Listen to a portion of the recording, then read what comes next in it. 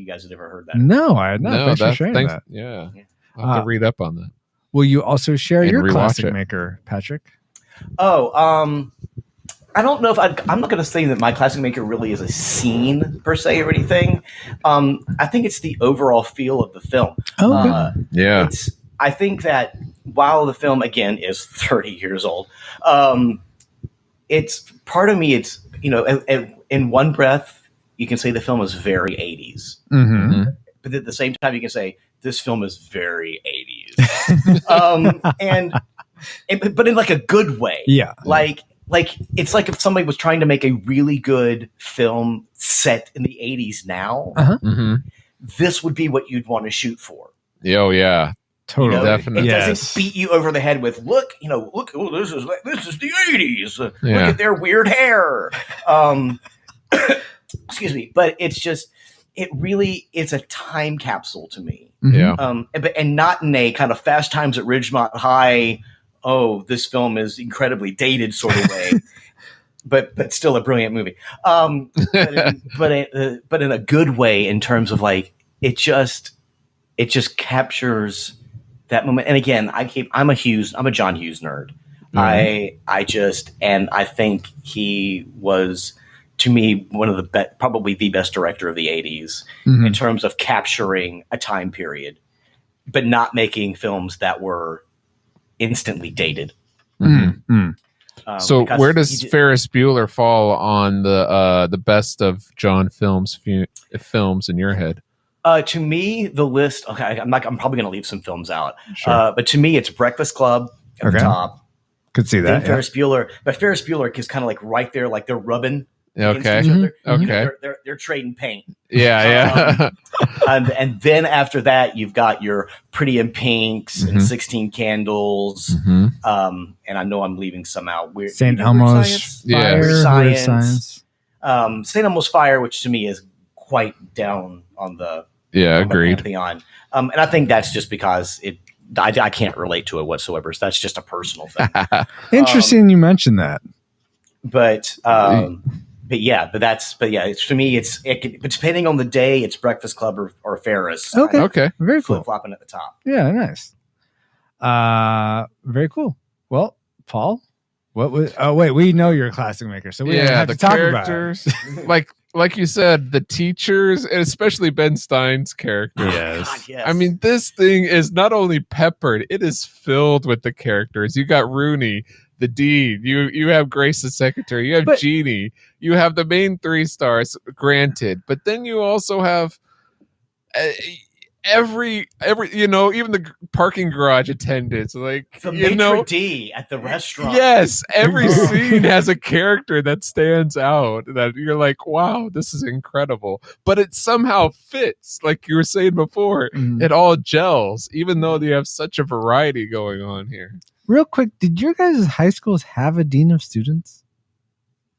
Mine didn't. Yeah, I don't think my did college did. But yeah, not my college. high school. Colleges did. Yeah. So I found that very principal and vice odd. principals. Yeah. So I mean, maybe that's a Chicago thing, but I don't think I caught that he was called the dean of. I get Dean Rooney. Yeah. I guess I just never kind of put 2 and 2 together. Yeah. Anyway, just a small thing, but weird. Okay. Well, those were the things we really liked and loved about Ferris Bueller's Day Off. Now, before we get to the things we didn't like so much, we got feedback from Twitter, from Instagram, from Facebook. We're on all those social media channels. So we like to post, hey, we're going to be covering XYZ movie or game. What are your memories? Do you think it's a classic, nostalgic, tragic? So find us on those so you can participate in this conversation. First off, from Twitter, at a Latino lawyer, who's Diego, said, pretty much the entire movie is emblazoned in my grateful mind. It's like a museum. Everything is beautiful and you cannot touch. Then, thank you, Diego. From Instagram, P-Dope Flow, I think, or P-Dope Flow? P-Do Poof Flow? Anyway. Has a fire emoji, then says, respect when you get the time. Have a look at my feed. I would like to hear your thoughts. Why are you reading that? That's spam. That just happened. I did. I was just copying and pasting. I had to put these over. Wow. Is this a real one? Let's see. I think this is one's actually for real. The Blee Mai says, favorite 80s movie. I quote John Lennon. I don't believe in Beatles. I just believe in me. He had a good point there. After all, he was the walrus. I could be the walrus, but I would still have to bum rides off of people. Yep. Why was John Lennon called the walrus? I'm not a Beatles fan, so I have no. He called insight himself into that. And then there's a whole theory. I was about to say there's whole theories beyond that. If you I don't know if I could even imagine that, but okay. no. And Jim Morrison was the Lizard King. Oh my. Okay, so then on Facebook we got quite a bit here, so I'll run through them. Oh, by the way, thank you. The Believe My. So Rachel once said, "Save Ferris." Thank you, Rachel. Eric Purcell said, "I'm a sausage king of Chicago." Life moves pretty fast. If you don't stop and look around once in a while, you could miss it. True words. As I get older, it seems as if each year moves faster, making that statement more profound. I'm also reminded of how much I miss John Hughes making movies. He was the king of the 80s teen dramedies. I don't know if anyone will ever touch that mantle. Thank you, Eric. John Noggle said he did more in one day than I did in 3 years. All right. Thanks, John. Marty Noggle McCormick said, love it. Thank you, Marty. Previous guest host Deborah Powers said, this was such a great movie. I loved how he sang and danced to Twist and Shout in a parade. And who could ever forget Bueller said in bored to death monotone voice. Thank you, Deborah. Previous guest host Christy Ruiz said, I always liked it, smiley face. I enjoyed the breaking of the fourth wall. Then Ryan Jackson said, I saw it as a kid. All I remember is the Star Wars theme when they're driving the car. Yes. Thanks, Ryan. Christopher Battles said, the red car, the valet driving it, the concept of driving in reverse to reverse the miles, the driving it off the cliff, the friend pretending he not see when gals was changing in pool. Sorry about that. That was my fault reading it. The principal hunting down Bueller, the recording he sets to see like he is sick in his room, and that little line when the teacher calls out Bueller. So thank you, Christopher. Previous guest host Aaron Hickman said, was this really a Brad Pitt film? Well, I mean, I listed it as that, so I thought it was considered so. Fine, Patrick. Fine, whatever. Sorry, the inner Hughes nerd coming out. Fine. Anyway, so no, Aaron, it wasn't. but he continues. I love the film. I think it's a classic. All right, and then finally, Michael Withers transitions us perfectly into our dislike section by saying, unrelatable. Never finished it. Oh, wow. All right. So with that, let's get into the things we did not like about Ferris Bueller's Day Off. And I will start us off. How is Ferris not worried about all the stuff that's happening? He never worries about like getting caught or anything like that. He's unrelatable to you, yes, but there are people like that. Sure, it's unrelatable to me, but okay. That's why you're a genie. Yeah, I'm a genie. Yeah, that's a sister. Oh. Sorry, I was thinking Aladdin. My bad. Shauna. Okay. Shauna, genie. Patrick, what's something, if there was anything, that you didn't like about this movie? There are a few things. There's a moment, and this is just me being, without getting political, it was weird. There's that one moment when they're dropping off the car with the attendant in the garage. Yep. And Ferris looks at the guy and goes, do you speak English? Yeah. And the guy looks at me and goes, what country do you think we're from, or where I'm from, or whatever? What And country do you think Ferris- this is? This is, and Ferris cuts his eyes to the camera. Yeah, it breaks the And, fourth like, wall. It breaks before with like this really I'm like, what is this racist, Ferris? What is this? Yeah, that was there was that odd. moment, and this was the first time watching it that I ever really noticed that. Mhm. And I was like, that was just weird. And of course, it's the 80s and people didn't care about that kind of stuff back then. Yeah. Now, like, that's kind of racist. That worked me, but I can look over it because of when it was made. Yeah. I don't know if it's racist as much as it is like Ethnicists. No, I don't know. No. I mean, he does have a good point.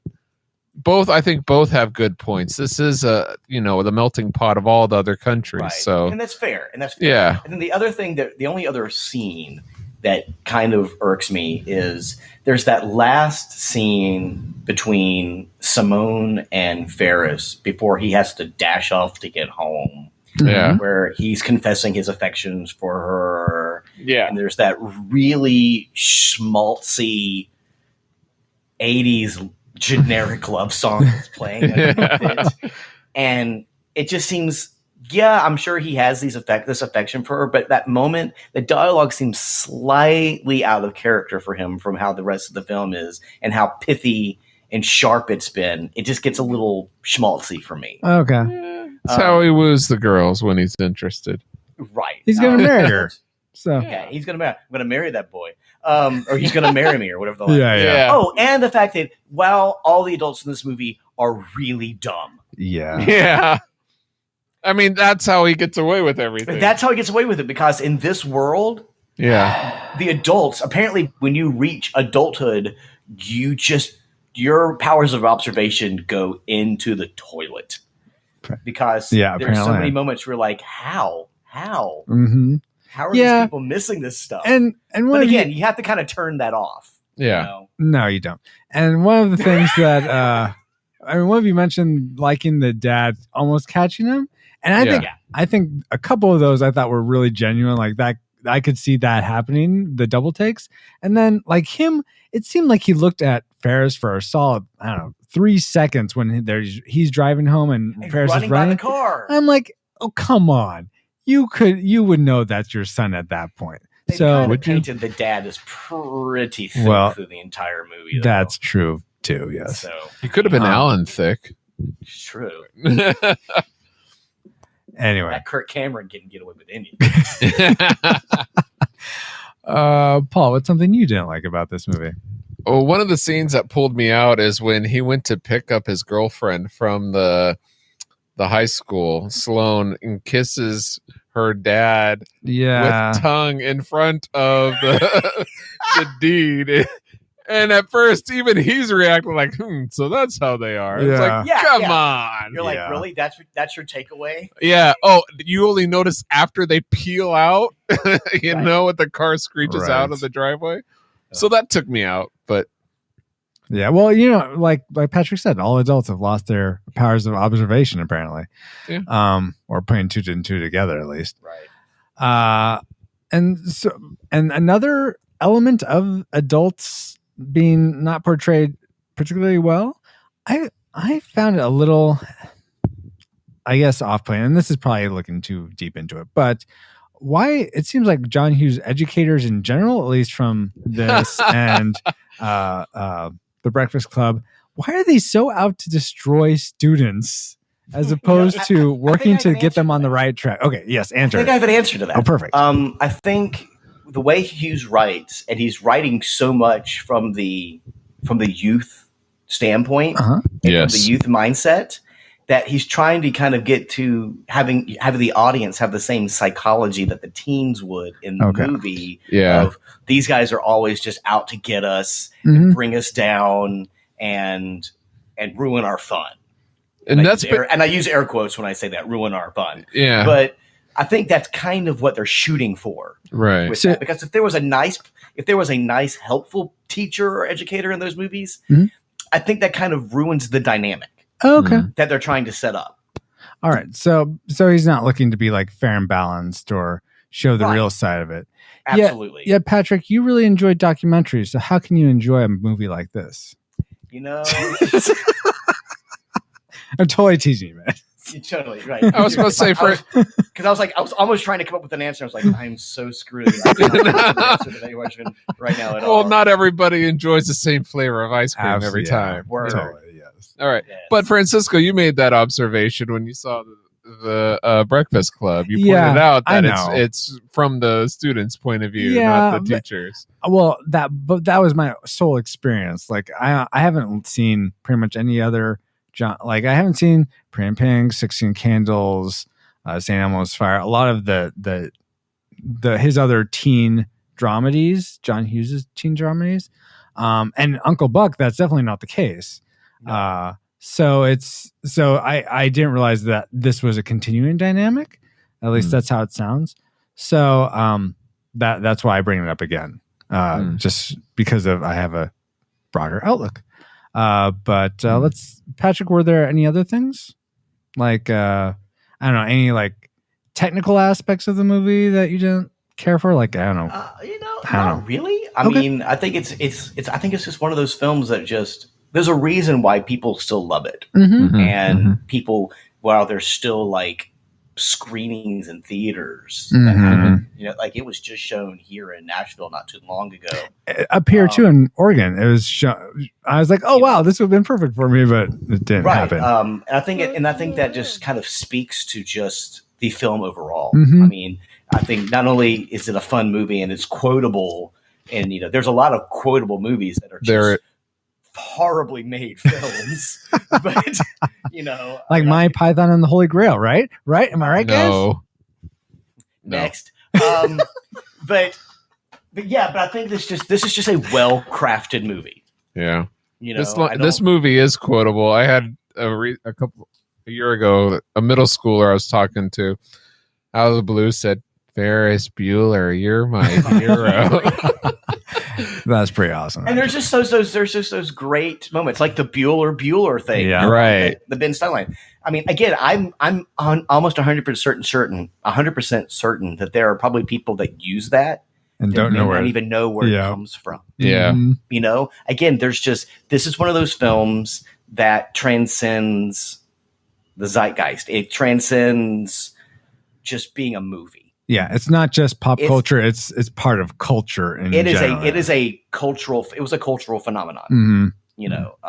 And you don't get a lot of those anymore, which is unfortunate. No, not But really.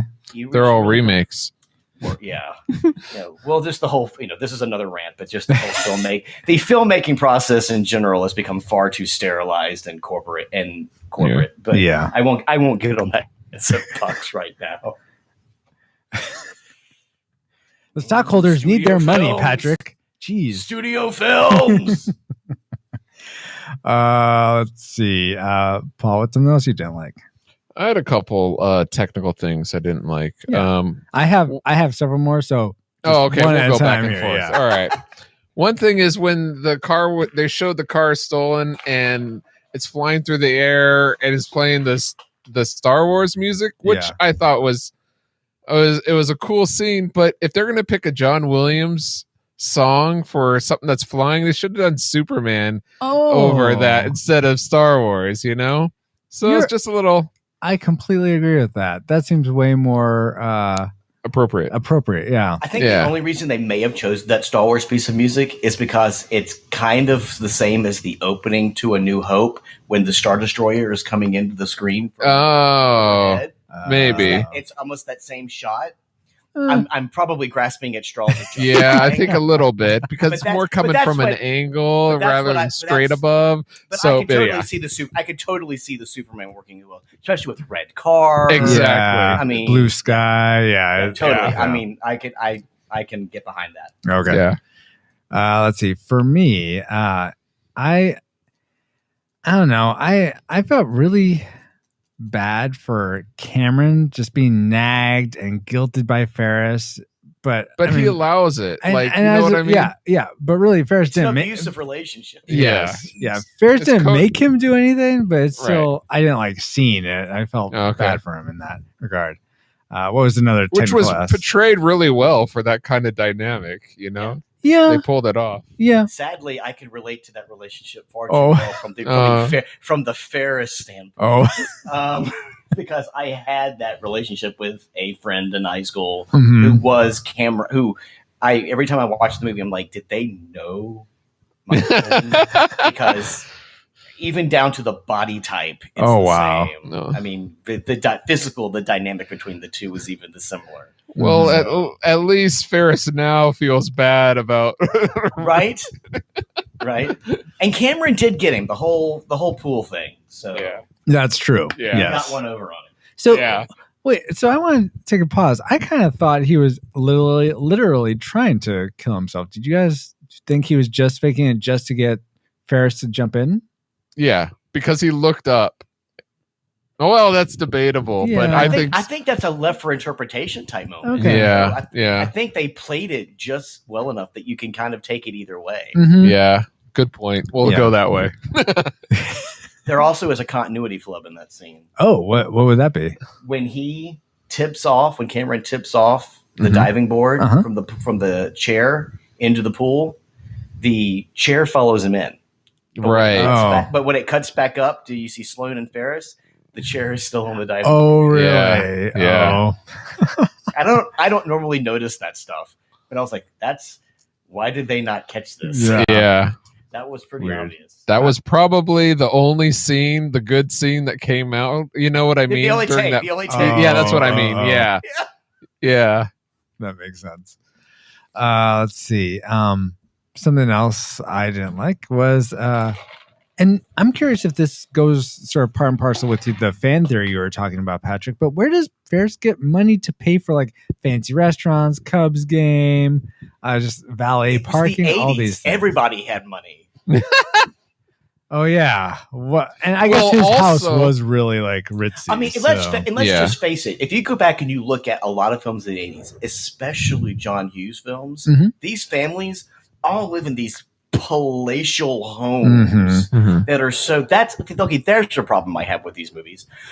Everybody is freaking wealthy as crap. Yeah. Yeah, I mean, yeah. they never show like the only thing close to a poor person they ever show in a John Hughes film was Pretty in Pink, Molly Ringwald, or is it? Yeah, Pretty in Pink, Molly Ringwald, who comes from the wrong side of the tracks, and even Mhm. that was pretty, whitewashed in terms of poor. Well, I'd So- say Bender seemed like he came from a pretty. Yeah, I Poor mean, that's family. true. Okay, that's fair. But I mean, yeah, but let's think about it. But on the family whole- did seem pretty well off.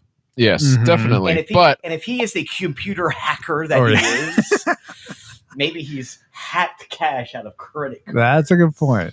What were you gonna Well, say, I Paul? was thinking things were a lot cheaper in the 80s. That's true. And like he could probably talk his way into a ball game where they're like, look, we're just going to be here just for one inning. He probably knows the guy at the gate. Right. Oh, you know? Yeah. A lot of things like the museum he probably got in for free. Same thing with the Sears Tower and all that. There's a lot of Mhm. things that they did do that didn't cost money. That's true. Yeah. Okay. Were there any other things you had, Paul, or should I just? Yeah. Okay, go for it. On a technical note, I didn't understand why the police would pick up the daughter from the house for making that a was really weird. phone call saying there's an intruder in the house. They said, "Oh yeah, well she's making a phony call." Like, you don't know it's phony. Yeah. Like, why take her? Now, I will say I loved the Charlie Sheen. Oh. His first role, his first film role. Oh, I didn't realize it was first. Yeah, Okay. that's his first film role. So, and I loved him in that and the dynamic they had. But to get her into the police station, I thought was technically kind of going, wait, what? Yeah, it seems like at most, if they really thought it was a prank call, they might fine her parents. But yeah, bringing her into the police seemed a little above and beyond what you would really need to do. Yeah. No ill will to your fiance, Patrick. But but here's some ill will for her. No, all the crowd dancing stuff in the parade seems so unrealistic to me. Oh, I didn't think so. I won't disagree with a lot of that. Okay.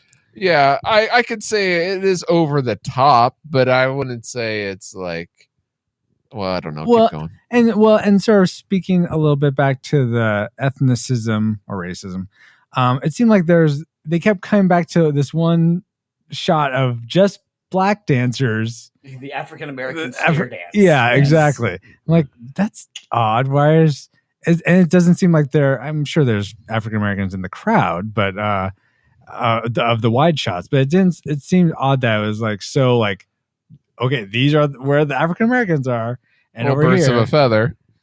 I suppose, but again, they're all choreographed, and I don't know. Yeah, it's fun. It had the wrong it hit the wrong notes for me. Oh, that's too bad. I can dig that. You know, it's kind of the same way that, you know, some people don't get musical theater. Yeah. You know, they're like, why do they just keep breaking out in songs and dances? That just doesn't Right. seem natural. I'm like, Or well, Disney films. right. You know, Sometimes, yeah. it's kind of one of those things you have to kind of there's those Suspend moments, disbelief. those suspensions of Yeah. disbelief that you just kind of have to take. That's a good And Right. I can understand why some people don't dig that. I mean, not everybody's, you know, into that kind of thing, and they think that's just ridiculous. And I can understand and Agree to accept disagree? that. Yeah, totally. Yeah. So You know? you don't find it disconcerting go. that he's breaking the fourth wall, but you find it disconcerting that there's choreographed dancing, and not like super choreographed. It's not like the whole crowd's doing the same thing, like at a teen dance, where all of a sudden it's a new dance and all the teenagers doing the same thing. Like Teen Wolf. Oh yeah, or Right. Encino Man or whatever. Oh yeah. Grease or any of them. Yeah, and pick any of them. Yeah. Well, but see, I'm there in the room with him. He's just talking to his friend Francisco or Paul or Patrick. I mean, we're there. Yes. So what's unnatural about that? He's just having conversation. That's All right. No, I can see it. I'm with him, man. Okay. While I accept it, I can see it. Oh, thanks, Patrick. Okay. Did you have any others, Paul? No, I just have my tragic maker. Okay. Real quick before my tragic maker, I wish there was a bit more closure with Cameron and his dad. I almost wanted to see what transpired between those Well, two. his dad is Rooney. Paul's Twist. fan theory here. That would be His interesting. own dad. You Did made you ever- me did you ever make a notice what the- phony phone call to my dad. Did you ever notice what the license plate is on that Ferrari?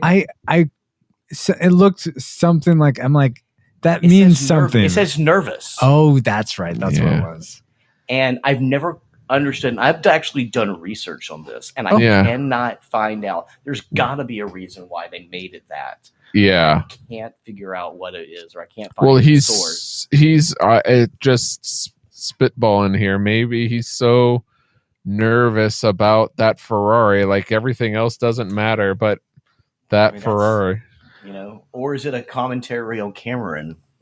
Yeah. You I know, mean, that seems like that that's would getting it'd be artsy. that. Yeah. You know, but that's getting a little esoteric. But No, that's another thing is that he's probably his dad is probably very much like him, yeah, and Which is then that's probably why where they he don't get gets it. along. Yeah. But yeah, I think you're right, Francisco. I think I wanted to see more of that fallout and between Cameron and his father as well. Mm-hmm. I think that would have been a great moment Mm-hmm. to But that's- just touch on, to just even touch on. Yeah. in Yeah. some Just way. maybe one shot Some- of like some sort of a fallout or denouement or something. Yeah. Yeah. so. Anyway, all right. Let's get to the things we hated most about this movie. Were there any? Yes, there were. Let's start with Paul this time. Oh, interesting. Okay. Why does Rooney break into the house after Oh, he that's a good knows point. that Ferris isn't answering the door? He's not there. And then he goes in to break in. Like, why? What he's expecting he knows he's not there. That's yeah. It's not like he brought a camera with him to like take photo evidence or something. Yeah, there's Huh. do you know why, Patrick? I haven't been able to figure No, that out. I think that is a valid complaint. And that's And where I he did- spends the last third of the movie is inside the Really? house. They spend a lot of time on this, you know, Rooney at the Bueller household yeah. thing, and yeah, that there's like I honestly never really thought about that, but it's why did he waste so much time? Yeah. I think that goes back to the adults are dumb, yeah. Yeah. Or they're I so mean- out to get us, they just need or to. just that's do right, they're as much so as they- vindictive. yeah. that they just I'm gonna get that boy. Yeah. I don't know. I'm Huh. gonna strangle the mannequin because I can't get to the real kid. All right. Patrick, what was the thing you disliked most about this movie? God, that's really hard. I have a serious soft spot for this movie. I forgive everything. What's hardest to forgive about this? There What's you go, hardest to forgive about the movie? I don't. The moment with Jennifer Grey, Jeannie's moment with Rooney in the house, Mm-hmm. and when she doesn't, the fact that even Rooney gets away scot-free after Well, yeah, it's car towed, but yeah. breaking it. Yeah, but I That's a mean, good point. he broke the law. Yeah. Yeah. He's the only person that truly broke any laws in the entire movie. Mhm. You know, in terms of breaking and entering, and I'm pretty sure you could put vandalism in there. Yep. And Animal endangerment. You and like, animal endangerment. That's right. That dog was just trying to be friendly. And he just kind of never gets any real world comeuppance. that's a good point. Yeah. But again, I forgive it because it was the 80s and that stuff happened. Yeah. And And even I'm incredibly forgiving of this movie. That is the smallest of nitpicks that I could even muster. Oh, and That's the hardest thing. I struggled with all your questions. I can't believe that. well, I appreciate you giving a good shot. That is, I did. think, I did. great. No, that's a I'm a very, little winded. very fair point. Yeah. I'm a little winded now for trying to come up with that. I'm gonna have Gonna take a break. Hold to take a salt tablet. Lab.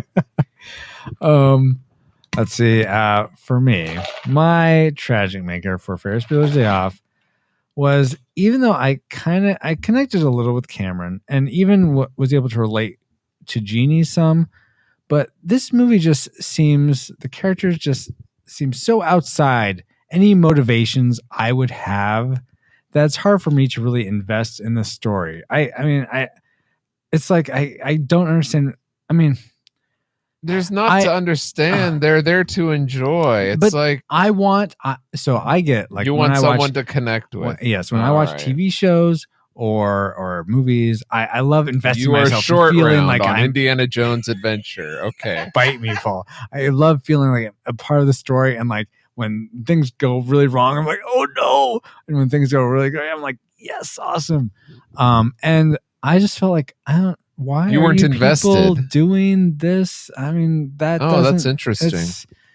it's almost like I was just watching almost like a movie, not so much a movie on shuffle. It certainly seemed, I mean, it was cohesive, certainly, and it had a general, certainly a flow and everything, and it was paced fine. I was scene to scene, I'm not really connecting with what's going on. I've never had a movie where I've just paused it and not cared about pausing it, going to the other room, get something, okay, back. All right, I'll keep watching. Never? This. I don't recall another movie. I was confused a lot in Monty you Python seen and the Holy Grail, but Have you seen Interstellar? yes, I've Yeah. seen Interstellar. I've seen it once and I liked it the one time. I finally watched it. This is completely getting off track again. No worries. I finally watched that the other day. Oh no. And because I went. There's a a lot of hype behind it then. I sat there Mm. watching it. I was at the house by myself, and I'm watching it. And get about, I guess, 2/3 of the way through it, and I had to get up and go to the bathroom. Uh-huh. So I get up and I pause it, and I see the little bar at the bottom that shows how much you've seen and how much is left. Uh-huh. Yeah. Holy Christ! There's another hour of it. Oh my God! And then I'm like, they just now seem to have gotten to some sort of plot. I was like, this is the most tedious. I feel it's like the most tedious movie I've like. Okay, I'm not going to get on my Christopher Nolan is a hack. Oh, wow, there it is. I disagree with that. I but said it. all right, I threw the all right. gauntlet down. That's we're getting controversial. Oh, The now we're Prestige- getting the controversial. The Prestige is a great movie, but that's where it begins and ends with it. All right. But I understand you had more of a passive viewing experience. Yeah. With the And movie versus an active viewing experience with the movie. that's a great way of putting it. Yes. You know, but I can totally dig how somebody could have that experience Mhm. with the movie. Well, thank you. Thank you for digging my whole. I dig your vibe. of my vibe. Nice. With all our targeting information put into the firing computer, Alice, do you have a firing solution for us? Firing solution complete. Rating salvo at the ready. On your mark. Do we rate Ferris Bueller's Day Off a classic? We'd recommend anyone go out and watch this, whether they've seen it before or not. A nostalgic, we'd only recommend you see this if you've seen it before, like it's worth rewatching, but not picking up for the first time. Or we rate this a tragic? We wouldn't recommend anyone watch this, whether or not you've seen it before. Let's start with our guest host, Patrick. How do you rate Ferris Bueller's Day Off? It is an absolute classic. Tragic. Okay, I didn't see that coming, but What? all right. Yeah, completely tragic. No, this is a classic film. Okay, I nice. I think this is a movie that will be watched for generations to come. Mm-hmm. And again, like I said earlier, I think it's a film that kind of transcends when it was made. Mm-hmm. And, Absolutely. I think everybody should see this movie, Very cool. At least give it a shot. or at least give it a shot. Exactly. Yeah. That's fair. All right. Cool. Thank you, Patrick. Paul, what say you? I agree with Patrick.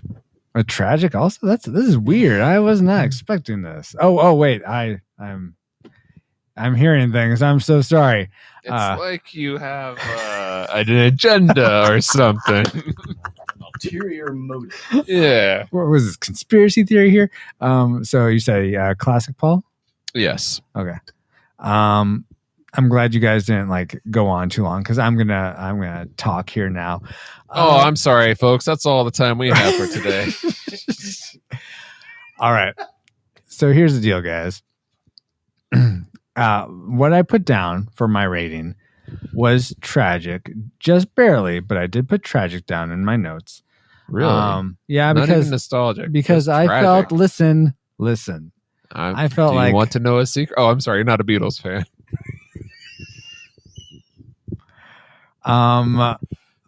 Moving on. So like I said, I wasn't really relating to a lot of this movie. I was investing. It wasn't that enjoyable an experience. It was almost, I think Patrick said it perfectly. It was a very passive movie going experience. I was just watching it because we needed to watch it for the show, for the podcast. And, but you know what? Something you said earlier, Patrick, was very compelling to me. That whole idea that this is almost like a cartoon.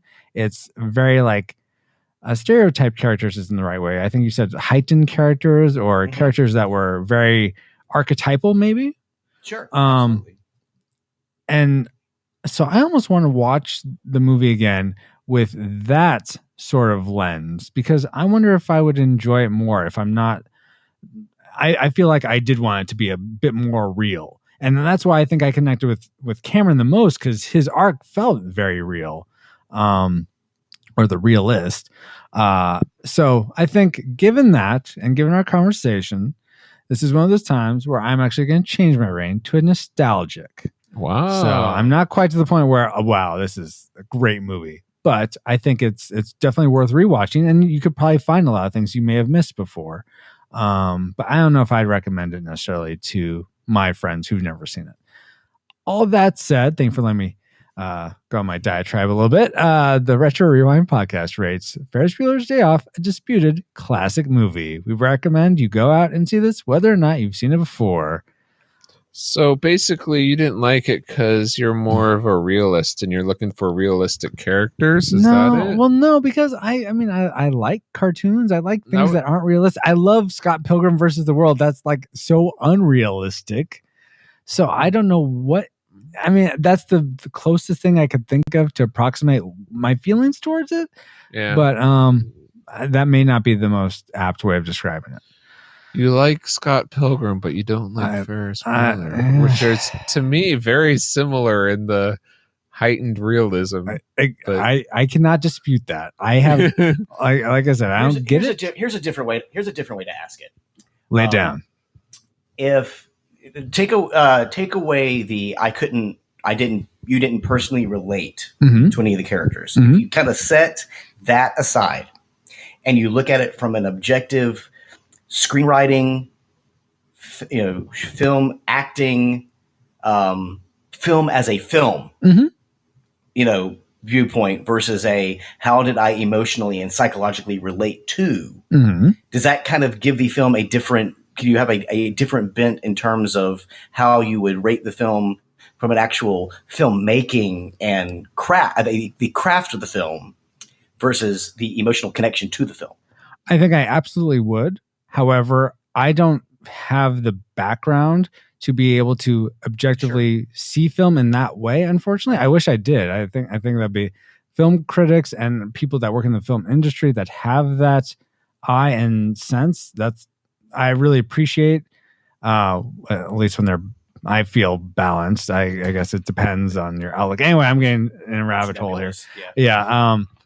I think I totally would, but at the same time, as sort of a lay person, I bring my emotions and who I am to the movie, and I hope that a movie I'll be able to engage in that way, and that just heightens my movie experience. So so that is part and parcel with my rating. I can accept that. Yeah. Thanks for mentioning that, though, because we haven't really gotten to how we rate things in a long time, and so I think that's helpful for at least people that are like, Francisco, why are you always crapping on my movies? To give them some insight into my psyche. Sure. Yeah. Let's see. So I think so. We said what the rain was. Just be a classic. Now, Alice, will you please bring us back to our own time for the YouTube section? YouTube systems engaged. All right, we're gonna go through this relatively quick and say just something contemporary that we've been watching, like a movie, reading like a book, walking through like a door frame, just anything that's new on our tubes that we would recommend. Let's start with our guest, Patrick. Actually, there is a new podcast that I've been listening to. The Retro Rewind podcast? Right, yes. I've been listening to that for years. No, there's a show called 30-20-10. Oh, okay. Which I think should actually be good for the listeners to your show as well, since you guys touch on retro stuff. It is a podcast. What they do, the hosts take the week that they actually record the show, and they look at everything in pop culture that happened 30 years ago that week, 20 years ago that week. Oh, interesting. And 10 years ago that week. Oh, very cool. And they hit film, television, video games, music, stuff like that. Music, the news, the whole thing. And they do a kind of a roundtable discussion on it. And they, like I said, they do literally the stuff that happened during that week. That's very interesting. Wow. A really, really fun show. The hosts are a lot of fun. They really do their research. And it's a great, again, for those of us that are retro and nostalgia junkies, I think, it really kind of appeals to that aesthetic. And yeah, I look forward to that show every week. So, very, very cool. Yeah. Awesome. Thank you, Patrick. Paul, what's new on your tube? Come back to me. Okay. Alrighty. What's new on my tube is if you're on YouTube, the actual where we sort of homage to our namesake of YouTube. If you ever are on YouTube and you may see ads for something called I think it's YouTube Music. It's an app which I'm really liking. I think it's called YT Music or YouTube Music. It's essentially it gives you a lot of the music videos and music from YouTube and just feeds it to you, and you can create a playlist. It creates your own station based on the things you like, and that's what I mainly use it for. I think you can create your own playlists and stuff too. I got it originally when it came with a free 14-day trial of YouTube Red, and that made it really convenient because then you could turn off your phone, you could turn the screen dark on your phone and it'd still play the music. Without that, it gives you ads, and you have to leave the screen on, you're watching it in order to listen to the music. But I really like it. I've been listening to a lot more of the music I enjoy that way recently. So YouTube Music app. That's all the time I can give you, Paul. All right. So what's new on my tube is something that I just saw recently. It's actually a Tom Cruise movie from 2012. John Reacher? Jack Reacher. Yeah. I just Jack saw the that. Ripper? Jack Reacher. Tom the what? Tom Beecher? No. Anyway. The reason why I was interested in seeing it, but never got around to it. Then I heard a sequel. They were going to make a sequel. So I went out and I recently saw it and I liked it. Okay. So I recommend going out and seeing it. Better than Top Gun? I should say as good as Top Gun. It's different. I just started watching the Mission Impossible movies. Oh. Oh yeah, I've never seen them before. yeah. Have you seen them all yet? No, I've only seen Okay. I've been so busy. I've only gotten through the first one. Okay. Which is so late 90s. It's hysterical. Yeah. Yes, yes. So we have the podcast 30-20-10. We have the movie Jack Reacher? John Yes. Reacher. Jack Reacher. Reacher. Okay. And we have the app YouTube Music. So go check those out if they sound interesting to you. Now we're going to do we were going to do 1.21 game watts, but since we talked about it, and we're actually going to try a different segment where we're just calling it, for lack of a better title, I really want a better title for you listeners, but we're just going to call this Celebrity Sightings, where we talk about a recent story where we actually interacted with a celebrity. So who would like to go first? Let's see. I think Paul, I imagine you're the most recent. So why don't you give us your celebrity sighting story? As actually thanks to Sharon Powers, my sister-in-law, who's been on the podcast before. Mhm. She wanted to see Jeff Goldblum. Apparently, he's in a jazz band that plays almost weekly here What? locally in Hollywood. So we got tickets, went and see him, and he's very personable. That's so So if you have cool. a chance and you're in town, look up to get tickets, see if he's playing, and he's very nice, was very interactive and very approachable, and it's a small club, seats about like 30 to 50 or something like that, so Wow. it's not too big of a That's really neat. yeah. Very cool. Thank you for sharing that, Paul. Patrick, do you have any celebrity sign stories? Okay, so I live in Nashville. Mm-hmm. So it's kind of, it's kind of celebrity central here now. Yeah, that's what not I've just heard. country, not just country stars. No, but I've heard of several movie and TV stars moving out to Nashville. Yeah, they really do. But The death mine- metal mecca. Yeah, it is. It really is. Black metal. You're really the heart of it now. But no, I actually, the one that really, the story I love to tell, this actually happened a couple of years ago. Oh, okay. I did a production of Neil Simon's The Odd Couple, Mm-hmm. and I played Felix, which is the Okay. fastidious, nervous one, Mm-hmm. and I played opposite 80s sitcom icon Richard Mall. Oh, If wow. you remember who he is, he played Bull on Night Court. Yeah. Oh, cool. And well, yeah, I thought it was going Oh, to be cool. Oh, no. And this is one of those things that they say, don't meet your idols. Oh, Uh, no. Not that he was an idol. but, Yeah.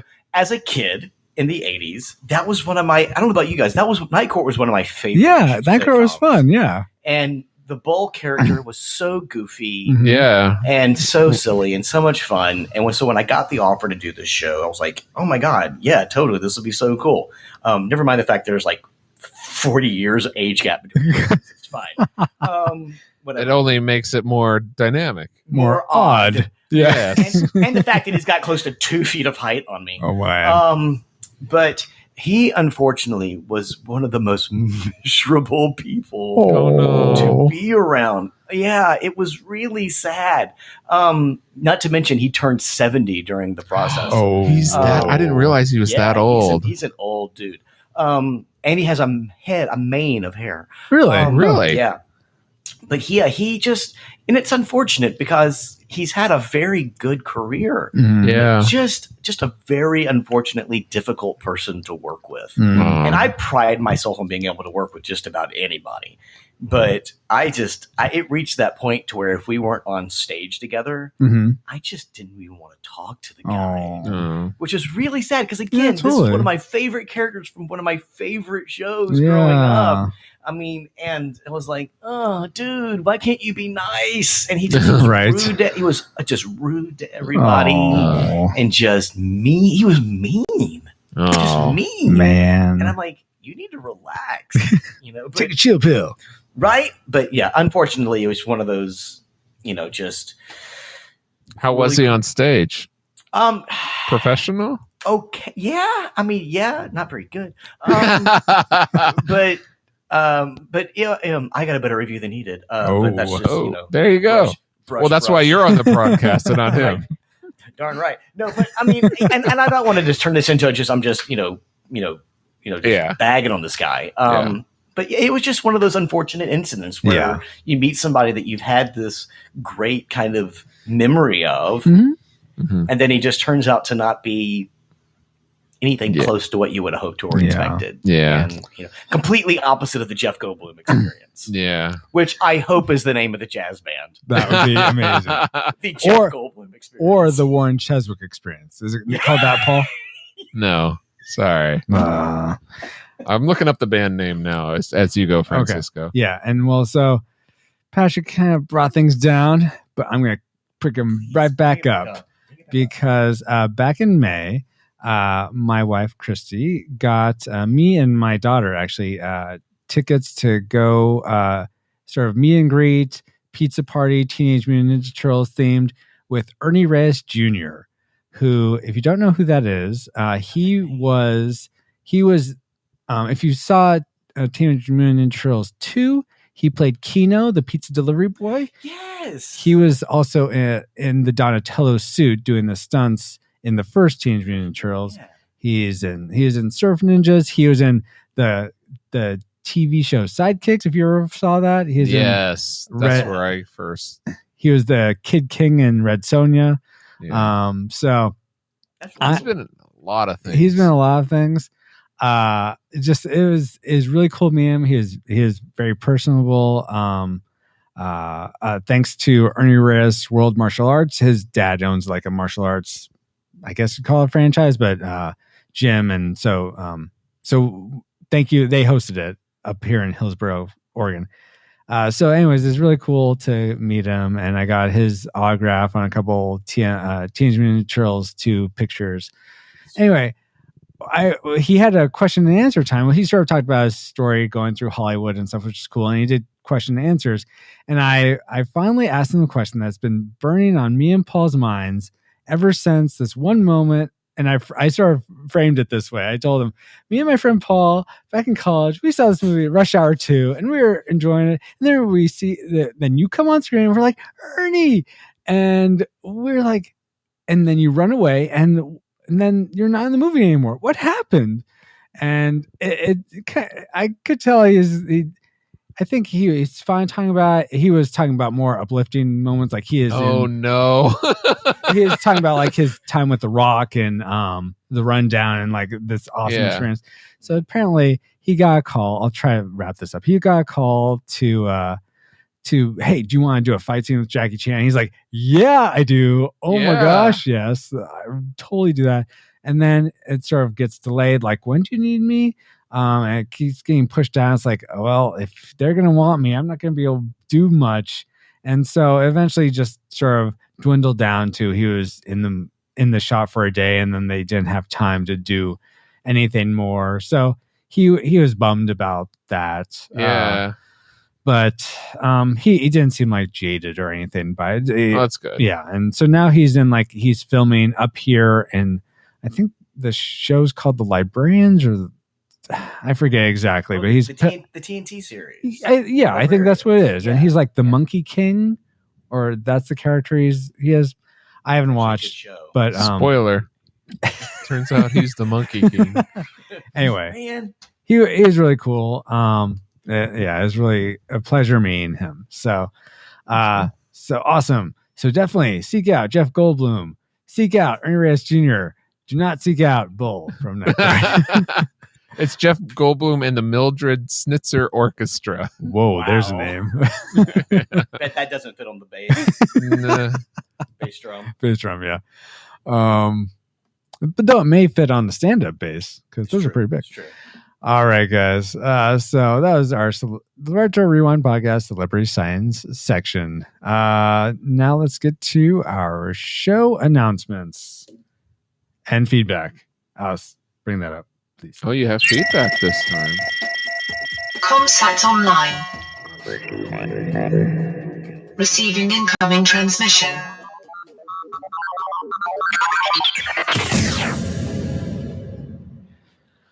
All right, now since I've been talking a lot, I'm going to let Paul tell us about Cast Your Vote. What's this thing, Cast Your Vote, Paul? All right. So if you go to retrorewindpodcast.com/cast your vote, you can vote on what movies that we cover. So basically, we're covering the movies you want us to cover, which is a bit unfortunate because I want to cover some ones that you guys don't want us to cover. And basically, you can go there and vote which ones you want us. You can upvote, click on the thumbs up or thumbs down. A lot of the ones that I want to cover have a lot of thumbs down, so we won't be covering that anytime soon. But if we were to cut off voting right now, the next 5 that we would cover is number 1 is Sneakers. Oh. Number 2 is Jaws. Number 3 is the Boy Who Could Fly. Number 4 is City Slickers. And rounding out number 5 is In the Army Now, which would finish our Link trilogy for the Pauly Shore movies. Very nice. Well, cool, Paul. Thanks for sharing what you listeners can do to be a part of this show very, very closely. Another way you could very closely be part of the show is you personally, you listening right now. Just you, yes, you could decide what movie we cover for our 101st episode. What? Oh. How do I do that, you ask? Well, we're starting to get a bit more consistent about posting to Instagram, and we want to sort of increase the sort of our community on there. So we're asking you to follow us on Instagram. We're instagram.com/retro rewind podcast. Then post pictures of like you playing video games or your kids playing video games or watching old movies together, or just like, I don't know, going to an arcade if you find one. Just post a picture, tag us in it, and use the hashtag #HowIRetro. And then you can be entered into a drawing we're going to do to pick the 101st movie that we cover, or not the 101st movie, the movie we cover for the 101st episode. So we're going to be doing the contest through September 1st. At September 1st, that's when we're going to do the drawing. So get entries in by then. And we'd love it if one of you listeners who's on Instagram and posting pictures and using the hashtag gets to pick the movie we cover for 101. But speaking of the hundreds, because we're almost there, 95 episodes in, I can't believe we're so close to 100. But wanted to let you know some changes are going to be coming to the podcast after show 100. And if you want to find out what they are before pretty much anyone else, please consider being one of our patrons on Patreon. Just go to retrorewindpodcast.com/Patreon or patreon.com. I think it's just /retrorewindpodcast. You can support us at any amount, as low as it could be $1 per episode or just whatever amount you want. And I want to say again, thank you to the people who do support us. It helps a lot with our web hosting, but we would like to get to the goal of having all our web hosting and domain name registration, all that covered. We're not quite there yet.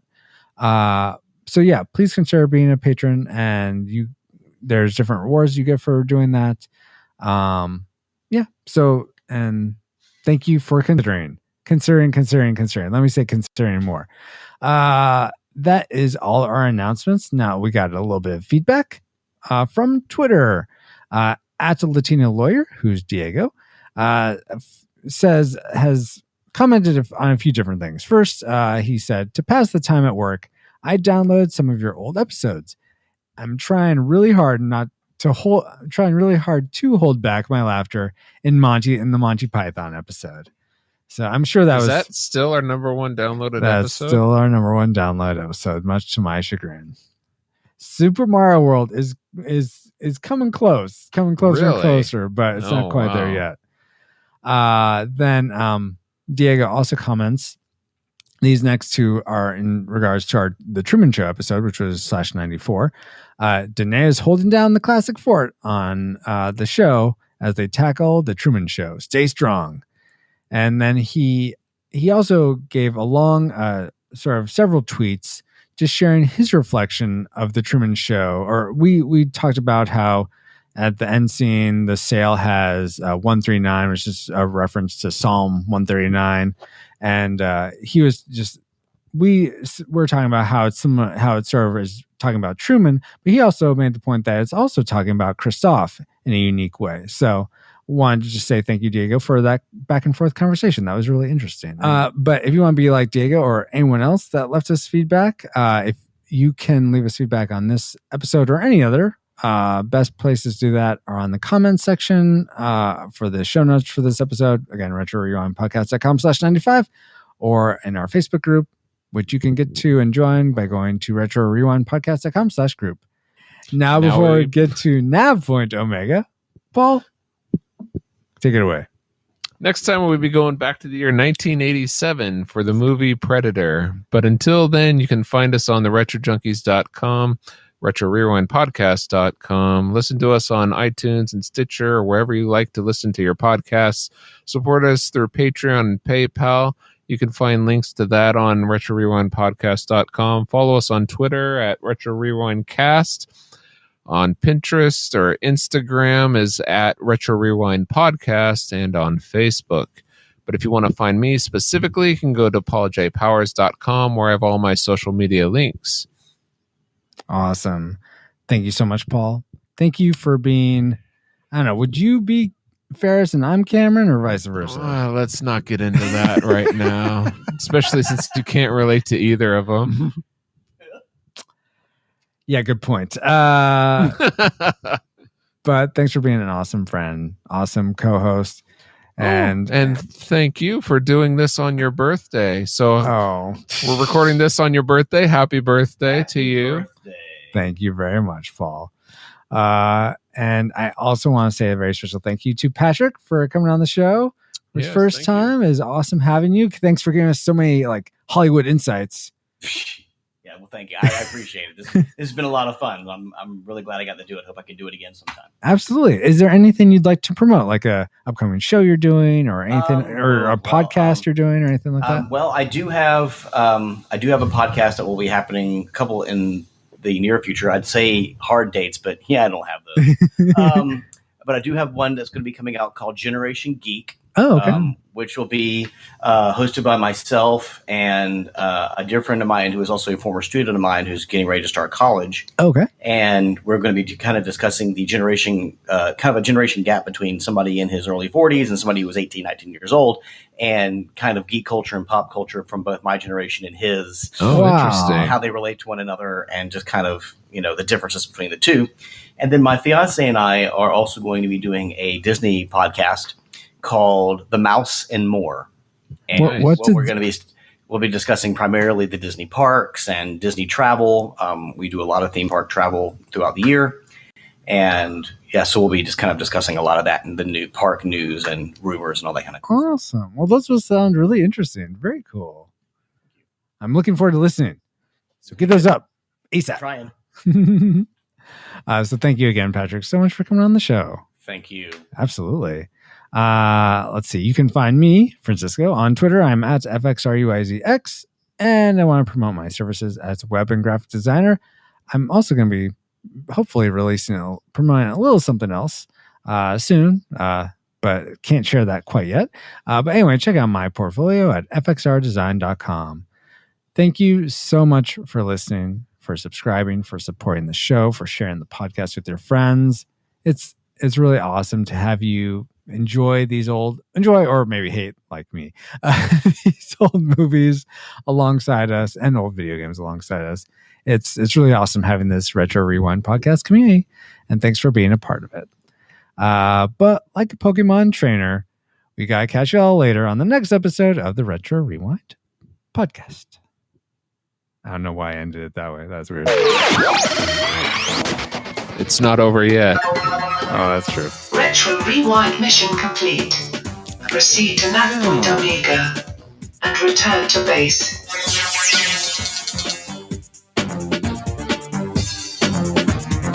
What, you want to restart it? future.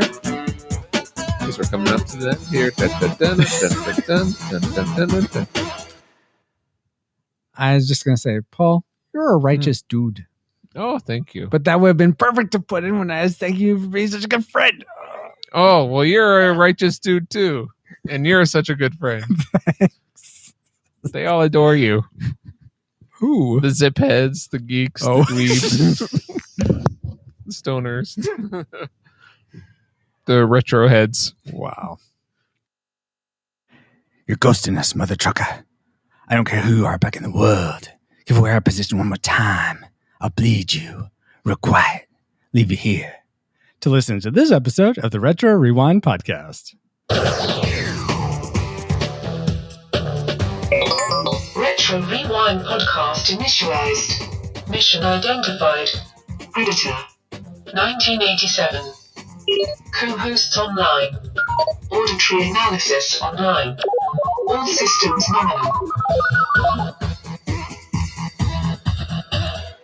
Welcome to the Retro Rewind Podcast, where we rewind back to movies and video games from 15 or more years ago so that we can let you know whether they're still worth revisiting today. You can find the show notes for this episode at retrorewindpodcast.com/96. There you can find links to Subscribe, all that good stuff, you know. Hey, there you can find all our links. Just go there.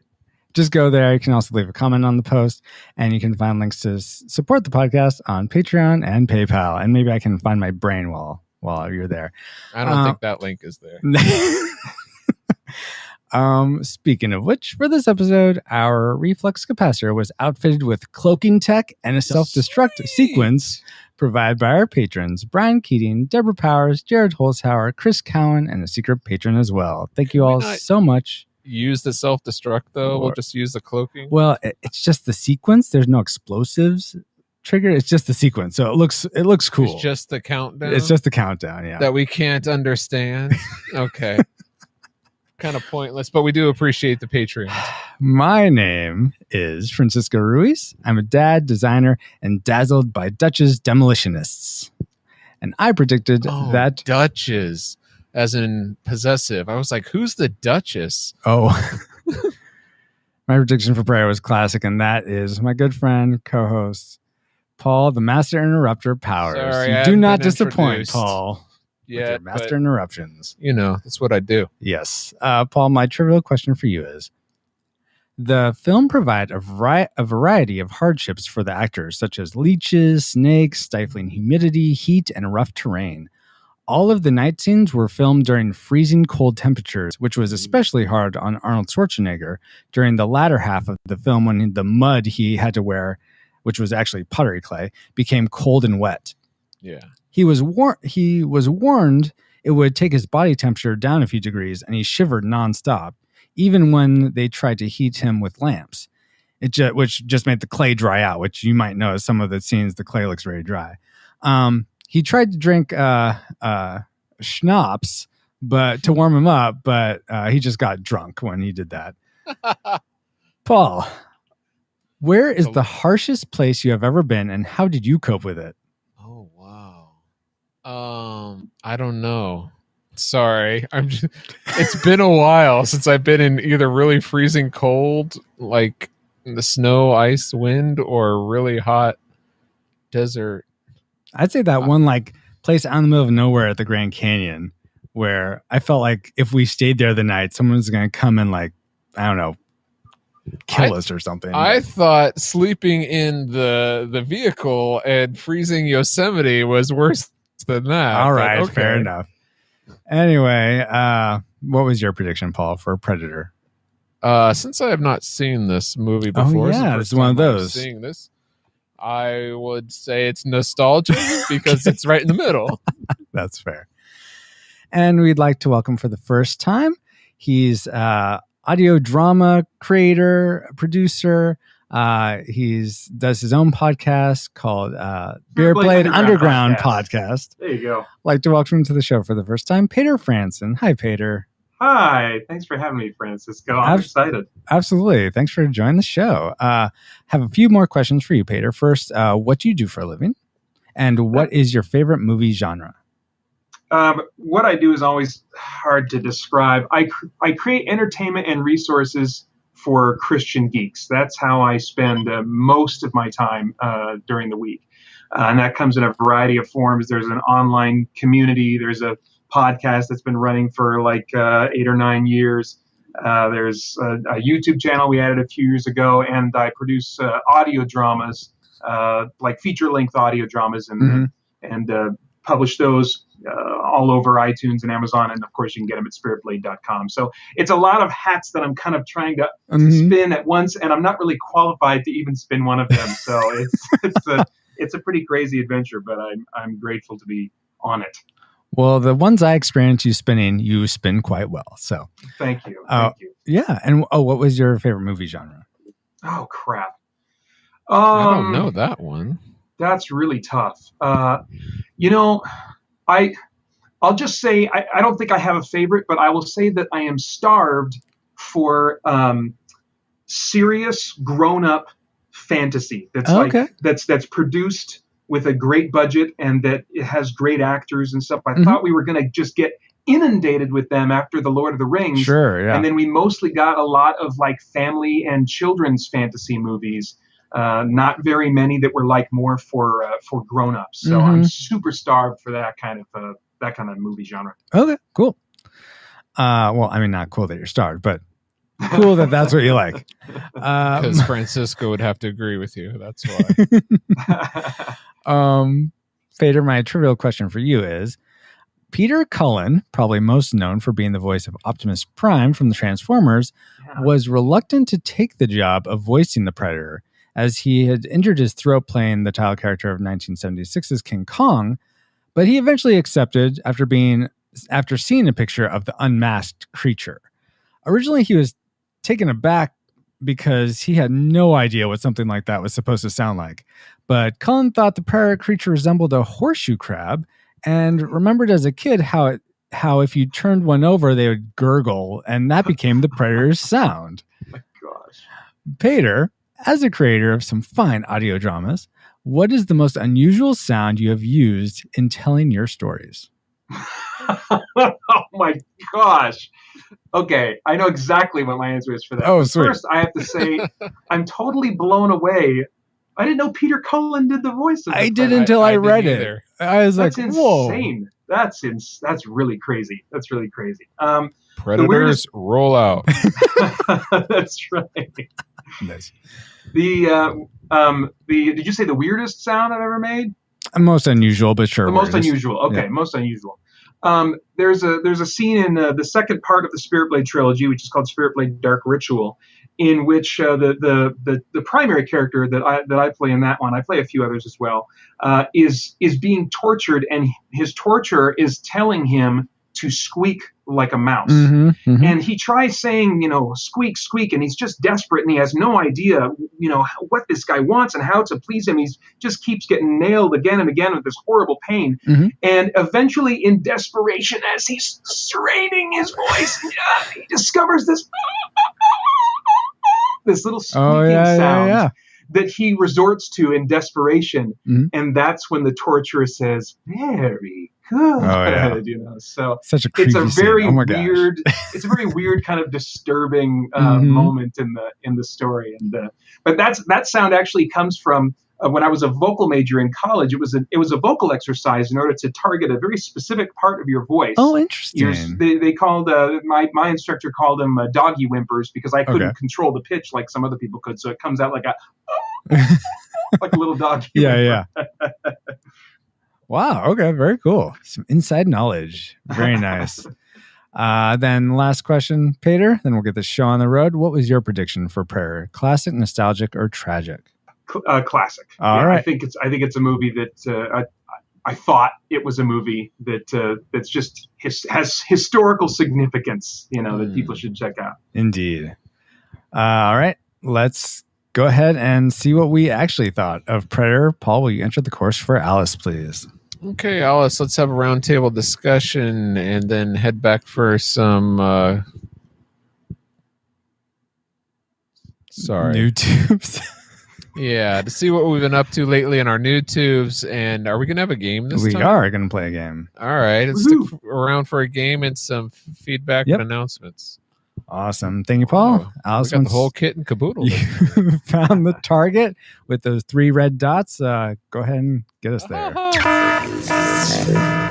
Alert, alert, target located. Spoilers, incoming. Engaging retro rewind reactor.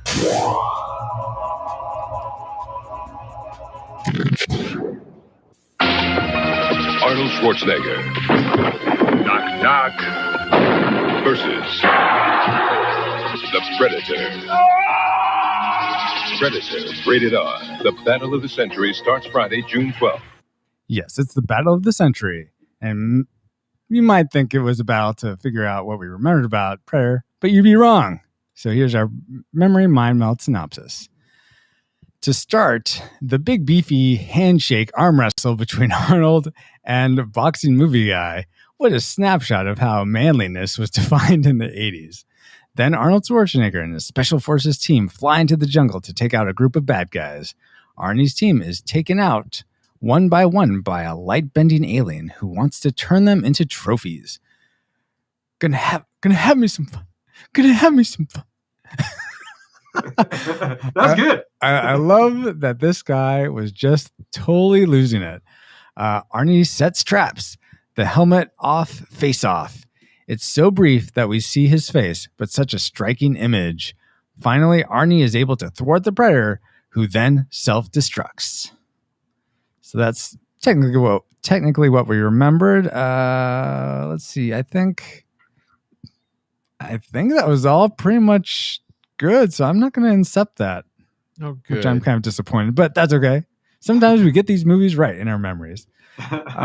Paul, how did they get this movie right when they technically made it? All right.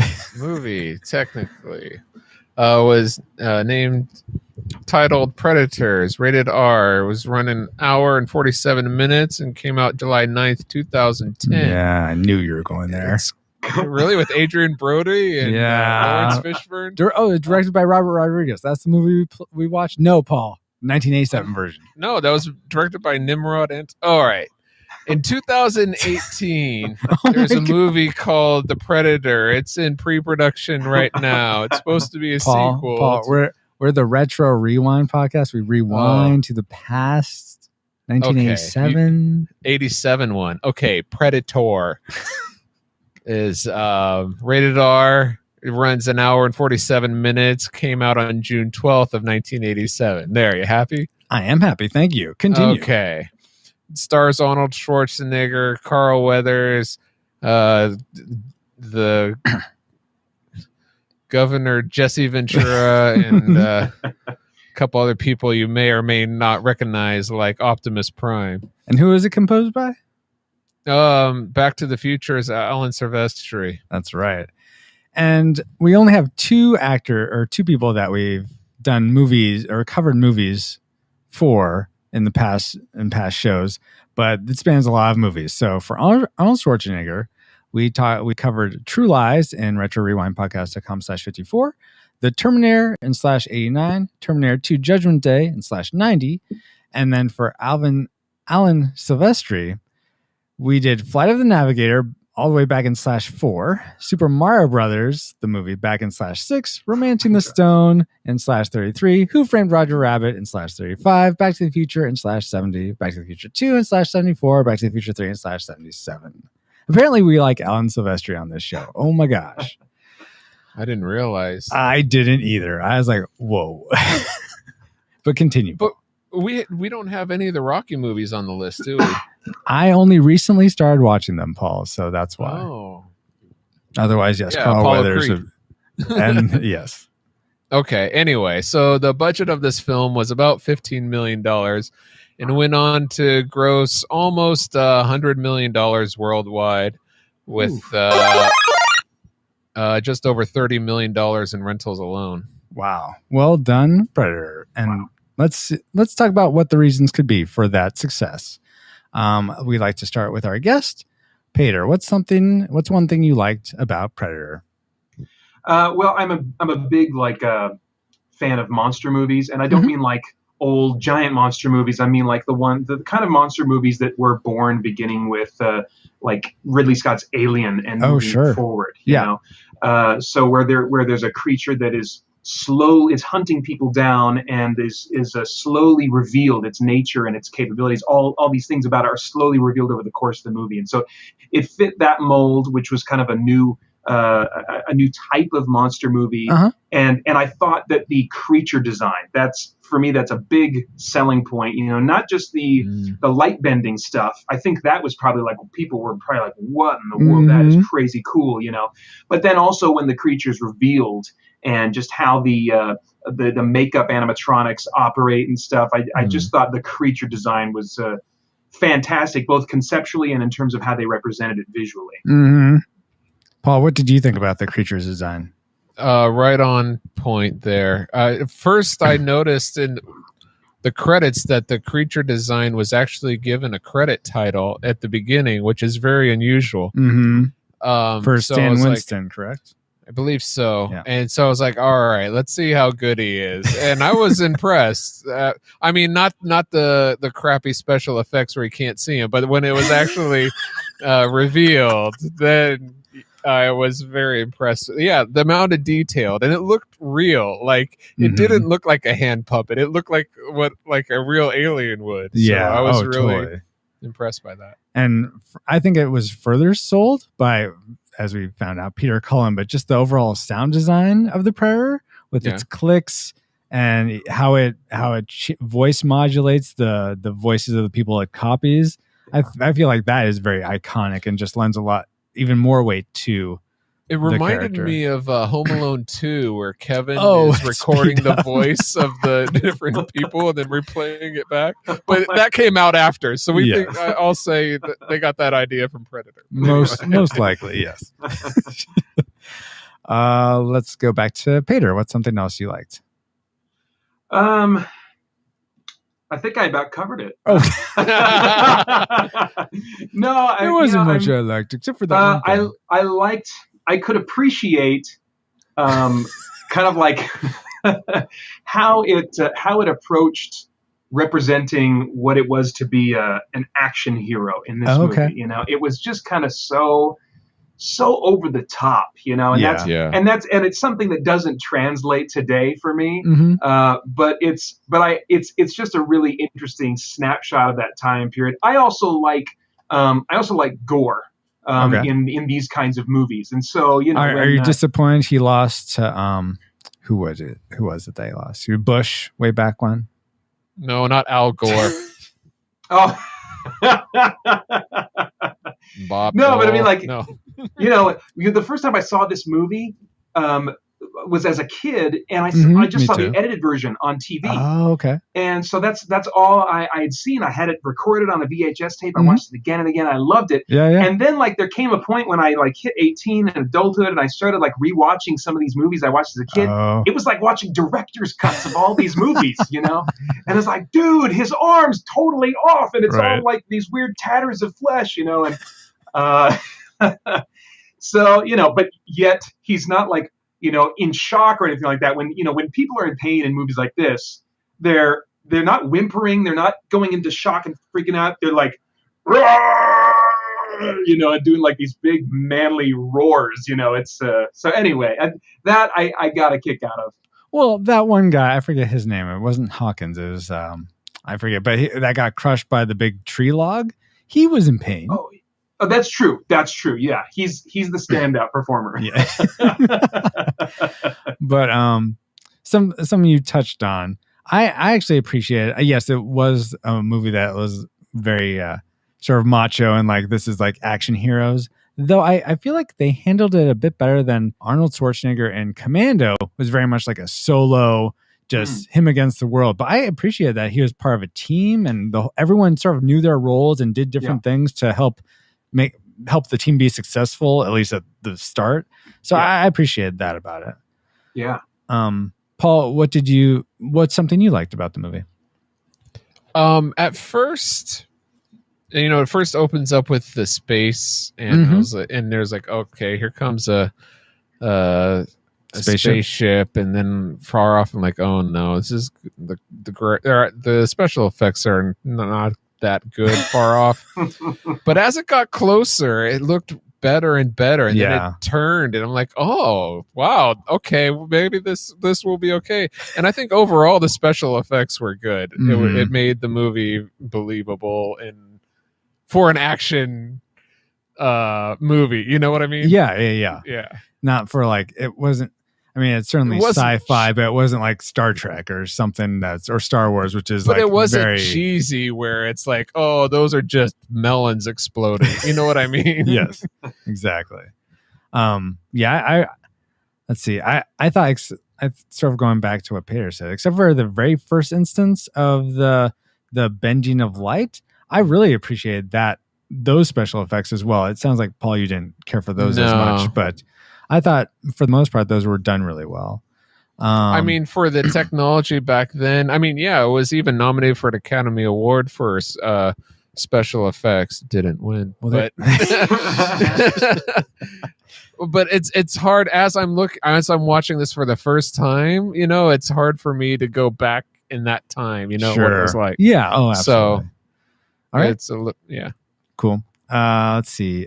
So, Peter, you didn't have many more things that you liked, or? I did like when what's his dude who was like shaving his sweat off or whatever. Mac. I liked that character. You know, he was just freaking losing it. You know, yes. And I enjoyed watching his breakdown. You know, and and just following, you know, him going darker and deeper. I kind of wish he would have lived a little longer. You know. But that's always a character that I enjoy when I come back to this movie. Mm-hmm.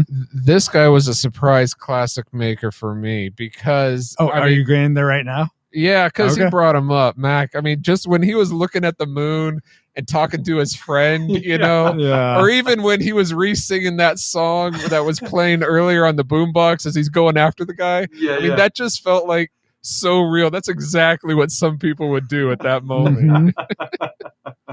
That's so interesting that you guys connected with him. That's awesome. For me, for whatever reason, I connected a bit more to Billy and wished he was in the movie more. Okay. I liked how he had this sense of the prayer being out there, that he was sort of the scout for the group. I don't know why. I didn't. No, he was a cool character. Yeah, for sure. And I wish I could have seen him actually fight with his huge machete against the prayer, not just you hear him die, which I felt was kind of. I mean, I understand the pacing of the movie. That may have been like, just one more death. Come on, we just want to see Arnie fight the prayer. Okay, but I guess I would have liked to have seen that. Yeah. He was my second favorite. I mean, besides Arnold, you know. Oh, sure. Man, I really liked. Darn it. What's Dylan? Yeah, I was gonna say Dylan. But no, he was good too. He was good as an actor, but I don't. think you liked I wanted him character. to be better. His character, you know, because he had some good muscle. I mean, that's why he was like Apollo Creed in the Rocky movies. But it was good to see him in another, in an action movie. Yeah, that. Totally.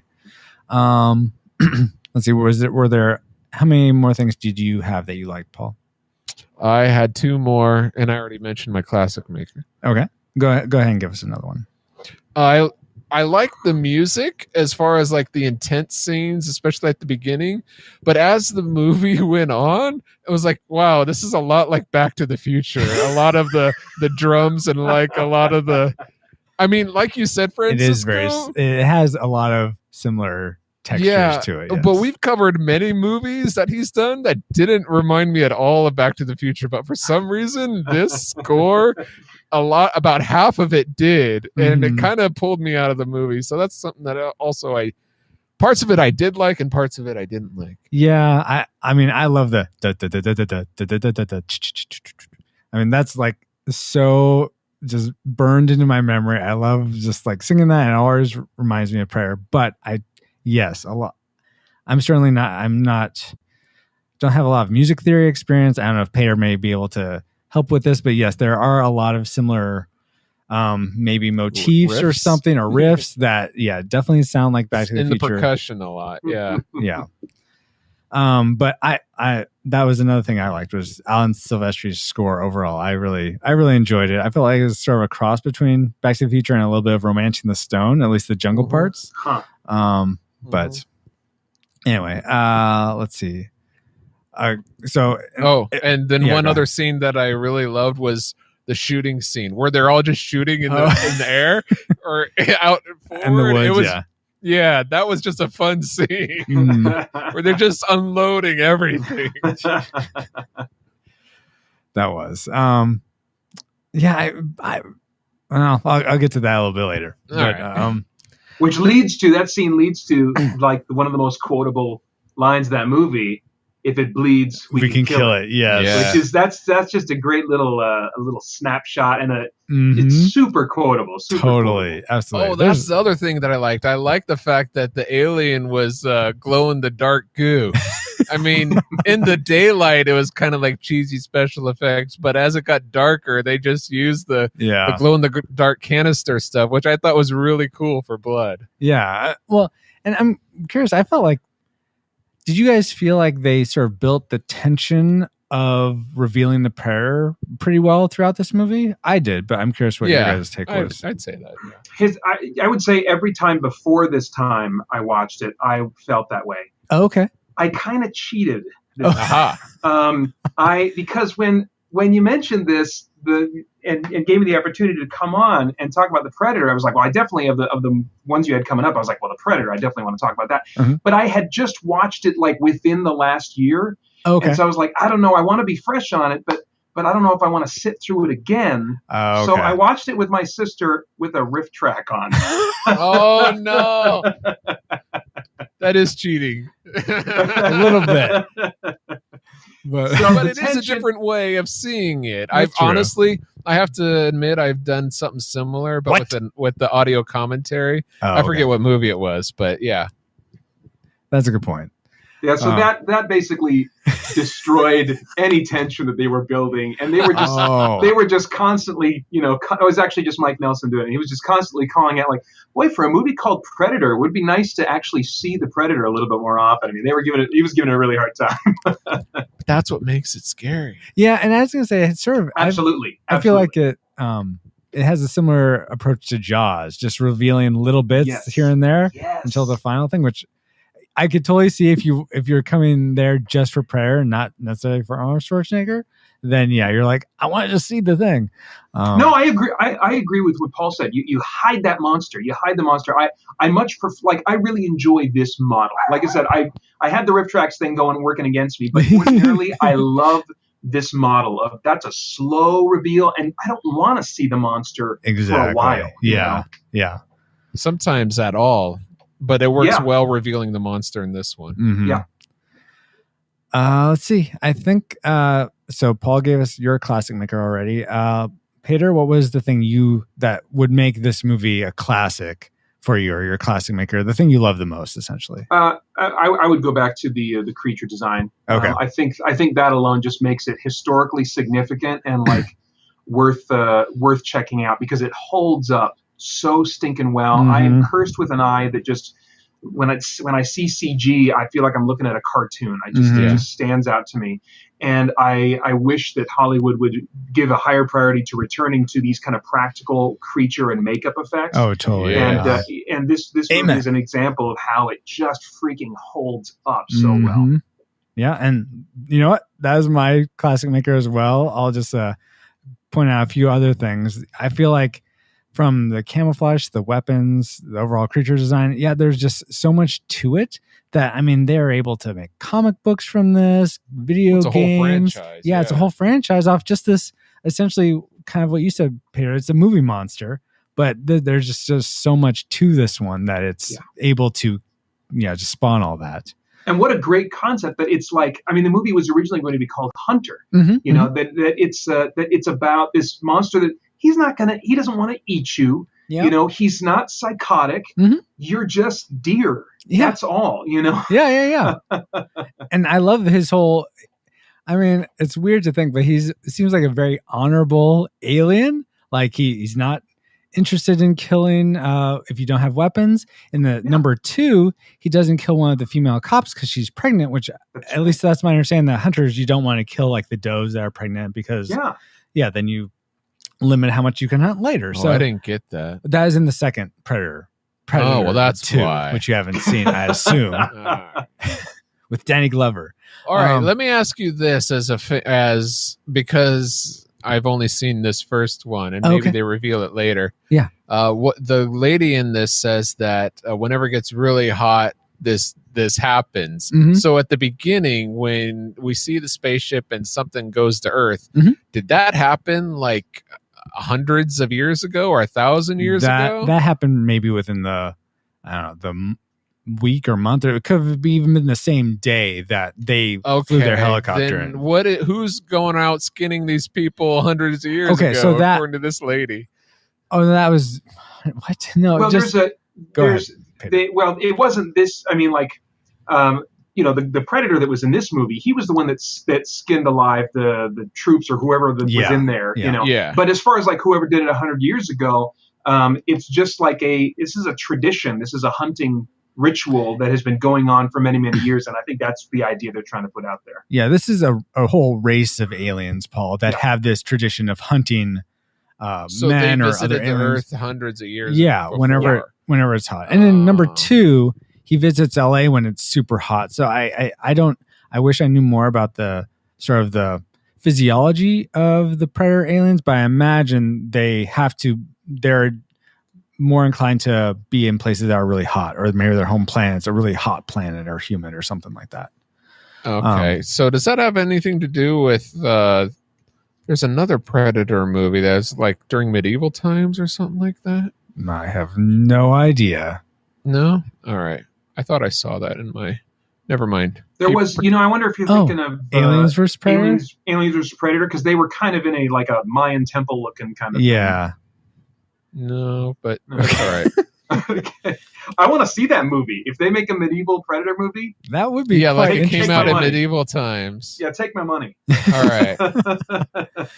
And before we get to the reasons why we wouldn't want Predator to take our monies, let's go. We like to go out to social media channels, where it be a Facebook or Twitter, and ask you guys, hey, what did you like about the movies or video games we're going to cover? And this is what some of you had to say. Michael Withers said, classic. Not only is it a rockin' good time, it has made an impact on pop culture beyond just ticket sales, for better or worse. Nate Henderson, previous guest host, says, get to the chopper. Man, that's the worst Arnold Schwarzenegger impression ever. Anyway, he says, 100% classic. Also, the music by Alan Silvestri, Back to the Future movies, was exceptional for an action flick. Thank you. Oh, thank you, Michael, and thank you, Nate. Then Brian Hamilton says, get to the chopper. Oh, that's a little better. Thank you, Brian. Oh, no. We're going to do this on everyone. One even better is coming here. Ryan Jackson said, Mud wouldn't cover his heat signature, but hey, it's Arnold.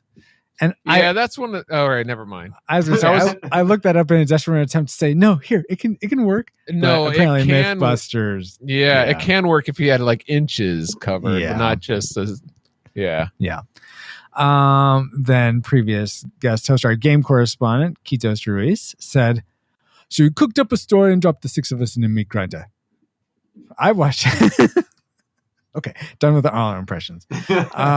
I watch Prayer at least once a year. You're fired. Pay me, Paul. This movie, without a doubt, is a classic. Thank you, Kitos. Tim Ipok said, there's something out there waiting for us, and it ain't no man. We're all going to die. A true classic. And then Christy Ruiz, previous guest host, and my lovely wife, moves us into the next section by just succinctly saying, sigh. Okay, so there is a independent fan film called Predator: Dark Ages that came out in 2015. Really? In the UK, that runs 27 minutes, and it basically follows the story of the Knights Templar who are just coming back from war, and guess who they run into? Arnold Schwarzenegger. Predator. Oh. That's interesting. Okay. Yeah. It's called what's it- Predator: Dark Ages. Okay, All right. interesting. I might have I'm to gonna look that. write that one down. Yeah, totally. Cool. Well, here now we're going to discuss the darkness, just the bad things about prayer, or the things we thought didn't work so well. I'll kick us off. They seem to spend just a hair too long in the choppers when they're flying into the jungle. I feel like I get that they're trying to sort of establish all the characters, but I feel like they waste a bit too much time just like looking at them and not really seeing them do much. I don't know. Well, I think it's wonky flying because you're used to oh shoot, what's his name that does all the Top Gun and all Tom the Cruise? Rock? Oh, Tony No. Scott? No, the Michael producer. Bay? No, Jerry Bruckheimer. Jerry Bruckheimer, yes. Wait, list them all but Jerry. Okay, so I think you're used to more of those establishing shots that are done so well by Jerry Bruckheimer. Maybe that was it. Or Michael Bay, you know? Mm-hmm. And here, yeah, I thought the what do you call it? The timing? I didn't The think pacing? it was the pacing. There we go. I didn't think the pacing was too long there, Mhm. but I think those shots didn't help it. Fair enough. Peter, what did you feel? How did you feel about the overall pacing of the movie? You didn't mention it in your like section, but was it something that bothered you? Well, again, I was watching it with a riff track. So the pacing apparently is terrible. Yes. It was funny, you know, that I was like, oh, you know, it does take quite a while to kind of get into this, you know. But I don't know.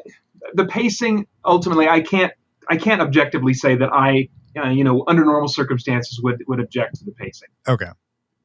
Good enough. What under normal circumstances would you object to?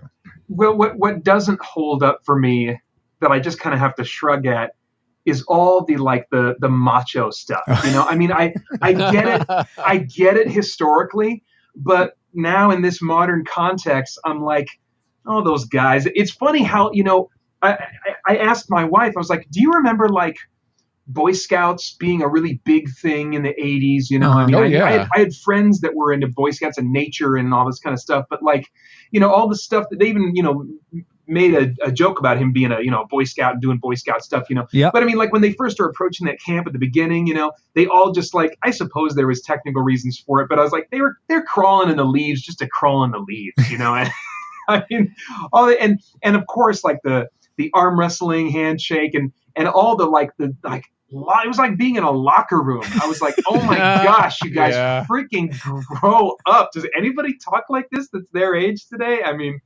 anyway. Hey, Peter. So that didn't hold up for me. I just kind of had to smile and say, well, that's an interesting snapshot of the times. Yeah. Peter, stick around. Okay. Yeah. Oh, jeez. Oh, my gosh. I like Arnie's one-liners. That holds a special place in my heart. But I can they do not for my wife, and I can appreciate why they would love for it. people. You're Then why opinionated. do you mention that, Paul? Jeez, come on, stay on the ball. All right, but so how did you feel about the machismo of this movie, Paul? Honestly, it's like you got to know that coming into it. You got to expect that. That's what this movie is partly based on. And it's like, okay, it's an 80s action / a horror movie that is like featuring Arnold. And yeah, they're going to compare muscles. I mean, you just got to know that going. And yes, it's very much like a guy's locker room, but knowing that going in, it didn't bother me at all. I thought it was well done for what they were trying to do. Fair enough. What's something that wasn't well done for what they were trying to do, Paul? I thought a lot of it's doing with the pacing. Sorry, this is something that I noticed, but they spent far too long on Arnold setting up the different traps and making the bow and arrow. And I understand setting up the log thing because that comes into play, but there's other things he's doing, and I'm like, well, okay, I could have gone to the bathroom, been back by now. Let's get on with it. That's so interesting. Well, I think you touched on that a little bit, Peter. But how did you feel about them spending so much time with making traps and things like that? Yeah, I mean, I was kind of indifferent. I mean, it's I think it would have been neat to see, you know, those all come into play, you know. Mhm. But Mhm. yeah, I think oddly enough, I was feeling the pacing problems more at the beginning this time around. Again, it's a unique experience. Yes. But honestly, I didn't understand, why is he making bow and arrows? Why doesn't he just shoot them with guns? Because he lost all his guns when he went over the waterfall and gained away Well, from I was them. thinking it was because he was trying to use technology that would basically blend in with the jungle because it's all natural and also be it's- silent. So it would, and it would retain its largely retain its heat signatures or whatever. I don't know. Yeah, but a bullet is so quick. It doesn't matter if you see where it's coming from. By the time you see where it's coming from, if it hits you, you're dead. Yeah, but You know what I apparently mean? they've hit it, and even though it's bleeding, it's not dead. So he doesn't know hit how it many more. bullets. You think a bow and arrow's gonna kill it, but a bullet won't? I don't see the logic behind it. I have nothing to say. Did he put like gunpowder? Like He were those yeah. gunpowder arrows? Okay, he had shells. Like I was looking for this. Yeah, he had shells on his person from for the grenade of his M16. That's or what I whatever. didn't understand. I was like, why are you disassembling this? Because he doesn't have the gun anymore, Paul. He lost that. Well, they should have made that clear. Oh, well, you know what? Maybe it's not clear if you've watching it for the first time, but it was very apparent to me. I've seen this many times. So, Oh, all right. Something I do want to say though, it's interesting that you guys were like ho hum about the traps. I really got engaged in watching them lay cool. traps and wanted to see more of that. In fact, and wanted to see more like, I mean, I didn't mention this before, but I love the whole cat and mouse back and forth in the finale between Arnold and the Predator, and just like. Yeah, Francisco, so, yes. I would recommend the movie Swiss Family Robinson to you because they spend a lot of time setting up traps there against the pirates, and they actually show them, being flung on and utilized. I would, That's except what a that's such a tragic movie. That I'd recommend it for you, sir, based on what you're saying now. Yeah, but he's not going to get as many skinned people in that one. Right? Yeah, Paul, and that's So really that's what a you bit need. of a downside. Yeah. Speaking of skinning, though, why I don't understand why the Predator would have skinned the Green Berets if he's wanting like skull trophies. I never really got that, or at least it never occurred to me until this watching. But I'm like, why does he skin them? Maybe he's got a To eat stash 'em. somewhere. Oh, that could be. He's a leather worker. He's trying to I don't know. deliver them to Hannibal. Or what? No, it was a Billy. What is his name? I don't know. I haven't seen Silence of the Lambs forever. I was but about to say he's Billy. too busy using the lotion or something. Exactly. Buffalo Bill. There we Buffalo go. Bill. Thank you. Wow. Peter, let's go back to you. What's something else you don't like? Is this where you want the last thing that I really disliked, or should I save that? Save that. Save it. Yeah, because I have more things I didn't like, but Okay. Gosh. Some of the visual effects don't age as well. You know, like the flashing of the eyes. Oh, yeah, you're right. Conceptually, I like the cloaking technology, but it is showing its age. Mm-hmm. So those I guess would be things that come to mind. Okay. Let's see. What's something else you don't like, Paul?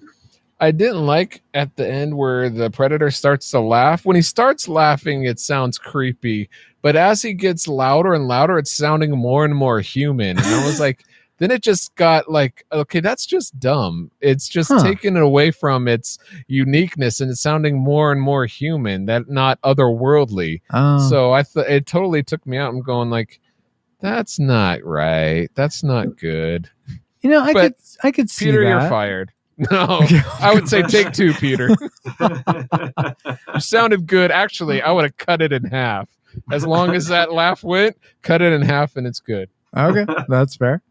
Let's see. One more thing I didn't like, then I'll have my tragic maker left is, and I mentioned this kind of before, I wish Billy just had more of a fight, had put up more of a fight, or that we had seen it. But like I said, I mentioned that already.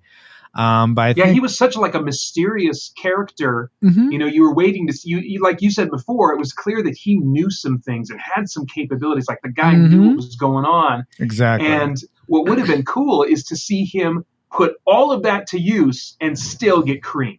You know, that would have built up the threat of the predator even that more. would have. Oh yeah, that's a good idea.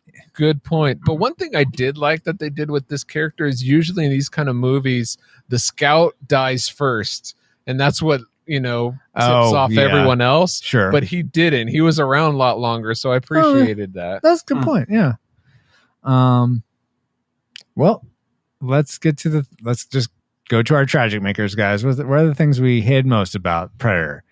I mean, I can't imagine there were anything, but maybe there were. I don't like how they go after little kids. I mean, they're so susceptible. Oh my gosh. When did they go after the little kids? I'm trying to remember. Catch a predator. Paul's trying to be funny. Oh, geez. Okay, gotcha. Sorry. So this is our serious, public service announcement moment? Yes, exactly. Say no to free candy, kids, especially on Halloween. Especially if they're camouflaged and look like light bending, and stay away. Yeah. Oh my gosh. Sorry. Peter, what is the thing you dislike most about Predator? Arnold Schwarzenegger. What? Really? Yeah. No way. Oh my gosh. Makes sense. I call shenanigans on that. It's pronounced Schwarzenegger. Well, Schwarzenegger is how I heard him pronounce it. Schwarzenegger. People keep saying Schwarzenegger. Schwarzenegger. Anyway. I'm sure you just earned points with my wife, but you lost points with me, Peter. My goodness. No, I'm sorry, dude. No, go ahead. Yeah, it's let me say this. I can still appreciate, as I did even with this run through, kind of like what he was and what he brought to movies at that time. But now, even though you're not going to find an actor that can bulk up as much as him because they're not professional weightlifters, you got actors that are willing to put time in to get at least halfway there. I think of like the guy that played Thor. Oh yeah, and Chris Hemsworth. it's like he really freaking bulked up. And you've also got actors like Jason Momoa and The Rock, the Dwayne Rock, Johnson. Who can also do some pretty impressive muscle building. Again, they're no Mr. Olympia or whatever the crap Arnold Schwarzenegger was, but I mean they can get pretty darn close and kind of check that same box largely. But they can bring a little bit more to the character and to the performance. And so for me, it was like I just in this modern context, I love lots of Schwarzenegger movies. I love a lot of them. I love the first Terminator and the second, a lot of the Terminator movies. So there's a lot of he's in great movies, but he himself doesn't do really anything for me these days, So all right, I will have to disagree with you, but that's fine. You can have a wrong opinion. That's totally fine. Paul, what wrong opinion are you going to hit me with? Oh wow. Okay, it's going back to the pacing. I'm sorry, but I just didn't buy why the Predator, when he puts he gets his claws right around Schwarzenegger's neck, just to say hello instead of just killing him. I'm following the character, all the way up to that point, and all of a sudden he's like, you know what? Let's play. Baloney. He is a killing machine. Why he didn't kill Arnie right away? Why does he fight him? It's like those macho movies, like, all right, you put down your weapon, I'll put down my weapon, we're gonna fist fight. Actually, and then go ahead. Well, I'm sorry. I'm still on a roll because this leads to a lot of things, and it stretches the ending way longer than it should be. And it's like, okay, and then why does he? I may have missed something here. Why does he take his mask off? He can't see as well. Because okay. Are you done? There goes one tube. Give you reasons. 5 seconds later, there goes another tube. I mean, let's get on with it. If you're going to take your mask off, take your mask off. Let's not, But why take your mask off? Go ahead. Okay. So here are my theories. These are just like fan of Predator theories. Can I go use the restroom while you're talking about this? No, you got to stick glued to your chair because it's important stuff. Right. Okay. The Predator being an honorable alien, I think we generally agree with that. He wants, and I'm like flashing through all of his kills in the movie, and I'm pretty sure in every one he's looking at the person. He's looking in the eyes of the person he kills, and so I think maybe he just wants that. He doesn't want to stab someone in the back. He wants to have that He- honor of like He's you are looking seeing at me him while coming. he takes the mask off. Why doesn't he just shoot him with his guns? Oh, well, because this is like the mega competitor. This is if he can take down Arnie, then he has a huge story to tell all his Predator friends. That's baloney. No, it's not baloney. It makes Oh. sense. I'll jump in and say that I agree with that line of reasoning. That like at this point he's like, okay, I think he wants to savor this. I think Yeah, he's cocky exactly. and he feels like I got this guy. I just showed him that I can kill him. Mhm, Now mhm. I'm gonna freaking handicap myself and I'm gonna savor this at the end. Exactly. Yeah, Paul, it's like when I was playing doesn't make Marvel vs. sense. Capcom 2 with you and I'd wipe the floor with you, I'd handicap myself. Yeah, and then you die. There's something very familiar about all this. Maybe that would happen. But I want a challenge. You want to I'm- die. Okay. Anyway. And then you're It just so annoyed me. So Okay. that was my tragic make. because you're like, Didn't all right. Yeah, I was following the motivations of all the characters Mhm. up until that point. It All didn't right. make sense. Okay. I think that was your fatal flaw is looking for character motivations. in Yeah. this movie. Yeah, sorry. I understood, guys in the gym, like, locker, like, all right, now we're in the jungle. I get all that. Now, alien going, I'm going to kill everybody but the main star. I'm sorry. That's, I don't know. all right. It's That's the fair. problem with a lot of films. And here's a problem, and I think this is probably going back to some of the things you guys have said, this being sort of an 80s action movie. But okay, if this is like an elite special forces unit The of best the of the army, best. the best of the best, why are all of them shoot from the hip? And that is the least accurate way to shoot a gun. And I don't think any special forces team would be shooting their rifles like that. So that just bothered me the whole time. I know it looks cool, They're that good. but Because it takes more time to shoot, from your shoulder or down the line, line up your sight there. I but- suppose, but By They the want a time you challenge too. Yeah, that's true. And by the time you They're just line so up good. your eyesight with it, you're already dead because they're shooting from the hip.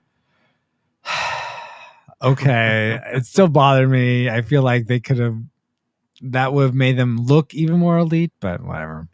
You ever seen a Western? When it's I feel draw like- time, you shoot from the hip. Yeah, and Clint Eastwood never wore anything like this. I wish I would have said that. Use your hands? That's like That's a baby's toy.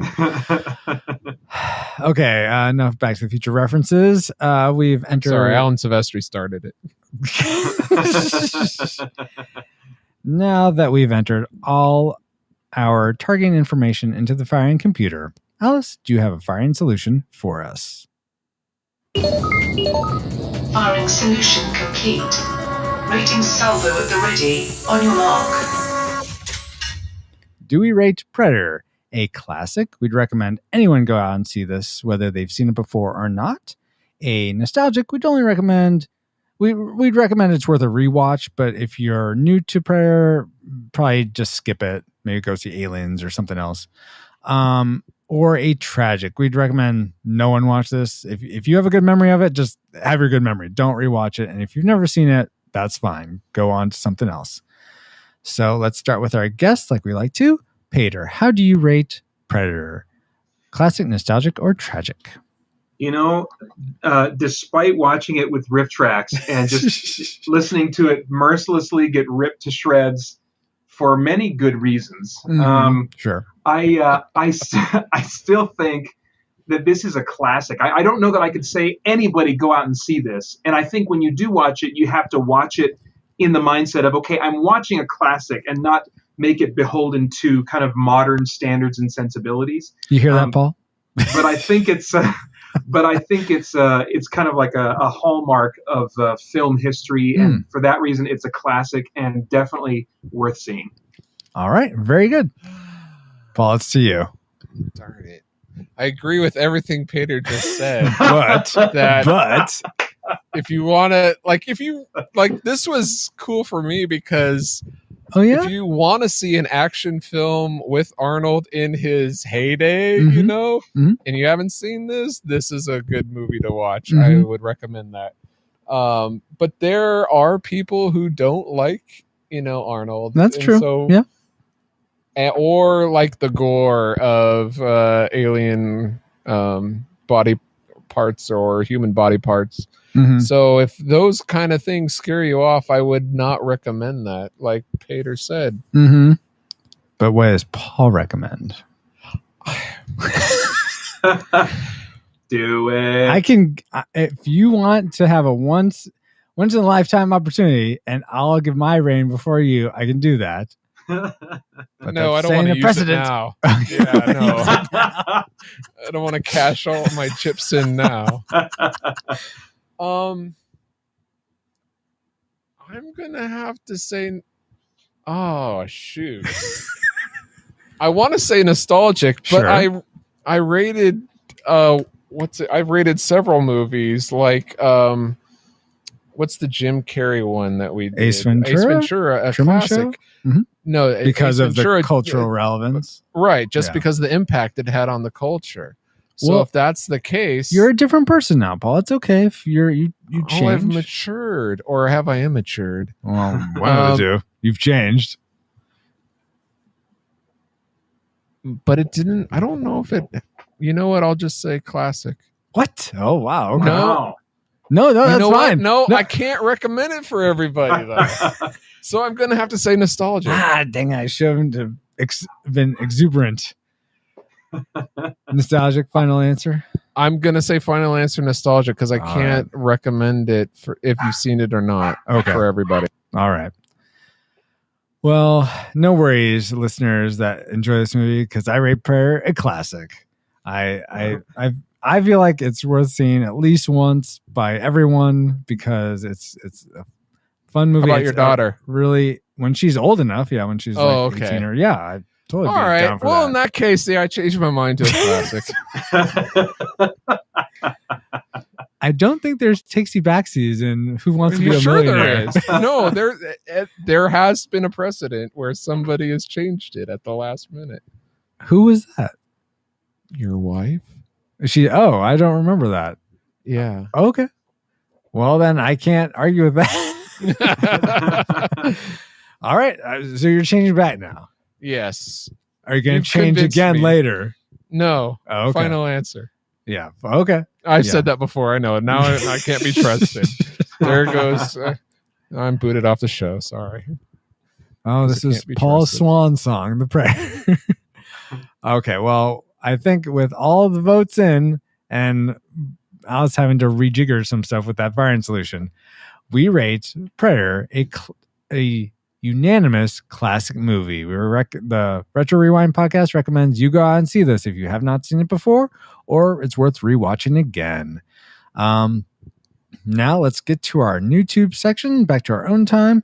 Alice, will you please bring up that segment for us? Dang it. I feel bad either way, no matter how I rate it. So we'll leave it as is, but it's just weird. YouTube systems Why you gotta engaged. do this to me? Well, too late now, Paul. It's not like we have a time machine and you can go back and change your answer. So too bad. No. It just spawned another multiverse, so we can't have that. Yeah. Now it's our YouTube section. What's something contemporary that we'd recommend to you, whether it's a new movie, TV show, book, video game, a new oil painting? I mean, whatever. It's just something that's new on our tubes. Let's start with our guest, Peter. I would, with some qualifications, recommend checking out No Man's Sky if you haven't checked it out already. I like your video of it. It makes me want to play it. Oh, wait. thanks. This is a video game? Yes. Yes. Okay. Yeah, it's on PS4 and PC right now. There's some problems with the PC and some problems with the PS4, but like frame rate stuff, there's some more difficulties going on with the PC. And they just added a patch today that fixed kind of like the crashing problems that I'd been having. But as long as you don't go in with this overinflated idea of it being the end-all, be-all, endless game that one game to rule them all and last you the rest of your life, Pac-Man. Yeah. This one's a little bit bigger than Pac-Man. But yeah, space exploration in a procedurally generated universe. As long as you don't need story to drive you through a game. And as long as you're good at kind of making your own goals and celebrating the achievement of those goals, if you don't need like a cool cutscene or fanfare or something whenever you achieve something in the game, that you've set out to achieve, then I think you can find a lot to do and enjoy. The cycle does wear out, and for me, it's kind of going in waves right now. It's like at some point, I'll kind of realize this is too big, and I don't feel like I'm getting anywhere, Yeah. And I need to be done. But then, the next day, I'll think to myself, it would be cool to upgrade my hyperdrive, And so I get back in there and I start mining for resources, and so it's an interesting loop. But it's not like this awesome game. But it is a cool experience if you've not played any kind of like a survival resource gathering and crafting game, and it's about as big as those types of games get. Okay, well, very cool. Paul, what's new on your tube?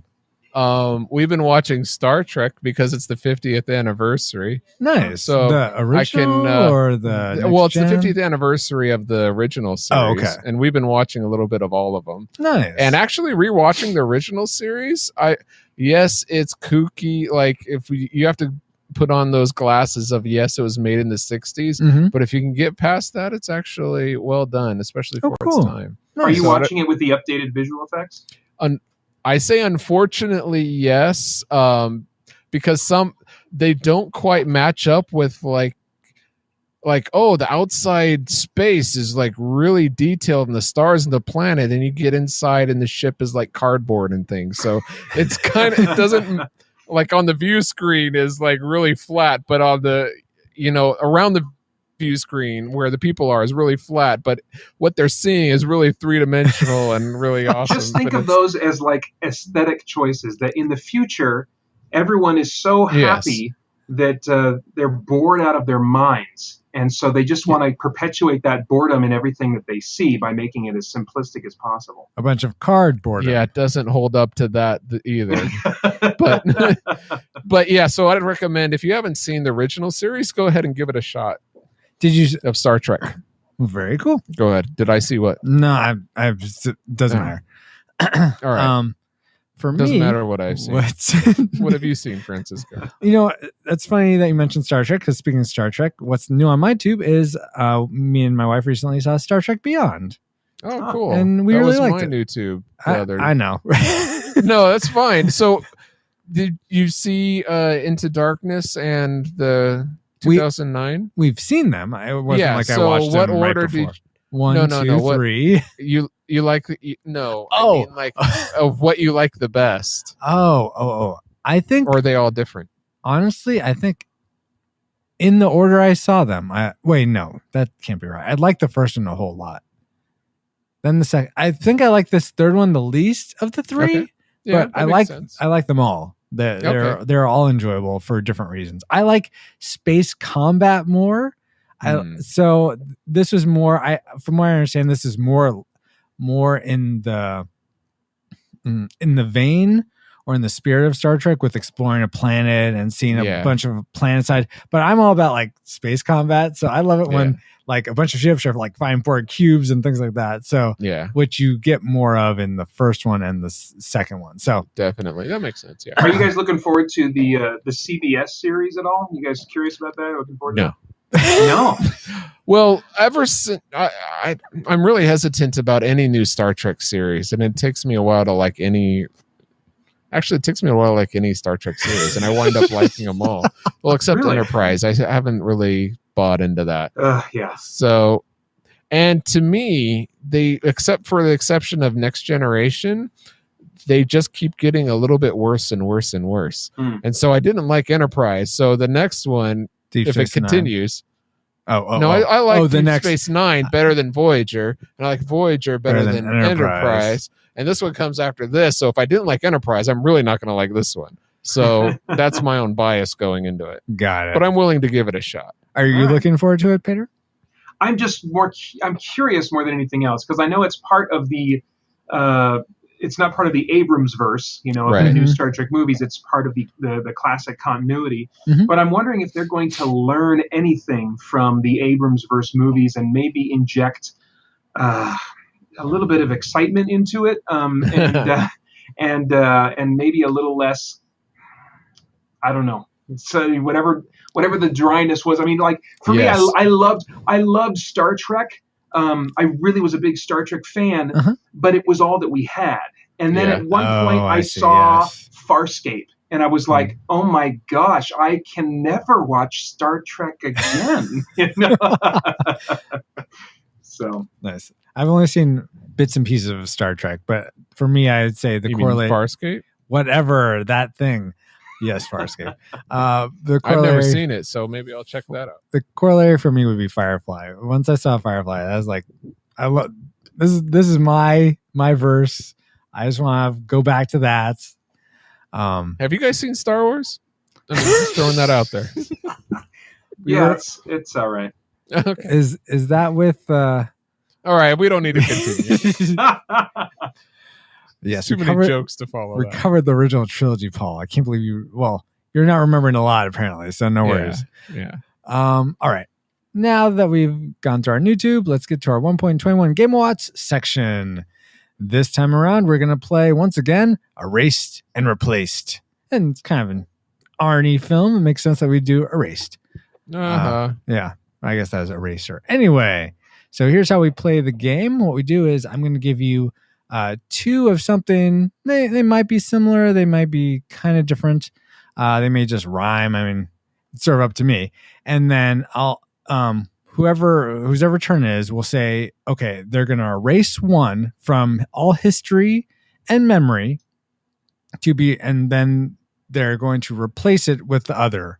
And when they decide, so when they say erased, it gives me and the other player opportunity to say, no, wait, don't forget about this. Think about what you're doing now. But once they say, no, I've replaced it with the other person, then that's the final answer. And we've changed the multiverse in that way. Or if you're like me, I'll say final answer 3 times before coming to an absolute final answer. Or like that, yes. All right. So, Peter, since you're the guest, would you like to go first or second? I'll go second just so I can get a sense of how this goes. All right, Paul. Here we go. Going second. Because, you get that edge, that advantage. Go ahead. Oh, and I will say, so I have an odd number. The last one, you both have to come to a consensus on. All right. We can agree So to that's how disagree. we'll end. Yes. Paul, your first erased and replaced. Captain Crunch or Captain Planet? Erase Captain Planet. Captain Crunch. I enjoyed the cereal so much better than But you get Power Rings. Captain Planet. He's a hero. Gotta Gonna take pollution down to... Okay, we don't need to sing it now. Who is... I was the... We're the Planeteers. I was You the... can be one too. Because saving our planet is the thing to do. Looting and polluting is not the way. Hear what Captain Captain Planet has to say. The Go Power is yours. I thought they said Go Planet first. No. Oh. Not Go Planet. I know because I have that ending credit. Okay, fine, playlist Paul. that I'm listen. sorry. I will... All As much of a fan of Captain Planet I am, I'd much rather eat Captain Crunch and never watch that cartoon again. Well, but no, Captain Crunch is now the new Captain Planet, so they're calling on their... Excellent. Bring in the Captain. My God. That's how this works? Yep. That's a crazy universe. Oh it's no, replaced. there's pollution. Let's go get him, Captain. Or Powers of Cereal or something. No, I'll just sit here and eat my Captain Crunch. All right, so that's all right. Wow. Okay, so final answer. Captain Planet is erased and replaced by Captain Crunch. All right. Oh yeah. Peter, do you erase and replace popcorn or Pop-Tarts? Oh. Wow. Pop-Tarts. Erase Pop-Tarts? I would erase Pop-Tarts. Really? But they're Yes. so sweet. Because they're here's the thing. I will take a freaking Pillsbury toaster strudel any day of the week over a nasty little Pop-Tart. And there are so many different varieties of popcorn. You're asking me to say goodbye to like kettle corn, caramel corn, like really good that's a movie good theater point. popcorn, and Yeah. replace that with a freaking Pop-Tart? Oh my gosh. That is never going to happen. I review movies almost every Friday. You're telling me that I got to go to the theater and say, I'll have a Coke and a Pop-Tart. Oh Actually, my doesn't gosh. sound that bad, but okay. That's a terrible world. I can't live in that world. All right. Final answer. So, all right. Pop Tarts are erased and replaced with popcorn. No more delicious breakfasts for all you college students. It's just popcorn all the time. But you can get your kettle corn, so I guess that works. All right, Paul. Here we go. All right. Batman or Man Bat? Oh, easily get rid of Man Bat. He's a villain. Yeah, but he's cool. He's a bat. So you He's replace much him more bat with than Batman. And so Oh. you have two Batman out there. Francisco, what were you thinking? What were you thinking? Now, all right, fine. You're a DC fan, Pater, right? Yes, yeah. Batmite or Mr. Mixelplex? Oh, I have very little exposure to Batmite, but I would erase him over Mixie-Spitlick. Yeah. All right. Yeah. Cool. I agree. And Fortunately, I that think- isn't I think part that, of the like, game, Superman- guys, but whatever. Superman has a little bit of room for like a funny villain.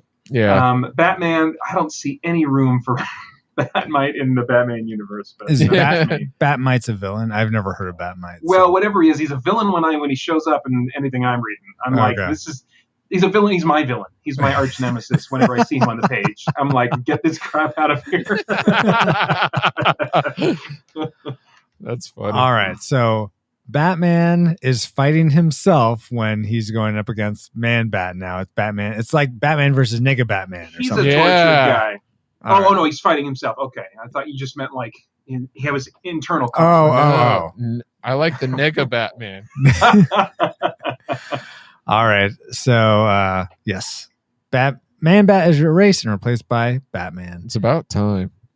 Peter, Green Lantern or Sinestro? Oh, I got to get rid of one. Yeah, you Yeah. got to erase one and replace it with the other. Well, I guess I'd get rid of Sinestro because you can always come up with some other kind of villain, and for me, I love Green Lantern. It is my favorite. I think still, Green Lantern is my favorite superhero concept. Oh, okay, cool. But to me, it doesn't matter like so much who's wearing the ring. I think if you get a good writer and tell a good story and about this character, it doesn't matter so much who's wearing the ring. Who's your favorite ring bearer? Frodo. I really don't have a favorite.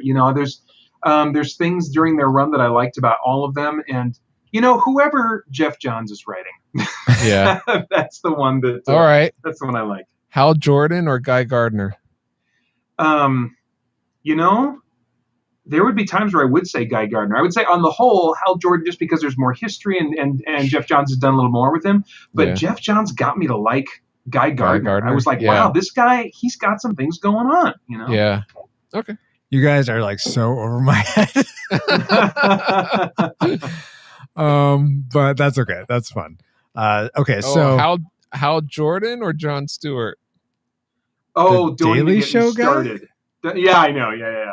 No, oh my gosh, I got a letter published in the when they're still doing letter columns in the back. Oh of these yeah, things. yeah.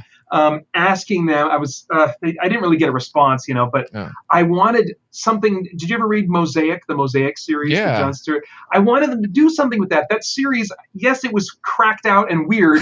Yeah. But the continuity still had him ending with freaking swallowing his ring, absorbing it, and the revelation that he is a guardian in some form. And then because I think the title didn't sell well, was too weird and trippy, they just ignored that entirely. The next time we see Jon Stewart, he's a Dark Star or something. I was like, Yeah. he could stand out so much and not just be the Black Green Lantern or whatever. Yeah. They could have done so much if they would Yeah. have carried that thread and ran with it, but they didn't. So I would say Hal Jordan over Jon Stewart, but man, there's so much potential there. Yeah. Good points. but alas, we have Sinestro erased and replaced by apparently Nega Green Lantern. So you guys like your doppelganger. I don't know. Nero was villains. pretty good. Nero, he was kind of the Sinestro for Kyle Rayner. I think he could step in. Yeah. I have no idea what you guys are saying. So I'm going to move on to the next one. Paul. Yeah. Movie zombies or movie robots? I would get rid of the zombies because I don't. Erasing zombies? Unlike You Pater want here, killer I don't- robots. Terminator just right Yeah, around. I'm not a big fan of gore. So I'd rather have, parts like screws flying everywhere instead of body parts, so I support that decision because there's a ton more variety that you can get in robotic characters or Yes. robotic Oh, threats actually, and that's a stuff good than you can point. get Yeah. out of zombies. So Well, yeah. I don't know. with regrets, I would support that. Resident Yeah. Evil did a lot of different mutations of yeah, zombies. but in Star Trek, you don't go flying around in a giant zombie. You could if you would replace them. Oh, that actually sounds really cool. I mean, Zerg ships from StarCraft, they're not zombies, but I mean, inside them, they have these sacks that they carry other creatures in. So, And there's an episode of Farscape where there's like inside of a dead Leviathan. Oh my gosh. What a great show. all right, Paul. Well, it's up to you. So, Final answer. is you're going to erase Yeah. movie zombies and Hey, replace guess them what? by movie I robots. just solved the zombie apocalypse, but I cannot Yeah, but- stop the robots from taking over. No, Yeah. Skynet is still a threat. Okay. Peter, Julia Roberts or Julia Stiles? Oh, Julia Stiles. Yeah. She's the blonde with kind of like she usually talks in a kind of a lower part of her voice. Right? Yeah, and Yes. she's from like the Bourne series. All right. She's Off 10 she things goes. I hate about you. Off she goes. She's gone. But she's also in Save the Last Dance and 10 Things I Hate About You. You know what? Pack her in a box and ship her away. Hey, have I've you seen been- the latest Bourne movie? I want to. Um, I have not. No, I haven't. I would recommend you to go see it. Oh, Well, it cool, sounds like he great. doesn't like the Bourne movies, though, Paul. No, I do. Oh, I oh. enjoy them. Oh, I enjoy okay. Okay. But I mean, if you want to erase the entire body of work for one of these women, I got to go with Julia Stiles. So you're Okay, going to put and- Julia Roberts in the Bourne Identity and Bourne Ultimatum? Oh, that's right. You and got to all replace them. Yeah, She that could- actually sounds better. Yeah. She could do it. She could do it. But Yeah. tell me this: Julia Stiles as Tinkerbell. this? Either one is Tinkerbell. Come on. Yeah, but I mean, I don't really see her as in like Notting Hill so much or Pretty Woman. So okay, all right, I'll concede. So Julia Stiles is erased to be replaced by Julia Roberts. All right, Paul, we got 2 more and then your consensus, guys. Oh, okay, sorry. Lego bricks or Lincoln Logs? Legos. Bye bye Lincoln Logs. I can't argue Wait, you that. want to destroy Legos instead of? Oh, no, wait. no. Destroy Lincoln Logs. Oh, and replace erase, them with erase. Legos. Okay, Yeah. just wanted to be clear. Yeah. 10 crazy pills, Paul. Okay. That's right. All right. So it doesn't sound like there's much argument there. So Lincoln Logs erased, replaced by Lego Yes. bricks. Peter, Toad from Super Mario Brothers or Tails from Sonic the Hedgehog? Oh. I would go with I would erase Tails. Who is that? The fox. From Okay. Sonic the Hedgehog. Yeah, Toad has more. Well, there he history. goes. But he can helicopter with his 2 tails. I don't know that. Not anymore. I don't know that at all. Yeah, that's right. Who are you talking about? He's been erased, guys. I'm like almost as indifferent about Toad, but I have no idea who this Tails person is, so Okay. I don't see any impact on my life or the life of my sons. That vote is for them. All right. So Toad is now Sonic's sidekick. That's interesting. Yeah. Maybe he can float up with his big hat. Maybe. I don't know. Or feed Sonic mushrooms. It could be huge Sonic death ball going, taking out Robotnik. All right. I still can't stop him. Sure. So, okay. So Toad is, or Tails is erased and replaced by Toad. Final I'd one, still guys. Fall in the lava. Final one. Final one, you guys have to come to a consensus on. All right. All right. Okay. And I hope this is tough. We'll see, though. Star Wars' Darth Vader or Star Trek's Khan? Get rid of Khan. replaced with. How cool would it be to have Darth Vader in the Star Trek universe there as Khan? That would be freaking amazing. So Or or Khan in the Star Wars see, that's universe. not as cool. Yeah. Yeah. Well, but if we did just for a moment, we have to remember that Darth Vader is not just defined as like, the guy from the original trilogy. Mhm. I think that we have an opportunity here to get rid of the prequel movies, or at the very least, no. Okay, he's replaced. We're replacing the whine. If that were true, we're replacing the whiny boy who doesn't get what he wants in the universe with Ricardo Montalban. Yes, with the biologically engineered super strength human who's really smart, and that would also, and give him a lightsaber and he would use the Force. Oof. Yeah. That's impressive, but not as cool as Darth Vader in the Star Trek universe. Is there any way, let me ask this, Francisco. Huh. We'll just replace them both. If we replace Darth Vader with Khan, Yeah. can Khan still get his hands on that costume somehow? I suppose. Well, he would have to have bits chopped off him, so he needs the costume, I guess. That's true.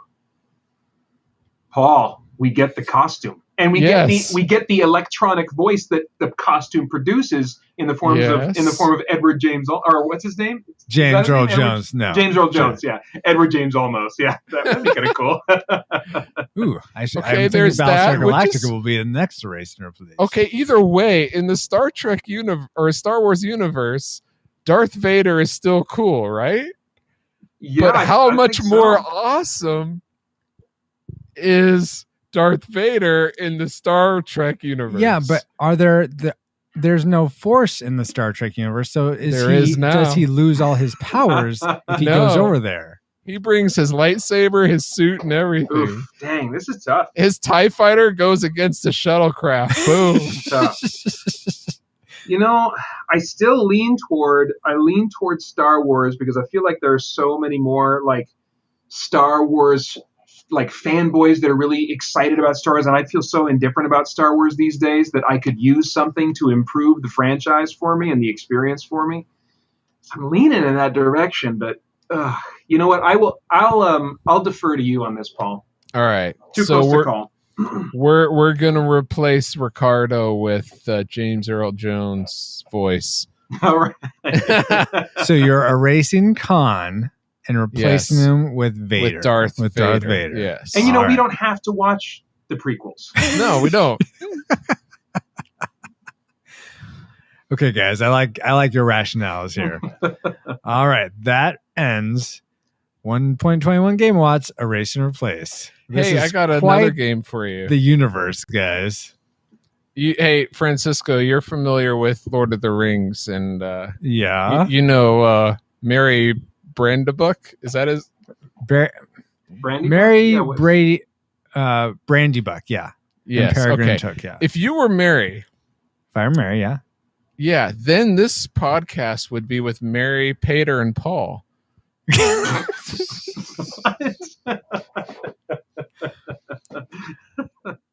Yippity doo Paul. So I just replaced Mary with Francisco, and that's what we would have. You mean But- you replaced Francisco with Mary? Yeah, either way. If you all right, you go to the Shire and he comes here just for this moment. You know what, Alice? Get me a way out of this hole. Buckleberry Ferry. Comsat online. Receiving incoming transmission.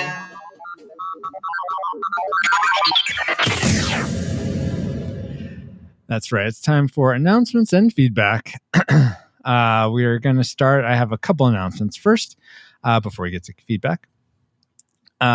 Today is going to be, well, I mean, not today when we're recording, but today, which This is our time. Down here. this will be This episode will be coming out on August 31st, which means it's the last day for you to follow us on Instagram and submit a picture tagging us at Retro Rewind Podcast on Instagram and with the hashtag HowIRetro, so that you can be entered in the contest of picking the movie that we cover, you personally picking the movie we cover for our 101st episode. So be sure to do Francisco, that. Yes, can I Paul. do that since I'm submitting? You can, Paul. Yes. Yes. So Paul himself, who told us last time that the movies he wants to do are at the bottom of the list, he may get to move them to the top or move one to the top for the That's 101st right. episode. So beat out Paul or Yeah, be like beat- Paul, one of the two. Beat Paul. Hashtag beat. Beat no, Paul. then people will never mind. Yeah, tickle Paul's feet. That's the hashtag. No. Okay. So, and then the other announcement I have is just again, changes are coming to the podcast after episode 100. And if you want to find out about those first, please consider being one of our patrons. We're still wanting to get to our first goal of having all our web hosting, media hosting, all that covered. So it'd be great if you could be a part of that, and you get some rewards. You get invited to watch these live while we're recording them, and ask questions after. There's several different rewards. So hopefully you'll consider being one of our patrons at patreon.com/retro rewind podcast. Finally, we're going to want to always call out, cast your vote. Just go retrorewindpodcast.com/cast your vote. And you get to decide, you get to vote up and down the movies you want us to cover on the show. If we're going to close voting today, which I should also mention, August 31st is when we close voting for the next 5. Unfortunately, the next 5 will be segmented. We're not going to do them all in one clump because episode 100 comes in the middle of that, and the 101st pick comes in the middle of that. But we will cover these next 5 movies as the user picks. If we were to close voting, actually, we're closing voting today, but these votes may change based on when we're recording this. So if we're to close voting when we're recording, Wayne's World has made its way to the top of the All list. right. Wow. Wayne's World. So, Party time. that- Excellent. That would put me in the position Paul was this time, as someone who's never seen it before and will be seeing it as the first time. Wow. Second would be Jaws, followed by Sneakers, and The Boy Who Could Fly. And rounding out these 5, if we were to close voting today, which we are when you're listening to this, City Slickers is number 5. Wow. Ooh. So Adventures of Babysitting got knocked down. No, that's the next one we're doing. Oh. Episode 97, Paul. Shows be- you how much I'm paying attention. What are you making over there, Paul? Yeah, it looks like you're some knitting. kind of rope thing. I'm sorry. Are you setting up traps? Ooh. Yes. I wanna taken watch. this time. I'm utilizing the time to set up. That's my dog's toy. Oh, okay. Unraveling that I'm trying to refix. Gotcha.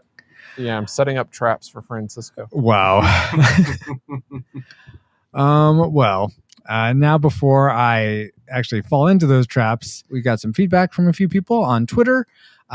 Dennis Shoes 3000 said, listening to Retro Rewind podcast Sonic 2 episode, it's all you promised and so much more. Fencing, fighting, torture, escapes, true love, miracles. Love it.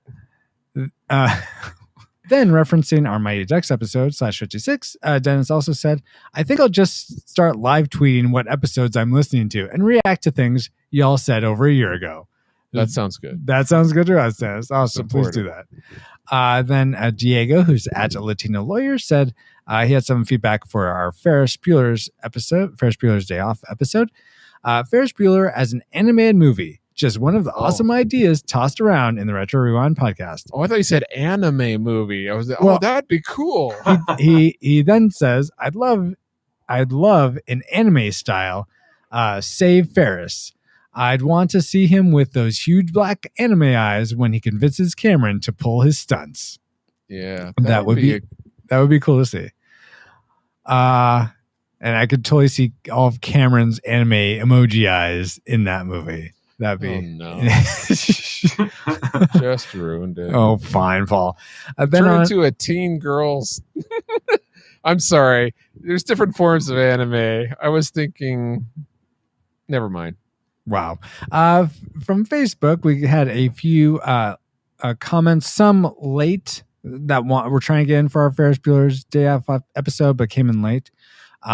So first, Edward Dossian said, I think I've seen that movie 9 times. Great movie, full of 9 quotes times. and memorable songs, and just had that great ditch daydream. Get a group of friends together and you will find someone. Is Cameron, Ferris, Sloan, or Jeannie Bueller? We found that out indeed. Edward, thanks for the comment. Also, Brian Keating. 9 times. Where's this 9 times thing? Is that That's from the how movie? many times he skipped? Yeah, he Oh, skipped school. I totally forgot that. 9 times. Brian Keating said, living in Chicago, I remember when it was being filmed, especially when they put a casting call out on the news for extras in the parade scene.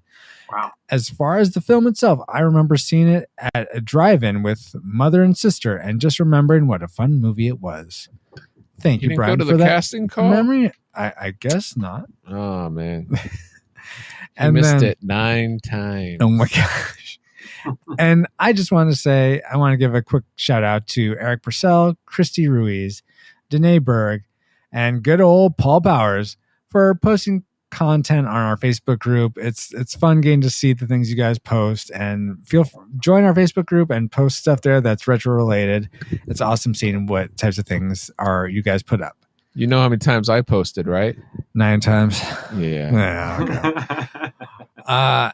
Now, before we head back to Nav Point Omega, Paul, take it away. You've already told us we're going to be doing. We're going to be going back to the year 1987 for Adventures of Babysitting. So stick around for that. If you've waited a while to download us, hopefully it'll be playing next on your list. But if not, you can find us on the retrojunkies.com or retrorewindpodcast.com is where you really can find us. You can listen to us on iTunes, Stitcher, or wherever you like to listen to podcasts. Pretty much. But you have to download us first. Don't forget that. And but there's links on our page for PayPal or Patreon, and you can follow us on Twitter, Pinterest, Instagram, and Facebook. But if you want to find me specifically, you can go to pauljpowers.com where I have all my social media links. Awesome. Thank you so much, Paul. You're an awesome Oh. friend and Likewise. co-host. Yeah. And same to you know what? If I'm finding a prayer in the jungle, I want you by Yeah. my side. So you can die first. Yeah, I was about to say, so you can set the traps while I go distract them. Exactly. Yeah. Wow. No, thank you, Paul. And I also want to say a very special thank you to Peter for coming on the show for the first time. My pleasure. Thank you. Oh, absolutely. It's our pleasure having you. Peter, where can people find you online? And is there anything you would like to promote? Well, like all kind of the reviews and just all the stuff that has to do with engaging with geekery of all kinds and exploring what it is to be both a geek and a Christian at the same time, and celebrating and examining all that comes with that. Mhm. All that stuff you can find at ChristianGeekCentral.com.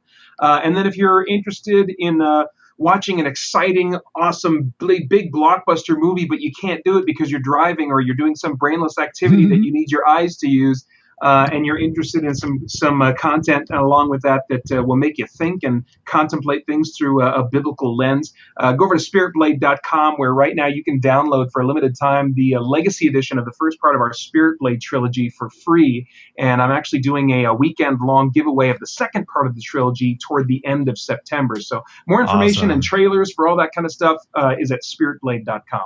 Very, very cool. And Cool. I just want to say I've bought all 3 of the Spirit Blade trilogy. I really enjoy them. I bought the ones, thanks. the special editions with the songs. I enjoy Oh, the songs. really? Yeah. I'm one of Well, those more power guys. to you if you can enjoy those. Those are for like the people that are like really in hardcore.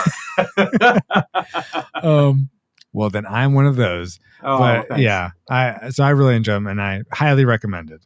So thank you once again, Peter. And most of all, I want to thank you listening to this show. It's so awesome that we have this community of people that enjoy nostalgic things, classic things, tragic things sometimes. But on the whole, anything retro, movies, video games.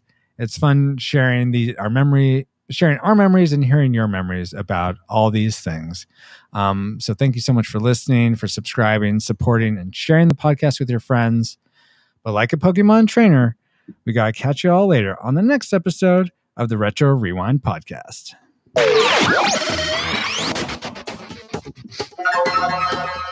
Retro Rewind mission complete.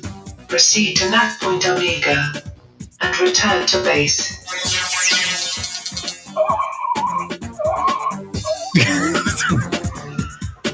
Yeah, don't go anywhere. Stick around.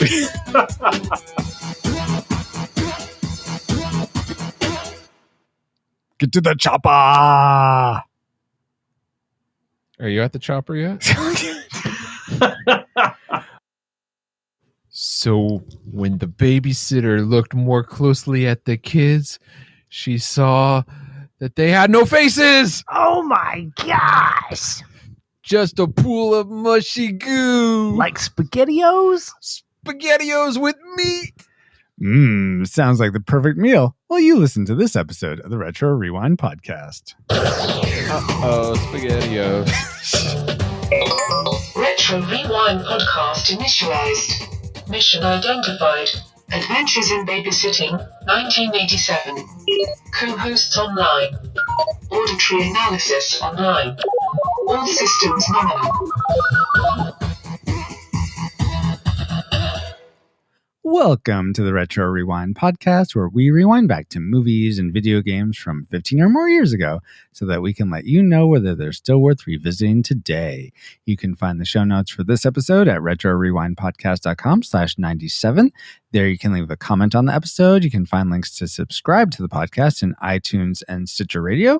And you can also find links to support the podcast in Patreon and PayPal. Speaking of which, for this episode, our reflux capacitor was given a tune-up by Odin's son himself, thanks to our patrons, Brian Keating, Deborah Powers, Jared Holzhauer, Chris Cowan, and a secret patron as well. Thank you all so much for your support. And if you are not one of our patrons, consider supporting us so that we can get to our first goal of having all our web hosting and media hosting covered by you, our awesome patrons. You may be wondering who I am, though. Who are you? My name is Francisco Ruiz. I'm a dad designer, and I'm disappointed with Daryl's drivel. But I predicted that Adventures in Babysitting would be a nostalgic movie. And I am joined, as always, by my good friend, co-host. I think he babysat at one point. Yeah. Paul, the Master Interrupter Powers. Hi, Paul. Many times. Not as many times I interrupt, but... That'd be you would have time for nothing else but babysitting if that were the case. Yeah. Paul, my trivial question for you is: Sarah's love of Marvel Comics mirrors director Chris Columbus's, who wanted to be a comic book artist for Marvel at one point, but decided against it because it's an isolating existence, and he preferred to work with people. Paul, why aren't you illustrating comics right now? That's because it's not guaranteed. Like it's well, nothing's guaranteed, Paul. Well, no, but it's a very unstable career as far as being paid consistently and paying bills consistently. Usually the top level people get paid more consistently. Sure. And it's just a lot to I guess worry about. So understandable. It scared me. That part scared me off. Gotcha. But that was my goal for the longest time. And that's what your degree's in, right? Illustration? Yeah, in drawing itself. Yeah. Specifically, I was doing that to draw comics. Yeah. Well, cool. What do you do now, Paul? I don't think I've asked you that in a while. I work in the healthcare industry for health insurance. Well, thanks for keeping me healthy. Maybe? Yeah. You're welcome, everybody. Oh, wow. And Paul, what was your prediction for Adventures in Babysitting? I also predicted nostalgic for this movie. Okay, interesting. And this time we are joined, not once again, but we have another new guest host we'd like to welcome to the show. He's the co-host of the Feelin' Film podcast. We'd like to welcome Patrick Hicks to the show. Hi, Patrick. Hey, what's up, everybody? What's up with you? I think he's recording a podcast with us. Well, but everybody else isn't. So my question is still valid. What's up? Exactly. All right. Patrick, I have a few more questions for you since you're new. First off, what do you do for a living, and what is your favorite movie genre? I am an e-learning developer. I basically work in designing online education, particularly for the military Oh, nice. clientele. Mhm. So I get to make stuff look pretty for the boys and girls in camouflage. So when they learn how to fly a plane, Mhm. hopefully they get the best information that looks the best and communicates the best. Oh, And I'm a sweet. part of that. Interesting. Very nice. And my favorite movie genre is probably sci-fi. And Nice. sometimes it gets lumped into fantasy, but it's strictly more on the sci-fi side. In fact, I'm less inclined to be a fantasy guy. I'm more into the cerebral kind of Deus Machina type stuff, kind of questioning humanity mixed in with like your Star Trek type Oh, okay. philosophy, that kind of stuff. So Nice. yeah, Very anything cool. related to sci-fi, I'm down with. Nice. All right. And my trivial question for you, Patrick, is thus. Right before shooting a scene in which the group runs through a dirty, trash-filled alley, the Toronto Sanitation Department came by and cleaned it up. So the crew had to dig through local dumpsters for more trash. Patrick, have you ever had to dig through the trash for something you lost? Or accidentally threw away, I should say. Let me think. I want to say I lost my class ring Oh. in the garbage. I was taking out the trash. Mm. Didn't realize that it had fallen off until like midnight that night. And I was like, the trash is going out the next day. So I had to sneak out of the house and kind of just crumple through with my flashlight. And I eventually found it. It wasn't too far in, but Oh, good. it was lumped in with some old meat and banana peels and, SpaghettiOs with stuff. meat? yes. Oh, there we go. SpaghettiOs with meat. Well, I'm glad you found it. And it wasn't your wedding ring. That would be Beefy. Yes. more. No. Beefy. And finally, Patrick, what was your prediction for Adventures in Babysitting? Like both of you guys, I predicted that it would be nostalgic. All righty. Interesting. So we're gonna get this round table on the road. No, that doesn't work that way. But Rolling, since it's a round table, can you get it rolling? you'd think you would, but it I like seems that analogy.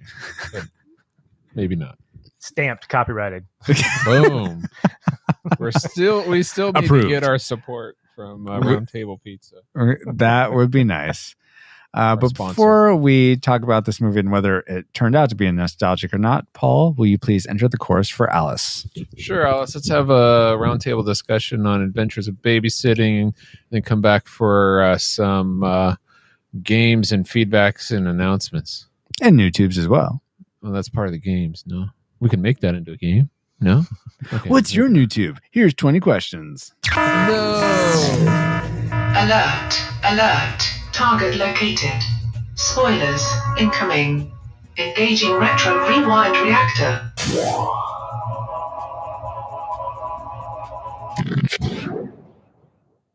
Chris is in charge. The parents have left, Chris can handle it. and the adventure is about to begin. Hey, I like danger. Should try babysitting. You could say they were having a bad night if they weren't having such a good time. He must be a great babysitter. Adventures in Babysitting, rated PG-13. Starts Wednesday, July 1st at a theater near you. Check newspaper. Wow, it's PG-13. I'm surprised. And check those There's a lot papes. of there's a lot of punching. I forgot how much punching there was until they sequentially put that in the trailer. Exactly. She must be a great babysitter, but did we have great memories of this movie? Well, let's find out in our Memory Mind Melt synopsis. I remember when Brad gets mad at his sister for using his Clearasil on her picture of Thor and says, "Thor's a homo." That comes back to bite him. Elizabeth Shue, who is a college student, is hired for babysitting a bunch of kids, including a couple of them who seem too old to be babysat, like a teenage boy, and then there's his sister, Thor. The kids convince the sitter to take them to Chicago, but they lose their car. I remember when Brenda tries to buy a hot dog from the hot dog vendor with a third-party check, and she says, "I don't have any cash." Then he responds with, "Then I don't have a wiener." The group goes out and sing at a blues bar, and after finding love, much to the teenage boy's chagrin, Elizabeth recovers car, which is repaired by a Thor lookalike. I remember the whole sequence when Chris and the gang are getting home and she does this rapid cleanup of the house. I always envied her ability to clean that fast. Ha ha ha. And everyone is safe. That's kind of close. She wasn't a college student, though. She was still in high school. So in that case, we were incepted.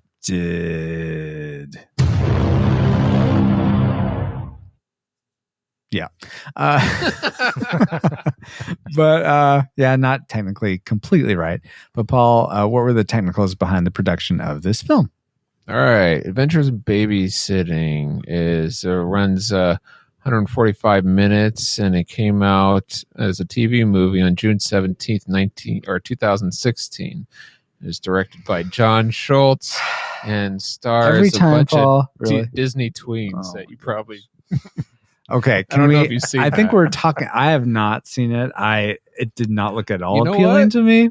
It didn't to me either until I saw this movie, and then we'll get into that later. Whoa, a little foreshadowing.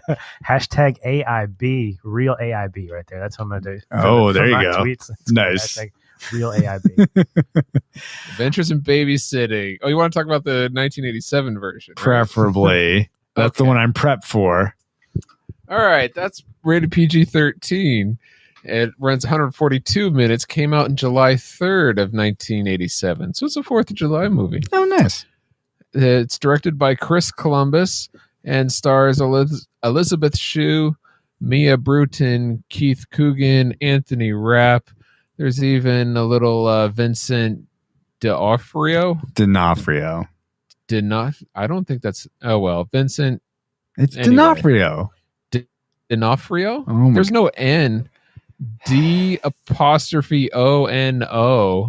Frio. D'Onofrio.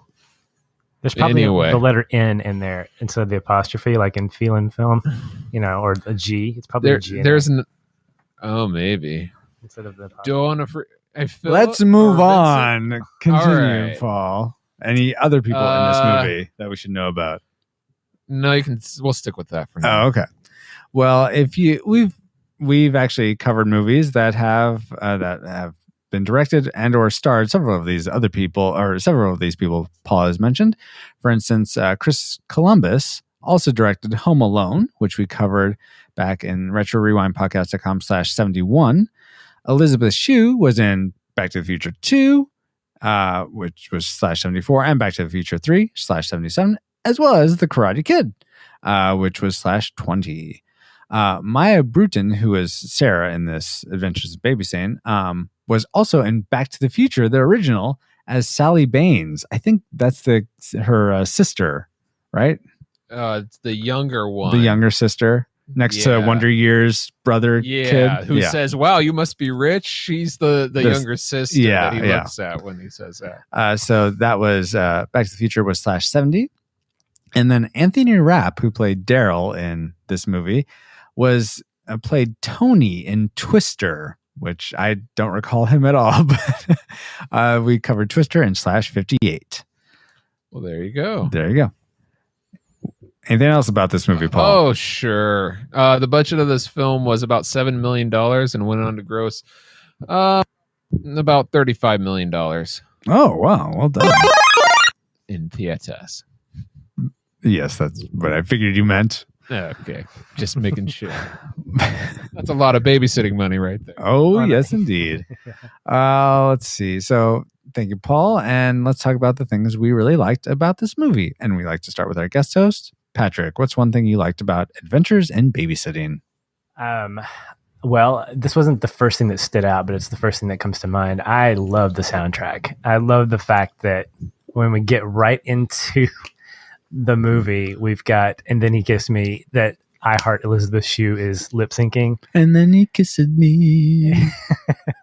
And I remember because they played it at the end of the movie too. Mhm. When Nice she, bookend. when she's making out with a local Little Rock boy, by the way, Little Rock, Arkansas boy. Oh yeah, not Paul Rudd, right?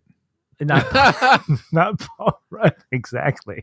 It's the same guy who gets the girl at the end of in the movie. What is it? Father of the Bride. Yes, that's Yeah. him. Yes, Yeah.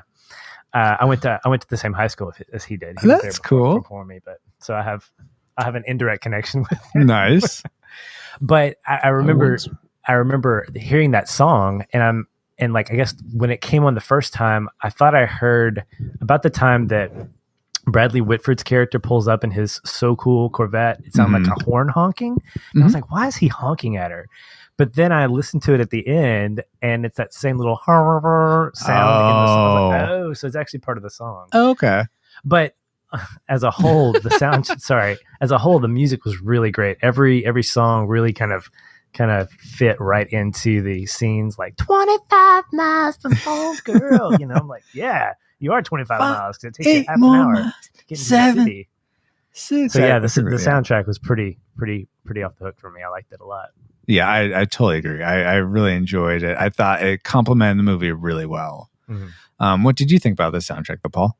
I thought they used a lot of great, fun, upbeat songs, and I agreed the opening credits of her lip syncing was fun. I kind of wish they used a little bit more of a more upbeat song at the beginning because it seemed a little bit awkward, but that was just maybe me, comparing it to maybe Jimmy Fallon's lip syncing. I don't know. But what a comparison. But I felt the song it's too little bit of lighthearted. I wish it had some of the more upbeat upbeat, energetic songs that were later used in the soundtrack.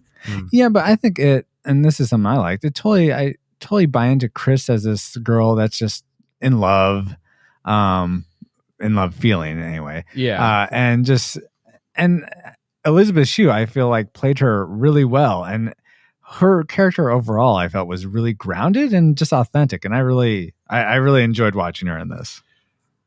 That opening scene really established a likability for her, especially when you pair it with Jerk Whitford. Oh my Mike, gosh! Yeah, coming in and saying, I got to cancel. Which, by the way, why not give her a call? Why do you go all the way over to her house to keep her going? To keep leading her on because he wants her as a side girl. Okay. Yeah, so, you got to keep all the plates spinning. I like to hit him with the plate. But yeah, I thought that opening scene did that. Just Patrick, really don't sink to his level.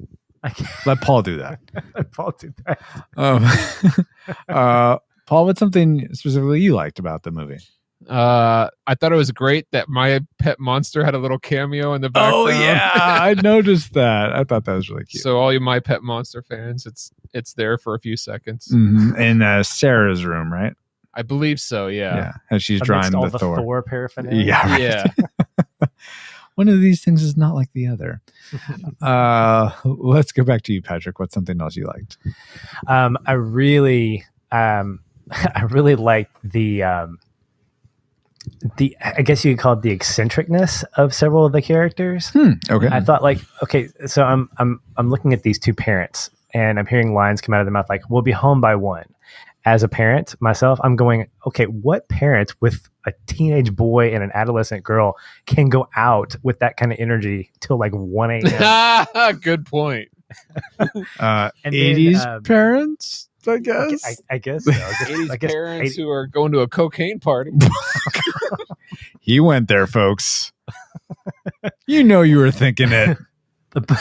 But just the one of my favorite characters was the main quote bad guy from the auto shop because really take the Brady Bunch upstairs. He was creepy. He reminded me of that Johnny Depp movie. What was where he played the gangster? Black Mass. Okay. So it's about a real I was life gonna say gangster. Public Enemy. but And he reminded me very much of that. So he creeped me out, which I guess is a good job. I'll have to save me talking about him for a little bit later, but okay. But in general, most of the characters were a little bit over the top, and I Mhm. think that's kind of what added to it. Was just everything in the movie felt completely implausible, but it felt so connected. Like I loved how all the little pieces. I think I counted like 8 different individual events that took place, and how they connected to each other. Like this could never happen on a but it did, and I can believe that. Yeah. I can believe it. You got into a car with the guy stealing it. Yeah. Yeah. Yeah. After being picked up by a tow truck guy who's going to go shoot his wife's lover, whatever. Yeah. And enough time had passed for me since I had seen this last that things felt very fresh and I didn't know what was going to happen next. I mean, I sort of knew the main beats, but from like scene to scene, I didn't really recall how they were going to get out of any whatever hole they were in. So that definitely was fun. Yeah. This was the second time I've seen it, and the first time I saw it was about 10 years ago. So okay. It was all very fresh for me as well. Mm-hmm.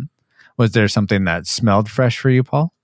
I'll tell you what was probably the most authentic thing in the whole movie was the expressions on the people's faces when they were in the jazz bar when they were before they started singing and everyone's just staring at them. Yeah, I was like, wow, what in the world are you doing here? Yes. Yeah. that was spot on. Indeed. For sure. Let's see. Something I'm curious if you guys sort of connected with any of the characters in particular. For me, I felt pretty empathetic with Brad, who was the older brother, and just him fawning over a girl as a teen and just feeling clueless about how to engage her. I felt like I had similar feelings in that regard. Oh, you connected with this guy better than any character in Ferris Bueller. No Ferris. Who connects with Ferris except everyone? No, everyone else wants except to for be me. Ferris. Oh, that's right. Yeah, but actually, you hit my classic maker. What to do? Just the character I thought they did a really good job of handling that character and his like I guess his arc, the way and how it ends with him closing the blinds at the end. Like, all right, I'm gonna let her make out. Like accepting that it's And even though he gets the girl in every movie, apparently, if you watch Father of the Bride. Oh, the other guy, not The Brad. other guy, no, not Brad. Brad never gets the girl. Have you seen Don't Tell Mom the Babysitter? I have, yes. Yeah. Should put that He on gets the list. Nicole, doesn't he? He impresses Nicole at the end of that. Yeah, that's true. But he has Yeah. to change his look. And honestly, I don't remember it that much. I don't either. I remember though we had a VHS with Adventures in Babysitting and Don't Tell Mom the Babysitter's Dead Oh, on the that's same weird. one. And I remember me and my Did you brothers have watching Fox and the Hound on that too? it. No. Oh, because he's the voice of Todd. Oh yeah, I think the that's right. babysitting aspect was what connected those. Exactly. Oh, okay. Well, why would you have those two on the same? Oh, okay. Now I see. Wow. Don't tell Mom about the adventures of babysitting. So meta. It would be so meta. Adventure. Let's not do this. All right, okay, good. Let's go back to you, Patrick. What's something else you enjoyed? I liked. Let me see. What was it? I thought that the dialogue was really. While it wasn't laugh out loud funny like all the time, there were moments when I was just like, "This is just too funny." Yeah. Like this movie from a dialogue standpoint really solidified what 80s comedy was about, especially I mean it felt like a John Hughes movie, yeah, because of the teenage angst and the way in which like for instance you mentioned Brad. Here's a guy that you feel sorry for, and I guess I can connect with him as well because I had that same kind of awkwardness as a young teenager. But then like I remember when she goes, she's trying to leave the house and she goes, well, who's going to tell them? And then he basically teams up with his sister to say, we're going to, and that's what a 15-year-old does. Yeah. That shows his immaturity level. And I thought that the nonverbal cues that he had with his sister, along with like Daryl and you think, and making those really just crude, I'd like to be safely in her bed. These are things that I had friends and I was those guys that made those kinds of really inappropriate jokes within my circle of friends, but never letting the girl hear about them. That kind of thing. Right. So there's a bit of authenticity with those characters there. Yeah. And the dialogue really amplifies that. Mm-hmm. Yeah. For me, going right with the dialogue, I loved, Daryl's just character was annoying, though I saw why he was there and I warmed up to him a bit by the end. But I totally laughed out loud when Sarah turned the tables on Daryl and said, "You think?" back to him. I forget. Yeah, maybe we could sell Daryl. Yeah. Oh, yeah. That's right. Money for the tire, right? I thought that was just genius. I love that bit of dialogue. What did you think about the dialogue, though, Paul? Yeah. It was there. I heard people. Yeah, I'm trying to think of any lines that stand out, except don't mess with the babysitter. But oh yeah, Thor's a homo. That was a popular one. Oh yeah. One thing I do want to go back to. You mentioned how this felt like a John Hughes movie, and something after you said that, it made me think.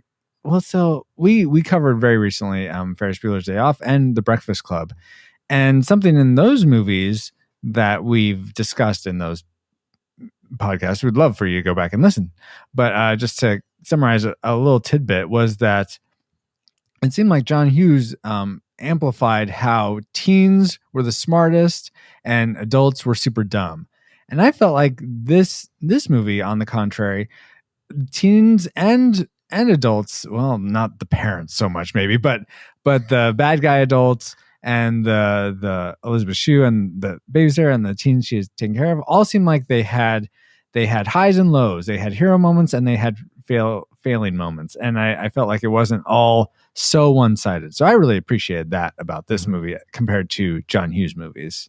At least the couple we've covered, I should say. Yeah, I can definitely see that with this, and I think Chris Columbus in, I guess I would say Home Alone, but even in Home Alone, the kid outsmarts the adults, but the parents are they're not dumb people either.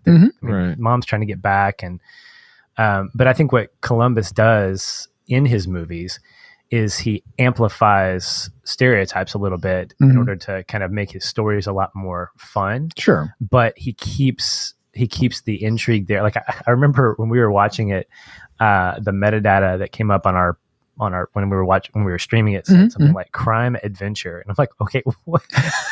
Yeah, I guess that makes sense. Adventure for sure, because it's in the title. Adventures in babysitting, but crime. So a car was stolen and chop shop, and that's about it. No, it was all about their rings, dealing with other cities and yeah, it's that's a true. Whole crime organization there with and the crime of breaking Elizabeth Shue's heart. Mike, I'm looking at you. Indeed. So bad. But I think Columbus, that's where his strength is just amplifying these stereotypes to kind of make the story a little bit more of the fun side of it. Mm-hmm. Paul, what's something else you liked as you type? Sorry, I wasn't typing. I was tapping my pen. Oh, sorry. What? Being a little too honest for no reason. But something I liked was actually the kid meeting Thor. Yes. Now, do you think like he was actually Thor or was he just someone that looked like Thor? What do you think, Patrick? I would plead the fifth, but I'm going to say I think he was the real thing. Really? Hey kid, I got one of these at home.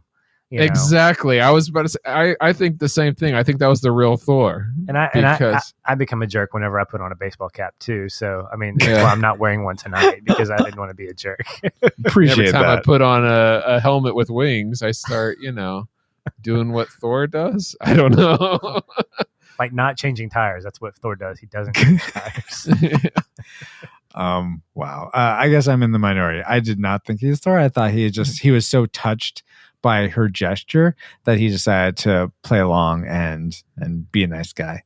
Okay. Be a righteous dude.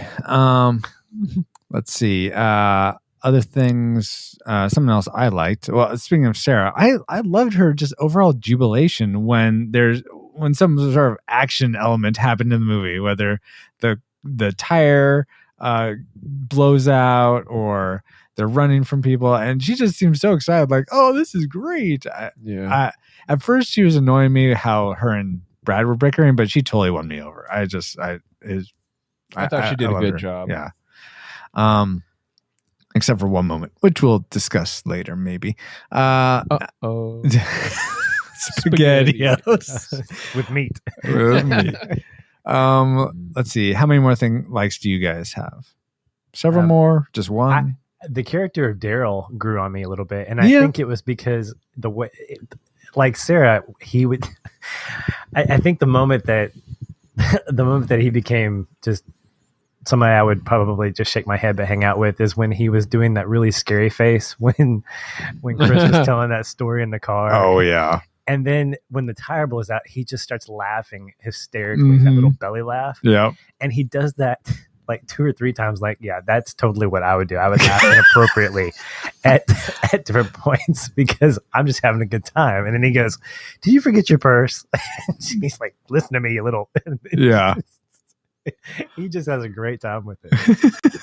I didn't really care too much for the character that much. He does have some lighthearted moments, but my favorite moment with him was when he actually kicked Mike in the restaurant. Oh yeah, over this, and that was a great hero moment. If any of the characters could do that, it would totally be him. Yes. To do that, and it was a good vindication moment. Absolutely. Yeah, absolutely, for sure. Okay, guys, let's go ahead and get to our classic makers for Adventures in Babysitting. Let's start with Paul this time. What's the thing you liked most about this movie? How they treated Brad's character pining. Oh yeah, we talked about. You already went into that. Yes, thanks. Yeah, you bet. I want to just. Spoiler alert.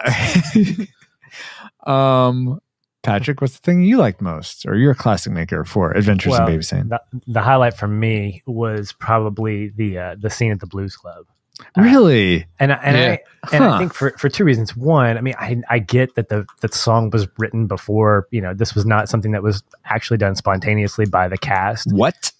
But sorry, did I spoil that? No, that's this isn't a documentary. Oh my god! But the scene itself is you could tell there were so many moments that it looked like the actors were just having so much fun with this song. Mm-hmm. Like, I don't know how many times they rehearsed it, how many takes they took, but Elizabeth Shue, you could just tell that she was having a good time with it, and the other actors were just like, "This is such a ridiculous song."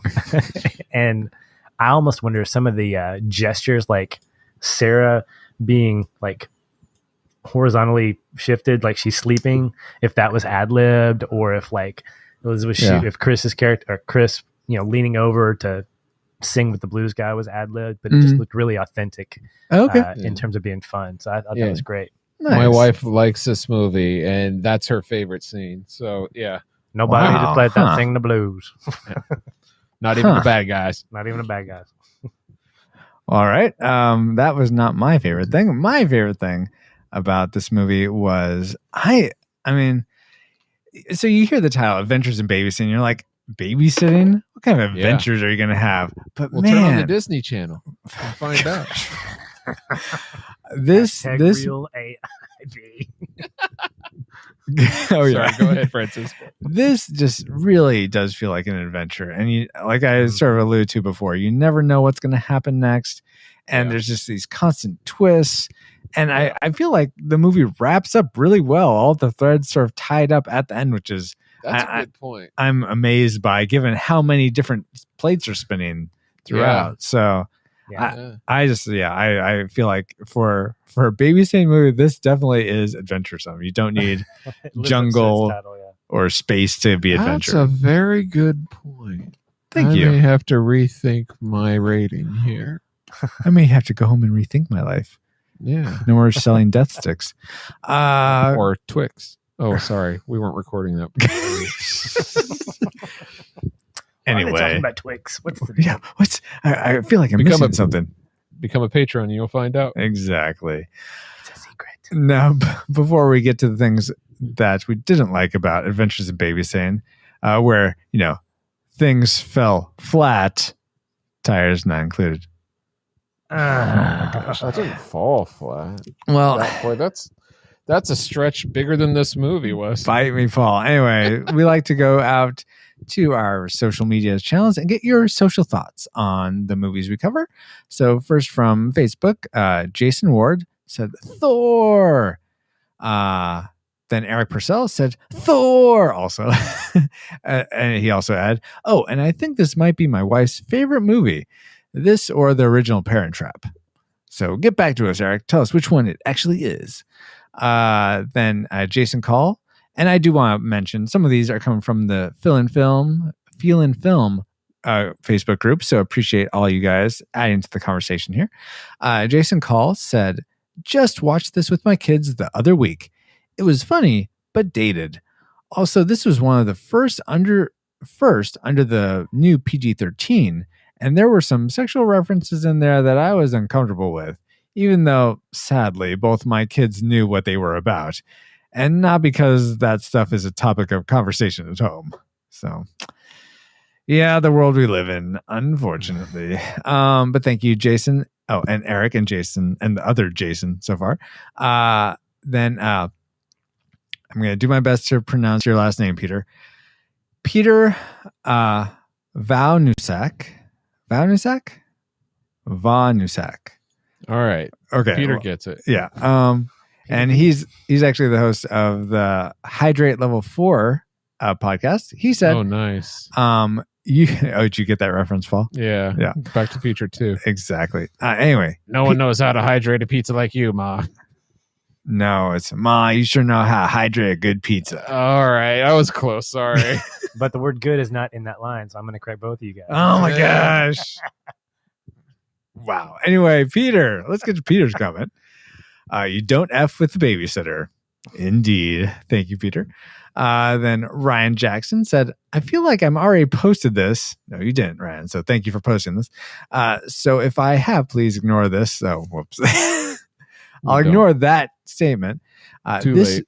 This movie is fun. The memory that always comes back to me is when they were walking high above on an I-beam and rust falls into the guy's coffee. Yeah. That's an interesting memory to have. But yeah, that's very much something I could see sticking out. And finally, Valerie Powers, finally from Facebook, Valerie Powers says, the babysitter blues, ! Smiley face. That's right. Dun, dun, dun, dun, dun.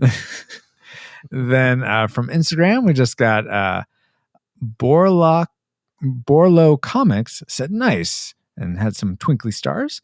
And then YNSTs gave us a thumbs up. So thank you guys. And that's the feedback we had on Adventures in Babysitting. It is possible I missed someone somewhere. So if I did, I apologize. I'll try to fit into our next show. Jeez. I know. How dare I? There is another one from Katek Ruiz. Ooh. It says, I don't remember much at all, but I'm pretty sure it was Francisco's favorite movie. And Andy McPhail wasn't in it, so I probably liked it. And he said, Andy McPhail. Yeah, smiley face and sunglasses. Wow. Where did he post that? On Instagram. Okay. Very nice. Wow. It's not my favorite movie, Katek. And I'm glad Elizabeth Shue didn't have curly hair so you could enjoy this movie, unlike Groundhog Day. Go back to, I forget, I think that episode's in the 60s or maybe 50s. Let me look that up real quick. RetroRewindPodcast.com/73 for Katek's vitriol of Andy McDowell. Now let's get to the vitriol we had for Adventures in Babysitting, or maybe not to that level, but the things we didn't like.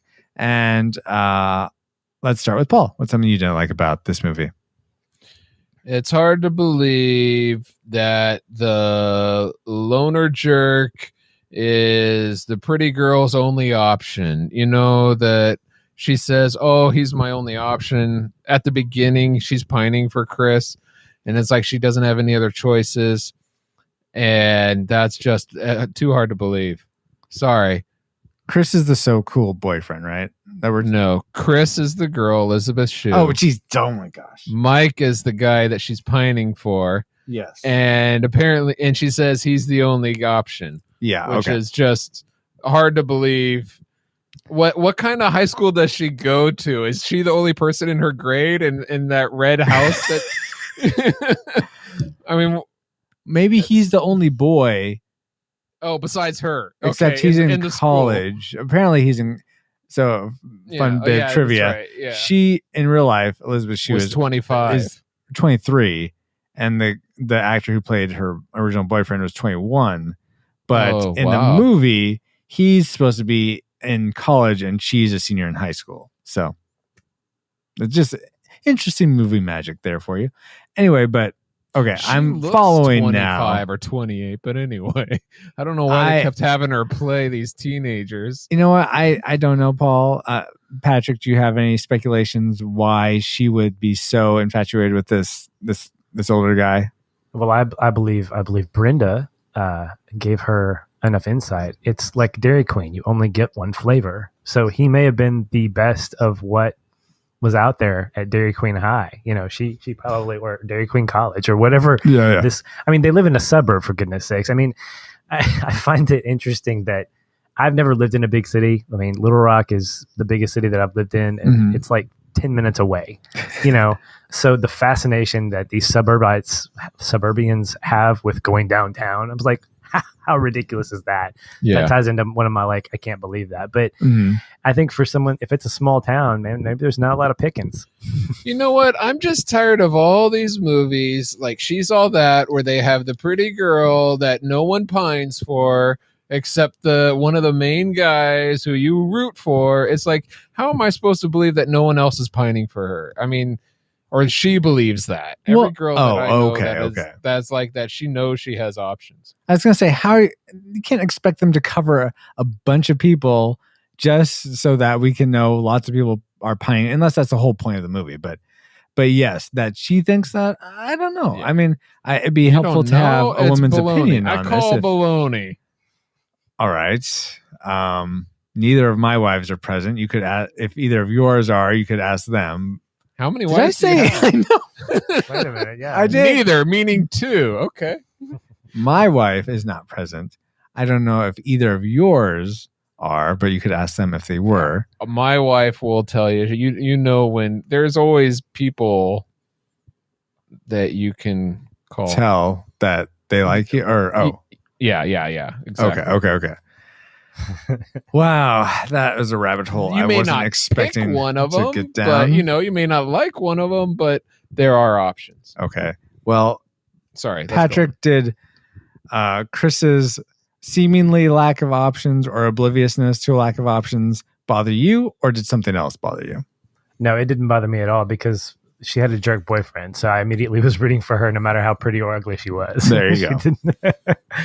But I think one thing that stood out to me was some of the dated cinematography. Whenever they would show off their dad's building, it looked very much like a green screen. Yes, I agree with that. Isolated building. Mm-hmm. Oh, I didn't notice that. And there were a couple of times when I think it was the very last scene when the whole cast is and all the kids are in Brad's bedroom talking, and you look out, you see out the window, and there's like 5 or 6 or 7 cars, like they're on a really busy highway. I didn't notice that. I didn't notice that either. Interesting. It's something I caught because I was, because this movie was great for me. So I'm like, okay, I need to try to find something that's not. Yeah, totally. There wasn't a lot that I really didn't like, but that did catch my eye. I was like, I thought they lived in the suburbs. And then of course the next scene, she walks out where her knight in shining armor is, and there's like nobody on the street. And my wife goes, "No, that's a different house altogether." UFOs. There are UFOs. There's a lot more UFO activity back in the 80s. Double headlight UFOs. Yes. In the suburbs of Chicago. Well, where else are they going to go? Because New York's too crowded. And it's really windy there, so they get a lot of air resistance or what have you. I gotcha.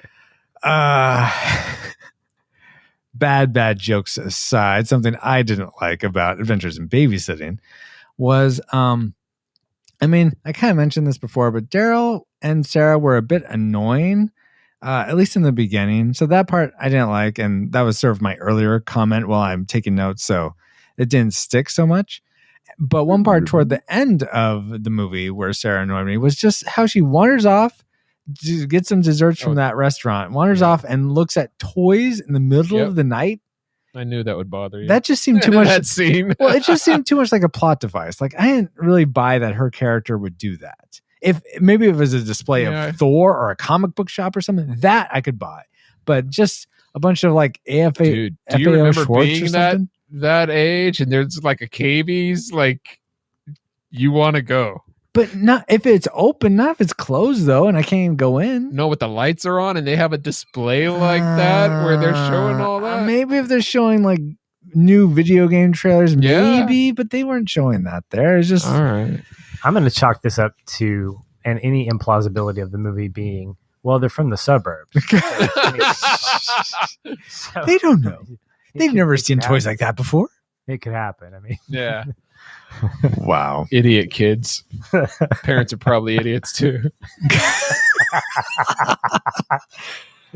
I was not expecting so many BTTF references in this episode, but I love them.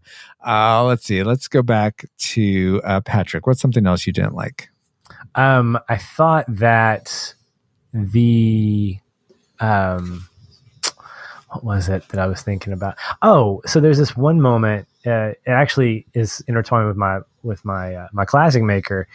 Maybe it was a time thing where they walk on stage about 5 to 10 seconds before the song ends. Mm-hmm. And they basically just kind of bombard the stage. So at that point, if I'm a musician, I'm going to go, whoa, wait. We're just now, unless the blues just does something to a band. And if any listeners are out there that can just validate that, please feel free to do so. But if I'm in a band, I'm like, well, I'm stopped. I'm going, wait, what are you doing here? Instead of just waiting for it to end, they go, nobody leaves a place without singing the blues. Now it worked perfectly. It was great. Sure. But I'm thinking that's not really plausible. If a bunch of kids who are not, who don't really, don't fit in here, come walking onto a stage, I'm probably not going to finish my song. Maybe it's the mood of the band. Every band's different in the mood. Okay. They're from the suburbs. Yeah, exactly. Well, and the band isn't. So they're used to the down and dirty, chaos going on. Mm. Yeah. So, who knows? Just a little implausibility there. All right. Yeah. That's fair. Paul, what's something else you didn't like? All right. You can please help me understand, all you people from Chicago. I understand that a lot of Canadians in some parts don't lock their doors when they leave the house. But do the people in the suburbs of Chicago, do they not lock the doors? Because the babysitter, when she left with the kids, just walked out the front door without locking it for the evening. How'd you know she didn't lock it? Because they show them walking out the door and they have the conversations like, oh, I need to go and all that stuff. There's no locking the door.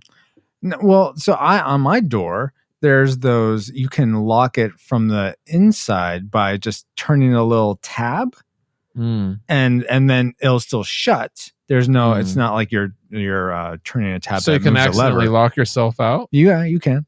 Oh, do they have that in 1987 Chicago? I feel like I had that type of door growing up. So yes. Okay. All right. No bolting it though. No, you couldn't bolt it. Yeah, I could not do my bolt without a key. But yeah. Yeah. Oh, you mean the little thing? Yeah. No, I mean deadbolt. Come on. You can just kick open those locks. Okay, she's a teen and she thinks that this whole plan is going to just, even though she hates it, she thinks it's going to work out. Well, all right. I just thought it just caught me off guard. All right. But maybe I'm a little too safety conscious. I'm right there with you. I totally understand. I'm curious, did that throw you at all, Patrick? Or just from the suburbs? Notice? No. Just like nobody noticed the line of cars outside the suburb of the house. But no, it didn't. I think this was funny. My wife and I were watching this, and we wanted to see the credits, see who else was in it. And I'm gonna give a thumbs down to whoever decided to create the casting of the names like characters who were credited as being drunk at party, black gang leader, passenger. And these are pretty tragic. These were close to my tragic maker. Wow. There was one guy who was cast as huge guy, and one guy who was cast as fat man. All right. So just to distinguish, I'm gonna blame the writer David Simpkins on this. Blame well put. Yeah. There were others that were classified or that were cast as uncredited, and I was like, dude, I wish these other guys, they were probably wishing they were uncredited too. It's like, yeah, I played huge guy in Adventures in Babysitting. Dude, you did. I played fat man. I can't believe we didn't know each other. Like, come on, guys, have a little bit more respect for your cast. Well, Patrick, what you don't understand is there's a limited number of names, and you have like 5 they already characters they have to cover. So yeah, you can't. I mean, I guess they could repeat just themselves. Tap into the John Gerald Hughes 1, library. Gerald 2. There's a ton of names there. Just All tap into right. the John Hughes library. Ferris. You can just start throwing in some like Easter eggs. Ferris and Cameron and Buffy the Vampire. No, wait, no. Wow. Wait. I'm curious. Insidious. I'm curious. Did the main bad guy, gangster head guy, bother you? I felt like he is almost too. He is almost like me and my wife Christy were talking about how if he had played just way more subtle, he would have come across way more evil. I felt like he was just going too much for the. He honestly reminded me of the grandpa or Uncle Lewis from Christmas Vacation. Okay, that's how his voice just reminded me of that. So it just seemed comedic and not threatening. Hey, Griswold. Yeah. Why don't you go in there and get my stogie? Exactly. Okay? Yeah. Okay. So I felt like if he was just more like, like I said, subtle, he would have come off much more menacing. But did you guys feel that way at all, or you liked how he was that I actor felt he portrayed was him? menacing, but Okay. only because I saw Black Mass and it reminded me of that character. Okay. No, I'm with you. I'm with you, Francisco. I think he comes across as a little bit over the top, and that can be a good or a bad thing. Mhm. But he reminded me of the uncle mashed up with Agent Smith from The Matrix. Oh yeah, I could see and that. so when I saw him, I'm waiting for him to go, Mr. Anderson, take the Brady Bunch and go find the blue pill, whatever. Yeah. And so I think because of just the, at this point in the movie, you kind of think logically about the events that have taken place, and you're going, yeah, this guy's his whole character is on par with this whole adventure they're having. And if I can believe that they have a tire blowout and they get picked up by a guy with a hook for a hand, who then runs them out to his house to shoot at his wife's lover. At this point I'm going, I can believe that. All right. So, He doesn't haunt my dreams or anything. No, he's that's a You know solid what point. haunts my dreams? What? People who pull over to the side of the road halfway up a curve and let the kids out onto a busy street. Yeah, I was like, really, okay. Yeah, that I noticed that as well, Paul. But That's ridiculous. suburbs. Oh yeah, But crazy kids. suburbs. That's suburbs. That's kids. suburbs. But was that a legitimate thing you didn't like, Paul? Yeah, I wrote it down. All right. Well, Great for was these kids. there another? Give us another thing, Paul. All right, seriously though, why doesn't Chris just tell Brad to go over to Daryl's house, then take the girl in the car and leave? What this whole argument is like, both teenage boys wanting to come. It's like, no, you guys go. Your mom said you're going to his house. You go. I'm taking her out for ice cream. Bye. Because she didn't want, because she had to go, and he would have blabbed to his parents. Brad Okay, would have that's blabbed just stupid on her end. I guess that's suburbs. I don't know. Hashtag that's the suburbs. But what was I going to say? that did bother me though, that Daryl's parents are expecting him and his friend to be over there, but Yeah. they're just gone, and Yeah. no alarm is raised, no calling They aren't there. Brad and no, but at their work, I would think I would assume back then neighbors knew each other better than I know my neighbors. So Partially, yes, shouldn't but maybe not with their work. I They suppose. would call the house if no one was there. They figured. Well, yeah, but okay, your son's missing. You're not going to call the cops, Yeah. Well, we don't know that maybe the cops are at Daryl's house. I suppose, but we don't see any fallout of that at the end. No, that's in Babysitter 2. The search for more money. Yeah, the search for more babysitting money. I do think there was a little bit of an inconsistency when Chris tells the kids, okay, if anybody asks, we went for ice cream. And I'm going, wait a minute. Oh, I guess when they mean, she assumed when they came back, like where they went. Yeah. Yeah, Again, exactly. I just answered my own questions. I'm like, if they're gone, who are they going to be talking to that they know? Oh. And But why no, not it's just when go they- out for ice cream along the way? So when people ask, you can legitimately say, we went out for ice cream. Yeah, okay, exactly, Except for Paul. paranoid Brenda on the way out there. Yeah. No, she just happened to be at the Exactly. parlor. Yeah. I guess, Sure, or you don't it even was- have to say that, but It was on the way. oh my. Let's Out see. of the way, on the way. Let's see. Another thing that I didn't like was okay, and this is odd overall, and I mean this sort of goes back to my classic maker that I thought this was very adventuresome and it really went well. Don't you hate that? Overall, the movie I thought was paced really well. I was engaged throughout. I just wanted to keep seeing what the next thing was.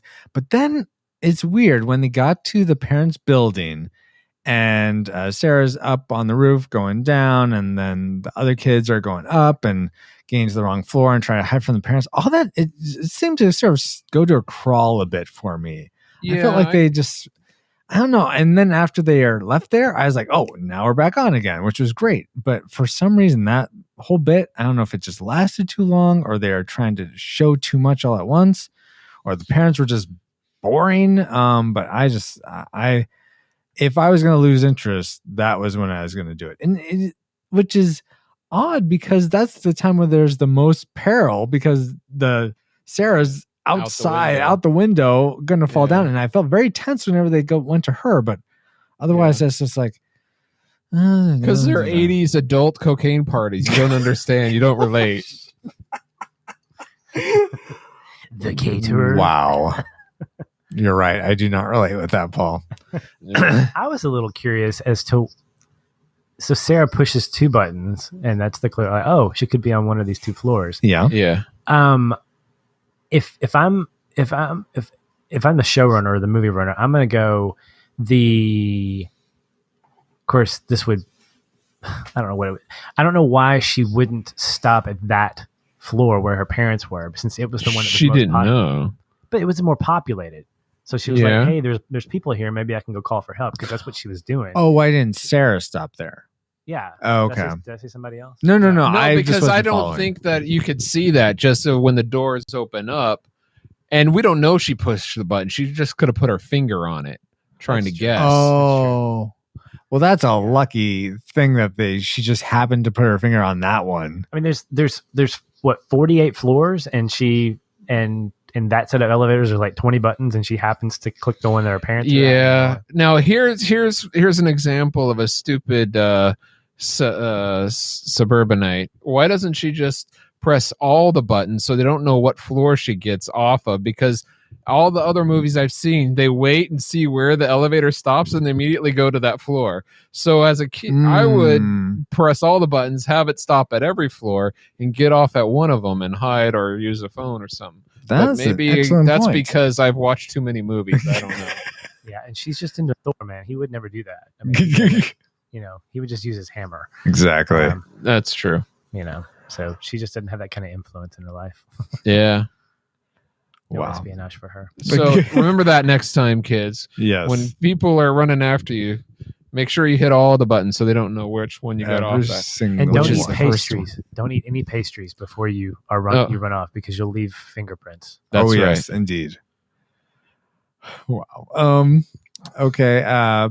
Patrick, were there any other things you didn't like about this movie?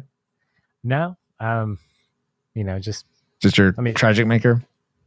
just my tragic maker. Okay, Paul, how about you? Do you have several more? Same. Okay, same. Let's see. I think I'm in the same boat as you guys. So let's go to the things we hated most about Adventures in Babysitting. Let's start with Patrick. So my tragic maker was I was thrown off a little bit by the whole time duration. So okay, I'm trying to think. I guess it's Friday night. I'm assuming it's Friday. Something like that. Yeah.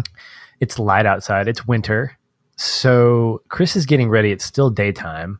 Mhm. So she's getting ready. It looks like she's getting ready at the earliest at 3. That's what I was gonna guess. Is 3. Yeah. Okay. So Mike comes over. She's getting ready to go, and they're going to go, I'm assuming, for dinner.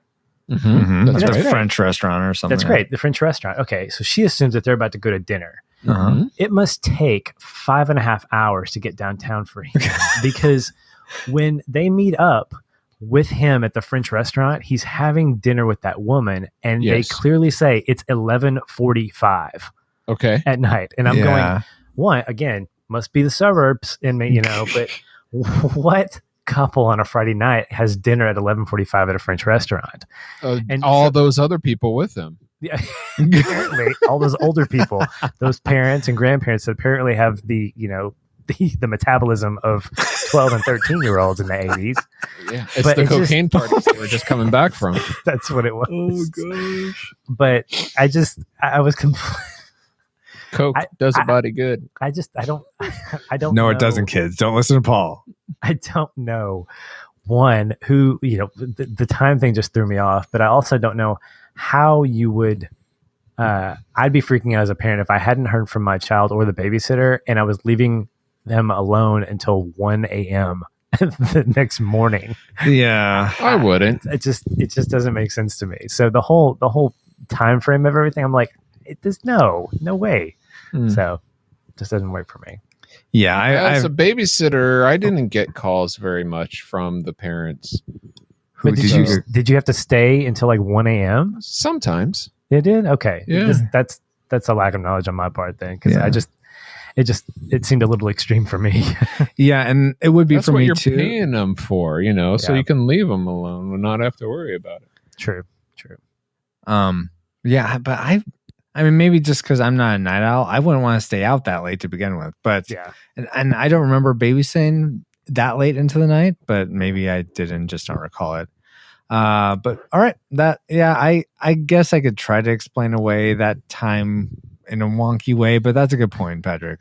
How about you, Paul? If only he didn't mention it was 1:45 to midnight at the dinner. Then It it'd might be have all all fine. made sense. Darn details. What's your tragic maker, Paul? My tragic maker, I'm just going to have to chalk it up to believability and the Okay. lack thereof. Hmm. Not only is the unbelievable things we mentioned before, but the fake fight in front of the trucker's house where they're trading blows, but not really, Oh. or how Fake could foo. the girl, I forget her name, she's at the train station or wherever she is. Brenda? Yeah. Brenda. Brendan. Yeah, okay. She thinks she doesn't know that a sewer rat or a rat is not a kitten or a cat, but she can see when someone's laying down with glasses that those are her real glasses. It's a lot of little Yeah. things like that overall that just like you said before, Patrick, the heightened everything's a little bit over the top. Yeah. And in some ways that's fun, but it just was so much, it just made it so unbelievable to me. Mm. Yeah. Yeah. By the way, that rat was not like a sewer rat. It was No, it was like a pet it was a rat pet with- rat. or, It was- or a science lab rat. Yeah. But when me and Chrissy, we used to own rats as pets, and when we saw the rat, we're like, "Oh, that's so cute." But yeah, I But could. hey, it could live in the sewer. I not suppose gonna- so. I'm Sure. not gonna, Could live be in a racist sewer and say it's not, And a then sewer, go just cook 'cause at it's their white. French restaurant. Yeah, there you go. Or train 4 turtles to become ninjas. Oh, that too. Yes. Oh, We got what all if these bases Splinter was covered. albino. Out of my house. Oh my. So the thing I hated most about Adventures in Babysitting was the thing I think, Patrick, I think this was your classic maker actually, but the Blues Club was so unbelievable. You're talking about unbelievability, Paul. Okay, after The they were Blues Club. singing, Oh yes. my gosh. But before they were singing, that was believable.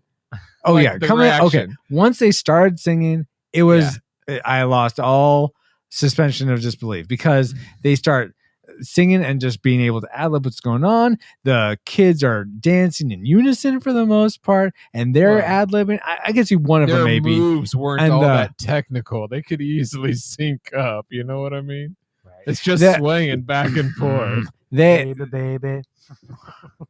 It seemed way too out there for me. The crowd reactions I felt were authentic, but yeah, that pulled me out of the movie and I did not like it. You know why? Because it's so hard. These babysitting. Babysitting these guys.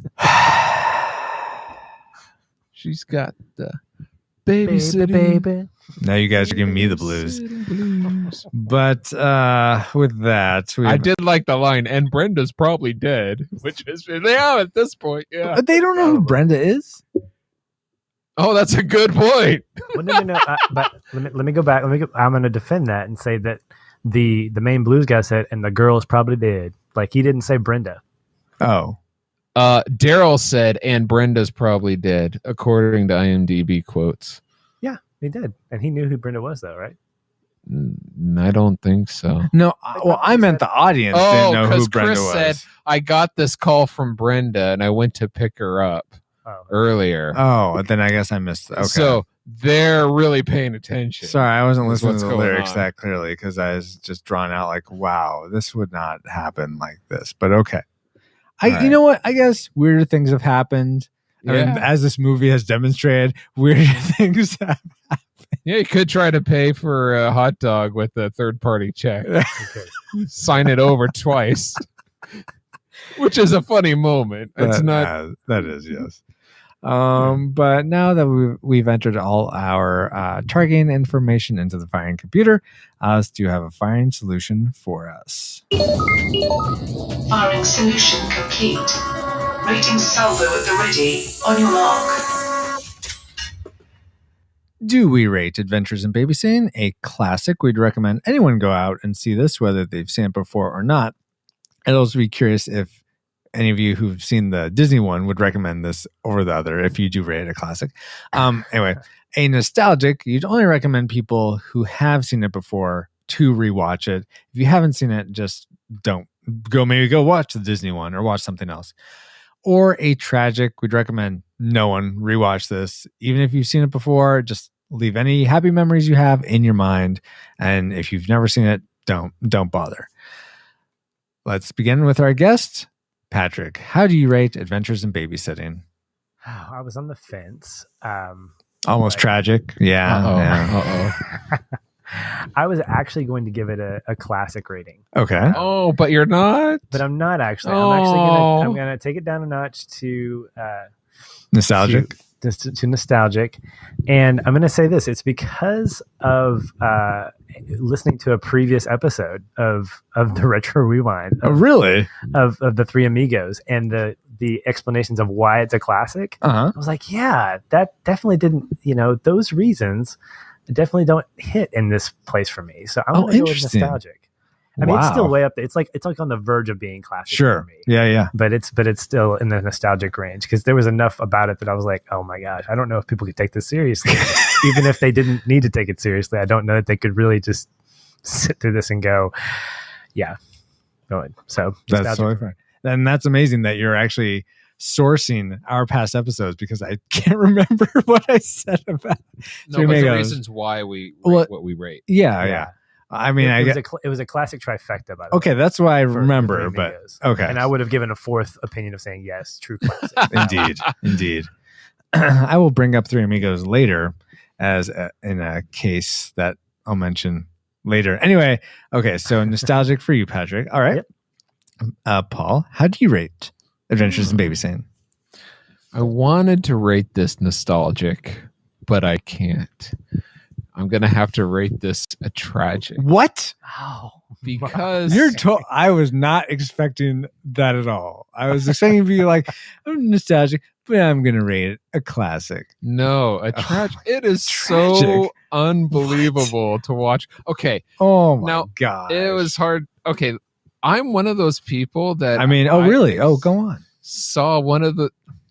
I saw this for the first time as an adult. Oh, much really? later. Okay.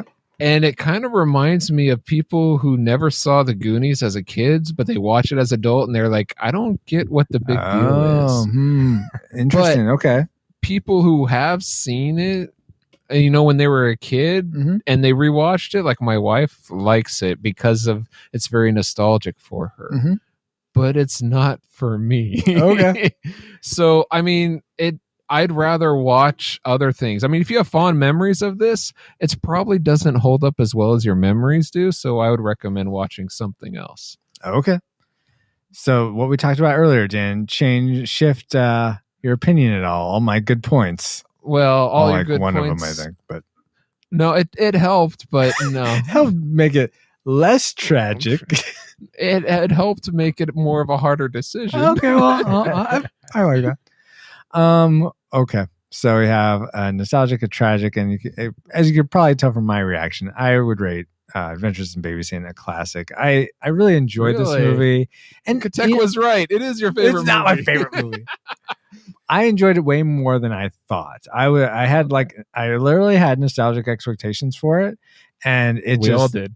We all did, and to some it met those expectations. For you, Paul, it did not. For me, it surpassed. And I mean, I just, except for that one scene I mentioned with the blues. The blues scene, and also where it slowed down a little bit at the tower, I was invested throughout. I really loved following Elizabeth Shue, his character as Chris, and it enjoyable. I would let my kids watch it when they're a little older. I was taken back by the F words. I'm like, I don't remember F words in this movie, but okay. 2 bombs in a row. Yeah. Yeah. So definitely when they're older, I would let them watch it. And I don't know if they would enjoy it or not. It's kind of odd not having like things like cell phones and modern amenities, but hey. It's a period piece. I suppose. With that, then, the Retro Rewind podcast rates Adventures in Babysitting a draw. You'll just have to go with the host you like the most as to whether or not you think you might want to watch this movie or watch it again. All right. Now let's move on to getting back to our own time for the YouTube section. Alice, bring up new tubes, please.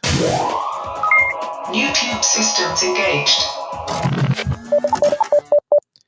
All right. What is new on our tubes? Whether it's a new movie, a new comic book, a new regular book, a new shoebox. Hey, some shoeboxes are cool. What I have is an old one. new on our tubes? And let's start with our guest, Patrick. So, just a quick plug for Feelin' Film. We just reviewed West Side Story, the movie musical.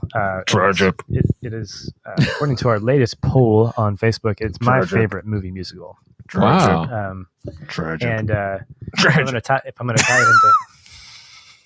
it into Retro Rewind, it's got a real nostalgic feel to it, but it's got a classic feel to it as well. So I picked up a book this week, and I'm trying to see if I can find the copyright. It's obviously it was written back in 2011, and it's called Something's Coming, Something Good: West Side Story and the American Imagination. It's written by Misha Burson, and basically what she does is she goes through the musical. She's a musical theater critic, and she talks about her history with the musical growing up, seeing it on Broadway, the history of it progressing to a movie, to the Hollywood, and then how it's sort of transcended and kind of how it's grown since it debuted back in the 50s. But she breaks down the song numbers in terms of how they connect with the overall themes of the musical. She talks about, and I've only just done a quick overview of it, so I haven't gotten into the meat and potatoes of it yet, but she breaks down each song. She talks about the different characters, and she just gives it a really great thorough look as a means to kind of, not really from a fanboy standpoint, but from a sense of this is what makes it really good. It's not just because I loved it growing up, but this is why it's such a strong piece of entertainment. And it's been really good. I'm about like a chapter or two in, and I'm really, really enjoying it. Nice. And so, yeah, Something's Coming, Something Good, West Side Story, and the American Imagination. Nice. I will do my best to remember most of that title. And full disclosure, I've never seen West Side Story, so I don't know. How could you say it's tragic? I know that's not fair. But I haven't finished Sound of Music either, so lay off. Well, once they start running away from the Nazis, it gets boring. So I didn't even get to that point. But anyway, Paul, what's new on your tube?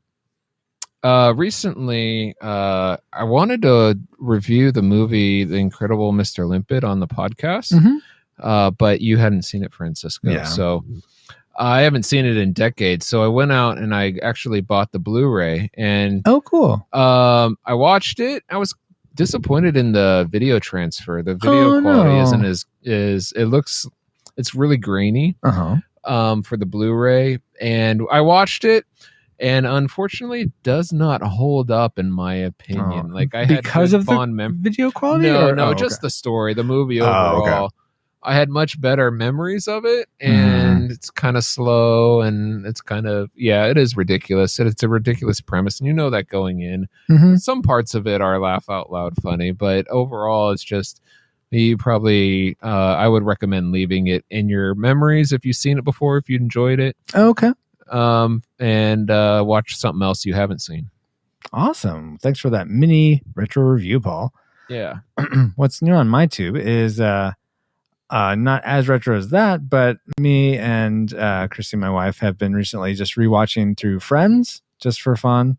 It's something we to put on the background. Like, if we don't want to commit to like a new show and we only have like a half hour or what have you. There were half-hour bites, which is nice. A lot of the new shows are longer. Yeah. So, but an interesting thing is, we had, I think we had the DVDs for a while, but we got rid of them a while back. And they had extended cuts, and Netflix, which is how I'm watching Friends now, is the TV cut. So it's like, wait, this is a TV cut. That's why it's missing this one part that I remember. Okay. So it's just interesting, but it's still, I feel like it's. Is the Netflix version the widescreen cut version, or is it the original cut? I want to say original cut. Where? No, I'm not sure. I should say. I am honestly not sure because I remember watching Star Trek Next Generation really recently. I'm like, oh yeah, this is definitely 4:3. Yeah. But when I'm watching Friends, I don't recall that as pronounced. So maybe it's not. Maybe they do use widescreen for it. Yeah. But anyway, it's still a fun show. I still enjoy it. I don't know if kids nowadays, like when I watch it, would like it, but no, they do. I'm surprised I'm surprised who comes and knows what it is. So, and they get all the references, all the jokes and everything, and they love it. So, well, there you go.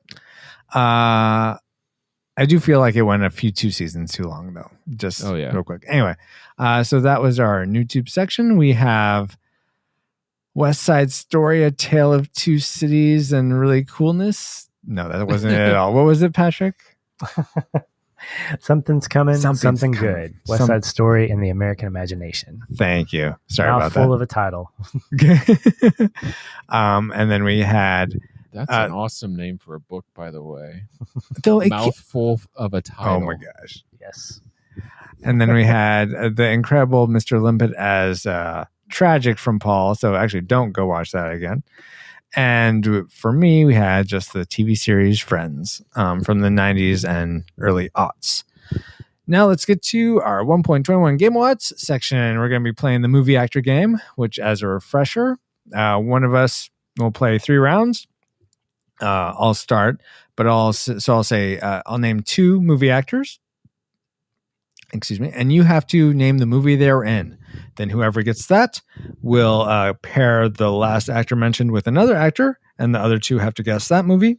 and we just continue on like that until if one of us names 2 actors and the other 2 can't guess, that person will earn a point. If you guess a pair, and so let's say I guess, okay, those 2 were in the Apple Dumpling Gang, and then I can't think of someone else to pair with Don Knotts, then I lose a point. Make sense? Yes. Cool. Now, go ahead. No cheating, right? No cheating, no IMDb's, no Google's, no internets, except for this Hangout right now for All getting right, we these. can use the Hangout. All right. When you start, we'll each take a turn starting. Start with like a softball. So Easy. yeah, for me, and just say your name. Actually, name? never mind. Just say the movie if you know it. Yeah. Okay. Michael J. Fox and Christopher Lloyd. Back to the Future. All right. Go ahead, Paul. With Christopher Lloyd? Yes, with Christopher Lloyd. Christopher Lloyd and Leonard Nimoy. Oh, Star Trek 3. Yes. The Search for Spock. Is that Yeah. one? Okay. The Search for More Spock. Leonard Nimoy and Chris Pine. Star Trek. Star Trek. Oh, go for it, Patrick. Yeah. Chris Pine and Jeff Bridges. Ooh. Chris Pine, Jeff Bridges. Jeff Bridges and Chris Pine. I don't think it's any of the Star Treks. No. Oh. Hell or High Water. Yep. There you go. Wow, good job. Yeah. Jeff Bridges and I don't think he was any in the Star Treks. thank you, Paul. Jeff Bridges and just trying to think of a good one. I can think of some, but I'll go with John Goodman. The Big Lebowski. There you go. Oh, yeah. John Goodman and Billy Crystal. Hmm? Monsters Inc. Yes. Nice. Oh, we're doing you can do voiceovers. Too. Yes. Okay. Yeah. Okay. Yes, and you can if we're stuck, we can ask for hints of is it animated and what decade did it come out in? Just letting you know. Okay, Billy Crystal and Meg Ryan. It's not What About Bob. When Harry Met Sally. Yes. What about Bob? Sorry, it was stuck in my head, so I thought I'd sabotage you. Nice. Meg Ryan and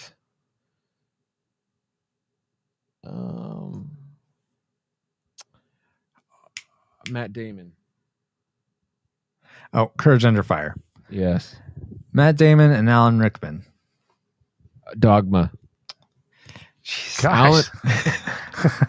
Alan Rickman and Ray Fiennes. Harry Potter and the Goblet of Fire. No. Okay, fine. Is that one? I don't know if he's in that one. If Ray Yeah. Fiennes is in that one. Yeah. Half-Blood he's at the Prince. end of Whatever. it. No, he's in the Goblet. Okay. Just briefly. Ray. Dang it, Ray Fiennes. Oh wait. Ray Fiennes. Harry Potter. No. Ray Fiennes and Val Kilmer. Would that be Pretty sure this is right. Tombstone? No. No. Is it Willow? No. Heat. No. Just name all your Yeah. all your Top Gun. No. The Saint. No. real I'm genius. I'm just making sure that I got this right. Just If you so I'm don't, not, do you lose a point? I will lose. Okay, I do get this. I did get this right. I remember Oh, this okay. correctly. Okay. You guys have not named any of them yet, or you have not named it yet, and I am disappointed in you guys. Really. Didn't he play the little guy in Willow, Ray Fiennes? No, that was Warwick Davis. You really want that to be Warwick Davis. You guys can ask for hints, you know. All right. Is it animated? It is animated. What the? Is this No, it's not Quest Snap. for Camelot? No. You got the right studio, though. No, wait. Do you? I don't know. Fox? No. Is it that space movie? Earth? No. No. Oh, Titan AE. You guys can just that's give Matt up and give me the Damon. point. That's fine, too. That's fine. Yeah, that's going on too. This game is too long. Is it 3D animated or is it Anastasia? No. Ferngully? No. Did you guys give That's up? a good guess. That is a good guess, but no. No, we're just shooting from the hip. Yeah. And missing completely. Yeah. I'll give each of you one more guess. Okay. Is it 3D animated? No, it's not 3D. Well, maybe some parts are, but All right. mainly no. And it's not Disney, and we have not named it. Is it Pixar? No. Which is Disney. I'm not giving any other 3D. hints unless you want a decade. Who else is in it? What's the first letter of the first word? Okay, you guys, that's enough. All right. It was the Prince of Egypt. Oh, of course. Oh, What a great movie. Yeah, indeed. Okay, so 1 point. that was for me. not the same. That was DreamWorks that made that. Did I? Oh, what's it? I'm sorry. Did I say the wrong one? Wrong. They did studio? not. They did not create Quest for Camelot. Oh, okay. Let's see. Patrick, how about you go next? Start us Okay. off. Let's do Kevin Costner and James Earl Jones. Oh no. Oh, Field of Dreams. I There you go. I what, Paul? Oh, was gonna say that. Okay, so James Earl Jones and Jonathan Taylor Thomas. Oh, Lion King. Good luck with that, Paul. Jonathan Taylor Thomas and Chevy Chase. What? And I'm looking this up to make sure I'm right. European Vacation? No. Vacation? No. Fletch? No. No, I'm just naming I'm Chevy just Chase movies. yeah, and I'm trying to make sure that they're not in any other movie together. Then Oh, okay. Is it animated? it is not. But that's a good. What That's a good what guess. decade is it from? In 90s. 90s, okay. Oh, Memoirs of an Invisible Man? No. Oh, okay. Home Improvement, the movie. Almost. Not quite. What other Chevy Chase movies were there? Three Amigos. No. Man, did you check that this is an actual Oh. pairing? Yeah. Yeah. Oh, yeah. okay. I I don't. thought you were going to say it, Francisco, but you didn't. I don't know. I give up. I give up too. When you said man, that's the first word. It's Man of the House. It's a Disney movie from the 90s. Oh. Didn't do well. Chevy Chase is in that. Yeah. Oh, all right. I thought for some reason I honestly thought Tim Allen was in that. No, you're thinking Welcome to the Jungle. But Or is that Something to with the Jonathan Taylor or yeah? Is it with Jonathan Taylor Thomas? I thought it was another kid. It doesn't matter. Anyway. It is another kid. Okay. Don't worry about looking it up, Paul. You get a point. Oh, yeah. So now it's And now your it's turn my to start. go. Yeah. All right. Will we have to go to a tiebreaker? No. Tim Allen and Tom Hanks. Toy Story. There you go. Yes. Good job. This could be anything coming up. Oh my gosh. Yeah, for real. Let's do Tom Hanks and Wilson. What movie was that? No. Tom Hanks and hang on. Oh, what is it? Tom Hanks. Man, I'm stumped. So I'm gonna have to. I win. No, I'm sure he is trying to think of someone that would stump us. I know. Like if I do Tom Hanks and Meg Ryan. Yeah. pick You've me. got mail. I mean, just any of them. There's like 5 of them. But I was trying to think of one. So At least passes the ball. Yeah. So I'll go with Tom Hanks and okay, I'll just softball it. Tom Hanks and Meg Ryan. So you got mail. You've got mail. Okay. All right, Meg Ryan. Again with Meg Ryan. Meg. Oh, here we go. Meg Ryan and Rosie O'Donnell. Sleepless in Seattle. Yes. Rosie O'Donnell and Madonna. A League of Their Own. Oh, nice. Good job. I don't know a lot of stuff with Madonna in it. I can only think of 2 movies, but yeah, me too. Truth or Dare? No. Madonna and Madonna and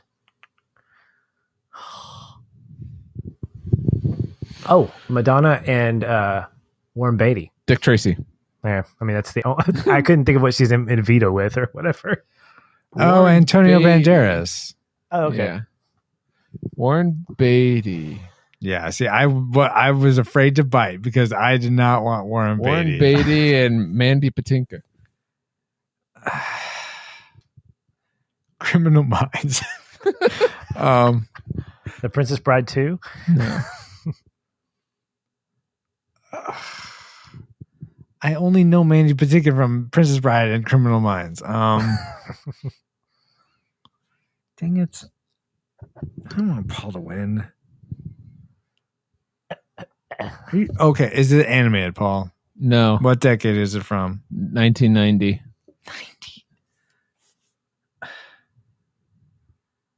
Who is it? Wait, Warren Beatty and Love Affair? No.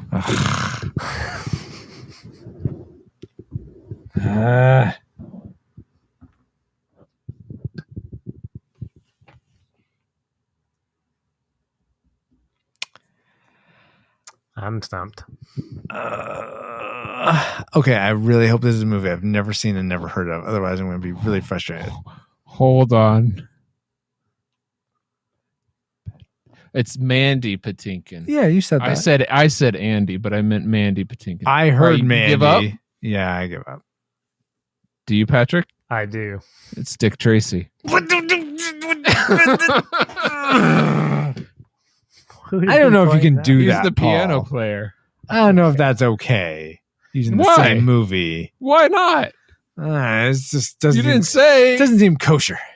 What do you mean? You know how many people are in that movie? We could do that movie all night. Probably, yes. All right, Paul. I begrudgingly give you the win for the movie game. Does this make 2 for you? I'm not keeping score. You are. All right. Well, thank you, Patrick and Paul, for playing 1.21 Game Watts, the movie actor game. Yes. Now, Alice, now that we've had some fun, will you please bring up some potential more fun with our feedback and announcements? Comsat online. Now, Francis. Receiving incoming transmission. Mandy Patinkin was in Dick Tracy. Would you have guessed that, or did you not guess it because you thought we had just guessed it? No, I would not. I would not have gotten that. I had no idea he played the piano. All right. So your conscience can be at ease, Paul. Thank you, soldier. Yeah. All right. We have a few announcements. First off, are the final entries, or the next 5 movies have been voted on by you, our listeners. And if you want to continue voting for the 5 that will follow after that, go to retrorewindpodcast.com/cast your vote. The next 5 movies we'll be covering are Wayne's World, which I have never seen, so I will be in that boat. Jaws, Sneakers, Boy Who Could Fly, and City Slickers. Nice. Yeah, so that's a good 5 coming up. However, but wait, there's more. But wait, we are not going to be starting that set of 5 until episode 102.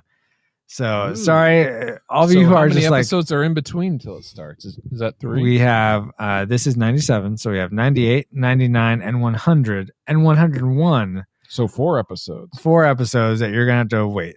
and it just, unfortunately, timing worked out that way.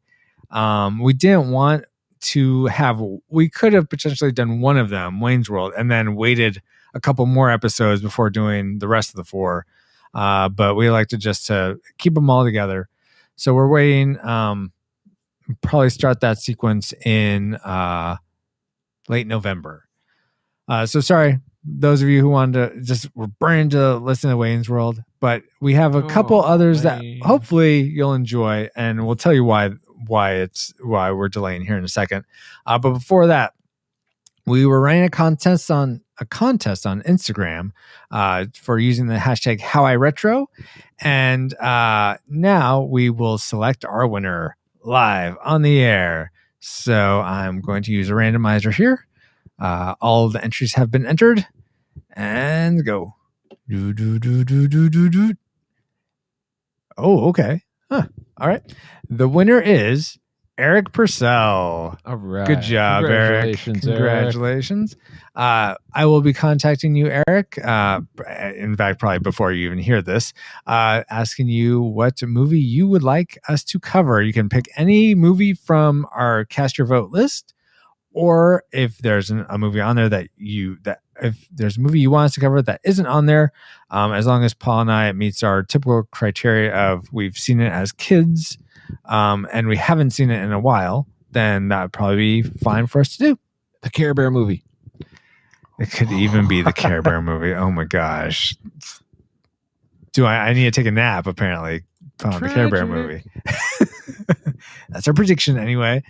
Now, Paul, would you like to explain why we're taking a break from the 5 movies for these next 4 episodes? Not even. All right. Well, you get to listen to me a little bit longer, listener.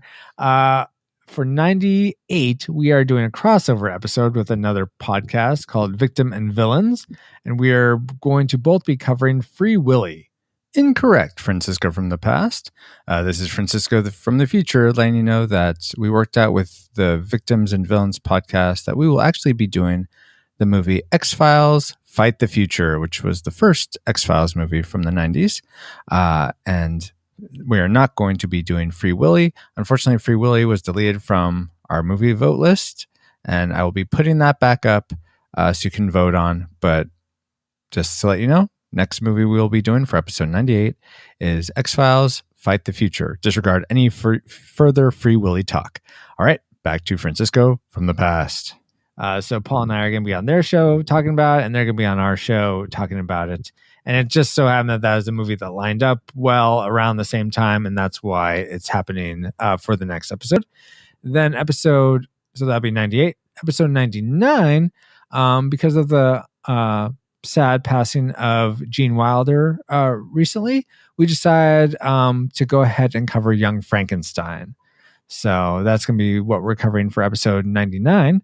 Then 100, our blockbuster 100 pseudo 4-year celebration. Oh my gosh, I can't believe we're 4 years old. It's going to be our episode 100, and we have some special stuff, some big announcements then, and we're not going to say what movie or maybe game that is we're going to cover there, but tune in. We might reveal that in episode 99. Then 100, Eric is going to be picking it, or 101, Eric's going to be picking it. So that's why we have that block where it's not your picks except for one, but hopefully you'll still tune in and listen. Not tune in because this isn't a radio, but hopefully you'll download and listen and enjoy those regardless. But excited to get back to your picks. Really am. All right. So we got some feedback from several different places. First, we got a new iTunes review, which was awesome. So now we have 13 iTunes reviews. Love to get your review up there. 1,300 iTunes No, reviews? not Awesome. quite. 13. My lucky number. Oh. Though after this review, it may not be so lucky. So here's what Fit and Trim said.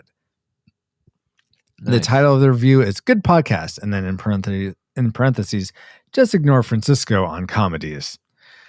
Here's what he had to say. Really fun podcast with good interactions between the hosts. ... Just one small problem. Host Francisco just doesn't understand comedy. Not Francisco has a specific taste in comedy, nor Francisco doesn't like comedies. He doesn't understand comedy. Disparate classic comedies like Ferris Bueller's Day Off, Pee-wee's Big Adventure, Monty Python and the Holy Grail, Bill and Ted's Excellent Adventure have stood the test of time. Yet Francisco responds, I don't get it. E.B. White said, explaining a joke is like dissecting a frog. You understand it better, but the frog dies in the process. Yet I believe Jerry Seinfeld trying to explain to Francisco the humor of Abbott and Costello's Who's on First routine would be educational to help us understand the host's robotic lack of a funny bone. All right. To that, I have to say, my dear Fit and Trim, we're not so unlike you and I. I have fingerprints. Humans have fingerprints. Oh, no. I have pores. Humans have pores. Okay, Data. If you prick me, do I not leak? Leak?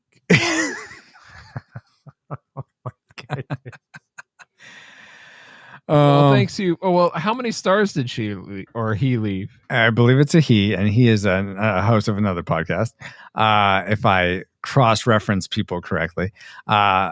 But he left us 4 stars. So very much appreciate that feedback, Finn Trim. In my defense, we've already discussed Three Amigos. I rate a classic. I feel like I get Three Amigos and comedies.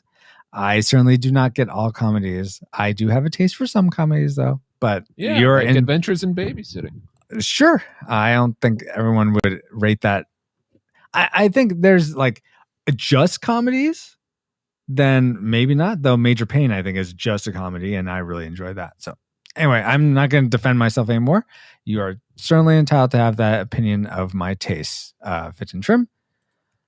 But I'm going to move on now. And thank you for the review. Then let's see. We got, if you go to retrorewindpodcast.com/contact, you can send us, there's a form there to send us essentially an email. But Nicole Loftus said, I love your show. Can you do this as a request for me? And she listed several movies, including both Carrie's, the 70s and the 2013 version, 78's Grease, Ever After, A Cinderella Story, Hook, Crybaby, Romeo plus Juliet, which I believe is the Baz Luhrmann version, Phantom of the Opera, Leo. 2004. And then she said, please and thank you sincerely, Nicole. So Nicole, the ones that were made earlier or that are newer than 15 or more years ago, like Phantom of the Opera and The Latest Carrie, are off the table, unfortunately. Not retro enough. Not retro enough. Maybe in a few years they will be. I have never seen Grease, so really? We can talk about it's maybe the word. I thought bird was the word. Bird is also the word, but at different moments, Grease is the word. Oh, okay. It's got move. It's got feeling. Yeah. Okay. I don't get it. Because you haven't seen it. Apparently not. But yeah, I think Paul and I would like to do Hook. Probably do Romeo and Juliet at some point. Ever After. I forget what year that came out, but I think that's old enough. Possibly. Yeah, it is. I believe so. So me and Paul will talk about putting at least some of those on the list. So thank you so much for those recommendations, Carrie. And yeah, definitely email us or tweet us or Facebook us if you have a movie that you'd like to have us put on the list. Then from Facebook, regarding our last episode, Predator, Cleva de Great said, awesome! Exclamation point. So either you were glad we were going to do that episode or you really liked it, Cleva, but thanks for that feedback. And Michael Withers posted how it should have ended video, which that's a YouTube channel if you're not familiar. Web series. Yeah. Oh yeah. And a web series, excuse me. And he posted the one for Predator, and I was like, yes, that actually makes a lot of sense. So go seek that out if you're so inclined. Then from Twitter, Diego, who's at a Latino lawyer, said, I must have listened to at least 5 or 6 episodes of the Retro Rewind podcast before I realized Francisco asked his co-hosts and guests a trivial question, not a trivia question. Yes, I do say trivial. But good job catching that, Diego. He is a lawyer. He would know. Indeed. Then he also said, he also wanted to point out, this is Diego again. Christy needs to be a guest more often. Between Three Amigos and Monty Python episodes, I've filled up on laughs for the year. Nice. So I passed that on to her, Diego, and she really appreciated that. She felt very flattered by that compliment. So thank you. I'm going to second that as well. Oh, from the Three Amigos podcast, I was very, very impressed. So 2 thumbs up for her. Oh man, you better watch out, Paul. We're going to be out of a podcast job. Chris is going to take over. I hear the fans cheering, yes, let it be so. But anyway, moving on. And then all right, I ain't your pop. Nice. And then Diego finishes with some feedback about Prayer. He said, regarding the last episode on Prayer /76, Takesie's Backsies controversy on the latest episode. And it's now a unanimous classic because Paul was a good old flip-flopper. That's right. The show hadn't ended. That's true. That's good point. It hadn't ended. I can change my mind. In which case, this show has not ended yet, Paul. Are you sure you want to bump it all the way back up to classic? Likewise. Or nostalgic. You can bring yours down. It's not too late. All right. Touche. Oh my. And then last bit of feedback we got comes from Dennis, who's at Dennis Shoes 3000. He said, Prayer is an absolute classic. I ain't got time to bleed. And he sent that before it got into the show. So apologize for that, Dennis, but glad we were able to share it now. If you want to leave us feedback on this episode or any other, the best places to do that are in the comment section or our social media channels, which Paul will share here in a second. And speaking of which, now before we get to Nav Point Omega, Paul, let us know what's going on. All right. Next time, as Francisco mentioned, we will be going back and freeing Willie. So stick around for that. Team up with another podcast, The Heroes and Villains. Is that right? Victims and Villains. Something like that. You got to pay attention, people. Come on. All right. And then you can find us on the retrojunkies.com. Listen to us on iTunes, Stitcher Radio, and support us through Patreon and PayPal. You can also follow us on the social media like Twitter, Pinterest, and Instagram. Like our Instagram feed, like I just got one just now from The Bleed. Hi, Blythe. It says hashtag I've got the babysitting blues and hashtag Brenda's probably dead. So you can probably guess what her favorite scene is on Adventures of Babysitting. That's but awesome. We're also on Facebook. And if you want to find me specifically, you can go to pauljpowers.com where I have all my social media links. Awesome. Thank you, Paul. And thank you for being such an awesome friend. You've never had to babysit me, but I'm sure you're an awesome babysitter. Everyone needs a looking after. An awesome co-host. So glad I get to do this show with you. Oh, maybe I might have my job after all. If I have anything to say about it. Likewise, sir. Oh, thank you. And I want to say a very special thank you to Patrick Hicks for coming on for the first time. So it was awesome having you, Patrick. Yeah, it was. That's great being here, guys. This is a lot of fun for me. Awesome. Oh, great. And where can listeners find you online? And is there anything you're feeling like promoting? Well, if you guys are interested in checking out a podcast that really hits the high notes of film and the emotional takeaways, you can check us out. We're feelinfilm.com, FEELIN, FILM.com. Our Twitter handle is @feelinfilm. You can find us on Facebook, facebook.com/feelinfilm. If you want to talk to me directly, you can hit me up on Twitter @ShoelessPatch, ShoelessPatch. Or if you want to get to know me a little bit better, you can check out my website, thisispatch.com.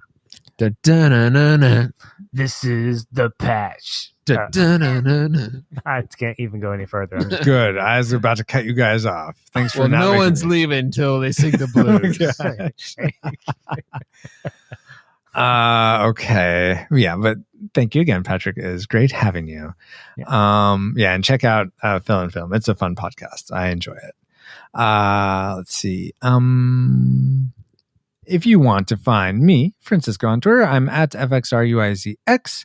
And I want to promote my services as a web and graphic designer. Check out my portfolio at fxrdesign.com. Thank you.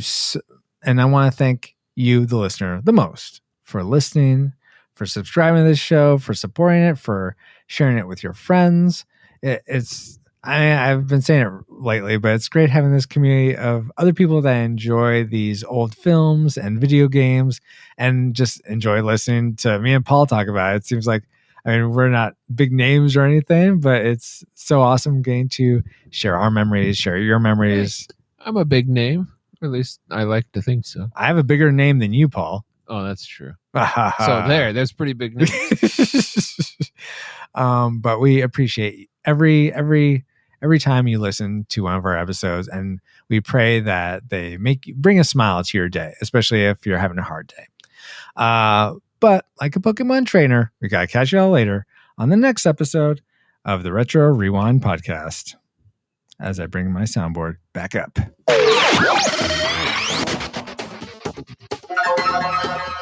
Retro Rewind mission complete.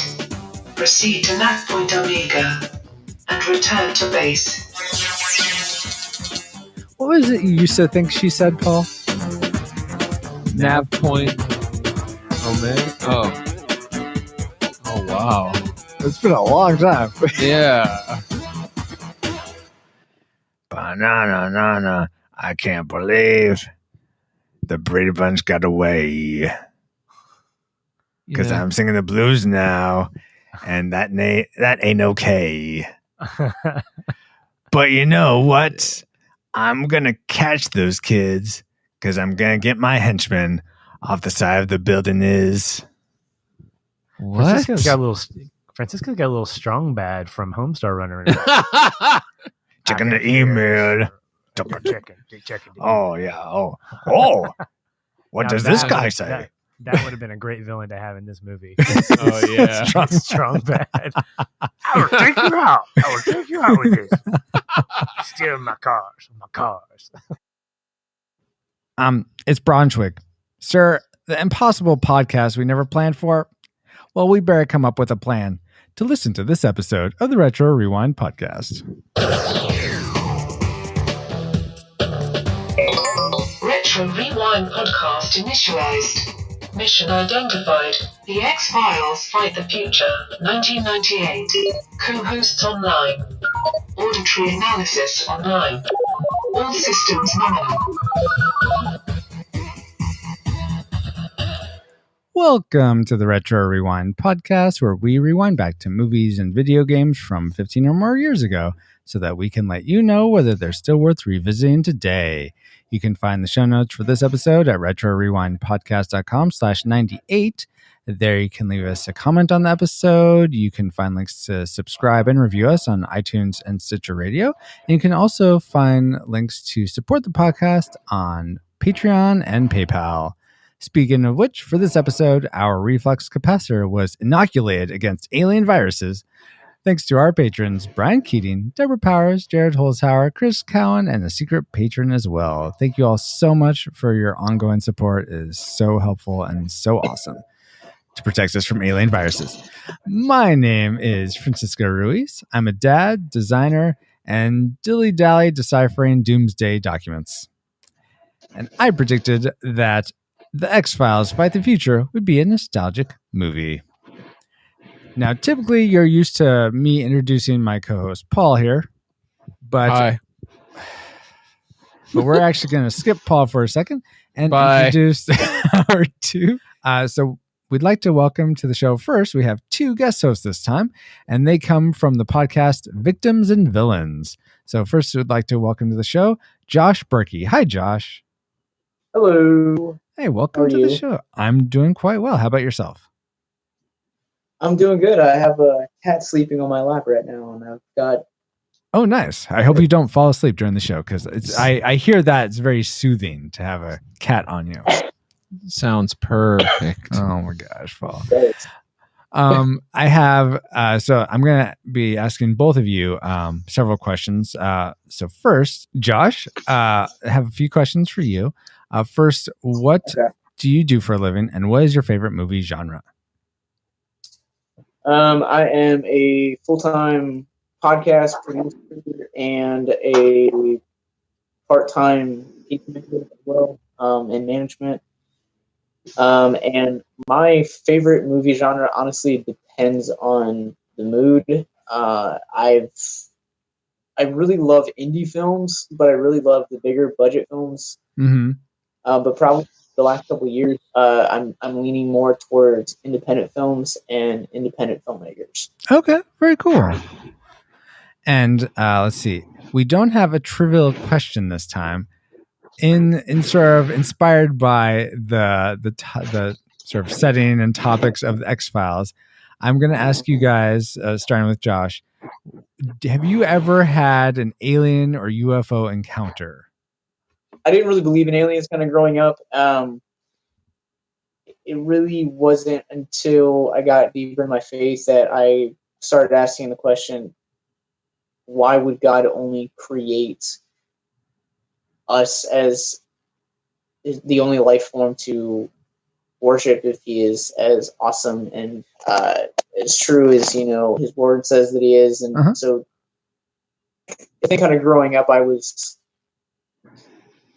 remember a little bit, maybe it was a shooting star, maybe it was kind of a UFO kind of experience it's one of those things that it could have been a UFO kind of like looking back on it, but being so young, can't really recall. I think the closest thing to an alien encounter I would say that I've ever had would be being baptized in the Holy Spirit. I think that would be the closest thing to aliens that I've ever gotten. Okay. That's a really interesting take on that. Very cool. And then finally, last question, Josh, what was your prediction for X-Files Fight the Future? So I had never really ever seen anything to do with X-Files growing up. The closest I'd ever gotten to X-Files was the Simpsons episode where Mulder and Scully nice did an investigation with the Mr. Burns and Green Knight, and I was looking for something else to watch, and the premise of the Files really hit me, and I've been watching it ever since. Well, very cool. Okay, nice. My thing was I thought that the movie nostalgic. Thank you. Okay, cool.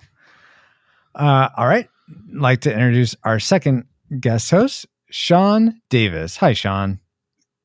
What's happening, man? What's happening? What do you do for a living, and what's your favorite movie genre? I deliver pizza right now for Papa John's. I've been doing that for the last on and off in between other jobs and whatnot. But I'll do before in January, so that's work, just to be able to for her and whatnot. But my favorite movie genre, probably the comic book movies. Okay, nice. But usually, if you don't count that, I would say usually I like all the alien stuff, so I'm like sci-fi. Pretty happy I got to watch this movie again. Nice. Okay, Sean, my next question, similar to Josh, do you have an alien or UFO encounter story? Me and, well, I guess my ex-fiance, we were walking around the neighborhood I live in now. Mm-hmm. We were walking around one night and this house, and I noticed this weird, green fluorescent light, literally right above. She said she thought it was a firework, like a Roman candle or something, but there was no noise. Oh, weird. And at the angle that it was at, we didn't see anybody in the streets. We didn't hear anybody in the backyard of that house or anything. It was just kind of placement of the light. Mm-hmm. Was this where, it didn't fit with Roman candle. It didn't really shoot across the sky like that. It just kind of and then it just disappeared. And I bugged out about it. I freaked out. How long ago it was was pretty that? cool, though. Maybe like 4 years ago. Okay, it's not too long ago. Wow. Okay. No, it was pretty crazy. Very cool. Great. And then what was your prediction for X-Files Fight the Future? Nostalgic, just because, I mean, I grew up watching it with my mom and everything, watching the show every, Sunday was when it came on, I believe. That sounds right. I don't quite remember. I mean, I'm pretty sure it was Sundays, but I was pretty young when the show started, obviously. Yeah, same here. Yeah, my mom got me into it. Basically, she watched it like all the time. Every time it came on, she was watching it. So, I'd go out there and watch it with her. Yeah. At the time. So some of the episodes terrified me at the time, but watching the show with her, and I mean, it's a great show. And then that's about it. Okay. Well, very cool. So glad you guys are able to be on the show today. Now we'll finally introduce. What was that, Sean? No, I said thanks for having us. Oh, yes, you are very welcome. Right. Now we get to that same old guy, always here. You don't have to. Of course. No, I want to. Hi, Paul. How are you doing today? Doing well. How are you? I apologize. Paul, the Master Interrupter Powers. Yes. I'm doing pretty well. Paul, since people know you, what was your prediction for X-Files Fight the Future? Well, if people know me, then they know my prediction is nostalgic. All righty. Well, there you go. And you may be wondering, so aren't I going to ask Paul about this? His UFO/alien encounter story? No, actually, me and Paul are going to be sharing ours, and we both have one, on the Victims and Villains podcast, which will, when you're hearing this, if you listen to this the day it comes out, which I believe will be September 28th, 2016, Victims and Villains will come out that following Friday. And there you can listen to us on their show, and we will divulge our alien abduction and probing stories. Ooh. Probably nothing that dramatic, actually, but it should be fun. All right, cool, guys. Well, with that, Paul, will you please enter the course for Alice? Sure, Alice. Let's have a roundtable discussion on X-Files. I don't know, maybe a movie about it, and then come back for see what we've been up to lately, and maybe some announcements. Yeah, definitely. Yes, definitely announcements. Oh, come on, I want to fire them. Sorry, talking over the alert. Target located.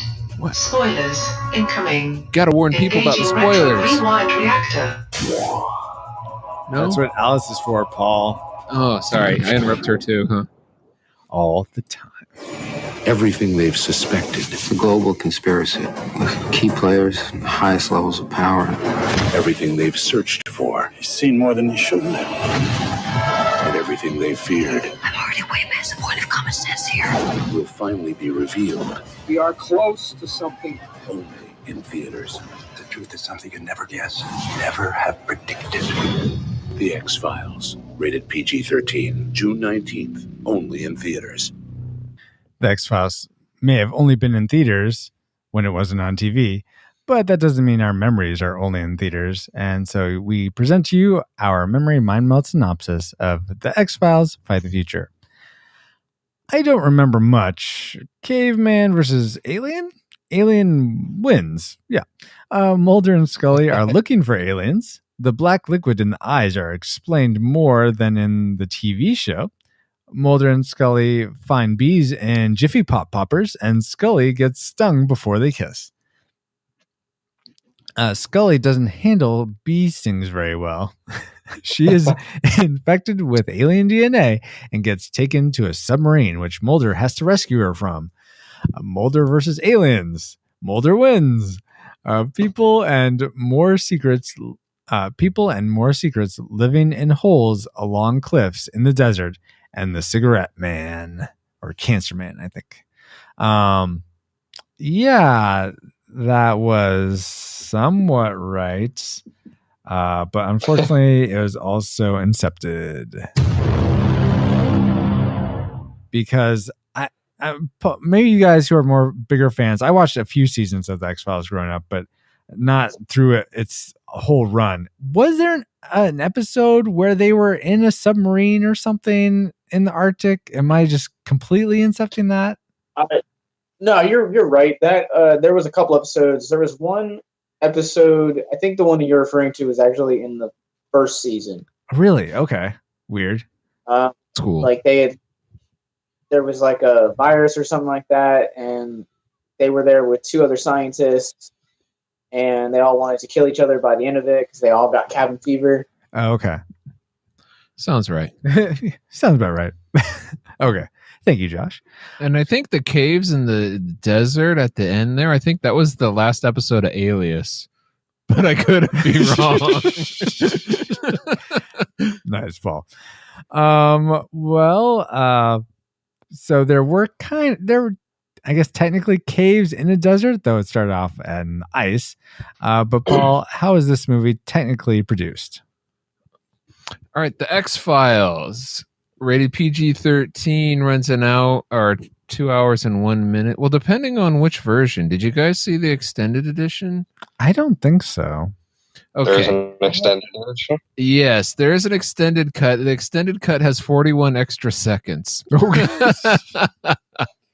Wow. Anyway, I saw the extended one. Anyway,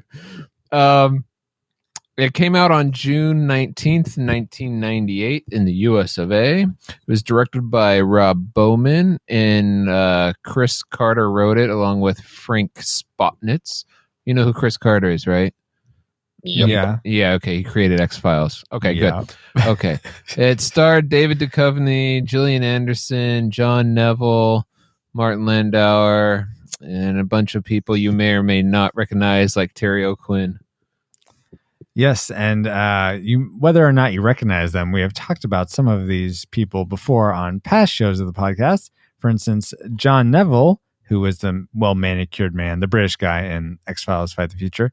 He was also in The Fifth Element, which is, you can listen to us talk about on retrorewindpodcast.com/16, the one and only time podcast episode where Paul is not on the episode. Weird. And also Terry O'Quinn, who was the guy who got blown up in the beginning of the X-Files movie, was also the Rocketeer in /2. He wasn't the Rocketeer. He was in the Rocketeer. I thought I said. I'm sorry. Sorry, I thought it sounded like you said the to me without in. Sorry. He was also the Cutting Edge. No, he was in the Cutting Edge in /31. Maybe he was the Cutting Edge. That's what made that movie work. Back to you, Paul. Okay, the budget of this film was about $66 million and went on to gross almost $200 million. Oh, my word.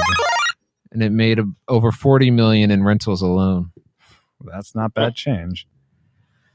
Well, very cool. There must be a reason for that, and we'll see. Maybe we'll happen upon some of those reasons when we talk about the things we liked about this movie. Let's start with our guests. Let's start with Josh. What's one thing you really liked about X-Files? The X-Files. I really like the pace of the movie. Like I said, I'm just now starting to get into the show, and I like the development of how they do each episode, and I really liked how that kind of storytelling really transitioned well on a larger scale. Mm-hmm. And I think Chris Carter write this. I think that that made it all much more well to me, because Chris Carter has written some of my favorite episodes of the series. So cool. I really enjoy the fact that he wrote this film. Mm-hmm. Agreed. I would agree too. For instance, and I especially liked how, even though it did come from TV, it felt like a movie. It didn't just feel like a TV movie. Francisco, it was a movie.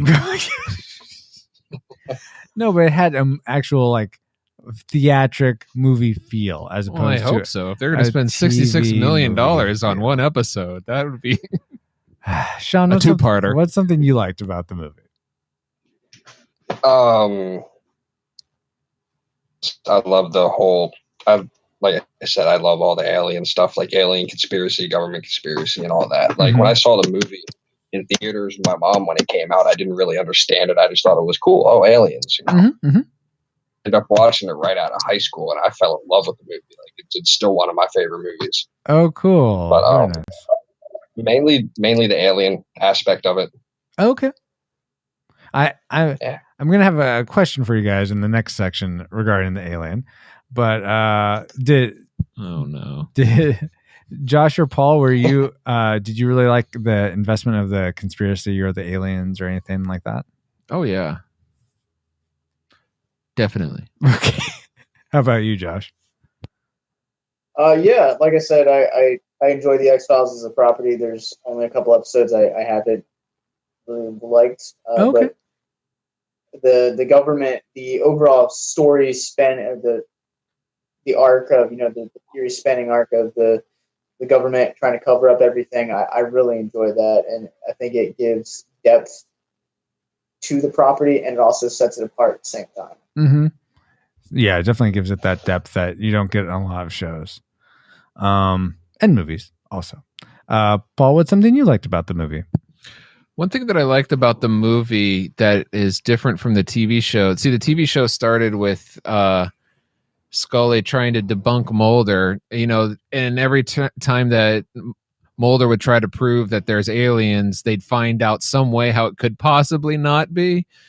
But this movie starts off with boom, these are aliens, like right out of the bat. So that wasn't a question. So I like that. We get the jump on the aliens from the get-go. We don't have to wonder, oh, is it just a big cover-up or are there aliens involved?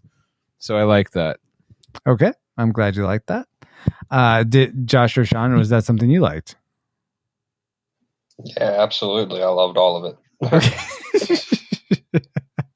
I'm getting the sense Sean's not going to have much to say in the next section of the hate section, but go ahead, Josh. Sean likes pretty much almost any movie you can put in front of him. It's not every movie. I am really hard to disappoint when it comes to movies. Okay. But it has to be really, really bad for me to not like it. Got it. Usually. Let's see. Something I'm curious if just one quick thing. The intro sequence, something Paul and I have harped on in past episodes, is just how long an intro, like an introductory credit sequence goes. This one was like really fast, which I really liked that. Yeah. I like the theme at the beginning too. Yeah. And also the theme, I liked how the composer interwove the TV theme in the bigger score. That was really cool. I have that written down too. Yeah. What was the music something that stood out to either of you guys? Josh or Sean? Yeah. Sorry, go ahead, Vance. We've talked about it a lot of times on our podcast. Just kind of when you see a scene and you play that same scene without the music really makes those moments. Absolutely, yeah.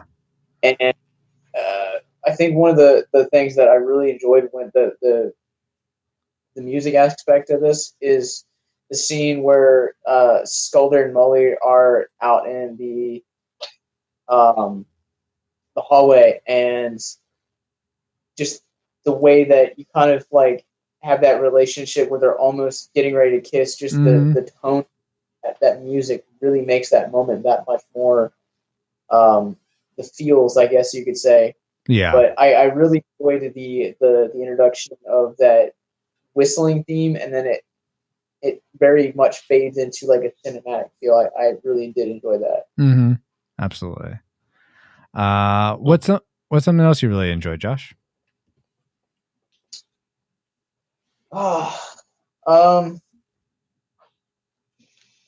Sean, let me think about this for a second. Sean, go. Okay. Yeah, you were talking about the music and everything. The one part where they were in the car when they were trying to find the big Jiffy Poppers, or whatever. Basically, how I can't remember exactly what scene. I don't remember if it was before or after they saw the train, but when they were in the car, you could hear the X-Files theme exactly going, yes. But it was kind of like remixed almost. It was different than what you heard from the TV show. So I thought that was really cool. Absolutely, yeah. Was there something else that you thought was really cool, Sean? I mean, I know you loved most all of it, but is there like another element specifically that was like, wow, this is really good? The part where Mulder was in the alleyway taking a leak and the Independence Day Oh, yeah. was right in front of him. That was pretty funny. That was. I got a chuckle out of that, definitely. You mentioned the poster, and that's one of the things that I wrote down was basically the cameos all through it. And I consider that poster like a little cameo from Independence Day. But right from the beginning, I don't know if you recognize the boy that got the black eyes.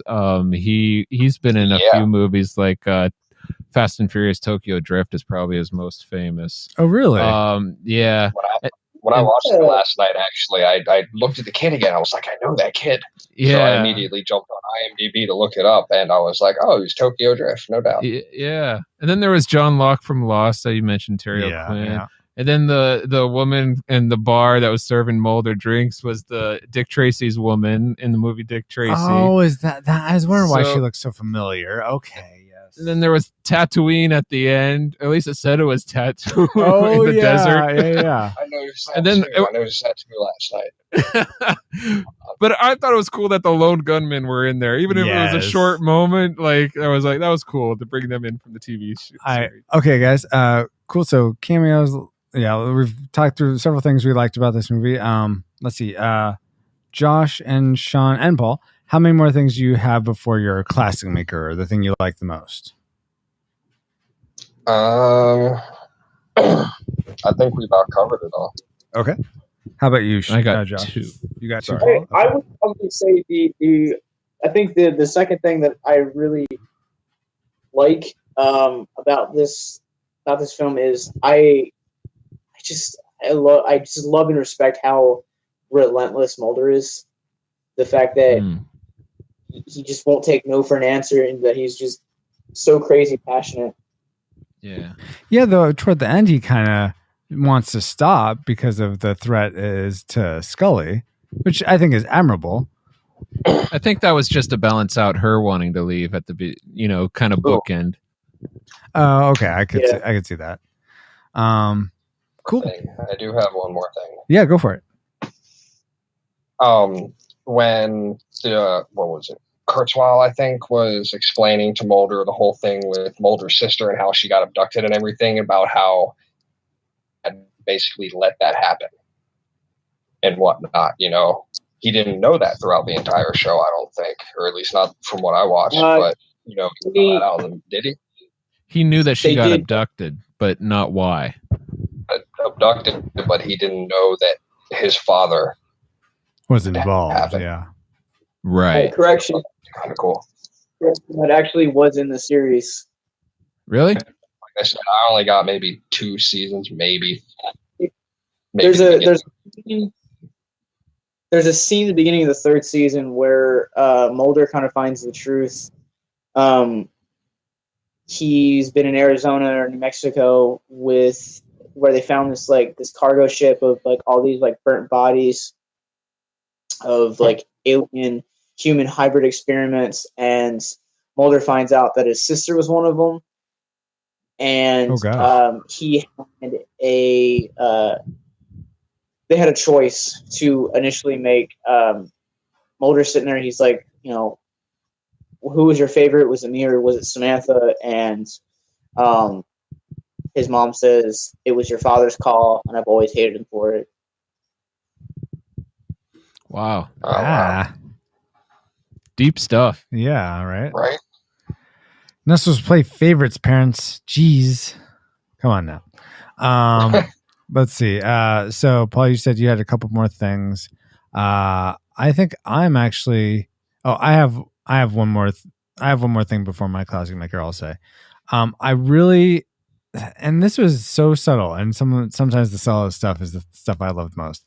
But so in the very beginning, not the very beginning, after they've transitioned to present day Texas, and the boy falls down the hole, and then the camera pans up, and his friends are running away, and the camera continues to pan up, and then it pans back down, all in one shot, and the trucks are coming in. It's almost like I love that. I mean, you could tell that time had or some time had passed, but that is all in one shot. I love shots like that where you, even though a big swath of time has gone by, it's still, they just change lighting and change who's coming in, and that it completely redresses the set, even though you never took your eyes off of it, which is, so I really like that.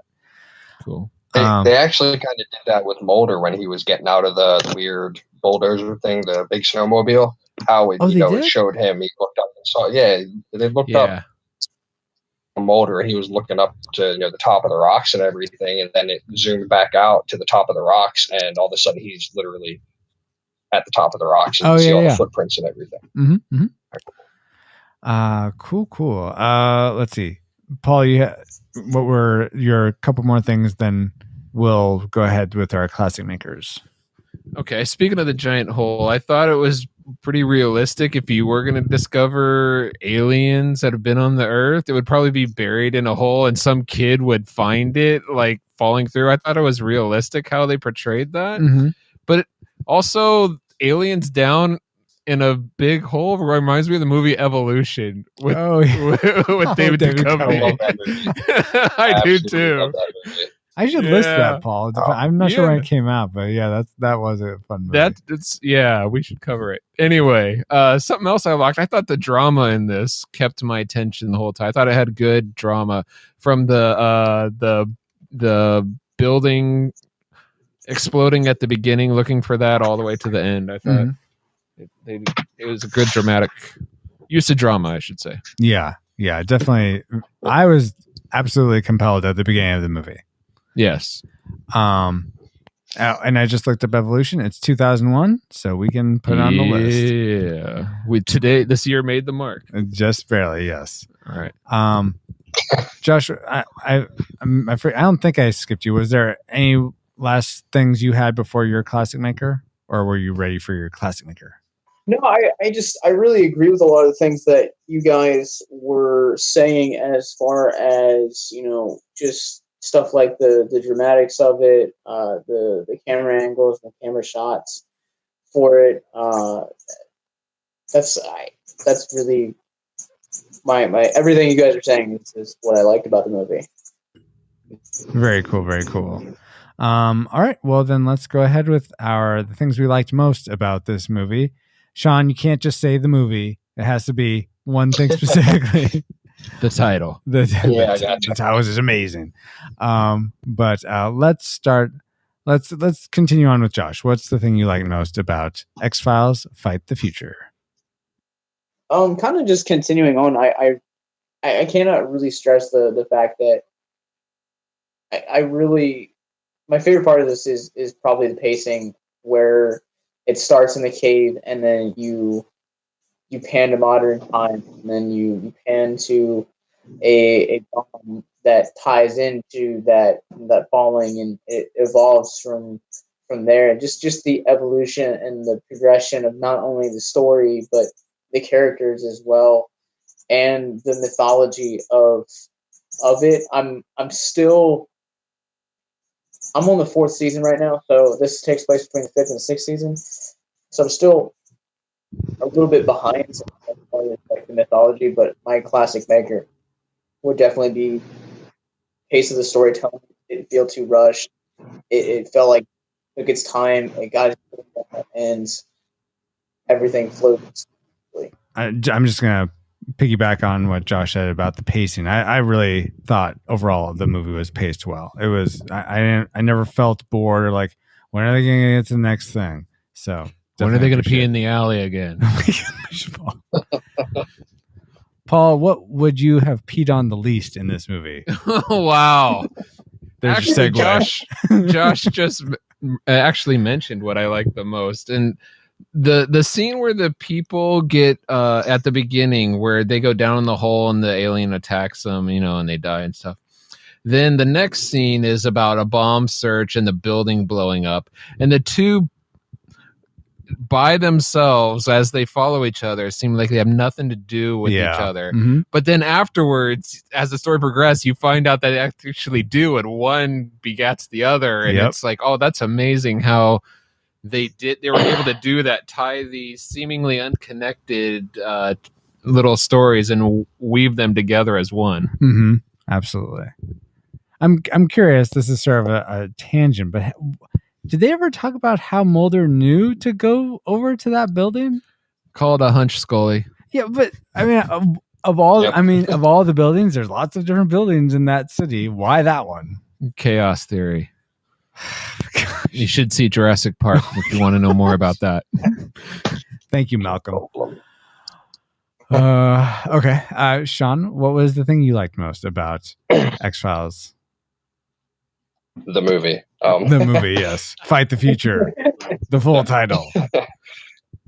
Yeah. I really liked obviously the aliens and the conspiracy and everything, but between, they have probably one of the best chemistries of anybody on any TV show that's been out there. Mm-hmm. Take that from the TV show and keep it in the movie. Like I love that. I love that about the movie. Yeah. And just like Josh talked about something that was Paul's Classic Maker and his, Sean, you did the same for me because my Classic Maker also was the chemistry between Mulder and Scully. it's so good. Right. Just them as partners.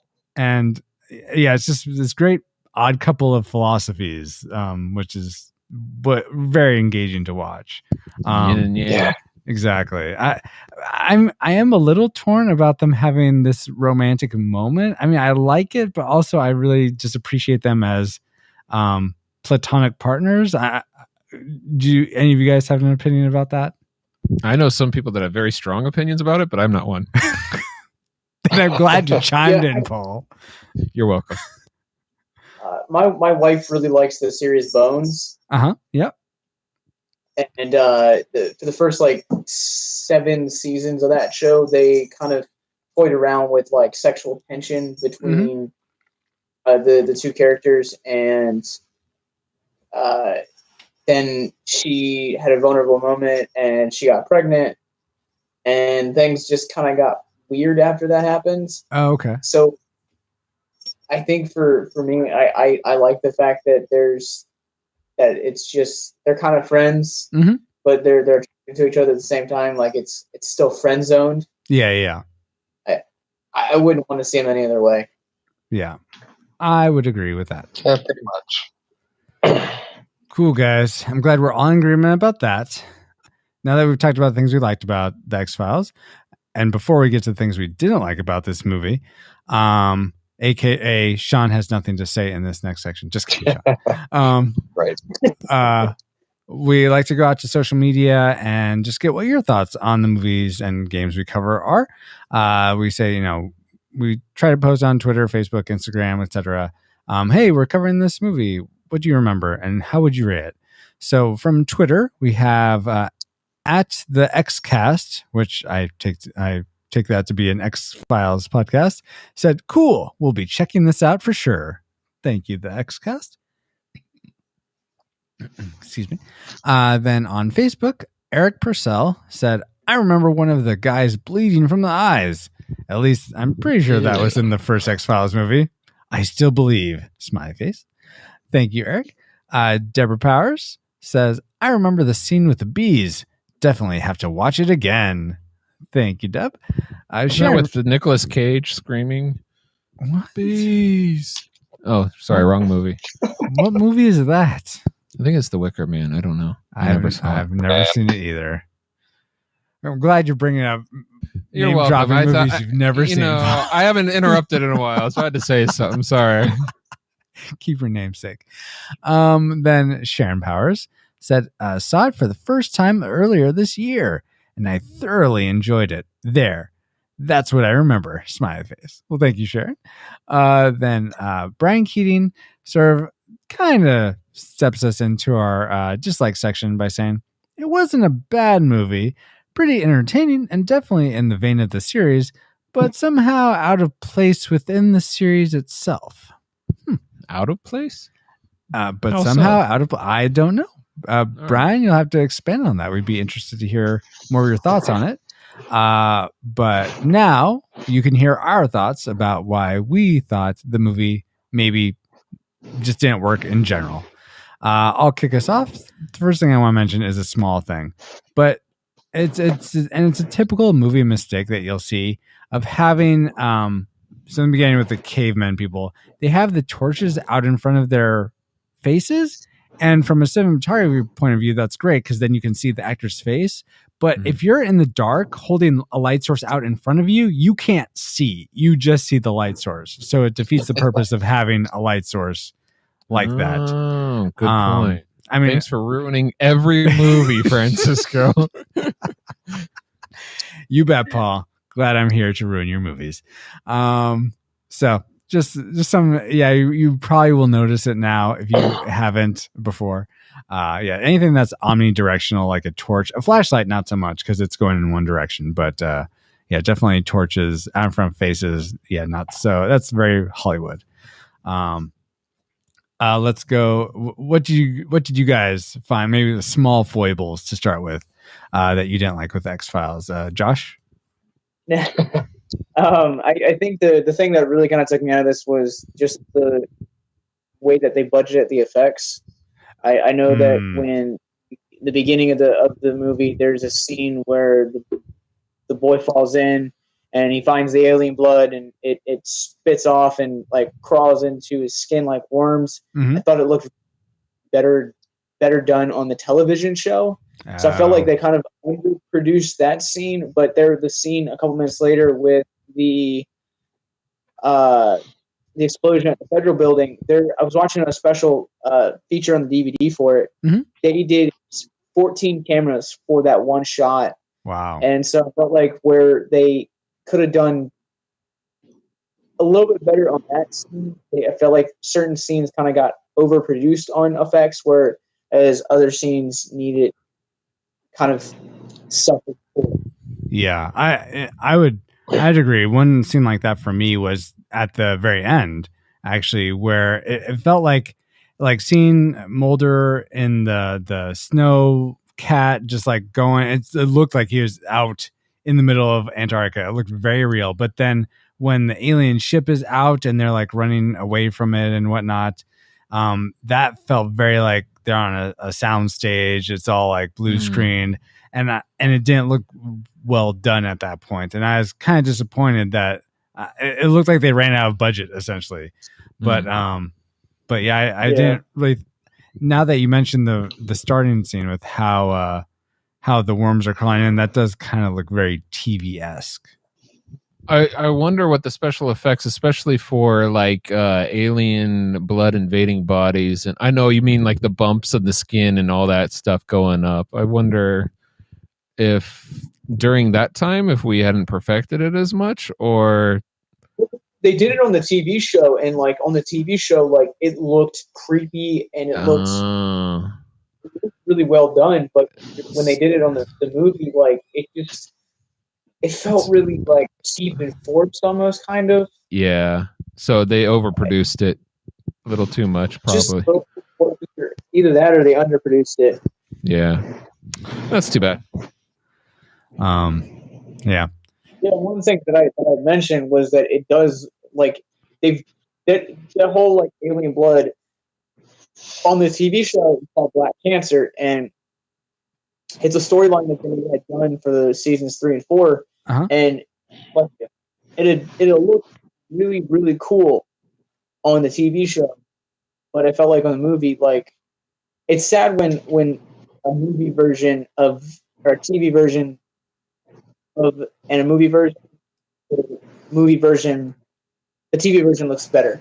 Yeah, because you always expect the movie version to be much more just better produced. It should be with that kind of budget. Exactly.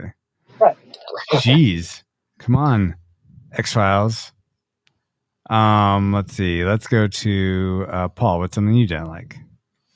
Well, I have to save my most for the end, but I have a question. Okay, the deal. What is exactly the deal with the bees? Okay, I know that they're holding the alien blood in them or whatever. That's how, Scully gets impregnated or whatever you want to call it.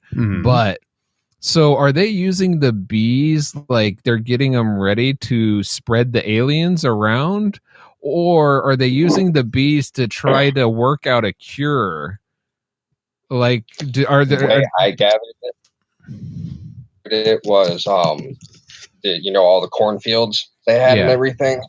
The bees pollinate plants and whatnot. So I think it had something to do with that. They were gonna pollinate with the corn. I guess I don't know if bees actually pollinate corn, but I would assume they would. But so is the blood in the corn, and people eat the corn, and then they become alien infected? Pretty much. I mean, yeah, pretty much. Because think about it. I mean, there's corn in just about everybody's household. Right. That's in a lot of stuff, thanks to the government. But yeah, exactly. Okay. I don't know that, but they also too they talk about colonization, like kind of like bringing the strongest of our race to kind of overthrow this. It's a theme that they do talk about in the show's 4th season.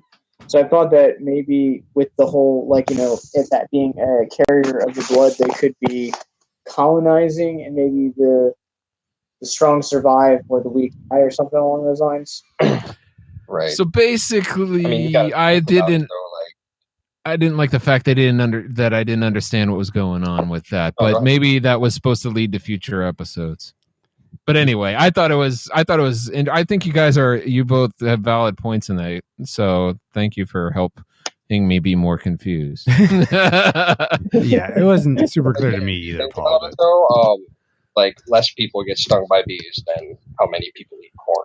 That's true. That's a good point too. So you can guarantee that a certain amount of people are going to get stung by a bee, but you can guarantee that just about almost every household in the country, or maybe even the world, has some kind of corn or corn product in it. Whether it's corn oil or all right. I'll go with Sean's answer. Corn apotouffee. All right. Cool. That sounded a bit corny to me. I'm amazed at the turn this conversation's gone. Let's see. Yeah. Sean, what's something you didn't like about the movie? If there was anything. Right. Probably how easy it was, how easy it seemed it was for Mulder to find Scully in that gigantic spaceship. Yeah. It seemed like it only took good point. 5 minutes, you figure that thing, it was huge. That crater it left was like. Mm-hmm. But honestly, we talked about how good the pacing was, and at that point in the movie, you don't want to spend 3 hours looking for Scully. Oh yeah. To that, you can't really just drag that out, but it just seemed like. But you're right. Yeah, it isn't. I agree. But I mean, you could. Well, I guess he's going up against a 96-hour clock, and he's probably almost done with it. But it seems like you don't have to show him searching for several hours, but you could imply it just in how you. I don't know how you would do that, but I'm sure that you could figure out a way to do that. Let's see. Let's go back to Josh. What's something else you didn't like? Something else I didn't like. I think one of the things that really took me out of it was the fact that I understand that this is supposed to be a movie for fans and people that have never seen the show, like you. I understand that. I'm a comic book nerd, and I know that comic book movies are made for people that know the property very well, know nothing about the property. Mm-hmm. So for me, I think one of the things that I also didn't like was the alien blood. I liked how you finally got to see, after 3 seasons at this point, what it is, this alien entity actually is. But I hate the fact that they kind of threw out the calling of the Black Cancer up until that point. For the sake of this movie, it was a virus or it was something else. Like they just kind of like threw out. It felt like they kind of threw out previous mythology. I think probably one of the biggest gripes I had with this movie. Yeah, and you know what? That's interesting you mentioned that, because for me, I felt like it didn't walk the line very well of servicing both people that aren't super familiar with X-Files and people that were mega fans of X-Files. And I mean, I can't quite speak for the mega fans of X-Files, but I was lost in certain places, and I feel like people that weren't super familiar with Mulder and Scully might not quite get why their dynamic is the way it is. I mean, they do set it up some, but I feel like you get a lot more out of it if you've been watching the show for a while. I halfway agree and disagree. I thought the last thing you said was correct. Like, the more you watch the show, the more you'll understand the movie. But I've watched it with people in the past that have never watched the show, and they enjoyed it. They were able to catch on and what's going on and enjoy it. So, all right. Sorry, I'm going to have to disagree with you on that. That's fine. You have not esoteric veto power. Empirical data. I got it. Okay. Or ethnographic data. One of the two. I'm starting to sound too data. smart. Whatever. Let's see. I want to mention a couple things that you guys have mentioned, how you really like the aliens. I mean, Josh mentioned how he didn't like that the blood wasn't called black cancer, if I'm understanding you right. But I have a gripe with the alien and the black virus goo cancer stuff. It wasn't CG looking enough. It looked too real. No, but okay. And actually, this is the legitimate one. Maybe you guys can answer this. I didn't realize, I had forgotten that this was part of the show, but how is it that alien blood is surviving 37,000 years? It's cold. No, but it gets warm. So it seems a bit of a stretch that's, they're aliens. They can do that. Their lifespan is actually 2.3 million, so they're well within their lifetime. Are you just making that up now? Yeah, just like the movie is. So, is there an explanation for that, Josh, or that's the way it is? Can you repeat that one more time? Just how it is that this alien blood or whatever it is, this black cancer, is surviving or alive for 37,000 years in the cave. They don't really explain that. Like I said, I'm only a little bit into the series, so I'm about a third way through.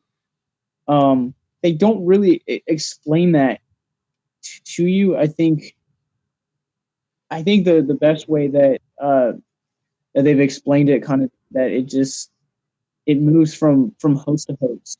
Mm-hmm. Essentially, is the best answer I could give, and you're always occupying a host who never truly really die. That's interesting. I also have two words for you, Francisco. What, Paul? Encino Man. Yes. But he didn't stay frozen. He did.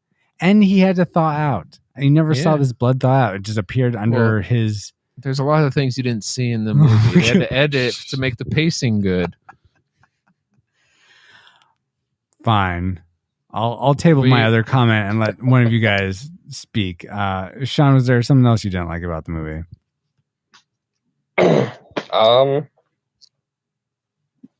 It's okay to say not really. Yeah. I would have been cool with seeing a little bit more of the alien. Like at the end, instead of just seeing the aliens like kind of trying to break out of their little they were in, like it would have been cool to see them actually get out and chase Mulder. I mean, I know you saw like a glimpse of the one half a second, but of the aliens. That is so interesting because I'm the complete opposite because less is better. Well, yeah, I mean, I won't go in there quite yet, but actually, speaking of the alien, why was it so overly aggressive? It seems, I mean, it's born essentially, and all of a sudden, I want to kill everything. Why are you so nice about it, Francis? It's just the way he is. But you're right. That's a good question. It's. I mean, maybe it's hungry. You know what? And there is. I mean, certainly Alien and Aliens are just like that in those movies. Yeah. But for whatever reason, I was expecting something a little like smarter, not just like E.T. monster. Not E.T. Paul. don't speak ET's name. My goodness. Like the I don't know if y'all ever saw that.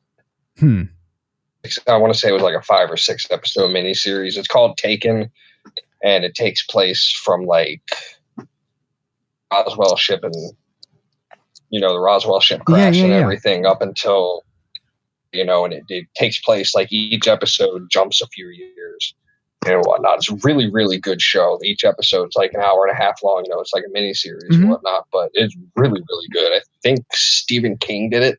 I feel like I saw at least one or more of those because that sounds very familiar. Watch it all the way through like I did. It's fantastic. It's one of the better great shows. Now I have to watch that. There's too many good things to watch. There really is. It's overwhelming. Yeah. First world problems, Paul. Taken. Let's see.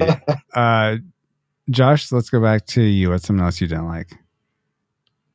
Something else I didn't like was I kind of have to disagree with you. I think throughout the whole series you kind of see the cliche aliens, but in this one you actually got to see something that was aggressive and it was scary, and you never really saw it. And I would have loved it to kind of see and act like the caveman actually fight like the alien and what the alien actually looked like. Or at the end where, Mulder is, kind of being grabbed as he's climbing up the ship. Like, I would have loved to get a little bit more of the alien imagery. But, I mean, at this point now, I'm just really just, like, trying to, like, tear this film apart. What else did I like? Well, let me help you out here a little bit with something I didn't like. Go for it, Paul. So Mulder's given this quote vaccine, and he's told that it's not a strong dosage. And he said, I hope it works. Okay, fine. So he gives this dosage to this very weak dosage to Scully, and miraculously she's all better. And so it wasn't that weak to begin with. She doesn't have, she recoups anyway. I forget the word. Yeah, that word too. Rather quickly for someone who's been in a status where she has, and then it kind of like when she's injected, the thing comes out of her mouth, kind of like shrinks back. And so was that given the I guess the antivirus, or what do you call that? The anecdote. So it's basically like a virus for the aliens, and is now the whole ship infected with such a small little weak little anecdote, right? And that's why it flies away, because something that's so small, like if you give the small enough amount of dosage to somebody who's ill, like antibiotics, it's not going to do much because you need more of a dosage. And this was so small compared to that huge ship. Well, it's like, why did they run away because of that one little prick? I have a possibility, but Sean or Josh, do you have an idea? I never really thought about that, but that's a good point. Take it like, say you get bit by a spider, and you get that tiny little bit of venom in you, but it's still pretty fast. Sure. So so it could be a stronger dosage than they thought, or at least the effect, but so strong that that was a huge ship with a lot of aliens that it would transfer to all of them. Now maybe it wouldn't. I don't know. Maybe it didn't transfer. Well, here's my theory. But then why did the UFO take off? Go ahead. Go ahead. I'll allow you. Go ahead. I'm waiting anytime now. All right.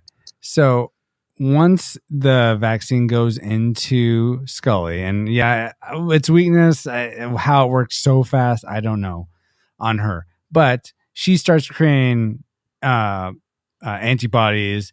And if it's spreading to the whole ship, how fast the virus acts, it seems like there'd be a corollary for how fast it would be taken out or be inoculated. That's not the right word, but just how fast it'd be wiped out by an antivirus, based on just its speed in general. And it would be so small of an area that's infected because That little bottle he has can infect that population of a. All Jeff Goldblum had to upload was like a small file, and it took out the whole armada. That's different. What are you talking about? We're talking about viruses and stuff like that. All right.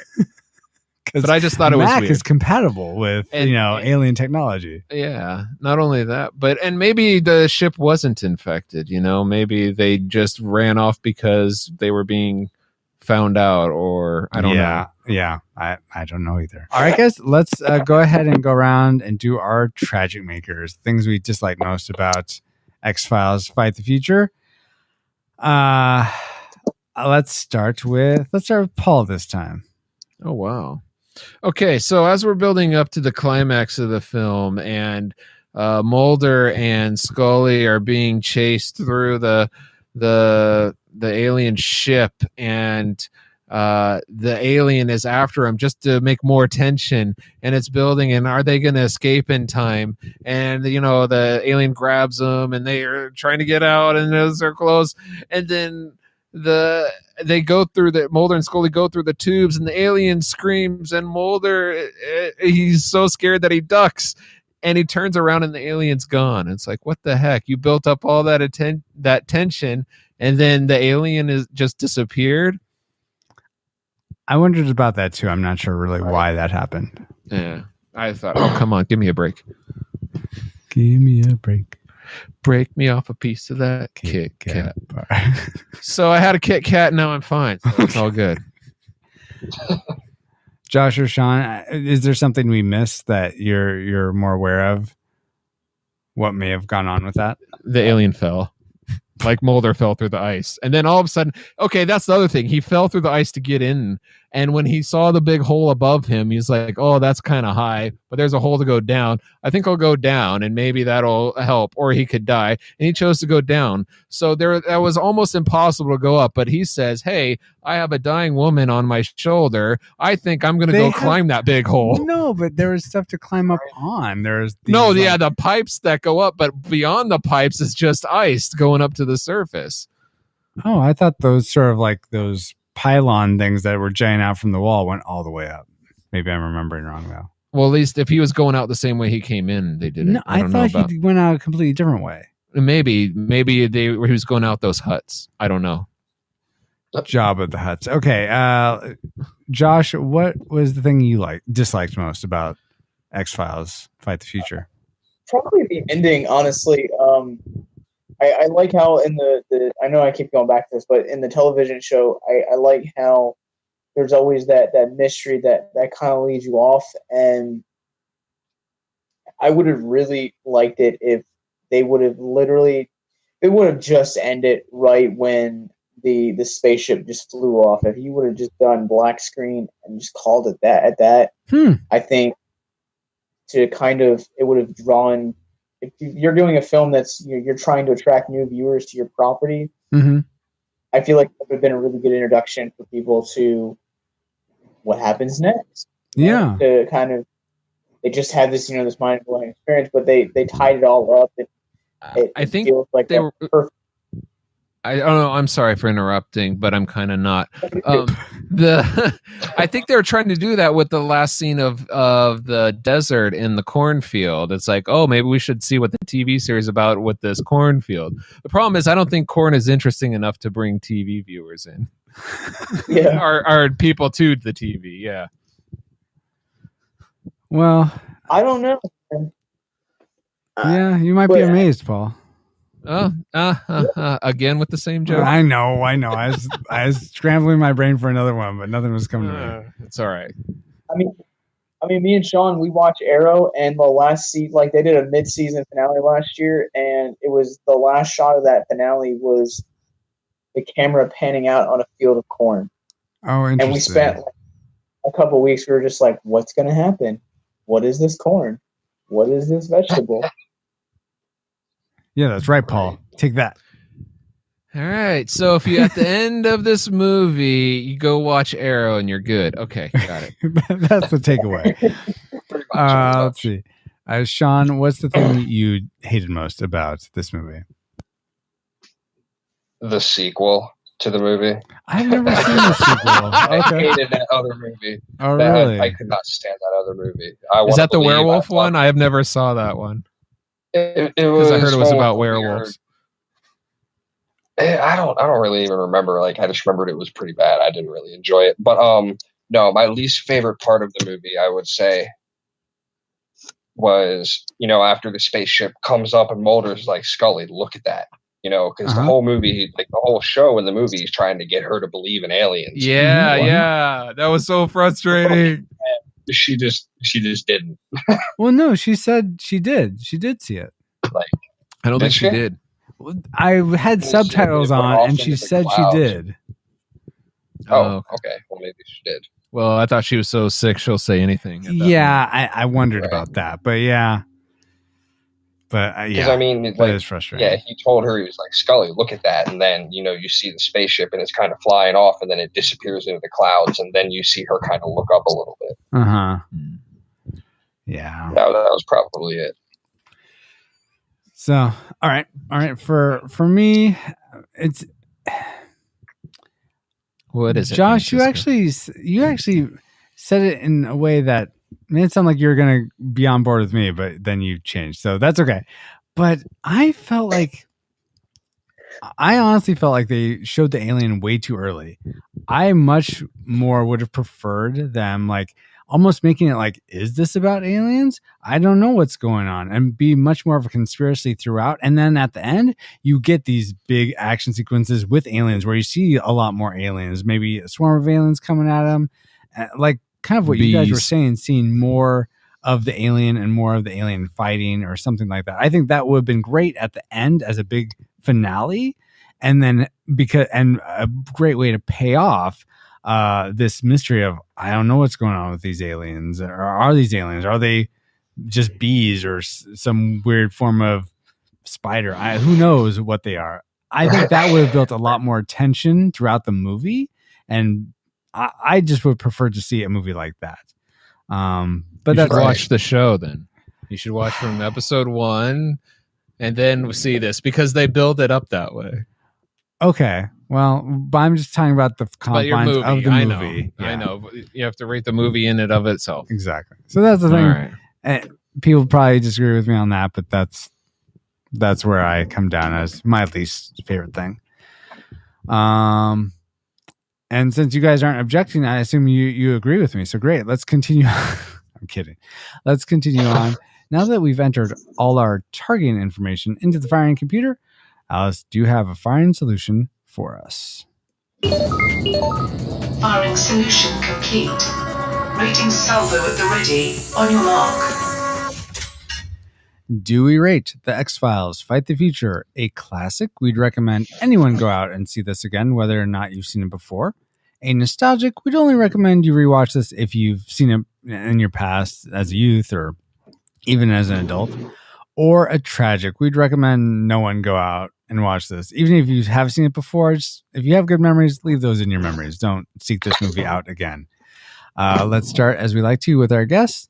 Let's start with Josh. How would you rate X-Files Fight the Future? I would definitely recommend this as a classic. A classic, okay. The feel of it and the cinematography to it, it feels like you're stepping, and I like watching old films that take you back to that era that was filmed and that era that premiered. So I would definitely say it would be a classic. I would recommend to anyone. Awesome. Okay, cool. So Josh says classic. Sean, how say you?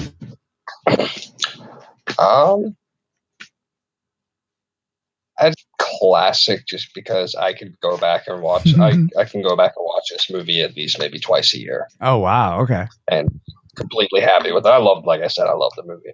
So I'm going to go with classic.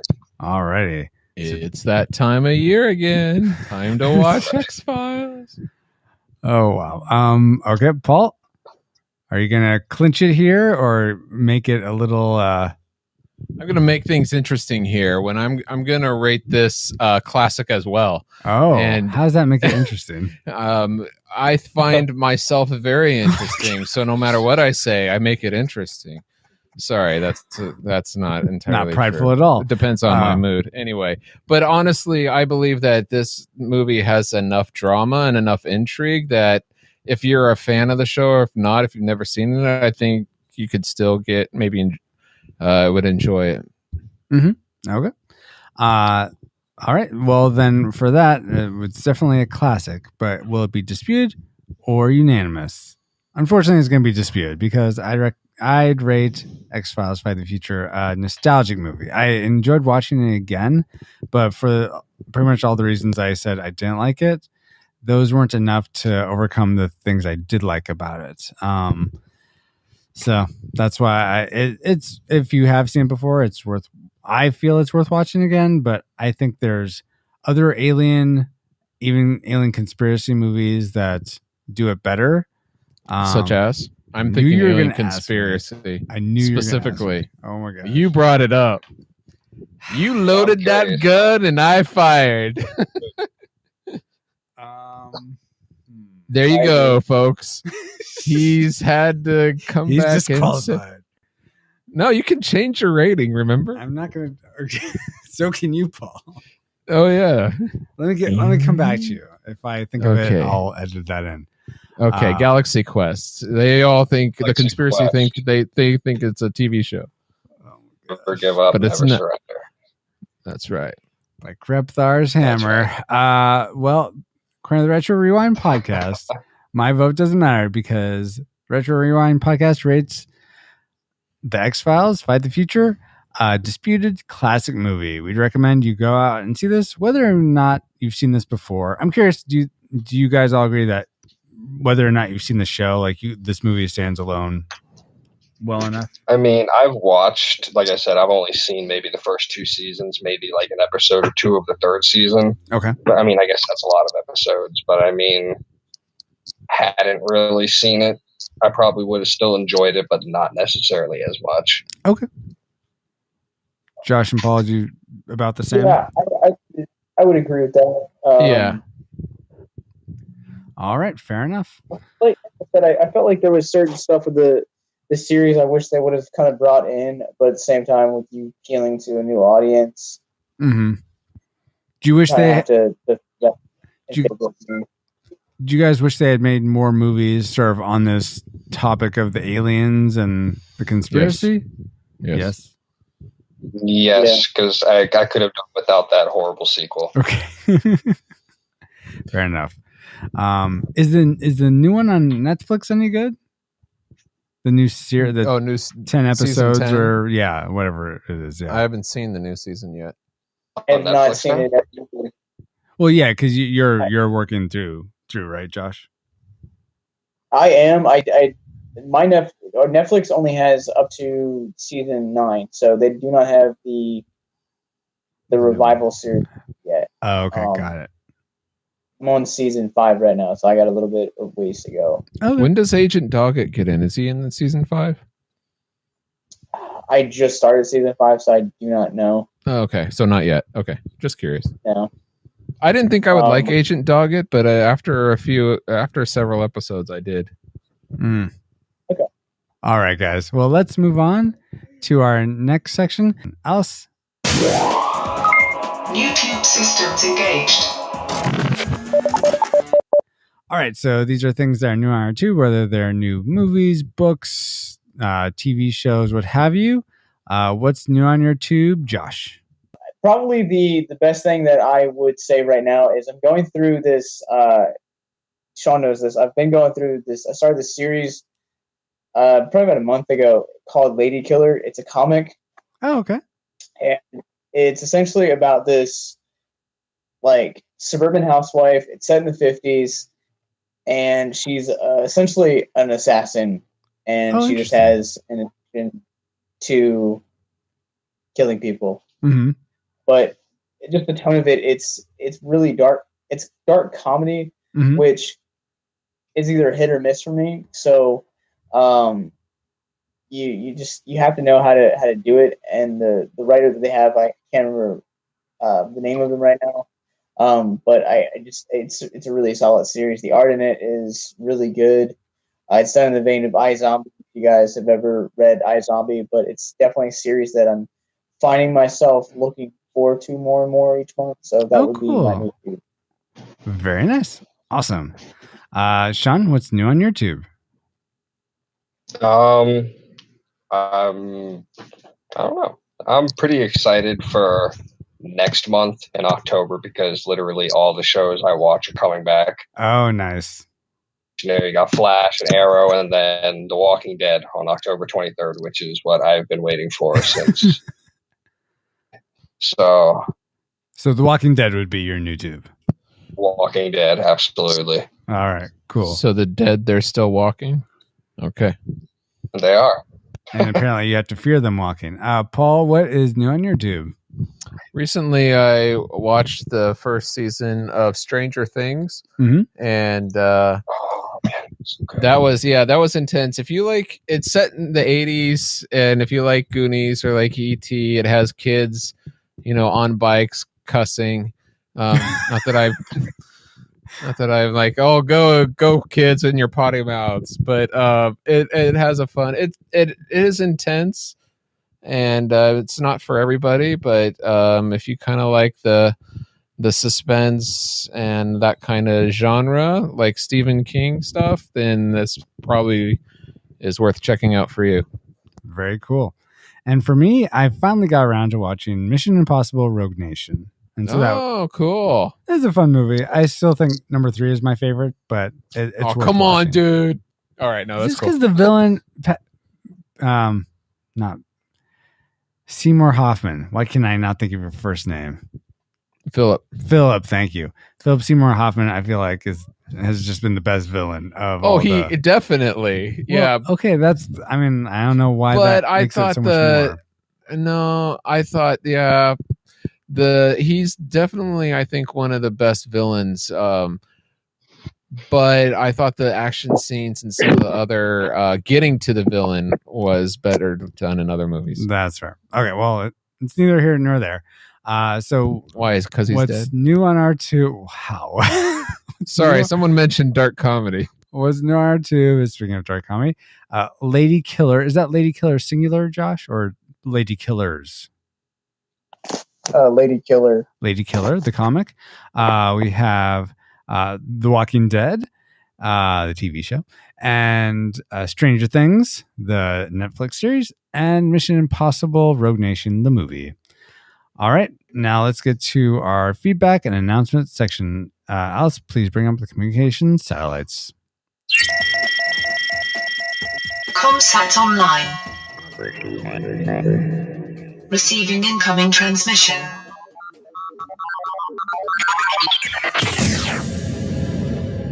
All right, so before we get into announcements, we have a little bit of feedback that sort of leads into that. Kevin Kiefer wrote on our Facebook group, which you can join by going to retrorewindpodcast.com/group. He said, "It's football season. Have you guys done an episode on the movie Necessary Roughness yet?" And we sort of had a dialogue back and forth. And essentially, because of your comment, Kevin, we have added The Replacements, Jerry Maguire, with The Water Boy, and one other one. Do you remember what it was, Paul? Oh, Remember the Titans. We've added all those football movies. Too. We have not. Well, see, our criteria is it has to be movies. We try to do movies that both Paul and I have seen in our childhood.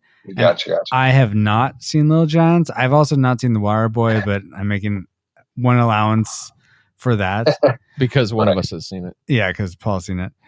Both of us haven't seen Unnecessary Roughness. Though, yeah, sorry. Exactly. So that's the one that started it all. Yeah, pretty much. But if you want to vote on those movies in particular, or any of the movies that you want us to cover on the show, go to retrorewindpodcast.com/cast your vote. There's a list of all the movies we're considering covering. Just vote thumbs up for the ones you want us to cover and down the ones you don't. Then also I want to mention as an announcement, big changes coming in episode 100. I highly recommend you become a patron on Patreon by going to patreon.com/Retro Rewind Podcast. And you can find out what's coming up ahead early. So consider doing that, please. Now get to some of our feedback, more of our feedback, I guess. From Twitter, Dennis, who's at DennisShoes3000, said, "Hey, thanks for the recommendation of Predator Dark Ages. If you guys haven't seen it, check it out." Oh, it's worth checking out. Interesting. Yeah. Oh, you didn't watch it, Paul? No, I just saw it listed on Google. It's a fan movie, but I thought it was pretty well done. Oh, cool. Then Diego, who's at the Latino Lawyer, said, "Adventures in Babysitting episode of the Retro Rewind Podcast is a movie my wife remembers, but I don't think I ever saw. I'd remember Thor." So thank you, I don't Diego. know. This Thor is a little forgettable. Well, yeah. But nonetheless, thank you for your feedback to Twitter, to Facebook, everywhere you leave us feedback. Is always awesome to hear what you guys have to say about the movies we cover. Now, before we get to Nav Point Omega, Paul, take it away. Next time, we're going to be going back to the year 1974 for the movie Young Frankenstein. But until then, you can find us on RetroRewindPodcast.com or the RetroJunkies.com. Listen to us on wherever you like to listen to podcasts. Rate us on iTunes. Follow us on Twitter, Pinterest, Instagram, Facebook, and on the web. You can become Patreon and give us a little tip by PayPal if you want. Awesome. Thank you, Paul. Thank you for being an awesome friend, awesome co-host. Hopefully not an awesome... hopefully you don't have like an alien just staying in you right now, because I'd hate to lose you. But where can our listeners... did you already say where people can find you? You can be found at pauljpowers.com. Thank you for the reminder. I'd also like to thank our guests. First, Josh, where can our listeners find you online, and is there anything you'd like to promote? Well, you guys can search us on Facebook. We are Facebook.com/victims and villains. You can check out my other podcast. It is called Desperate Universe. And that's really it. Very cool. And I do want to say, do you know offhand what number episode we're going to be on? Me and Paul are going to be joining you guys on Victims and Villains. We'll be on the 20th episode. 20th episode. Woo-hoo. Ah, nice. So it is. Go check us out over there. And if it's 20 isn't posted yet, it should be soon. Sean, where can people find you online? And is there anything you'd like to promote? As far as promotion, same thing he said. But you can find me at Facebook on Sean Davis, just a little logo or a little Suicide Squad skull. Okay, cool. And I guess Snapchat, Browncoat119, big Firefly fan. Nice. Oh, a fellow brown coat for you, Francisco. Yes, Awesome. yes, I love Firefly. Oh yeah, best. So good. Okay. Let's see. Thank you both so much for being on the show. Glad we were able to do this sort of crossover, collaborative talk on the movie X-Files, and look forward to being on your show. Yeah, very much. Yeah, man. Thanks for having us. Absolutely. Now, I want to thank most of all, though, our listeners. Thank you so much for downloading the show, for subscribing, supporting, and sharing our podcast with your friends. It's so awesome to have you guys listeners, and we pray that this episode and all our episodes bring you some joy, especially on days where you're just having a hard day. But we hope it brings a smile to your face. But like a Pokemon trainer, we gotta catch you all later on the next episode of the Retro Rewind Podcast.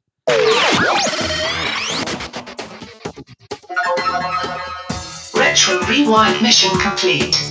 Proceed to Nav Point Omega and return to base.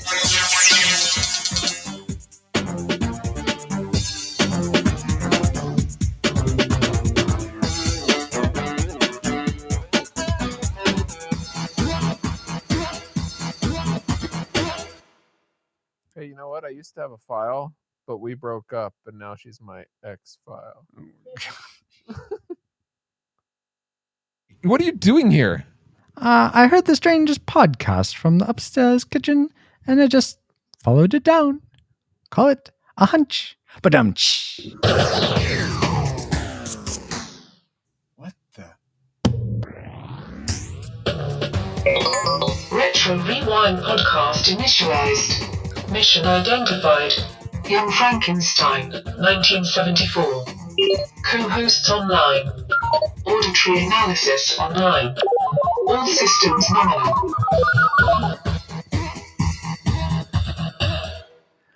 Welcome to the Retro Rewind podcast, where we rewind back to movies and video games from 15 or more years ago so that we can let you know whether they're still worth revisiting today. You can find the show notes for this episode at retrorewindpodcast.com/99. There you can leave us a comment on the episode. You can find links to subscribe to the podcast in iTunes and Stitcher Radio, and you can also find links to support the podcast via Patreon and PayPal. Speaking of which, for this episode, our reflex capacitor was given an Abbey Normal fuel intake valve. Hopefully that holds up for a while. Provided by our patrons, Brian Keating, Deborah Powers, Jared Holzhauer, Chris Cowan, Patrick Hicks, and our secret patron as well. Thank you all so much for the support, guys. With our latest patron, we actually hit our first goal of having all our web hosting and media hosting covered. So thank you all so much for contributing to the show. It's so awesome. Now you may be wondering who I am. Who are you? What are you doing here? My name is Francisco Ruiz. I'm a dad, designer, and dance with my daughter to Disney ditties. And I predicted that Young Frankenstein would be a classic movie. And I'm joined, as always, by my good friend, co-host, not a monster, well, most of the time, Paul, the Master Interrupter Powers. Hi, Paul. Hi, I was about to say it depends on who you ask. I suppose that's everyone, though, really. Oh, true. Good point. Good point. Yeah. I'm insightful. But carrying on. Depends on who you ask. Your trivial question. The shifting hump on Igor's back was an ad-libbed gag of Marty Feldman's. Cool. He had surreptitiously been shifting the hump back and forth for several days when cast members finally noticed. It was then added to the script. Paul, have you ever done something different for a stretch of time that it took others a while to catch on to? Yeah. Well, no.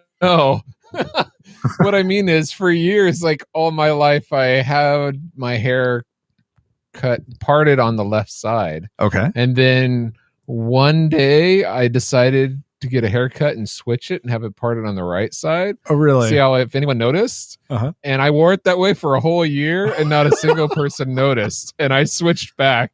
And so now it's back on the left. But yeah, so yes and no to answer your question. No one ever knows.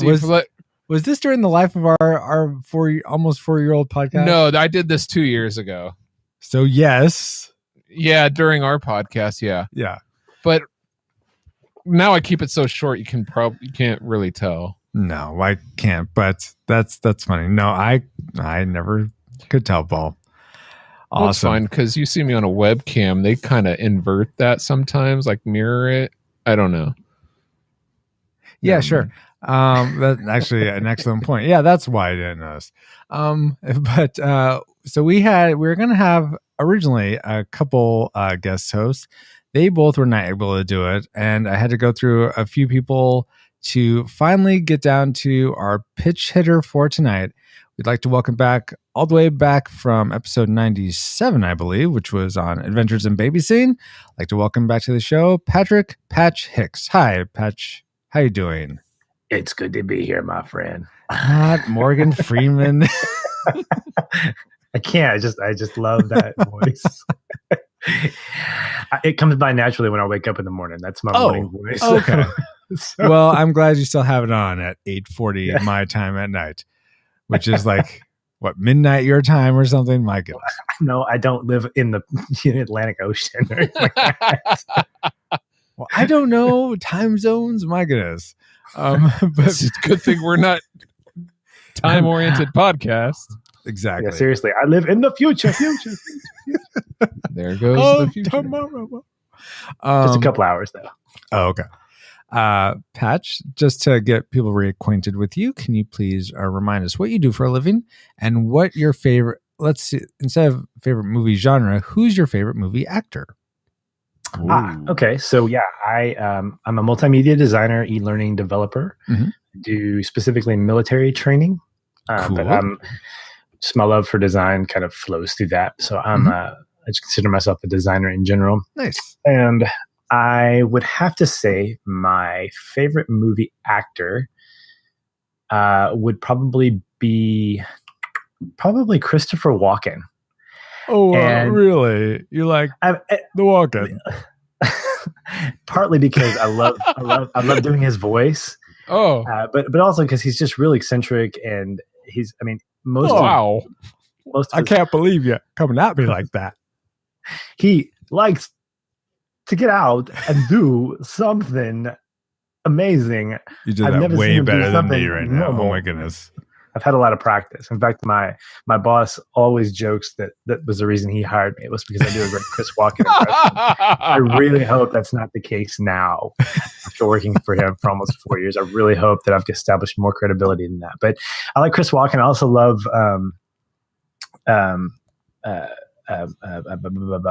sorry, my mind is a blank.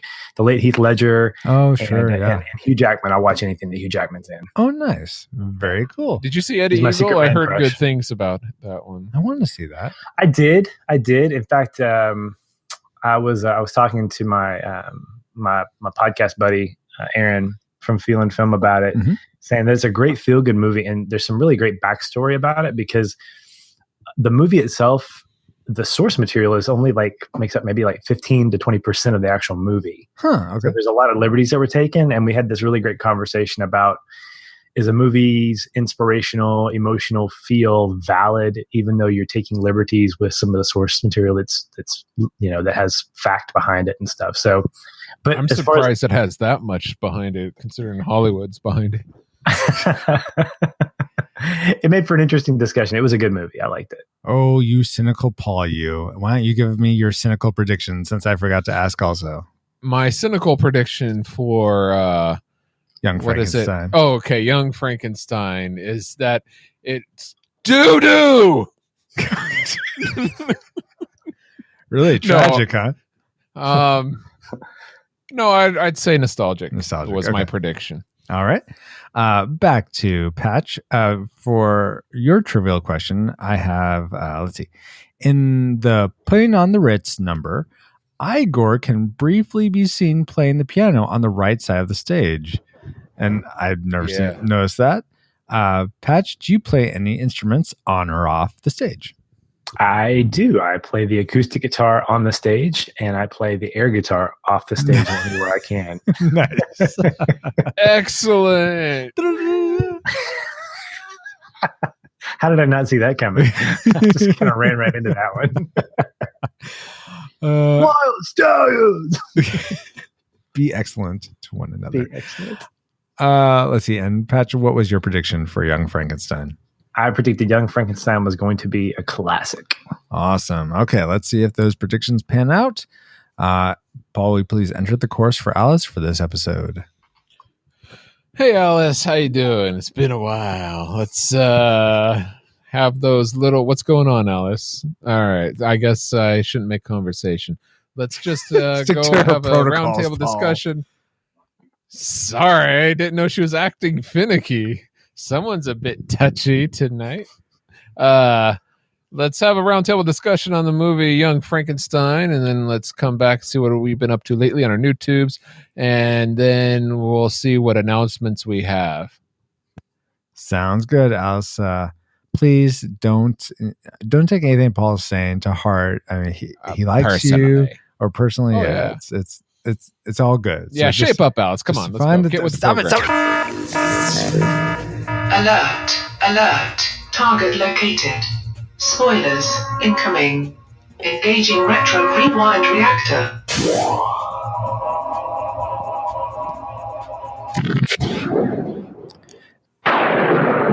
coming from the deep, dark recesses of the mind of Mel Brooks. I love him. Young Frankenstein. Guys, you hear me? Give my creation life! Sky means business. Starring Gene Wilder as Dr. Frankenstein. That's Frankenstein. Peter Boyle as the monster. Wow! Marty Feldman as Igor. My grandfather used to work for your grandfather. I'm sure we'll get along splendidly. Oh. Forrest Leachman as Frau Blucher. And Madeline Kahn as Elizabeth. What are you going to do to me? I'm not afraid of you. Kill the monster!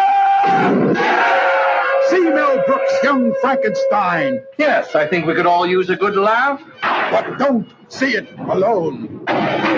Don't miss Young Frankenstein, personally directed by Mel Blazing Saddles Brooks, in black and white. No offense. I'd be very curious if that voiceover was actually Mel Brooks, because at the very end it sounds like him. No, yes, it is. It is. Okay. Well, apparently you guys not just have at the end, but all throughout. better minds and maybe even memories than I do.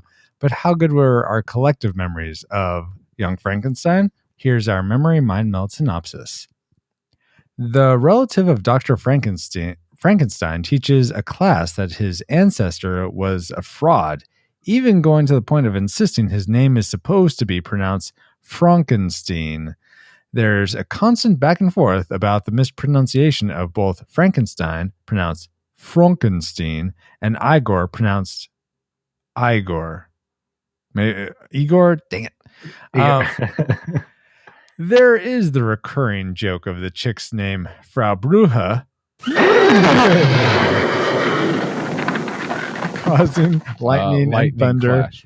And horses to freak out. And there's some joke about knockers. Ha ha ha. Willy Wonka goes to his uncle's old castle to debunk the famous Frankenstein's work, but the Frankenstein monster comes alive as Peter Boyle is resurrected. Blind Lex Luthor, a little girl, gets launched from a teeter-totter, and the late great Peter Boyle and Gene Wilder performing what? Putting on the Riz. Put on the Riz. Exactly. Every time I hear that song, I always yell violently while Boyle does, instead of singing the line, putting on the Ritz. Some of that was good, but others were way off. All right. So, Paul, will you please tell us how this movie was technically made? Sure. The movie Young Frankenstein is rated PG, runs an hour and 46 minutes, and it was released on December 15th of 1974. So it's a Christmas movie or holiday movie if you're Jewish. Deck the halls with Frankenstein. or non-religious. Anyway, directed by Mel Brooks and written by Gene Wilder and Mel Brooks. And it stars everyone you heard in our audio trailer, as well as Terry Garr. Pretty much. And more. Mrs. Mom, not Mr. Mom, but Mrs. Mom. Yeah, exactly. And we've covered a couple of movies that had either Mel Brooks directing or acting in. If you go back to retrorewindpodcast.com/52, that's where we covered Spaceballs. And Mel Brooks also had a cameo in The Muppet Movie, which we covered in /41. Now, did Mel Brooks have a cameo in this film? Because usually he does in his films. He was the voice of the werewolf and of the cat that gets hit by the dart. That's it. Oh, but okay. Because he was actually. Go ahead.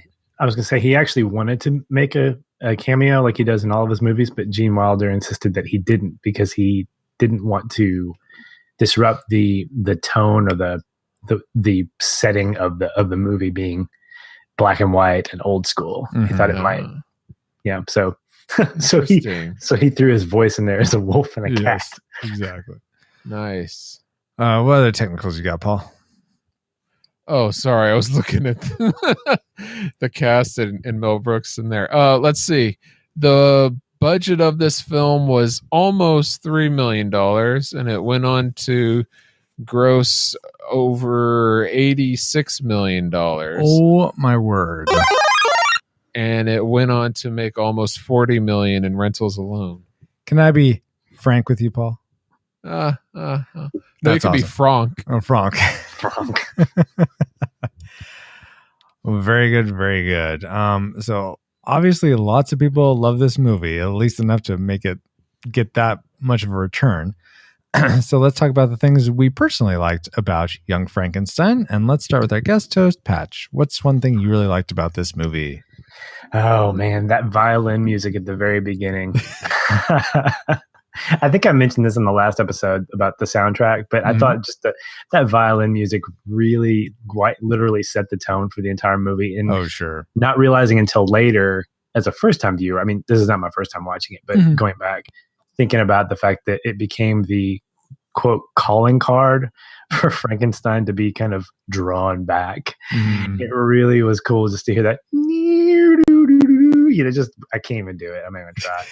Of course I did try, but anyway, just hearing that sort of just completely sets the tone for this eerie setup. And if you're not familiar with Mel Brooks's comedy, it's kind of jarring when you get into the funny stuff later on. So I thought the music was really good. Yeah, and it definitely, I mean, they're sort of parodying the old Universal Monster movies, and I felt like the way that sort of violin seemed very reminiscent of that style. So I thought it was definitely played well into, like you said, the overall tone of the movie.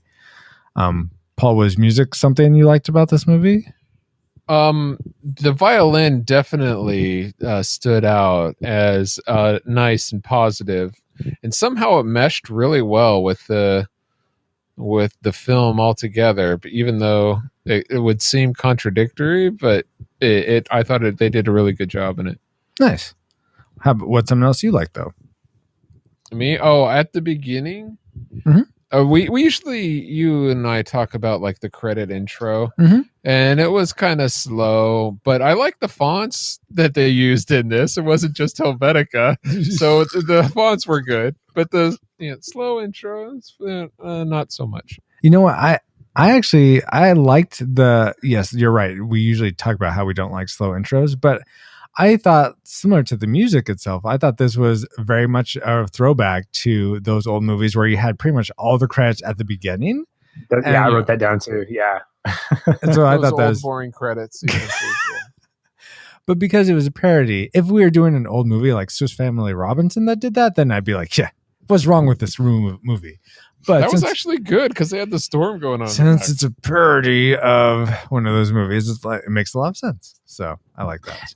Did you guys notice that at the very end, there was a credit to the studio who, help me out here. It was essentially the guy who had all the original props for the original Frankenstein from, I'm not sure when it was made, 40s or 30s. But Mel Brooks actually asked if he would let them use those same props for this movie. So that they could dress it the exact same way, and he said yes. He just wanted to actually be credited, which is why you see that special credit at the end of the opening credits. Because apparently in the original he wasn't credited, which is kind of a bummer. Oh, yeah, 1931, by the way. 31. Thank you. So that was cool though. He finally got his due for that, all that cool stuff. Not knowing that piece of trivia, I would have thought that was kind of a joke, a credit joke. I was like, really? You're going to credit somebody's... It's like crediting somebody's like closet. Like, we'd like to thank so-and-so's wardrobe closet for... that would be pretty funny. I think I could totally see Mel Brooks doing that, but yeah. Yeah, it's exactly right. I thought it was a joke, and I read that piece of trivia. I was like, what? Really? That's awesome. What else did you find awesome about this movie, Patch? Oh man, this goes back to, I think, Mel Brooks's entire style of comedy. His subtle, like, small jokes throughout the movie. The moving hump on Igor. what else did I have written down? I love the particularly what stood out to me was the opening bit with Frankenstein in his class, and he was doing the demonstration of voluntary and reflective, reflexive, I think. Yeah, reflexive, whatever movement or something. Yeah, or impulses or so. Yeah. And of course, Gene Wilder makes a great scientist anyway, because he's just eccentric. But just seeing the subtlety of him trying to demo how, those reflexive movements are innate, and then he pinches the guy's nerve in the back, and he just nails him right in the groin, and you see the guy's face just go. Oh. Things like that just help set up all the jokes that were coming later. Totally. A small bit that I want to mention on since you talked about that scene was every time previously watching this movie, I always thought the guy was sort of faking, and so he is paying him an extra $1 for faking it really good, and that he never actually hit him. But seeing it this time, I'm like, oh, so he did hit him actually. It's just he didn't move reflexively because of that nerve pinch, Vulcan neck joint or whatever. I guess the Vulcan neck pinch is what you call it. Yeah. But so that was cool for me to see this time. But yeah, I sort of echoing what you said, Patch. I thought the overall humor of this movie was I was laughing so many times, and I know some of our listeners one thinks that I don't enjoy comedies or I don't get comedies, but I definitely get Mel Brooks. So there you go. That's a step up. It's only a step away from Monty Python. Oh my gosh, Paul. What's something you like, Paul? I liked the character Igor at first. Igor. His name's Igor. Thank you. I wrote down. Yeah. And how he would even break the fourth wall, look at the camera, and totally. And that was a good balance between the raging Frankenstein. I didn't find him. He did rage, but it wasn't like overdone. He was a very dynamic character, I thought. Oh yeah, just choking people when they weren't listening to him. That's not overreacting. Grace. Yeah, that's what you call it. Let's see. Let's go back to Patch. What's something else you liked? Well, the thing about Mel Brooks and his movies, and I haven't seen all of them, but I've seen a handful enough to get his style.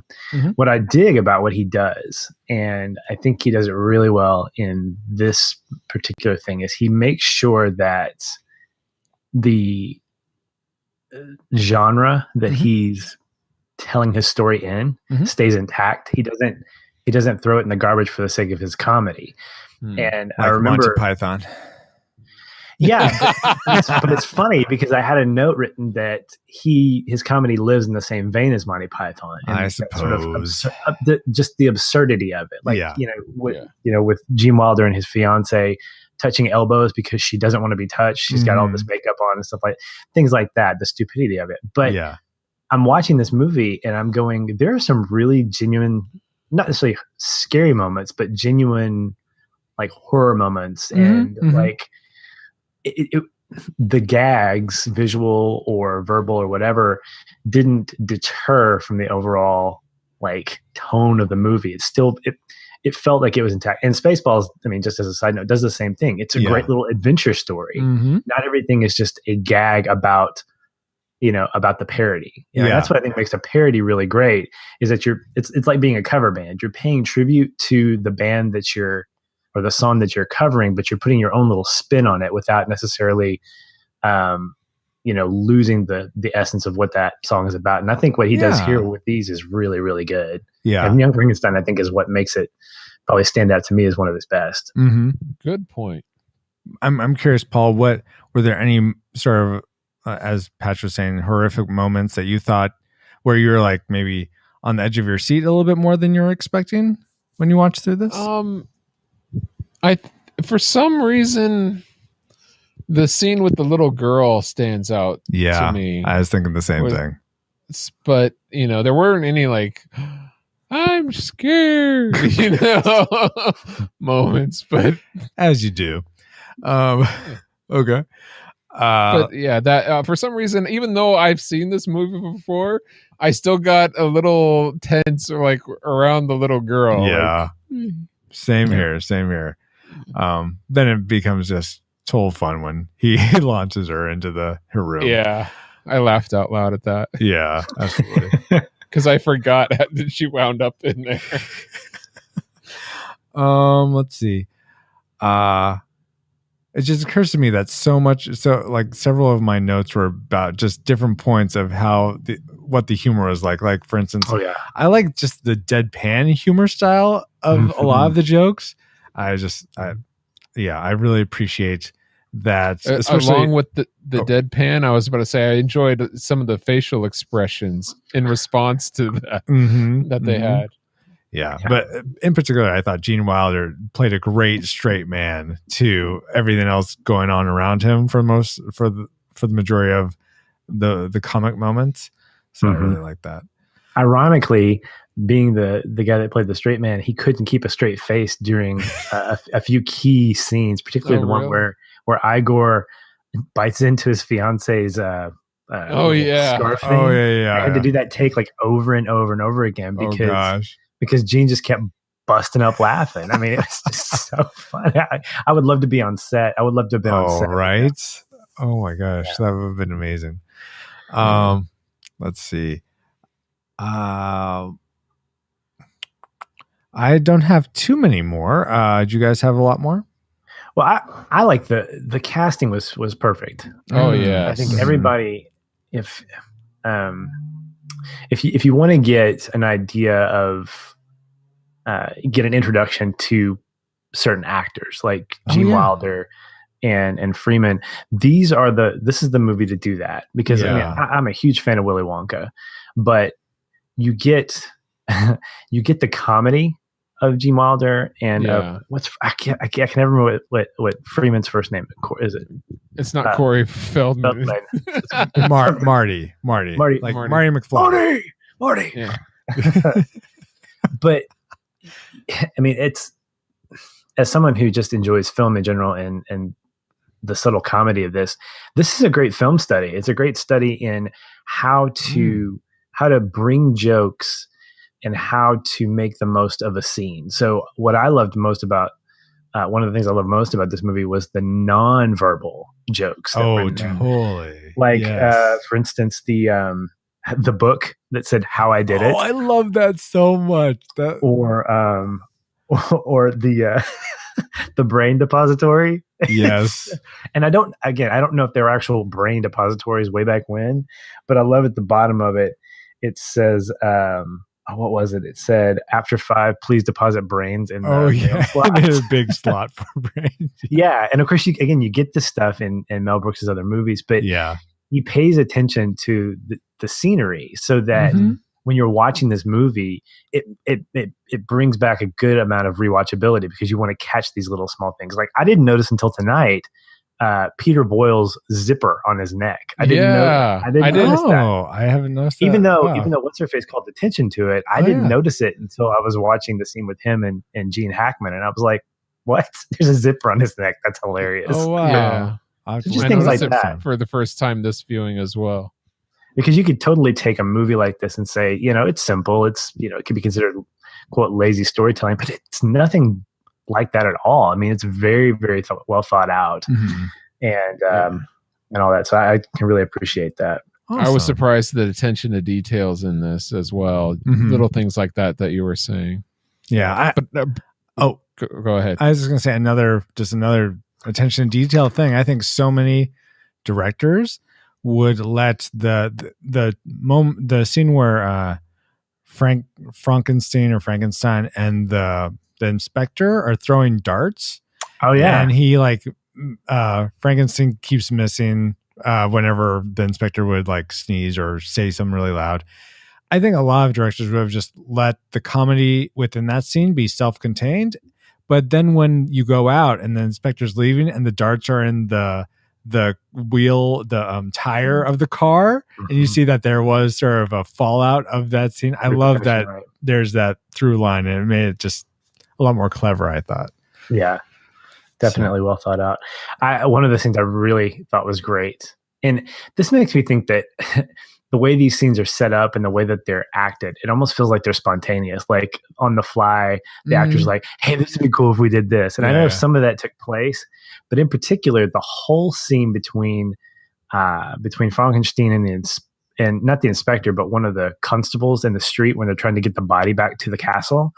And Boyle's hand is he's it's sticking out, and so he has to make use of it. And so he's like rubbing his hands, or his hand and Boyle's hand together to make it look like he's trying to warm him up, and then he tries to shake it. Just that kind of stuff. Because to me, that's I look at that and I go, that took 4 people to block that scene and make it funny. It didn't look like it, but you had to have Freeman, you had to have Boyle, you had to have Wilder, and you had to have the constable all doing their thing in order to make this scene work.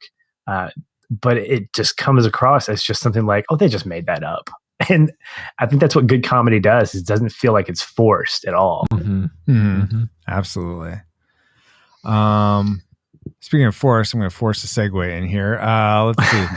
Paul, what's anything else you liked before your classic maker? I just have one more, and that's something that Patch already said was the cast. I think each person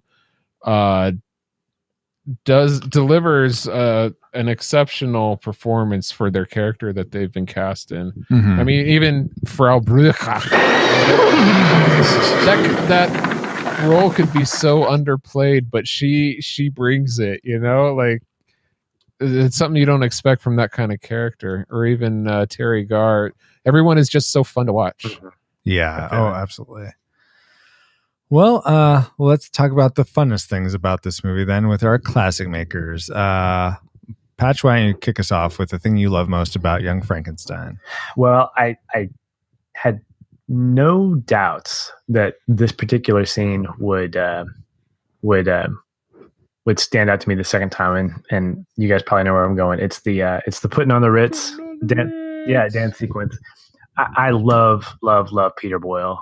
I think I saw Young Frankenstein as a kid, but then I really got to know Peter Boyle as an actor watching Everybody Loves Raymond. Yeah. Playing alongside Doris. I can't remember her last name. Oh, yeah. I can't either. The grandmother from Christmas Vacation. Exactly. I love it when actors, I'm sure actors and actresses love it when they're called by like, oh, you're that guy from that movie about that thing, But so, didn't you used to be? But seeing him act in this and seeing just his comedy in its own unique Peter Boyle, big, burly guy way. That to me just epitomized what it meant to be like funny, having the funny guy and straight guy next to each other. And what you were saying, Francisco, about just, Gene Wilder's ability to play that straight guy is personified by Peter Boyle's just non-threatening, at least until the fire goes off, persona. And so that's my favorite scene, but it really got inspired by the scene with Gene Hackman and how Peter Boyle didn't have to say anything. He just had to make movements. He just had to move around, and he had to just do these things non-verbally and make a few grunts here and there. Yeah. And I'm laughing out loud not because he's saying anything, but it's what he's not saying. It's what I'm feeling like, oh gosh, I feel so sorry for you. Oh man, when he smashes that mug. Oh yeah, you feel so bad for him. Awful. So yeah, but Putting on the Ritz is my classic maker. I can watch that scene over and over again. Yeah, that is great. Even when people like do the meme with Putin from Russia, I always still insert this scene into sort of that meme just in my head. From Everybody Loves Raymond, the grandma's name was Doris Roberts, the late Doris Roberts. There she is. She was great too. She's great too. Mm-hmm. Not in this movie, but in Everybody Loves Raymond. Yeah. She was good in Christmas Vacation as well. Yeah. Oh, fine. Let's see. Paul, what was your classic maker? Put a pause on that right now. I wanted to revisit Putting on the Ritz. Okay. And that's because usually people put pins in things, but all right, we can put a pause on it. It's an electronic show, let's right? put a pin on it and focus on it, okay? Because apparently Gene Wilder and Mel Brooks wrote this movie together, and apparently Gene Wilder really wanted this scene in it, and Mel Brooks really didn't. But Gene really insisted and actually went out over the director, which is unusual. Yeah. But some people think this scene hurts the movie, like Mel Really? Brooks. And some people think it helps make it. So, and in my family, we've had discussion. There's people on both sides in my family. Oh, interesting. So I wanted to find out. So we know where Patch lies and that it helps it. What do you think, Francisco? Does it help it or hurt it? Can I say both? because yes, it does both, but go ahead, explain. I loved it. I almost wish that was either the climax of the movie, or or just I mean, you get that, and then you maybe get an epilogue or something. So we'll talk about stand that out a little short bit by later. itself. No, I mean, I just think it's a great way to cap off everything that's happened to that point, and then we have more movie. But yeah. And by the way, 30 minutes more movie. It's my favorite scene as well. I think it helps it. So awesome, cool. Was that your classic maker, though, Paul, or something? No, it wasn't my. Actually, you'd think it would be, but my classic maker is actually the variety of humor in this. And I think you can find there's slapstick, there's puns, there's all sorts of every kind of humor in here, and I think I suspect that anybody can find something humorous in this movie somewhere. So just because it has that much variety of humor, which is hard to do, it will do well. Yeah, I think that's what the classic maker for me is. Oh, very cool. And then for me, I guess it's a more specific segment of Paul's classic maker is just I loved watching the interplay between Gene Wilder and Marty Feldman as Frankenstein and Igor. That was good. I like that, Francis. That was a Thank good. you. That was a good. Thank you. I like it. Did you pronounce it Froderick Frankenstein? Anyway, I just every time they were doing something off one another, I just thoroughly enjoyed. So that was my classic maker. That's awesome. Now, before we get to the things that didn't go so classically about this movie, we like to go out to our social media channels like Twitter, Facebook, Instagram, and ask you, our awesome listeners, what did you think about this movie or any other movies we cover when we cover them? So here's what some of you had to say about Young Frankenstein.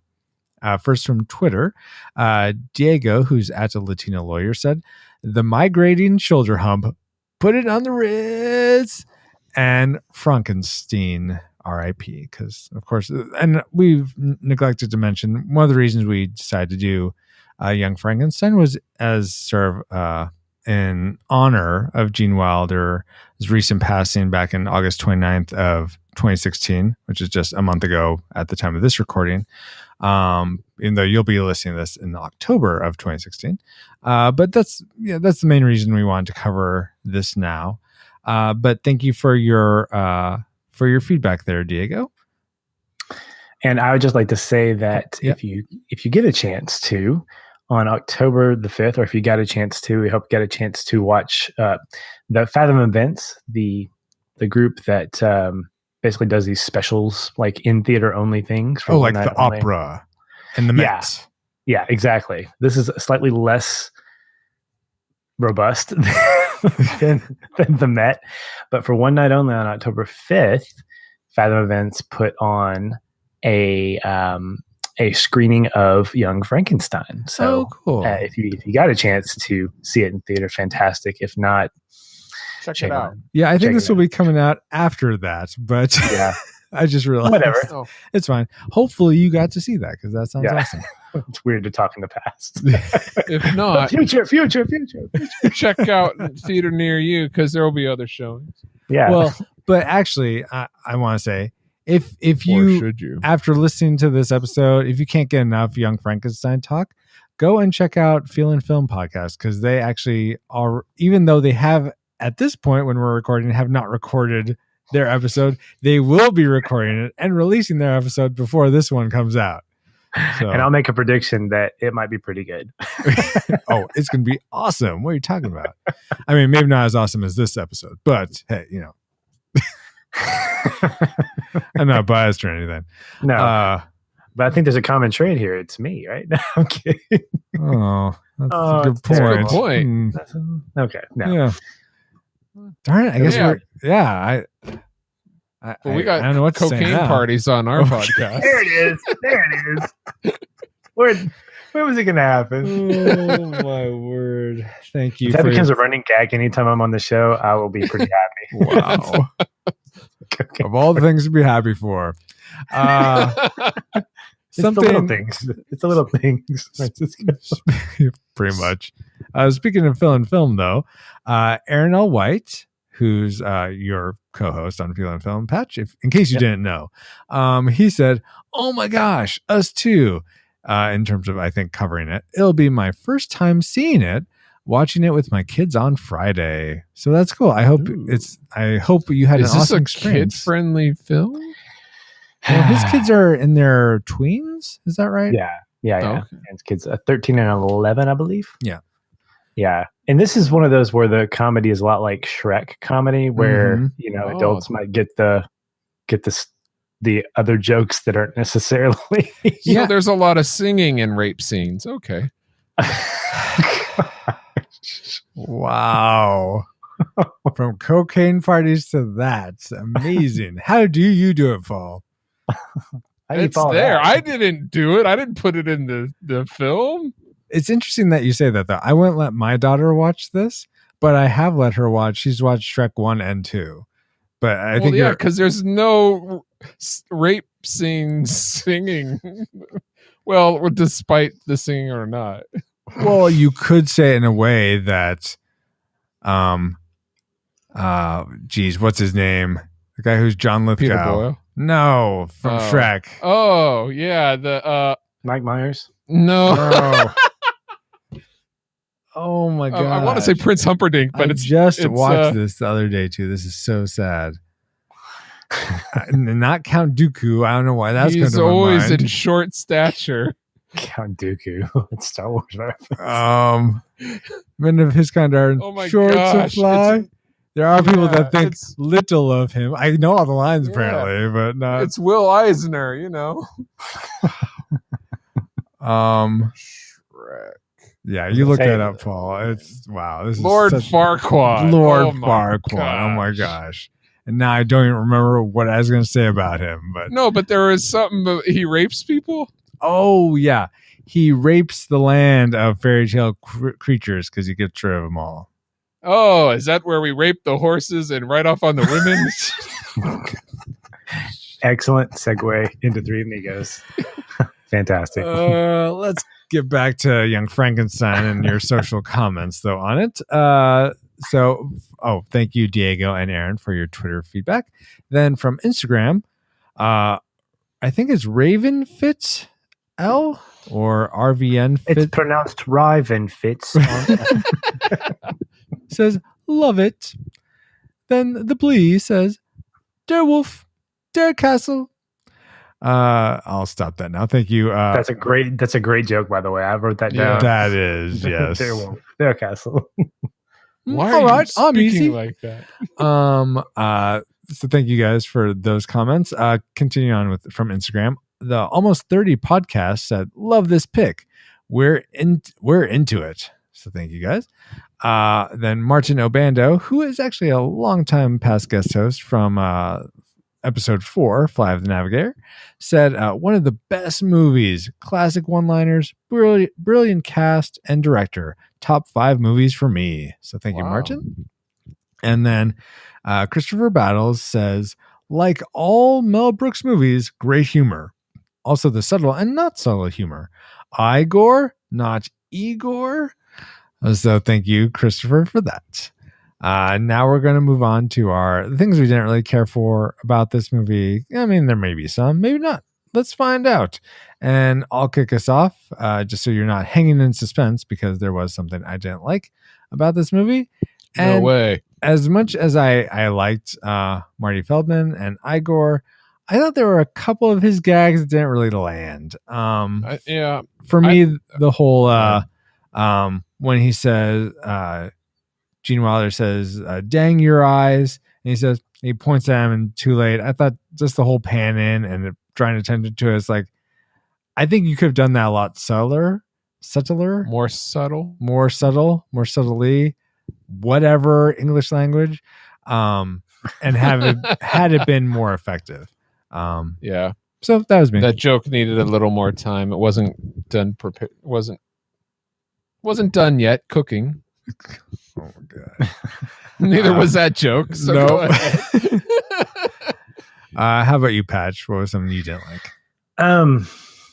I thought that there were a couple of small subplots that felt really thrown in, particularly like the scene with, I guess, the townspeople and the parishioner, whoever it was. Yeah. Just, we're watching all this stuff go on inside the castle, and as far as I knew, it was happening sort of in the privacy of the castle, but apparently it was causing a stink. Yeah, because they stole the body. It's not like, I mean, we don't know what happened in between when they stole the body and when, Peter Boyle came to life. But that whole scene. I thought they were upset just because another Frankenstein is in the castle, and they didn't. I think that was the reason. But it seems like it would have made more sense to have like maybe a couple people like seeing them do something or seeing them taking the big cart away. I think that would have been a better sort of lead in to that town meeting. Yeah, I mean, it was definitely a plot device that forwarded the story, but it really, kind of going back to what you said, it forwarded the story after putting on the Ritz. And I think, if those guys, if that scene hadn't existed, then putting on the Ritz ending the movie would have been perfection, because you wouldn't have had to say, well, what about the crowd? And then, it's just kind of dumb. Although it did itself a favor by introducing us to Inspector Kemp, which I thought he is great, with the wooden arm. And I thought he was a great character. So didn't like the scene, but I love the introduction of the inspector because, his scenes with Gene Wilder were great. Did you like the inspector, Paul? Yeah. I could take it away. I enjoyed that. I recognized the actor because he was also in the movie Producers, the first one as the Nazi guy. But so I enjoyed. It's weird. I enjoyed the scenes with him in it of themselves, but I think they slowed the movie down. Okay, and were unnecessary. I'd agree with that. Sort of going something I didn't like, which dovetails into that.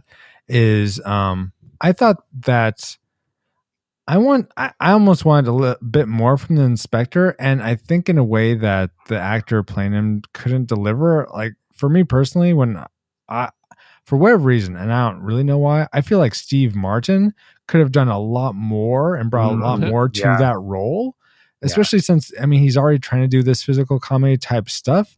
And I just think Steve Martin would have sold the lines better. I think he just would have done an overall better job. Yeah. And something else I didn't like casting wise was I'm a fan of Madeline Kahn, and I just felt like she's in this too little. I wanted more of her. And maybe that's I would have gotten sick of her if she wasn't in it more, but I was like, you need to be in this more, Madeline. You with your flame breathing. Breathless breathing. Yeah. Anyway, Clue reference for those who are like, Francisco, what is going on? Did you just come from a cocaine party? Yeah. What? No, I shouldn't be celebrating that. Yeah. Geez, Paul. Jeez. Let's see. Let's get back to the rape scene. What? Segue. With Madeline Kahn. I thought that's what we were talking about. No? Paul, is that something that you didn't like about this movie? Surprisingly, no. or at least that's not one of my points. Okay. Not to be, I have the weirdest segues. Actually, no segues. So let's just go. I already said the credit intro was boring. And something else that I put down. Let's go way back to the beginning. Okay. Back where he's teaching in the class. Mm-hmm. Oh yeah. That guy in the front who's Asian with the long hair, that hairstyle just screams 70s so much that whenever they do a crowd shot, I instantly look at him and in my mind screaming, why are you such a 70s student? This doesn't look like it's made, with the black and white anyway. It just totally took me out of the movie. Well, wasn't the time frame supposed to be 70s though? Like it took place in the 70s? It was just shot black and white? That's a good question.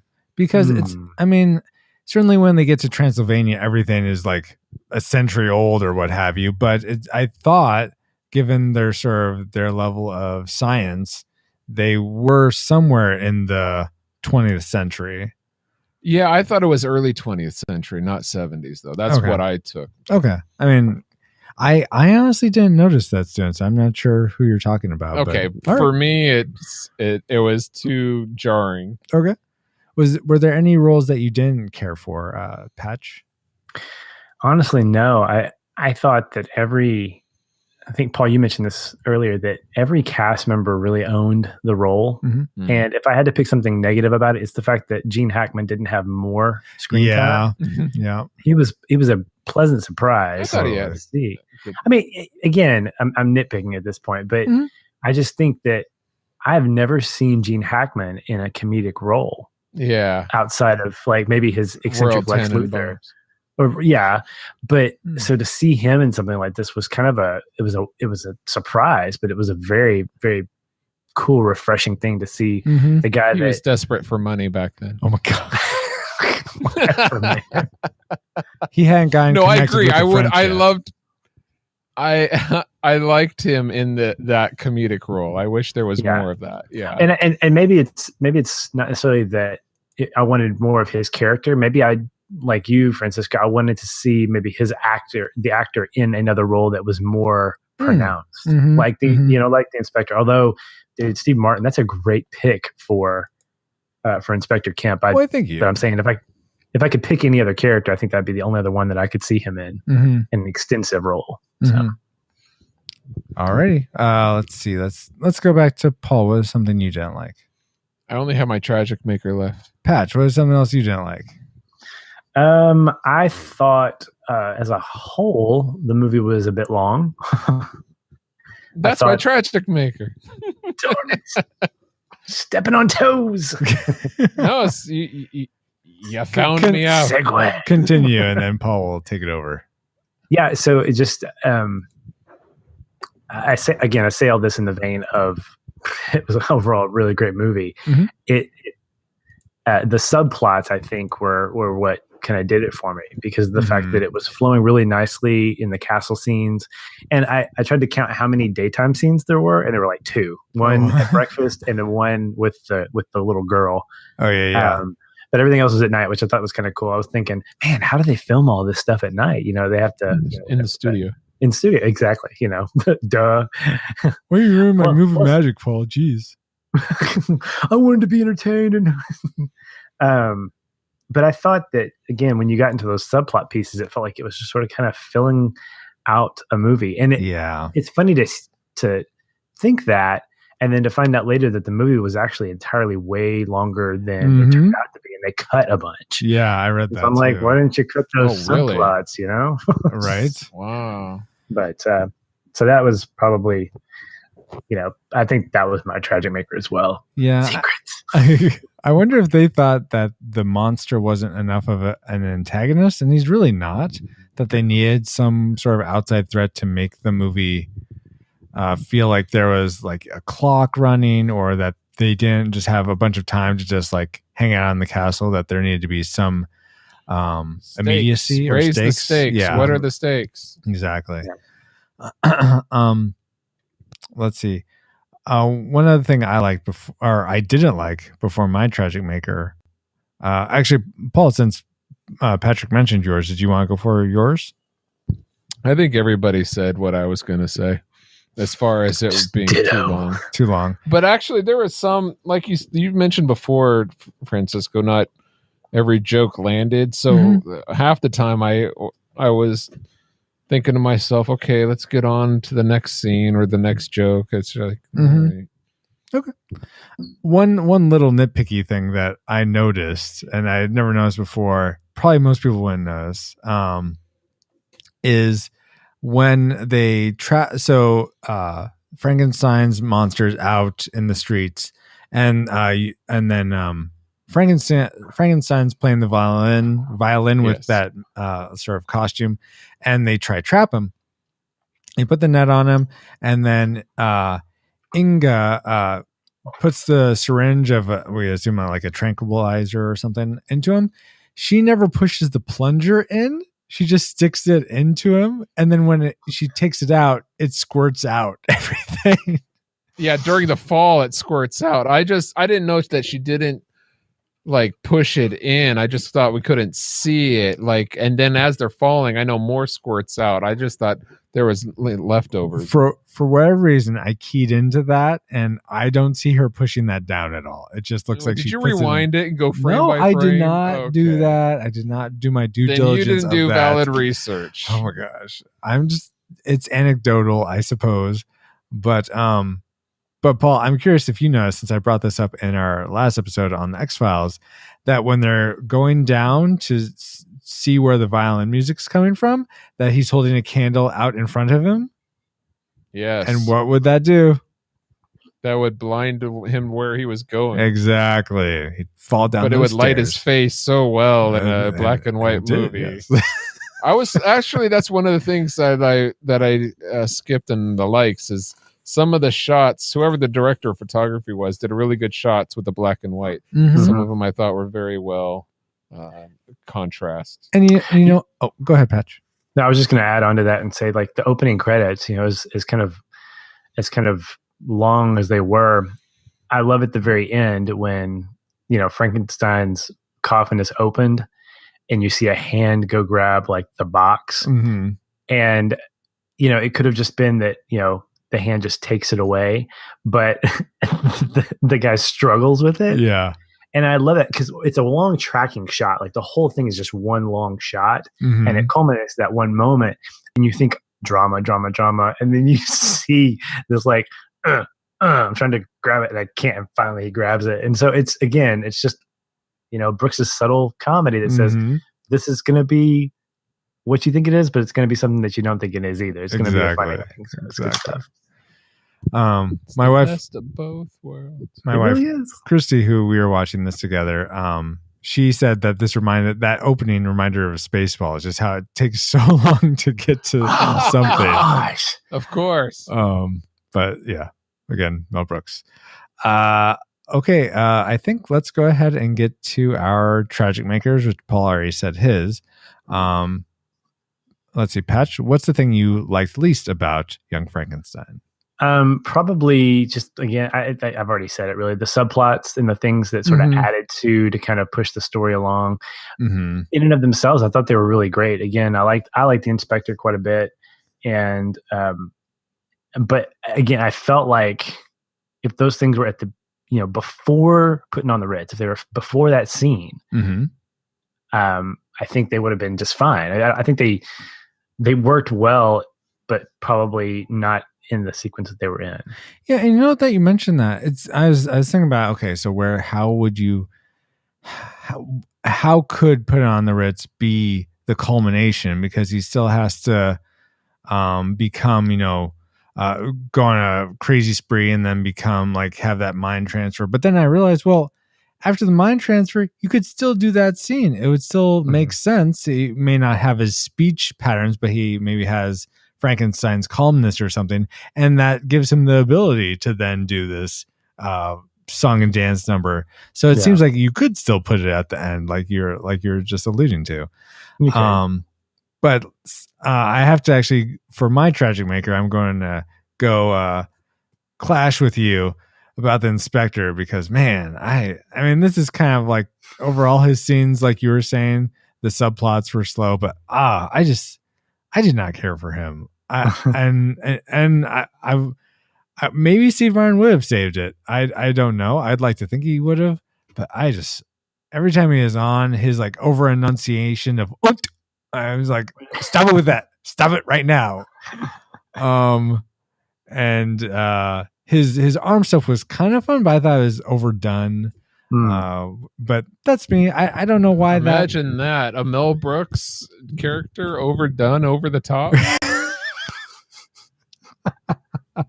No. Maybe if Barf were in this movie, I think maybe that would have saved it, you know? None here, sir. This is Mercedes. You know, Francisco, I just had this thought. If this movie were not so over the top, let's say cut it in half, but have the comedy more like Clue, which is a little bit over the top, but not so over the top. I feel like it's more subtle in Clue, but yeah, compared to this, yes, yeah. Would I maybe enjoyed it more? That's more of your comedy style. Would I have enjoyed this movie more if it was more subtle? More subtle. No, I liked a lot of the broad stuff and some of the slapstick stuff and I think the subtler stuff I did enjoy more. I didn't like when they drew attention to Igor pointing at his eye. I thought that was like way on the nose. Yeah, almost punching my nose. But I don't think that think that would have made it like, oh my gosh, this is the most amazing comedy I've ever seen. Now, well, it's almost better than Clue. I would say that a movie like this is, because Mel Brooks is doing two things in this movie, as he does in a lot of his movies. It lends itself to being a bit longer and having those quirks of having kind of weird subplots that, I mean, the subplots didn't not make sense. They just felt a little out of sequence. And I think that when you try to do something like a straight comedy, you're going to get something that's, I think, tonally going to be different. And I think that I personally felt like you would probably lose a unique brand of storytelling in a comedy sense if you did that. Okay. And by the way, I love Clue. I thought it was fantastic. Tim Curry's one of my favorites. And I get what you guys are saying. I get the comparison there, but Clue was set up from the very beginning to be something that was just funny.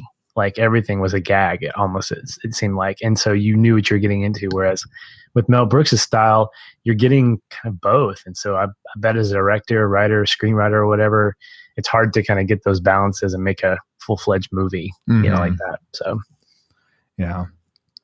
I think I understand what you're saying, and I think we're sort of getting into the weeds about how could you make this movie better for Francisco, and that's not really important.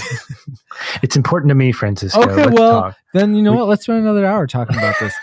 So when you break down the opening shot of the credits, how could we make that more interesting? I don't know.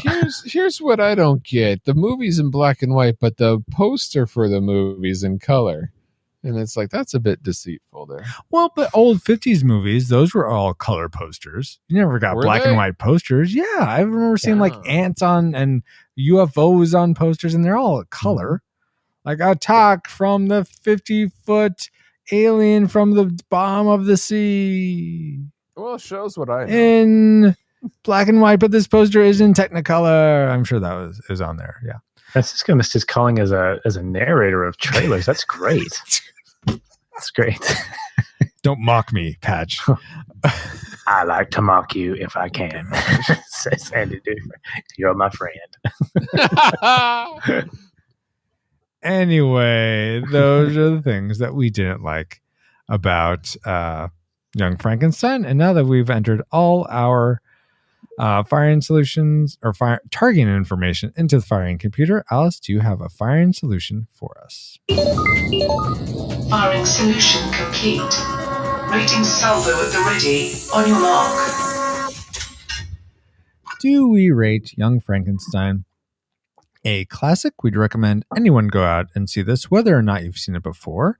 A nostalgic, we'd only recommend you go out and rewatch this. It's not worth seeing for if it's your first time. Or a tragic, we'd recommend just don't watch this again, whether or not you've seen it before. If you have good memories, leave those memories intact. Don't sully them with a rewatch. So let's go around and say how we rate this movie. And let's start with Patch. Do you rate Young Frankenstein classic, nostalgic, or tragic? So I opened up with predicting it was a classic, and I maintain it still is a classic. Still classic. Yeah, we recommend probably anybody go see this or see it wherever it is. And I would say this, that it is a great entry point into the comedy of Gene Wilder, specifically, and to Mel Brooks as a whole. Like you capture just the quintessential Mel Brooks comedy in this one. So nice, absolutely cool, Patch. Thank you, Paul. How do you rate Young Frankenstein? I predicted nostalgic, and I'm gonna keep my rating as well and go with okay. Nostalgic. The first time I saw this, I didn't really like it, and I've only seen it a few times. Interestingly enough, the more I've seen it, I've liked it a little bit more. So I understand why people really love it. There's a lot of people out there that really love it, but I also know people that really don't like it. Oh, interesting. Okay. So, do you know if those people don't like Mel Brooks overall, or just this movie particularly? No, I don't know off the top of my head. I didn't do a poll like, oh, you don't like this. Well, do you not like this? I didn't go into it that well, but overall, I'm fine with not watching it again. But so I would have to say nostalgic. All right, Paul. I suppose if you want to be nostalgic on this, that's fine. I did want to ask you. Oh, thank you for your. I will allow it. This time. I appreciate your grace. Yeah, of course. I was going to say, you like it a little more each time. Is there? I think you rated Spaceballs a classic. Is there another Mel Brooks movie that you'd say you would recommend over this? Yeah, Robin Hood Men in Tights. Oh, okay. Did you say Abe Lincoln? No, I said, hey, Blinken. Hold the reins, man. All right. Cool. Well, I won't delay anymore. For me, that Inspector didn't detract from me rating this movie a classic. I really you almost got. Oh, really? Yeah. Breathe easy, everyone. Breathe easy. I laughed so much in this movie. I really enjoyed it. Certainly the elements we talked about did detract from it. It wasn't a perfect movie by any means, but yeah, it was definitely enjoyable, and I would absolutely rewatch it again and recommend other people watch it. So with that, the Retro Rewind podcast rates Young Frankenstein a disputed classic movie. Like me, we'd recommend you go out and see this for the first time or watch it again. Now let's get back to our own time. Good old 2016 on the good old 47th floor. 47th floor. We're not in the year 2015.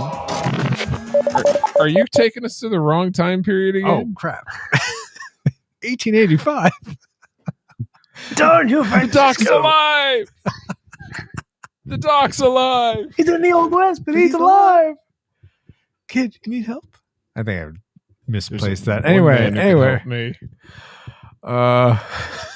Bum, I know. Bum. Okay, so let's back it up. What's new on our tubes, guys? Whether it's a new movie, TV show, book, new, maybe not oil paint, but maybe an acrylic painting. I mean, maybe something like that. That'd be cool. But anything contemporary that we've been into recently. So we're going to change things up a little bit. Normally we ask the guest host what's new on their tube first, but I'm feeling a little Abby normal. And I'm going to start with Paul this time. So Paul, what's new on your tube? Oh, I recently saw the latest release of Magnificent Seven, the year 2016 version. Oh, okay.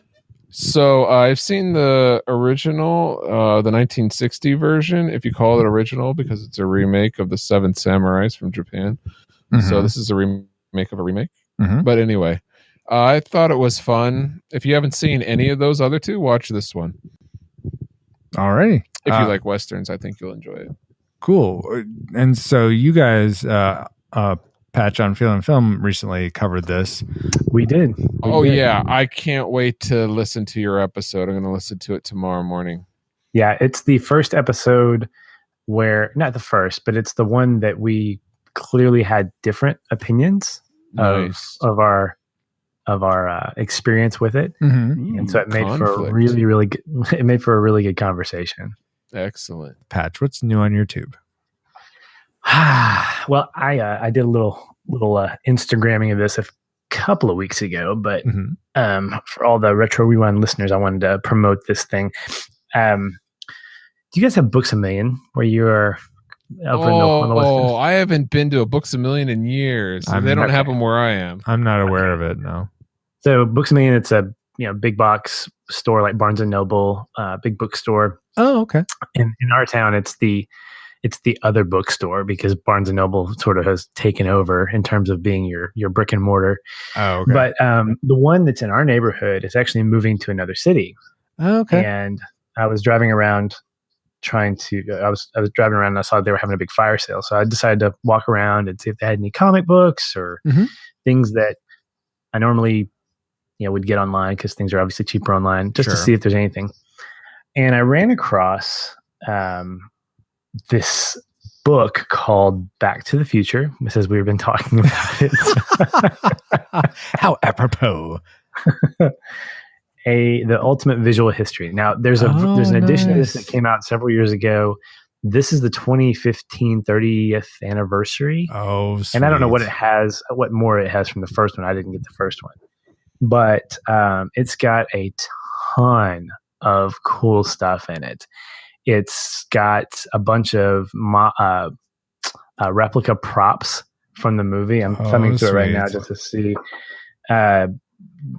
interviews with the cast, copies of some drafts of the movie, storyboards, just all kinds of stuff. And it's just cool. Wow. There's a ton in here that I haven't even gotten a chance to dive into. But like, it's got the letter from Marty to Doc from Lou's Cafe. Nice.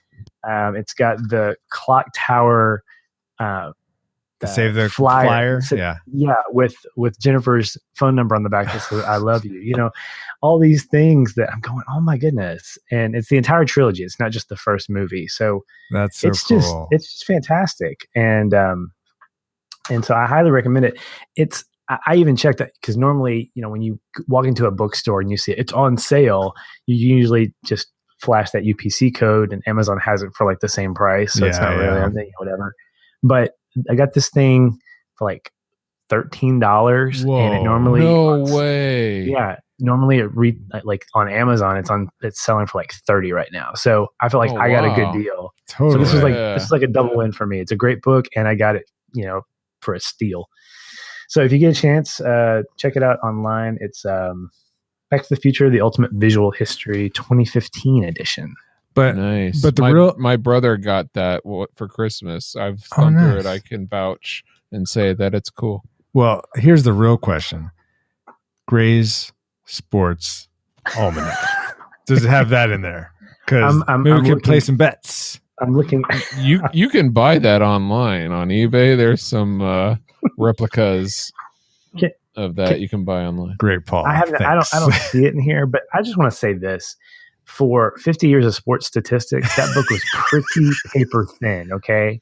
Yeah. So, they use like 4-point font in there. I mean, you need a magnifying glass, but they could fit it in. There's no way Biff can read that. There's no way Biff is reading the Cal UCLA score in 4-point font. Dude can barely get through high school. He's not going to be able to read font that small. That's awesome. Well, cool.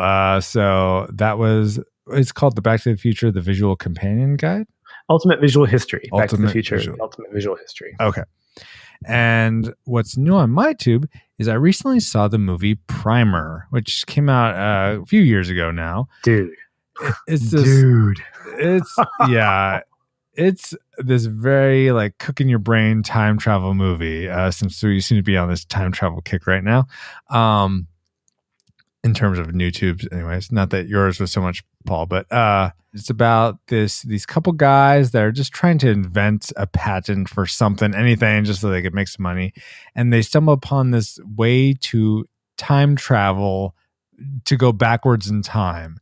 And they start out just sort of like going, like figuring out what stocks went up, and then they go back and then place their money in those stocks so they can make money. And then it's interesting how they play with, okay, so if I am getting out of this machine now, I don't want to I have to come and get into it at the same time I would be getting out of it. So I have to time that right so that I'm not running into myself. And I can't turn the machine off when I'm still in there at some point. Am I in there? Am I not? It's kind of like what's the cat experiment that Big Bang always references? Schrodinger's cat. Yeah. Is like, is it dead? Is it not? Am I in there if I'm time traveling? Am I not in there at this time? It's just really interesting thinking about time travel in that way.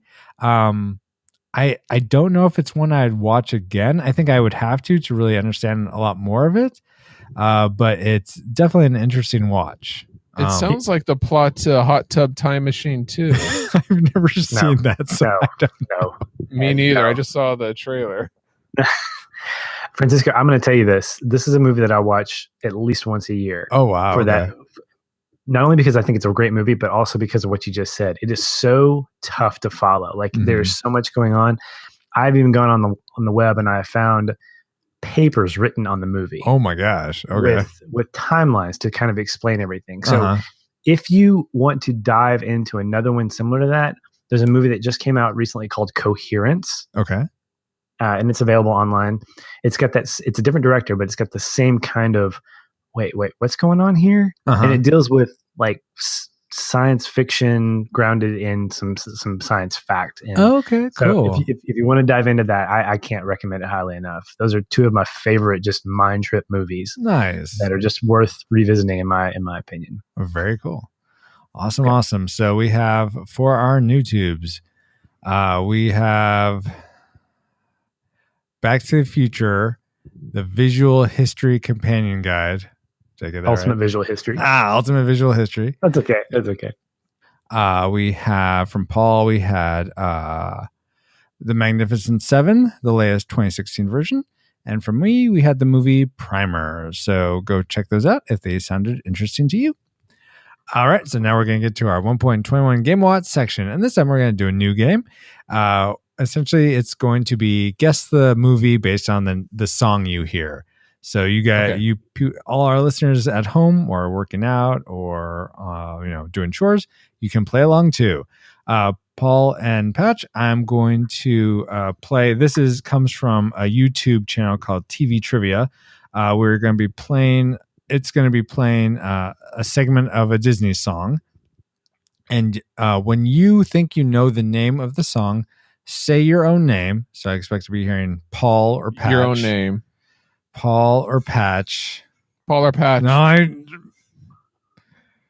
and then I will let you try to guess. And if you don't get it, the other person can steal. And I'll do my best to keep track of points here. So does it make sense what you guys are doing?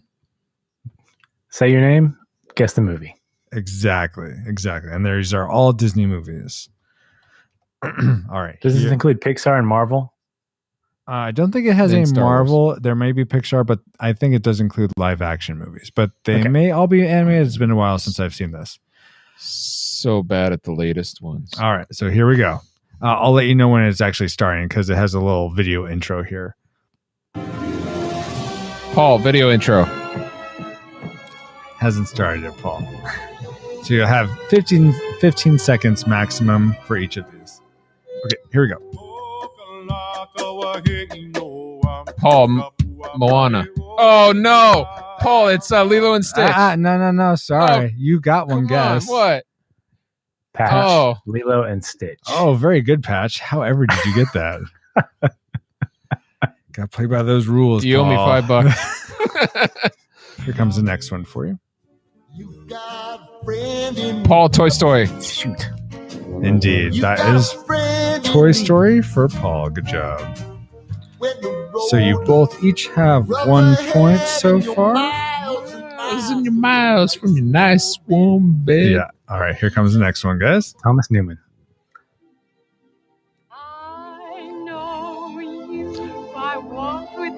Oh, Paul, Sleeping Beauty. I'll let you know here in a second. I think that's right. Oh my gosh! Yes, of course, it it's is. Sleeping Beauty. All right, it's Sleeping Beauty. That's right. That's too long on my end. Here's the next one.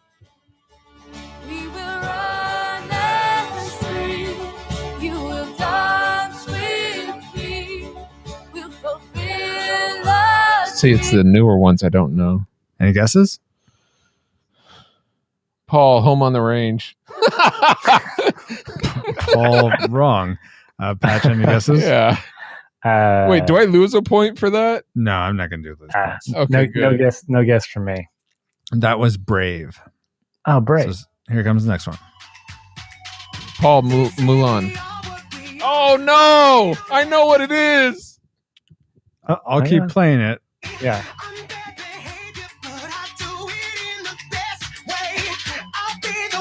Any guesses? Oh. We are immortal. I know that one. Patch Hercules?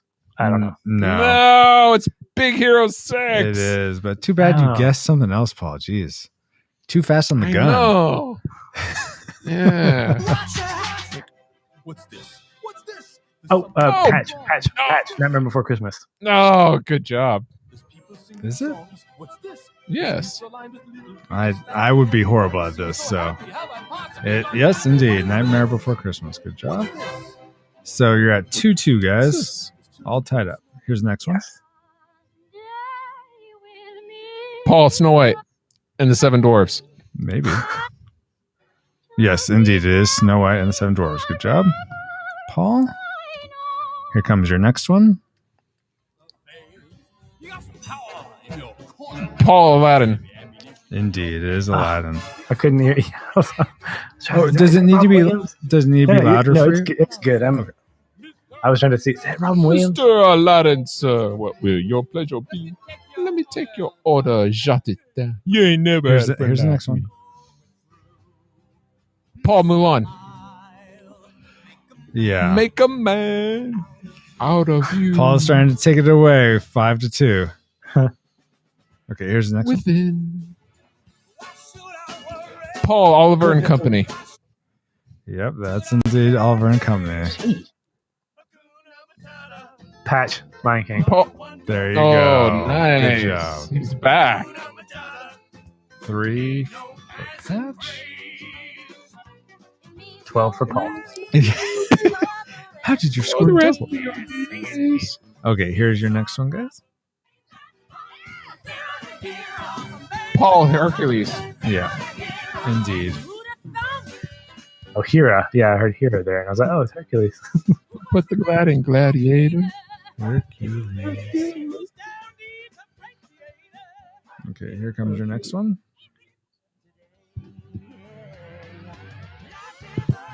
Patch, Cars.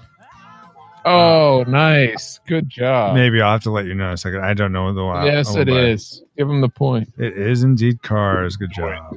Do it now. We're 7-4, Paul. Miyagi. He's catching up. Stop it. Oh, Paul, Cinderella. Maybe that's it. I don't know. Yeah, that's Cinderella. So, still semi-competitive here, guys. Still anyone's game. Here's your next one. Paul, Frozen. And I'm sorry, I heard Patch first. This is why you shouldn't. Oh, you shouldn't say the answer right after Paul. I heard Patch first. Patch. What is Frozen? Oh, very good. Jeopardy rules. I'll give you double points for that. So it's now 8-6.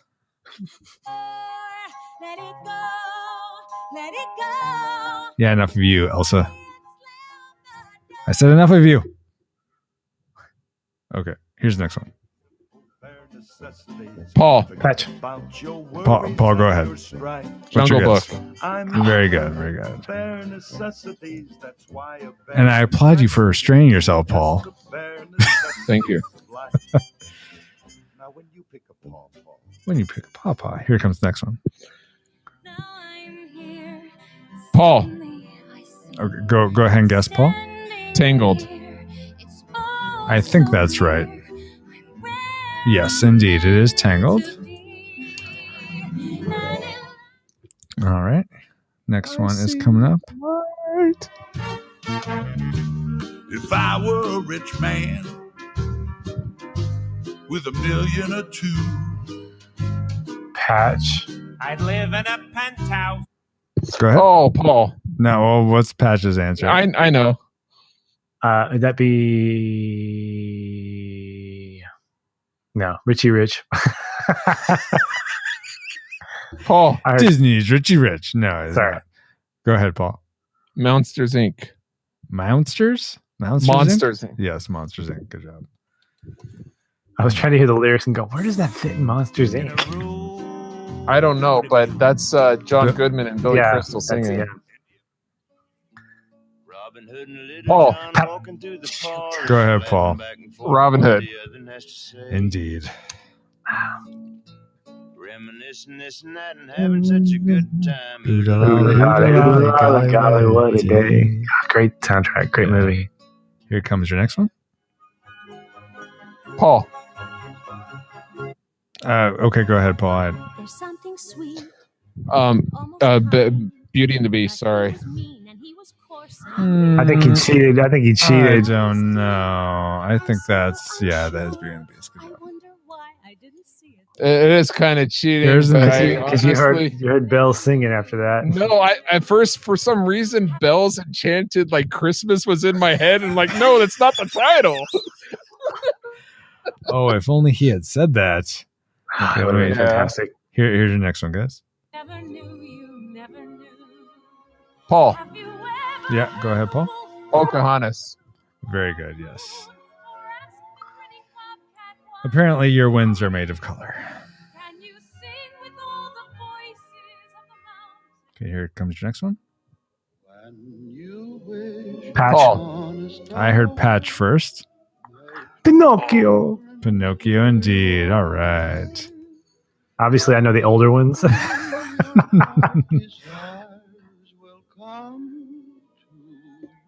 I prefer pistachio myself, but. Oh my God.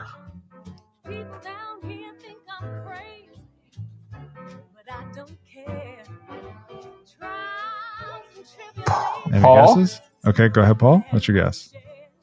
Princess and the Frog? Very good. Wow. I wouldn't have known that one. Me neither. Here's your next one. Paul. Patch. I heard Paul first. Tarzan. Yes, Tarzan. Here's the next one. Paul. Go ahead, Paul. Little Mermaid. I suppose it's Little Mermaid. Her and her who's its and what's its. All right, we're 17-7 Paul. Next one. Oh, man. Oh, this is familiar. No, never mind. Patch. Yeah, go ahead, Patch. Fantasia. No. Pretty good guess. Up. That was Up. Up. Oh, that's right. The opening. Yeah. Yeah. Yeah. No lyrics. Here's the next one. Paul. Peach. That'd be Paul, I think I heard. I want the exact title from you, Paul. Oh. The Many Adventures of Winnie the Pooh. I think that's right. Have to have an exact. Is that it? From you. It's good enough. Yes. Paul. Okay. What, Paul? Aristocats. I think maybe. I don't know. Yes. Aristocats indeed. I think it's safe to say he won this one. I don't know if there's it's yeah, maybe, but there's still hope. Is he running up the score now? Is this what this is? Paul. Yeah, Paul. I heard Paul. Peter Pan. Yeah, Peter Pan. I think there's one more. So here's what we'll do. The last one's worth 20 points, right? A close one or a blowout. I don't know if I want to feel that. I'm trying to see if there is. Well, I think there might be one more after this. So here's this one. Paul. Go ahead, Paul. Lady and the Tramp. Yep. All right. So I'm just going to double check that there is one more at least. We will do one more. Okay, there is. All right. So is 21-7 Paul. Patch, if you get this one right, you will earn a shocking however many points it takes to beat Paul. 15 points. Paul, if you guess and get it wrong, you will lose all your points. Okay. And of course, if you guess and get it right, you win. But whatever. And his guess is only worth 1 point, right? Yes. Yeah. It's worth negative complete. All right. Listen up. Here's your song.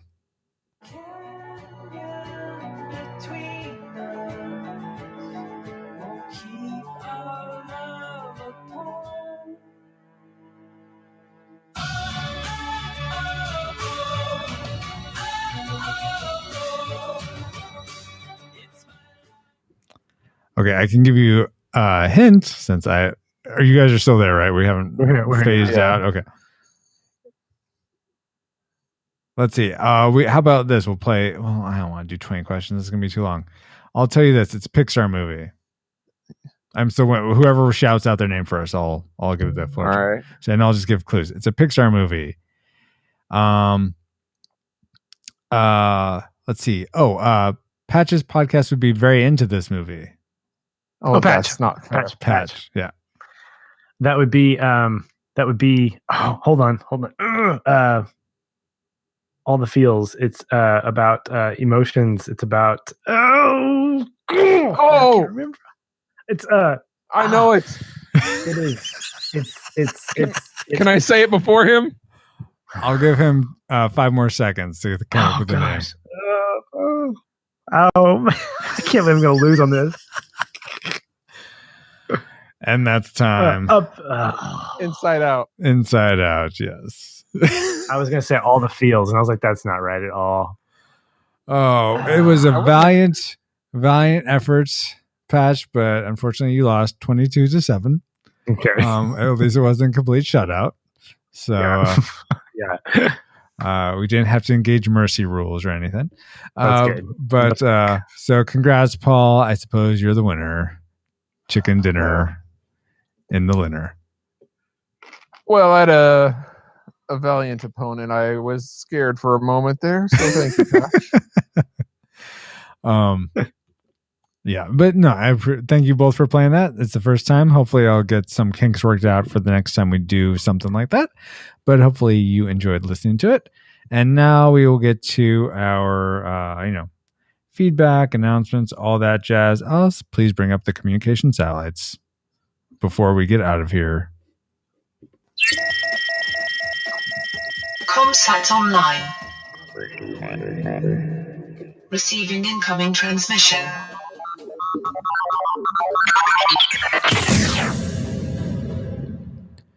Alrighty. First, before we get to feedback, I want to say, as always, go to retrorewindpodcast.com/cast your vote. That's all one word. So that you can vote up and down the movies you want us or don't want us to cover. You can vote as many times as you like, but only one vote per movie. If we were to close voting today, we would get the following movies. There's been some up and downs lately. So again, there's still a delay in that last group of 5 movies we're going to be covering. So that's still coming. No worries. But we still have our 100th episode coming up next. And then our Santa Claus episode is what the winner of the Instagram contest wanted to do. And that's Santa Claus 1985 version, I believe, with Dudley Moore. So that'll be interesting. But then we do our next 5. Then we do those Christmas 2. Yeah. Then we do the 5 movies you covered, which honestly escape me right now. But I think Sneakers was in there. I think Some other good ones were in there. Maybe Jaws. I forget exactly. But if we are going to close voting on the next 5 movies, the top 5 currently are Newsies, Aladdin, Space Camp, In the Army Now, and Hook. Wow. So if you're liking those movies, go vote them up so that they stay at the top. Or if you want any of those voted down, Space Camp, go vote them down. Space Camp's awesome. Whoa, yeah. I think you're having some nostalgia goggles there, Paul. Maybe. I want to rewatch it to find out. Fair enough. Okay. So always go cast your vote for voting on the movies you would like us to cover. Next announcement. Yes, we are at the cusp of episode 100. It is so awesome that we're going to be essentially celebrating our 4-year anniversary of being a podcast then. Thank you so much. Changes will be coming. If you want to find out early about those, consider becoming one of our patrons by going to patreon.com/retro rewind podcast. Alternatively, you can also go to retrorewindpodcast.com/Patreon. Both excellent ways to get to our Patreon campaign. Now that I've gotten those announcements out of the way, let's get to your feedback. First from Twitter, Diego, who again is at a Latino lawyer, said, "You guys really do a great job with the podcast. It's a joy to participate." And thanks. Yeah, thanks so much, Diego. And more apropos to our last episode on the X-Files, retrorewindpodcast.com/98. He said, "Every time I listen to the Retro Rewind podcast, I say to myself, for a guy I disagree with so much about movies, he's still a heck of a guy, Francisco." Oh, that's nice. That was nice. I felt both equally humbled and equally uplifted by that comment. So I appreciate that, Diego. No, that's very complimentary. Oh, sure, but I think a part of me is a people pleaser and hates the idea that anything I say people don't like. Oh, it's a growing opportunity for you. Yes, indeed. So I appreciate that. It was good. Two sides of the coin or something. Yeah, builds character. Like it builds trust. Ace, how did he get an ace? That's unprecedented. Inconceivable. Let me keep referencing movies. No, let's go on to the next bit of feedback. Came from the Systematic Star Files podcast. They said, "You should definitely cover the movie Evolution. I was 11 when that came out and loved it. Ha ha ha." And yeah, we last episode we said we'd put that on the list, and it is on the list now. I think it is in the 20s. I want to say, yeah, it is currently 29. So if you want to again vote that one up to knock out a Space Camp, by all means, do it. Hey, Francisco, I got a Why question. do people not like what I say? What? Yes, How do you? It's got Joaquin Phoenix in it as a little kid. Come on. Yeah. Eh, Yeah. That And shouldn't- Marty's mom. I think I'll Yeah. thumbs down to that. Oh, see what I did there? What were you going to say, Paul? My wife and I, we were on the upvote page, and some of the links, or at least the picture, doesn't match of what we think the title is. I know. So, like, I voted based on what I think it's supposed to be. Okay. Like Evolution, it showed the picture for Dragon Ball Evolution. You know? Yeah, And- I know. But when I So- actually clicked on the ranker thing, it does show the right Yeah. movie. Okay. I don't know why the So thumbnail she is jacked didn't up. vote because she thought it was the other version, like the picture. So we should tell people click on whatever version is there. Like Pinocchio is the Disney animated classic. It's not like Exactly. The updated one, whatever. Yeah. Yeah. Yeah. So unfortunately, we don't control those thumbnails. It's awesome that we have a service like Ranker. It allows you to be able to vote on the movies we cover. It'd be really hard for me to build out that type of system. But with that comes some constraints that we don't control the thumbnails. Sometimes, those don't look right. I think one of the thumbnails is for an honest trailer of a different movie that's not the movie. So it's kind of wonky that way. But so please vote on the title. Vote based on the title, yeah, and just that you know that it would be an old version of whatever said movie if there's a current remake out. Thanks for pointing that out, Paul. I had no idea that was a thing, but I'm glad that we did a little bit of QA here. Yeah. Finally, last bit of feedback comes from the Xcast, which I believe is a podcast on the X-Files. That would make the most sense. So they said, I just said, I shot them, hope you get a chance to listen to the show. And they said, always looking forward to listening to this. If you'd like to get in contact with us, you could do it via our contact page, retrorewindpodcast.com/contact, or a bunch of other ways Paul's going to mention here in a second. Speaking of that, Paul, why don't you tell us what we're going to do before we get next time? We'll be going back to the year 1995 for our 100th episode. What we'll be covering is a surprise to you. It will be. Should we hint it, you think? Or like it's going to be on like the two things it's going to be on? I don't know. It's up to you. I wouldn't want to, release any secrets because of any like espionage going on. Yeah, that's true. We won't want other podcasts to steal and put eyes on this thing. So, okay. Yeah, let's go ahead and keep it under wraps. All right. You got the golden touch on that one. Yeah, so let's, but until then, you can find us on the retrojunkies.com or retrorewindpodcast.com. What's our site again? Yeah, listen to us on iTunes, Stitcher, wherever you listen to podcasts. That's pretty fine. much, yeah. And you can follow us on Twitter, Pinterest, Instagram, Facebook. You could support us through Patreon and PayPal. But if you want to find me, Paul J. Powers, because I can't get enough of me, see your medical doctor and go to pauljpowers.com. Paul J. Powers may cause light nausea, headaches, and slight irritation to areas we will not mention. Also, awesomeness. Side effects not guaranteed. Consult your healthcare professional before taking Paul J. Powers. pauljpowers.com. Exactly. Thank you, Paul. Thank you so much for being an awesome friend, awesome co-host. I didn't have to make you out of a dead body, so that was good on you for being alive when I met you. And that makes me Igor. Well, you're taller than me, so I think I would be Igor and you would be Frankenstein. But all right, it's neither here nor there. Glad we settled that. Yeah, pretty much. But thank you so much, and I'd also like to big thank you again for pinch hitting, Patrick Hicks. Thank you so much for coming on the show again. How can people get in touch with you? And is there anything you would like to promote?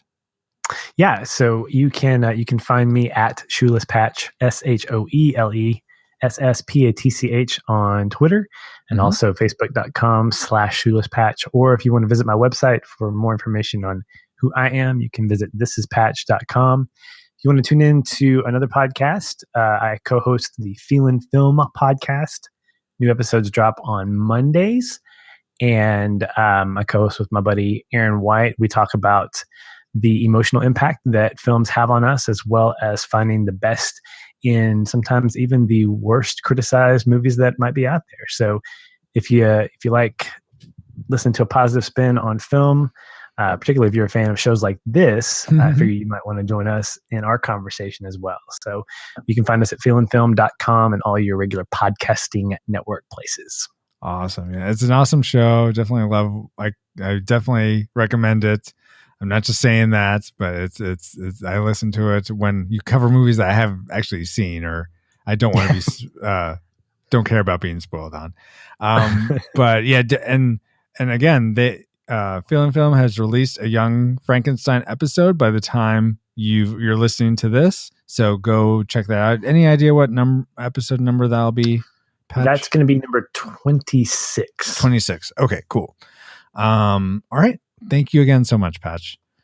Yeah, glad to be here. So much fun. Awesome. And most of all, I want to thank you, the listener, for taking time, maybe not taking time out of your day necessarily, but taking the time to listen to us while you do something else, like whether you're driving to work now or, walking on the treadmill or you're washing dishes, whatever you're doing, whatever podcatcher you're using to listen to us, thank you for spending this time with us. And we hope we got to make you laugh, and we pray that we were able to give you some joy in your day, what may otherwise be a sad day. And with that, I just realized I didn't say who I was or where to find me. But who are you? You can find me on Twitter at FXRUIZX. And my portfolio is fxrdesign.com. So again, thank you for listening. Enough about me. Thank you for listening. But like a Pokemon trainer, we got to catch y'all later on the next episode of the Retro Rewind podcast.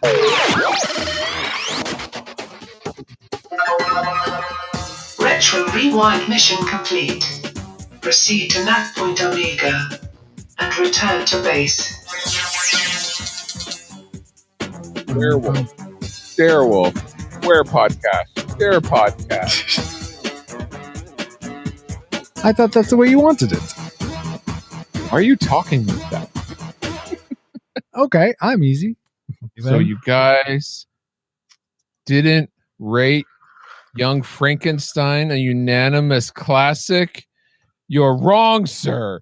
Wrong. You lose. So you get nothing. You lose. Good day, sir. Yes. Let's get right into episode 100 of the Retro Rewind podcast.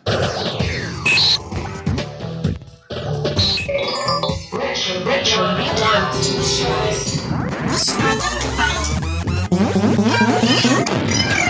What the? That's not good. What is happening? Paul, did you do something? What? No. I just stirred the fuel tanks like in Apollo 13. Okay. Alice, ship status, Alice. Alice. Geez, Alice is offline too? Officer Powers, can you get me some intelligence on why Alice is down? That's not the kind of intel I usually get. I'll do my best, sir. Thank you. Man, I hope that new fuel valve didn't break. Engine room, report. Engine room, Shipman Berg reporting. Things are bad, sir. We think the fuel intake valve fractured and exploded, taking all but 2 fuel tanks with it. The reflux capacitor is offline, and we're running on life support at the moment. Shipman Berg? Where's Chief Engineer Brown? He's gone.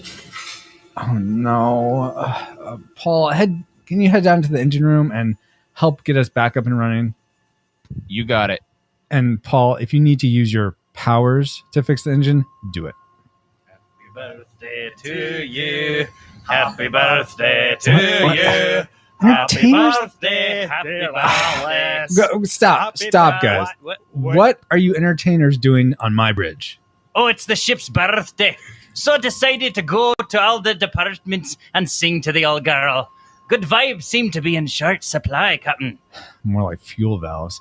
And singing isn't going to help Alice. Alice is up. What? Well, almost. She was due for a software update and took the engine being down as a chance to do it. Reboot's almost complete. Reflux capacitor is flexing and engine is running. We just need a heading. You look shocked, Captain. You see, Francisco, this is why you need to trust us entertainers. We'll make any situation golden. Aye, Captain? Of course. GoldenEye.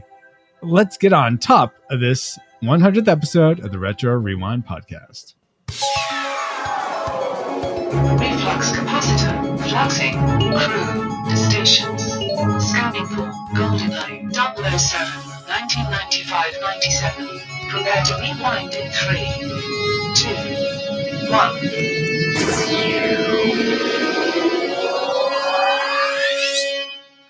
Welcome to the Retro Rewind podcast, where we take a fresh look at movies and video games from 15 or more years ago.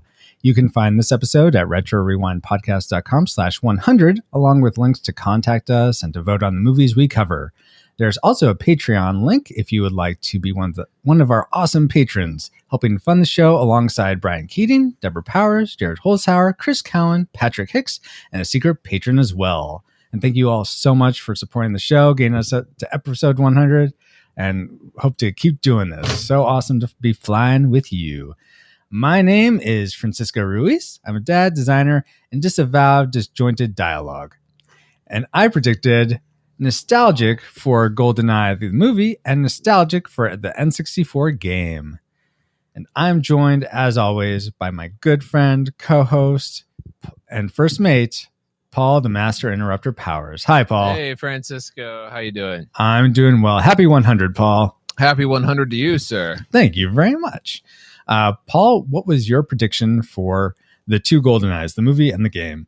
Classic on both. Classic on both. Awesome. Now, as many of you have surmised from our little opening there, we have quite the crew of time travelers with us this time. And I'm going to go around and introduce them with their rank on our ship, because now we have official rankings. And please, when I introduce you guys, let us know what your prediction for the movie and game, or both. If you only had one prediction, that's fine. Just say which it was. And also tell us, who is your favorite actor to play 007? Ooh. So controversy. I'm going to start with our security officer, my lovely wife, Christy Ruiz. Hi, Christy. Hi. I wasn't in the intro, so just now you are. Everyone know. Yeah, this is the intro. Well, this is where it really begins. Yeah, it's my turn now. My prediction? Yes. I didn't see the movie before. Classic. Classic for the game. And who's your favorite James Bond? Really a fan of, I guess I don't mind Daniel Craig. Yeah, great. All right, cool. Don't mind him. Like if you made me pick between Sean Connery, Pierce Brosnan, and Daniel Craig, I probably would pick Daniel Craig. Because those are the only three, right? I know there are more. I understand this that don't need to be ridiculed. Thank you. And thank you for coming back to the show, Christy. It's awesome to have you. Of course. Next is our intelligence officer, Josh Powers. Hi, Josh. Hello. Hey. So, Josh, what were your predictions for the movie and or game? And who's your favorite James Bond? My prediction for the movie was nostalgic, and my prediction for the game was classic. Awesome. Okay. And my favorite James Bond, well, it's kind of funny. I've only seen 4 James Bond movies, 3 of which were Pierce Brosnan. Oh, okay. So I will say Pierce Brosnan. All righty. Cool. Oh, we've had the Bond movies growing up. Anyway, continue.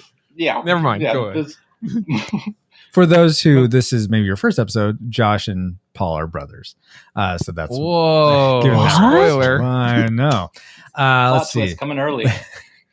Then we have ship's entertainer Nate Henderson, who is now promoted to chief entertainer. Congratulations, Nate. Yes. Congrats. In your face. I didn't vote for him. It's based on how many times you've been on the show. So it's not my really chief voting. entertainer. I predicted that the movie would be nostalgic and the game a classic. And my favorite Bond would have to be Mike Myers. Nice. Yes. Nice. No, Like- I'd probably go with Daniel Craig. Okay. Yeah, I was going to say, not Austin Powers, James Bond. No, I know. Okay. I'm not sure. It's a joke. Oh, okay. Because you know how he's Entertainer. the chief Yeah, entertainer. entertainer. Great. All right. Okay. That's And- they Great understand. entertainer They you are. You have to understand. explain jokes to people. No, right? it's normal. It's normal to Sure, explain sure. jokes No to him. pressure. Go ahead. And that would be our other entertainer. We'd like to welcome back to the show, Chris Cowan. Hey, Chris. Hey. What's I his heard rank? Christy was sleeping with the captain though, so I don't know. I don't know if this is fair. Well, I don't know. Cowan likes to go a little blue. Like a Smurf. Sorry. It's true. So if I say you're a ship's something, I forget who asked, that means you're a shipman rank, which is just above returning guest host. So Chris is a ship's entertainer. I keep thinking of Friends every time you say just above. She's just below me. She just blows you? Just below me. Never mind. Thanks, Christian. Hey, I'm not the bluest person now. Crickets and tumbleweeds. Yes. So, Chris, your predictions and favorite Bond. Okay. My predictions are both the movie and the game are nostalgic. Nostalgic, okay. And favorite Bond is probably Pierce Brosnan, mainly just because that's who I grew up watching. Yeah, totally makes sense. Cool. Awesome. Thanks for being back to the show, Nate and Chris.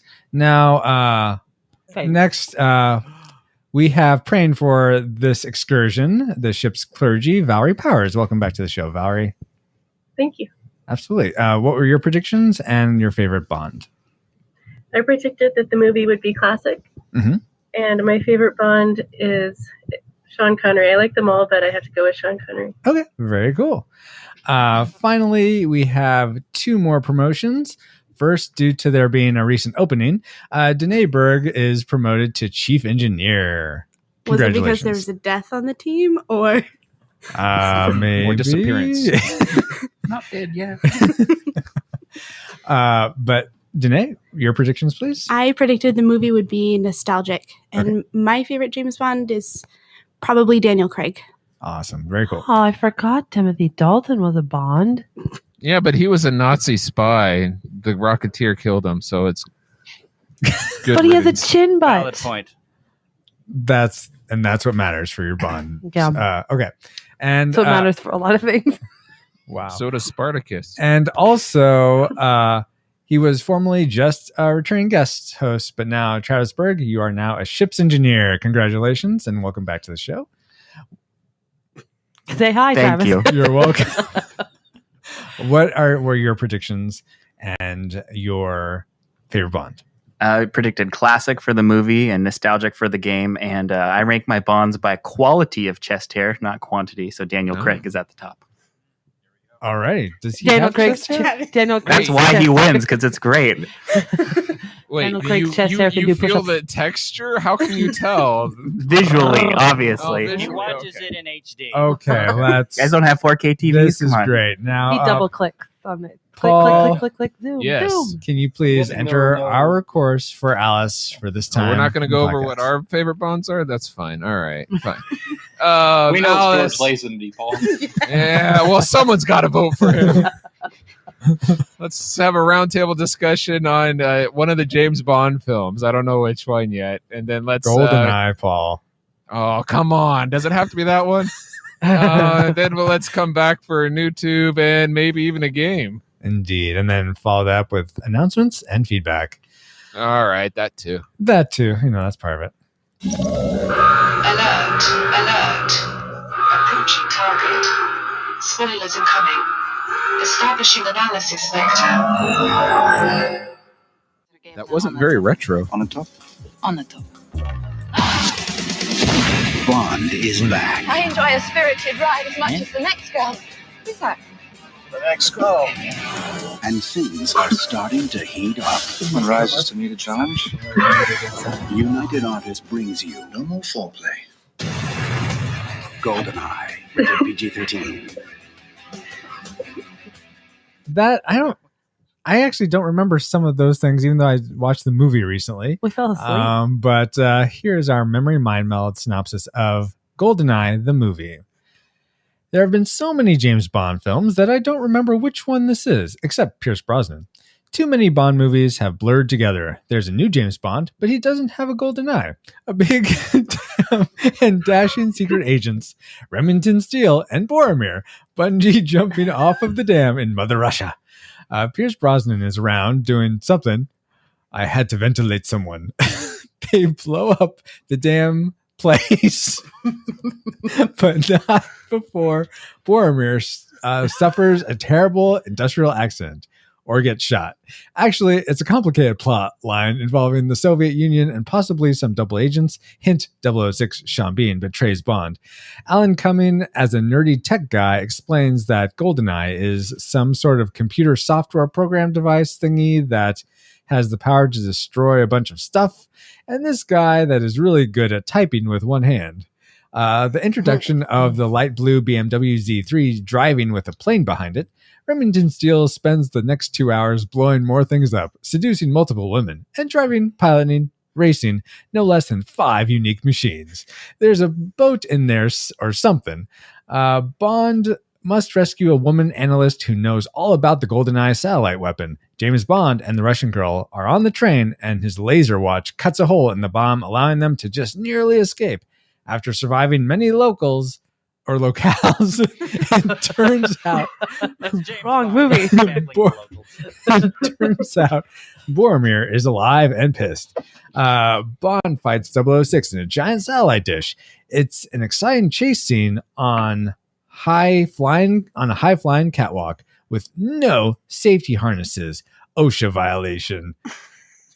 So Remington has to kill him again by letting him do a 500-foot faceplant onto the satellite dish. James Bond survives and probably looks good saving the world. Wow. That was all over the place, guys. So I'm going to have for to... the most part, pretty accurate. Well, yeah, but... I realized after I sent mine in, some of them were from The World Is Not Enough. Okay, there you go. Is that where he survives the locals there? That must be where Boromir came in. Oh my gosh. Okay, so that's a lot of somewhat good memories, somewhat bad. But Paul, will you please give us the technicals for the movie GoldenEye 007, or just GoldenEye?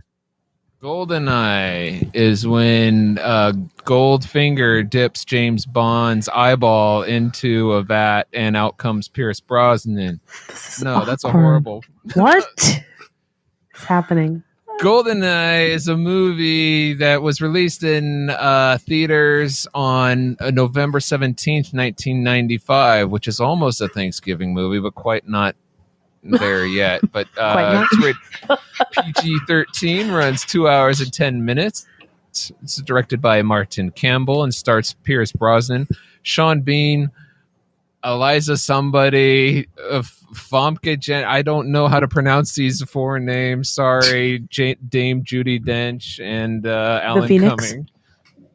River Phoenix? No, the Phoenix. Gah. Who's She's from X-Men. From X-Men. Yes. Yeah. Francisco, would you like to tell everyone that you thought I was wrong? No. Let's see. Instead, I'd like to talk about, or Paul, actually, I'd like to know how this movie did financially. Oh, sure, if you want. The budget for this film was about $58 million. It went on to gross over $350 million. Oh, my word. And also about $46 million in rentals alone. Okay, well, I mean, I guess there must have been some reason for that. A lot of people liked parts of this movie or just liked James Bond. But let's talk about the things we liked as the crew of the Retro Rewind podcast. And let's begin with Travis. What's one thing you liked about GoldenEye? I really liked, this was kind of one of the first 007 movies that I saw as a child that was like a serious one. Mm-hmm. So I was used to Sean Connery, floating around with the duck on his head. And then all of a sudden Pierce Brosnan is riding a motorbike off a runway after an airplane. And so that was really cool. It seemed like 90% of the movie took itself pretty seriously. It was action-packed and exciting. 90%? 75%. Fair. I thought it was,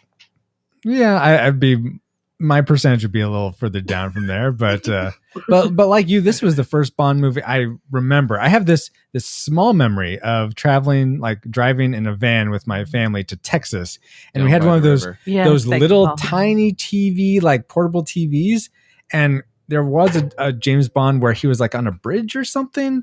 Like on the cabling of a bridge, and that's all I remember is just watching that late at night while we were driving to Texas. That was a Game Boy game. We didn't have Game Boys then, Paul. The screen was that big. It was bigger than a Game Boy screen, and it was backlit, and it was color. Paul, what was something you liked about GoldenEye? Since you were just in the mood to talk. Yeah, and it is a podcast. Yes, that's what we do. I loved Pierce Brosnan finally filling the role of James Bond, because I saw him as Remington Steele. I'm like, this guy should be playing James Bond. And Oh, it took him really? years and years and years, and finally, I enjoyed him as James Bond. Yeah, I don't mind him either. I think he was pretty good James Bond, from what I remember. But I never saw this movie. So Yeah. as a young person. Yeah, for me, I felt like of the few James Bonds I've seen, I felt like he fit James Bond really well, like fit the character. Like, yeah, you could see, I'd imagine if I was into casting back then, I'd be like, oh yeah, that totally makes sense to A cast hairy Pierce Brosnan. misogynist. Yeah. I mean, hairy very chest, what? masculine.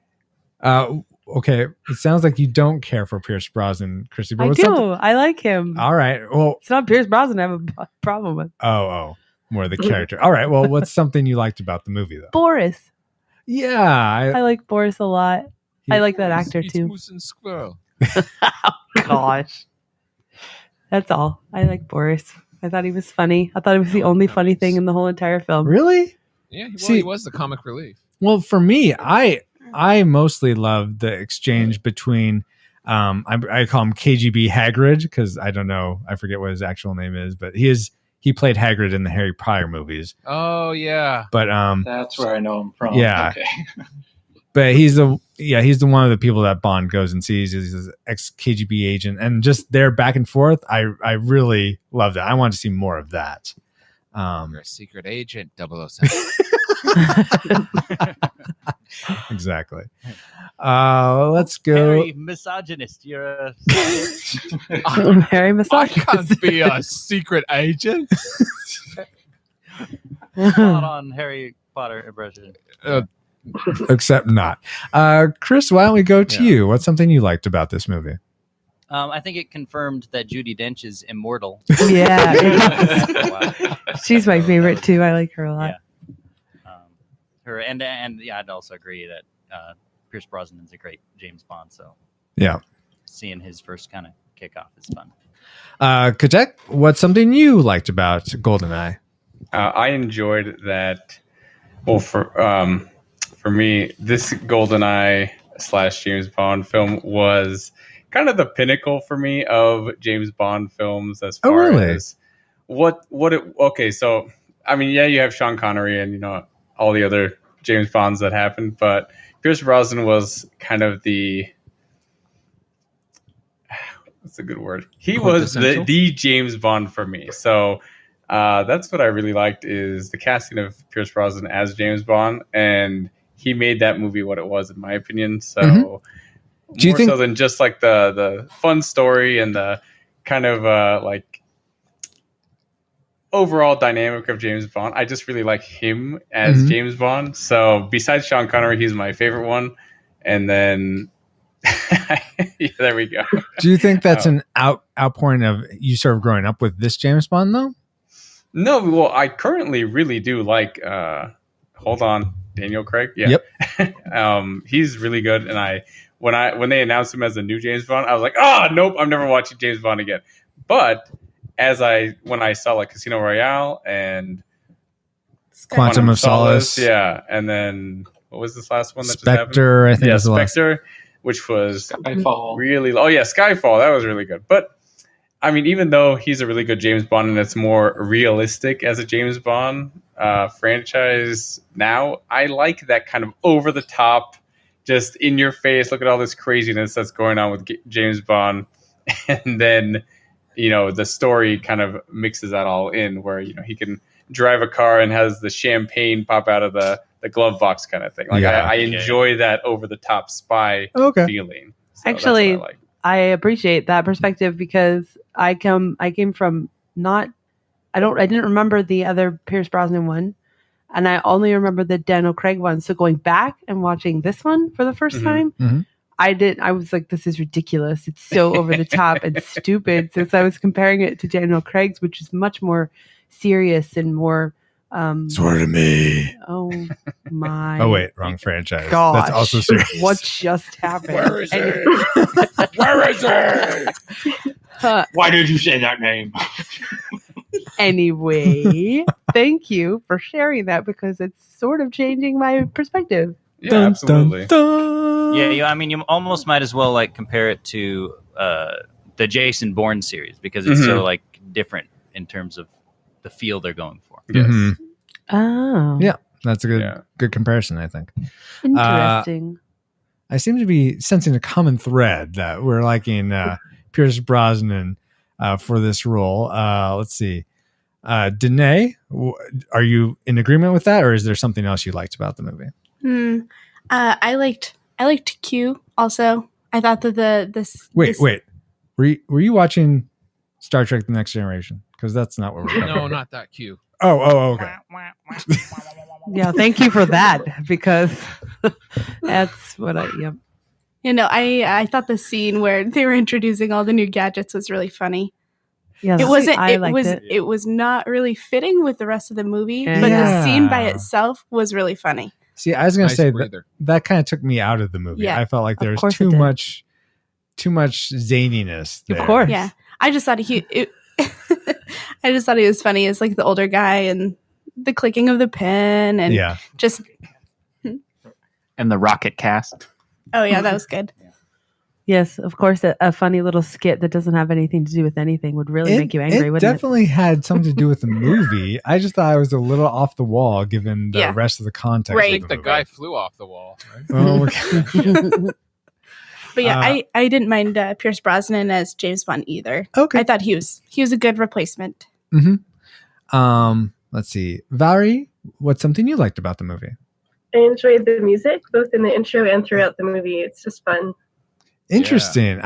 That's actually something I'm going to talk about liking in the game. I really like the music for the game, but that's cool But that you not like the movie. That's interesting. I didn't really notice the music in Too the busy movie. falling asleep. I mean, Breaking the fourth Spoiler. wall here. There's wall? He was What? too busy gazing into Pierce Brosnan's piercing blue eyes. I thought you were going to They're say his hairy blue? chest. He was mesmerized by the chest hair. Yeah, thanks. Oh, The combination of the two. It's He felt a kinship. You felt a kinship with Pierce Brosnan, well, didn't you? there is something to that. Yes. Oh my! Well, he didn't. Paul. That's right. no. Wow. I think that leaves Nate. What's something you liked about the movie? I liked the. I agree with Danae. I liked the laboratory, Q's laboratory. Mhm. I thought was a good. Whereas you said, Francisco, it kind of took you out of the movie. I thought it was kind of like you were kind of coming from like a goofier, I don't know, occasionally goofier set of Bond films, and it was almost like this was kind of. They were kind of mixing both, kind of like there was some okay. humor in it and stuff, and then it was going to more serious tone, leading to what we have today, which is just like all serious. The only funny parts are in the writing, like just little jokes and things like that. But it wasn't like straight up like, I don't know, like just kind of slapstick humor. And so I kind of actually appreciated that part. 75% of the time, it took itself seriously 100%. That's exactly right. That's exactly right. So I like that. I like the just the fact that everybody was just getting. It must suck to work at Q's laboratory, 'cause Right? everybody was just getting jacked up in that. Yeah, right. They were They have free sandwiches. Carted off. Yeah, that's true. They do have free sandwiches, so maybe it's worth it for the hoagies. I don't know, but I liked it. I liked the scene. Awesome. Let's see. Josh, I don't know if you agree with the whole Q laboratory, if you think it took away or added to the movie, but you can comment on that, or what's something else you liked about the movie? I'll answer both in the same question with the same answer. I felt the tone was pretty balanced. That there's moments where you have Alan Cumming. He's the comic relief, and That's Boris, right? Yeah, Boris, and and then you have Q's scene, which is kind of ridiculous, but it's even Hamlet had kind of a goofy scene here and there. Yeah. So it was the tone and the balance was pretty spot on, especially coming after basically it's the campiness from before. It is really toned down. You look at the Daniel Craig stuff, and there's 0% camp. So I think the Pierce Brosnan, the GoldenEye, is like it strikes a really nice balance between the two. Yeah, and I guess which is very hard to do. Yeah, I wonder if that context also helps. And for me, since I don't really, GoldenEye was the first Bond I really remember watching. If it's in the rewatch and having seen Daniel Craig stuff, maybe that's why that campy part seems so campy. Whereas if you're coming from the previous iterations, this was like, oh, this is just a little bit of the old. It's almost like an homage to what it was. So I could see that. Right, and I should put I should put an asterisk on that because full disclosure, I haven't seen any Sean Connery James Bond movies. Oh no, Paul just had a hernia. GoldenEye was the first James Bond movie I saw, and it was actually in theaters. So this was my introduction to James Bond. So like when I talk about the campiness, I'm going based on assumption and the very little I've seen of clips from before. Yeah, exactly. Dude, So you need to educate yourself with the Bond. Well, I was actually watching the first half of it with Sharon, my wife, and she was kind of explaining some of the nods that I didn't necessarily pick up on. Okay, that's very nice. So to me, it's like that's just the movie, but it's like this whole extra layer there. So. Yeah, culture. Awesome. Sorry, could you repeat all that? I didn't hear anything after you said you hadn't Yeah, I'm not sure how valid my opinion of this whole podcast is going to be, really. Well, if you saw the movie, then it's valid. Yeah. I haven't seen them either, Josh. Yeah, me neither. Great. I've only seen one Daniel Craig one, and that was just like a couple fine. years ago. I'm not really a fan of the franchise, so why would I go back and watch a bunch of the old ones? Sorry, Paul. Okay. Let's get this out of the way. Maybe I should have asked this question to begin with. We'll go around just real quick. Are you a fan? Are you a James Bond fan? I am not. Christy? I could take it or leave it. Danae? I like it. Travis? Yes. Valerie? I love it. Paul? I like it, but I wouldn't say I'm a fan. Josh? So don't ask me questions about it. Me? Yes, No. you're the only Josh. Okay. No. Okay. Chris? Yeah. And Nate. Yes. All right. So mostly people that like James Bond here. Awesome. Cool. Let's see. You know what? Let's go ahead and go to our classic makers now for James Bond. Not James Bond, for GoldenEye. Well, it is. It's James Bond. But Well, it's GoldenEye. yeah, but the title is GoldenEye. So let's go around and say the things we actually loved most, our classic makers for GoldenEye. Let's begin with Nate. Well, I'm just like Josh. It was actually the first Bond movie that I saw.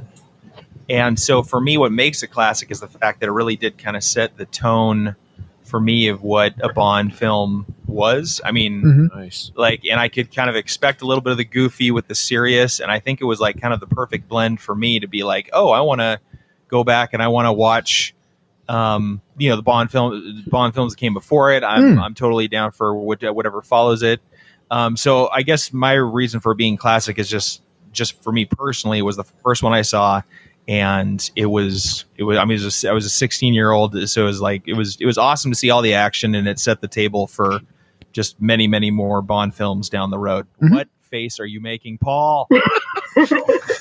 Nobody can see this on the podcast. I know, just seeing if you would break or not. Now you know my pain. Congratulations. Awesome. Well, thank you, Nate. Chris, what is your classic maker?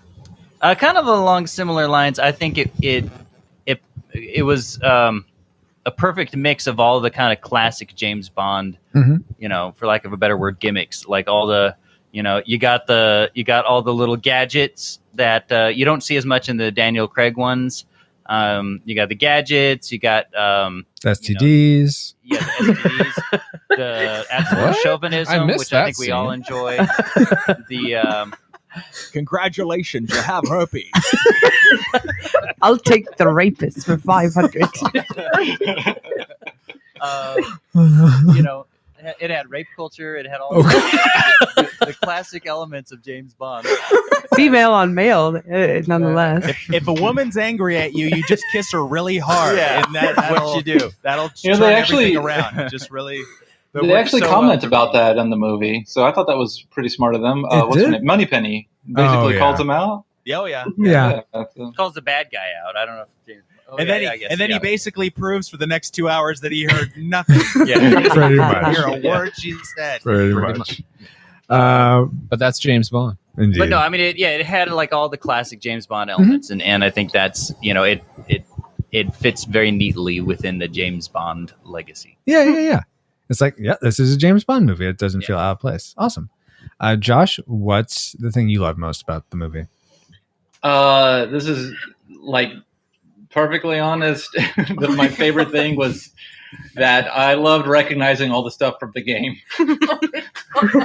Like I was watching it with my wife, and I was like, "Oh, this is the level where you go through here, and you have to make your way to the dam, and you have to jump in." Like, "Oh, this is level 2 now," and it's basically narrating the movie. And like, out of curiosity, did you play the game before you saw the movie? No, I played the game after. I did. Oh, okay. I was just wondering. So yeah. And so like I forgot there was like the laser gun is in the game, and I forgot that was like in the movie. Yeah. The PP7, and like I'm not even a weapons guy, but I'm like PP. That's me. That's Paul's initial. Yeah. But even the remote mines, like I thought that was just thrown in there. I forgot that was actually like part of the plot and stuff. So I loved all that. It's like, oh, there's the facility. Go through that door, take a right. You're on your way. Yeah, I didn't remember when I was watching the movie, like and seeing the different scenes, it was doing the same thing for me. It was triggering, more memories of the game than of the actual movie. Yeah. Quick little tidbit about that. I had like a GamePro magazine or something about it where I was reading how they actually took schematics from the buildings that they filmed in and based the game on those schematics. Oh, sweet. Okay. I had no idea. That's why it's like so like very detailed, very accurate to the game. So. Christy, what was your classic maker? Boris. Boris, okay. Which was also the thing you liked about the movie. All right. Fair enough. No. The Boris Nightcrawler. Nightcrawler and the Phoenix were in the movie. He was. Yeah. Oh yeah, that's right. You told me that. See, that was your exact response to both of them. Okay, no, yes. That's not who that is. Yes, it is. Beyond the shadow of a doubt. Oh, let me look it up on IMDb. I'm not wrong. So next, Paul, what's your classic maker for GoldenEye? That tank scene. I thoroughly enjoyed him going around in the tank scene because when I was younger, that was ridiculous. That was pretty awesome. It was awesome because I grew up around tanks, being a military brat. And I've seen tanks like accidentally run over a building curb and completely destroy a concrete curb into rubble, like just by barely nicking it. So yes, I don't know if that model tank can do all that damage, but there are tanks that could. Mm-hmm. So I was like, wow, this is fun. Very cool. Okay. Paul, you stole and a mine. great level in the game. Yeah. You should let Travis go. So Travis, that was your classic maker too? Yeah, that was my classic maker, especially with it like you think it's gonna come through the wall. Not only it found a ramp somewhere behind the wall and it's like 5 feet in the air. Yeah. Skidding around corners. Yeah, that was doing pretty J-turns. Very Donuts awesome. in the parking lot. Did do a J-turn? No. Oh, okay. It was ridiculous. That would have been amazing. I want to see a tank do and then a it J-turn. took on a train. Yeah. Oh my god. Yeah, that part was a little bit. What's gonna happen here? Because I don't know, but it was fun. Very cool. Valerie, how about you? What was the thing you liked most about this movie? My classic maker applies to all James Bond films. It's the stylishness of them, or the style. And what I mean by that is the combination of the great dialogue and the action, and then the fun, creative intros. It just the combination of everything to me adds up to really fun entertainment. So I like the style of James Bond. Very cool. The style. Let's see who's left. Danae, what's the thing you liked most? I don't have one. Yes, glory. All right. Didn't even like Then Boris? I'll say the thing I liked most. Oh, I think he's My hilarious. classic maker for James Bond for God. GoldenEye. Okay, so this isn't unlike any of your guys's, and it's kind of a small thing. I really appreciate it, and if anyone who's a James Bond fan who's seen the other ones, let me know if this has happened before. But I really like the idea The of silhouettes at the beginning. Yes, those were genius. Obviously. I've never seen this. This is amazing. No, The sexy women? No, let me get this out. The barrel of the gun at the beginning that doesn't even look like a barrel of the gun. You're like, what is that tornado? I liked the idea of a former MI6 agent, 006, becoming the main villain. I really liked that because I don't think that's something you see in other Bond movies, at least the ones I've experienced. There's a spoiler later one. Yeah.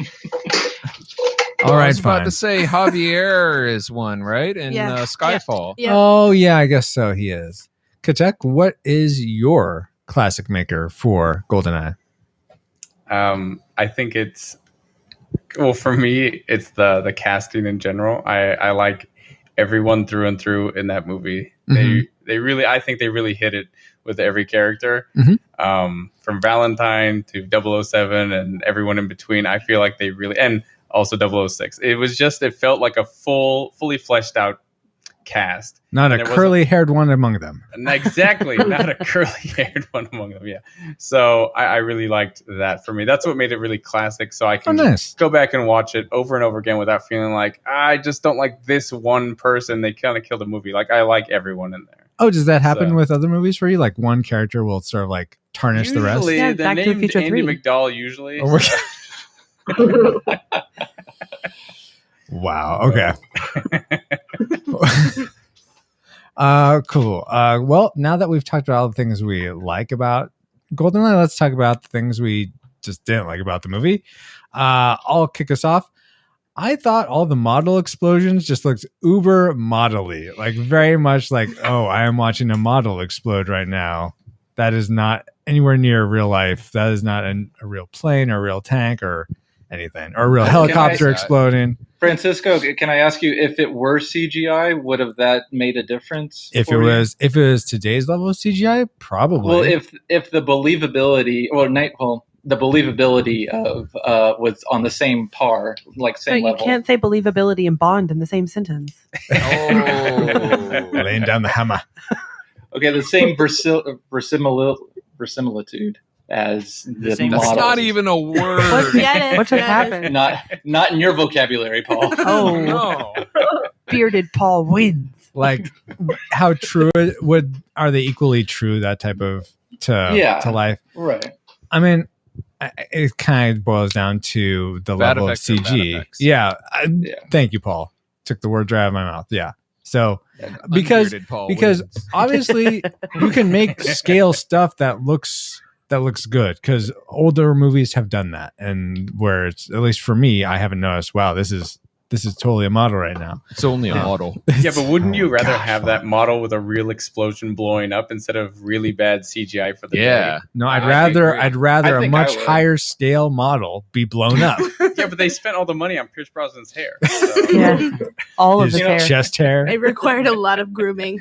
A bit of trivia. This was actually the first movie to actually have CGI in it, but it was just the opening There goes sequence. Tron. Oh, okay.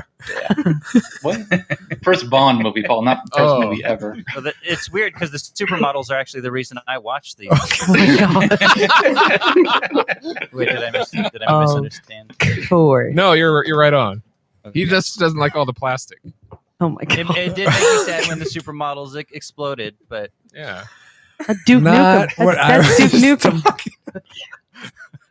Did you guys watch a different movie? No, Chris, I don't nobody remember else played that scene. game. Chris, so something you didn't like, since you maybe that this wasn't about models and you're expecting it to be. it had some pretty cheesy elements to it. The biggest cheeseball moment was when he goes over the edge of the cliff and leaps from his motorcycle after the plane that's headed downward. Oh, yeah. And it's like a 100-foot gap at least. And somehow he like catches up to the plane that's on and flying downward. Exactly. And just catches up to it and steers it. That whole thing was like, I was cracking up when I saw that because it was so over the top and ridiculous. Indeed, yeah. Handle that. Could not handle Yeah. that scene. I was like, seriously, Bond can bend the laws of physics. Wait till you see the sequels. I made a comment to Travis while we were watching, and he's like, best not to ask questions. Yeah, Just those accept. kind of questions. Yeah, those kind. Well, Yeah. the moment he jumped off the cliff, I was like, seriously? Really? Yeah, it's one of happening those right now? movies. That I'm glad they established that at the beginning, so okay, it's one of those movies. All Well, right. that didn't even make me like it. It made me go, really? It's one of those movies? Like, turn it off now, please. No, but it lets you know it's out and proud about who it is. It's Something you know well flaunting about. It's got. Let's just say I have a little experience with that. Just a little. Stop it. Let's see, Chrissy, what's something you didn't like other than that scene? All of it. All right. No, I'm kind of coming back. Well, I don't like Bond and his women. I just don't as a woman, but I don't want to harp on that for too long because then there might be a Feel free to bunch harp. of That's fine. eye rolling, but I don't. Hold on, I'll start the eye rolling. Oh, brother. Thank you. Thank you very much. I don't find it entertaining at all. I don't think it's fun to watch. I think it's annoying, and but I'm not a man who likes the models jumping on top of him, so I don't really. What the model tanks were jumping on top of No, him? I mean, I suppose I enjoyed that one of the bad guys was a woman. That was kind of fun. That she like Zinnia killed on people top. with her legs. On the like, top? that really seemed to enjoy killing, didn't you? yeah. Well, Very Just enthusiastic. just a little, just a little. But it was believable for me, so that was enjoyable. Oh my gosh. That Paul could can go relate. so many directions. I'm not even. Anyway, on that note, All right. someone else. talk. Let's see. Travis, what's Your something turn, you didn't Valerie. like? How do I Is it follow Travis that up? So let's see. Something I didn't like was all the romantic fight scenes. Those are that was a hard 25% of that movie. It's a brand new genre. Yeah, I was like, what's going on here? I didn't actually understand what was happening at first, and I was like, "Why are we watching? This is awkward." And and now he's dying, and I'm so confused. Why is she enjoying this? Didn't get it the first time it happened. Yeah. Let's I see. totally get why she enjoyed it. This podcast is going into a weird place. Let's get back on Going. track then. Valerie, what's something you didn't like about the movie? How unrealistic it is. It's the Unrealistic? Same thing people, Yeah. Like Chris was saying, that same scene I was going to mention. It took me out of the movie, and I just thought, this is crazy. What's going on? He here? even gets control of the plane and flies it up, and I Yeah. just thought it was silly. Josh, what was something you thought was silly? Everything that I thought of that I don't like kind of fits into my Tragic Maker, so I'm going to save most of that and just say I didn't like Pierce Brosnan's bottom teeth. What? Anyone else notice this? Maybe Yeah. because I was No. watching a high definition I copy, didn't. but they're like all Perfect. they're not perfect. They're jagged and gross. He's Yes. English. Is it, Don't you That dare is blaspheme. is it as He- weird as he Tom has- Cruise's top teeth? He has a perfect face, but his bottom teeth, Yes. it's like that's what made it stand out even That's more. what makes us hope for us locals. What? that Oh. try to overthrow him. Okay. Is that What are you us trying to saying, survive Paul? the I locals? have no idea. Oh, yeah. Oh, Let's yeah, go yeah. back to the- Oh, yeah. Thank Paul's you. having another stroke. Okay. He Valerie, makes quick. up for it with his perfect bottom. So Did you just say that? I'm Bottom teeth. Bottom teeth. It's perfect bottom Paul- teeth. That's what I meant. Paul's perfect bottom or Pierce Brosnan's perfect bottom? Onwards. Paul, what's something you don't like about the movie? I'm gonna call this the stormtrooper effect. Basically, when he's running along the catwalks like above, and they're shooting up Yes. and missing him, Yes. and then he turns around and shoots down and hits all of them. Yes. Oh. It's Oh, okay. like the bad guys can't hit the good guys, But and the he's good guys MI6 trained. shooting at a graded floor. Okay, but no. All right. yeah, I had the same exact thought when I saw that scene. I was like, they got their training from the Galactic Empire. Let's see. Katek, what's something you don't like? Well, I kind of liked everything. I just like that movie. Okay. Oh no. Fair enough. I Flawless victory. Yes, even though it is over the top and there are many things that could be perceived as not enjoyable by some, I like that over the topness, and it makes the movie more enjoyable for me because I know going in already, it's not going to be this realistic kind of like, okay, this has to be set in a reality that is, full of physics and stuff like that. You're here. I appreciate that because I do think sometimes filmmakers are like, okay, we have to make sure everything is physically perfect, and it just kind of takes away from me because I can't enjoy that suspension of disbelief. Yeah, exactly. I wish I would have record, talked to you. liked the objectification of women. Just Yes, I think that's awesome because he's the guy. He's the guy who's like, you know what? Look what I am. I'm a spy, and I'm hot, and I'm hairy, and I'm gonna have what I want. So like, why not? I think that's awesome. Yeah, Best sound he clip levels ever. the playing sound. Thank you. I was like, chicks have easy time, every day just being chicks. So I'm sorry. It's Easy? nicer. There's It's a nice hole, for- and he's it's just nice for digging. Pierce Brosnan With the to mother just- hen looking after the chicks, they have it pretty good. Okay. And the podcast just got extended by an hour. Oh my gosh.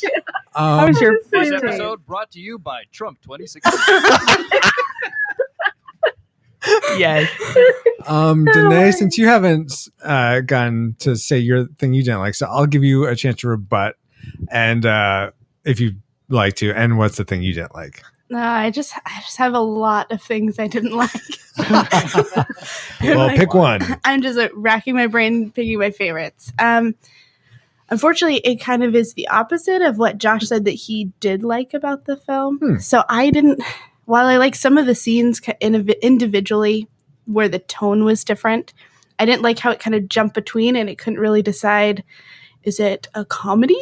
Is it action? Is it super dramatic action? It was just trying to fit so many weird genres into one. I mean, yes, Paul. it did feel like a really good Bond film, but as a film in general, I felt like it was really disjointed. So I know that's totally opposite of what Josh said, but that was my that's opinion. Personal preference. Yeah, that was my take on it. As a Bond film, though, which is what you said, I think it does feel true to a Bond film. And I would you don't agree like with that. Bond films. No, with that. I do like Bond films. Yeah, I don't. No, I mean, I don't really. It's not something you bond over. No. All right, let's see. I think we have left Nate. What's the thing you didn't like about James or GoldenEye? Well, I knew that I knew most of the scenes were kind of essential to the plot, but I don't know. I almost kind of think that they could trim it up just a little bit. Like, I think the movie, I don't know, I think it just went a little long, like, for my liking. It was, I think, like, certain things could have been solved by maybe just, like, a quick exposition thing or something, rather than have, I don't know, all the conversations that they did. I thought it was kind of odd when they went into Cuba, and it's like, Natalia and Bond just kind of vacationed for a little bit. Exactly. Yes. We could probably cut 5 or 10 minutes out of that, and maybe even have them just having a conversation on the plane on the way to the boss's base. Like, yeah, I don't know. And I why just did she thought- join him? I didn't understand. Yeah. that. Well, and the one thing I noticed for the first time when I was watching it too is things that they could have taken care of in conversation when they were just kind of in Cuba having vacation and sleeping. Like, he asked her when they're in the enemy base, do you know how to handle like a gun? Like, don't you think you could have covered that before you walked into a base with like 100 bad guys? Like, isn't that a question that maybe you find out this girl that you care about? No, anyway, so the whole thing was just kind of, I don't know. I think they could have makes trimmed it sense. up a little bit with just some quicker, some tighter dialogue and exposition, but that's just me. Sure, they're about to blow up London, but let's take a little vacation in Havana first. And you know what? That's my tragic maker, Nate. You hit it on the head. Just because I thought the pacing of this movie was sort of like So start and slow. stop, and made the overall thing feel pretty slow. Did you start and stop this movie, Francis? We did have to do that That's too. why. It felt extra. Sorry. It felt We were extra. sleeping exactly. on the couch. There was no way we could do the podcast if we didn't watch the rest of the movie. Exactly. All right. But you know what? I feel like sort of elaborating on what you're saying, Nate, that I feel like this movie is doing a lot of telling rather than showing. Like there's a lot of stuff they could have done just like by they showed stuff. Yeah, Especially at the beginning. But I think you know what I mean. That stuff that they No, I agree. chose to resolve with exposition. They're like, they did that instead of showing us what was happening instead. Let's see. Tragic makers. Let's go to Valerie. What's your tragic maker for 007? I mean, GoldenEye. It was this movie, whatever it is. It was a little too cheesy for me, and Mhm. I don't even Amen. actually mind. Amen. But I thought that I think someone mentioned this, the beach scene Mhm. really was kind of too over the top. He's staring off, into the into the sea, and then she comes up and starts attacking him. I really am not sure why she was attacking him at his lowest point there, and then, all of a sudden he's kissing her. It just was really cheesy for me. Yeah. Agreed. No, Christy and I talked about that pre-show. We concur. Oh, is that your guys' tragic makers as well? Why must dude like long shot on Bond's face, giant crotch? Exactly. Yeah, Thank you that was for the that. worst one. Why are we staring at a thank you? Yeah, It's beautiful. I had to rewind that scene a couple Oh times. my I couldn't God. believe how Just to poorly make done sure it we was. saw what we saw. That was Terrible. We were like, did we maybe just hit repeat a few? If it was the times? Hit that Cabana show button. Boy, then that's different. But Fun it fact, wasn't. that was actually Pierce Brosnan in both scenes. The effects in this movie were good. Amazing. It was an Ace Ventura moment. Nice. Oh my. Let's see. So, Christy, what was your tragic maker though? Seriously. Well, I seem to remember despising the long soliloquy that 006 made near the end. I think I fell asleep though while he was talking. Oh. I can't remember why he was talking or what he was saying, but I was like, "Why are you yammering?" Me monologuing. I didn't understand what the point. Like he seemed like such a child throwing a fit about something. Then again, I've never been in his situation, so maybe he had a right to be angry. I don't know. Well, he's the son of the king, and the king expects, well, not the king, the steward of the king, and he expects a lot from him. Probably putting a lot of weight on I'm his bored shoulders. again. God, me too. No. Travis, what was your tragic maker? I'm tied for 2. So do the quick one first. Sean Bean should have died when he fell head first 500 feet onto Yes. concrete. Oh. Yeah. You don't live through that Absolutely. no matter your Wait. training. He did? He Yeah, survived because that? he's looking up when the thing falls down to Yeah. crush him. Yeah, not Oh, like yeah. looking up like his eyeball is facing up, like he's conscious Oh, and yeah. moving. Valerie said the same thing when His that eyeball. happened, and I pointed out, there have been people that have survived parachutes Like, not opening yeah, up. that's true, So, When they landed Not in the Sean lake. Bean, though. well, Actually, Sean Bean doesn't survive anything. well, it's in the To contract. die, and he didn't. So Actually, you guys are the engineers, so maybe this is completely wrong, but according to like one of my high school science teachers, hitting water actually is a lot harder from like a high fall because the water molecules somehow become a lot more solid than if you were to hit concrete, which gives a little bit. I don't know. That's what they said. Bumbles bounce. Oh my God. And my other minor I've tragic heard the maker. same, Francisco. I've heard the same. Oh, Okay. go, Travis. I also heard that jet fuel can melt steel beams. Many people say that. Many people. 7-Eleven was an inside job. It was a part-time job. Thank Look you. for the Come truth, again. people. Part-time job. Wait, Travis had Oh another my. tragic maker. Oh, that the CIA agent, and Danae said this, didn't get a spin-off show. I feel like that was missed opportunity. He was great. Oh yeah. Yeah. Yeah. He was like the best comedic relief. I'm like, he could The have. cowboy guy? Yeah. Yeah, No, he was funny. not. With He the was Muffy so tattoo. lame. He was so So funny. lame. He could have totally had his own Talk movie. about cutting stuff out of this Pretty movie. over the top. Oh my Are gosh. you No. talking about Hagrid? No, No. more of him, The please. American. The American The guy. American. The CIA director. Or He- guy. he had a- Mystery Science Theater fans know him best as Joe Don Baker, the actor. Oh. Yeah, Yeah, he had enough Misty fans. funny, just short scenes that, I mean, obviously he wouldn't have been Bond, but he could have had a funny spin-off movie. I mean, I Francisco would pay disagrees. money to see him as Bond. I want 5 movies with him as Bond right now. I mean, if he was That'd be Bond, hilarious. I don't mind him. I just think that role is completely superfluous to this movie. So I thought he was there just to represent the Americans. Like, they were like, we got to get America in here. And I laughed every time we say, "Oh, there's the Americans again." Like, why are they bringing that up? Oh, probably to appeal to Americans. I don't think I thought the cultural stereotype was offensive. Personally. Thank you. I don't remember this at all. His tattoo is awesome. The only tattoo I Whatever. remember was the rose. Yeah. Yeah, wasn't that Hagrid? No, different actor. Well, towards the end, remember he called the FBI guys who are hiding in the ground to come Yeah, up? isn't that the same guy with No. the... Oh my god. No. You'll notice one spoke like a Russian. Spoke like a Texan. One spoke like a Georgian from East Europe. The other spoke like a that's Georgian Hagrid. from Georgia. I thought you were Nice. talking that guy was Hagrid. I'm sorry. I That's got him okay. mixed up. Let's see. Kachuk, what's your tragic maker? Or did All you those have white one? people look the same to you, don't they? Yeah, they do. The heavy ones, at least. Oh my god. Now Well, you're I body guess- shaming too. No, I guess encourage it. If I had one thing that I didn't like, it was how they stole that Tiger helicopter.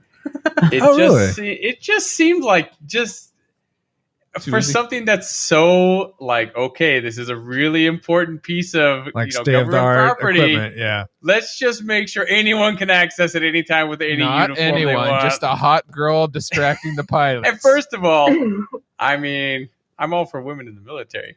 Come on. They look like her. I mean, really, like, she's like, oh, hey, I'm just going to fly this helicopter real quick. It's like, are you kidding me? Like, I just felt that scene was the tragic maker for me because, All right.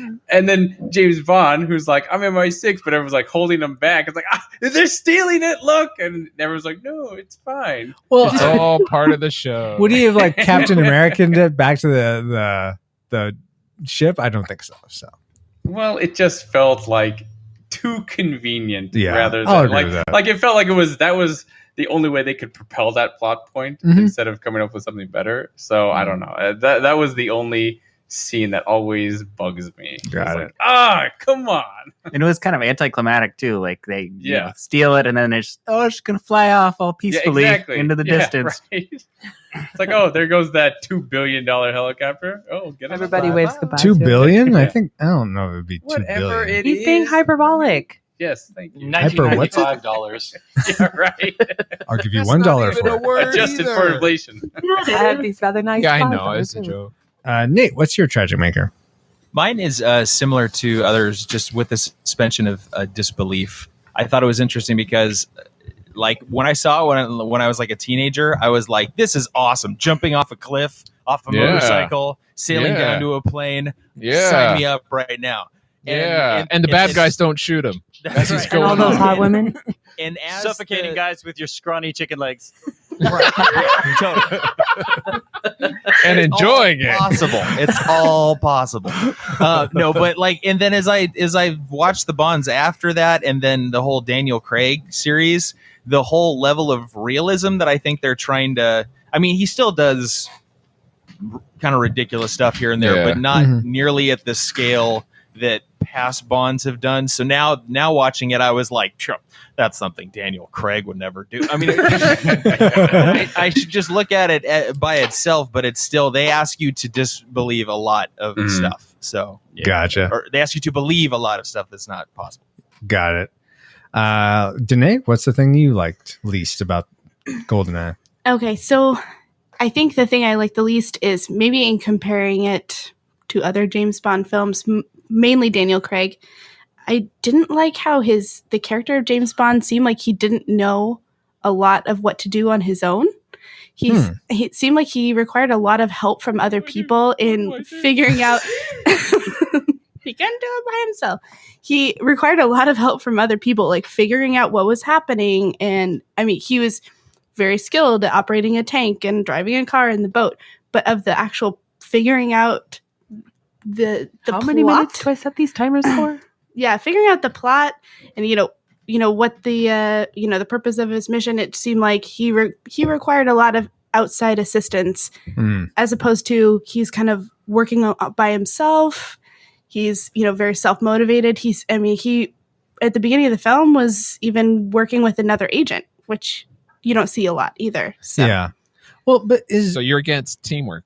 I like him more as like a solo character who can do everything himself instead of needing a lot of people to help him. He seems more of like That's who he's supposed to be. like a superhero, Oh.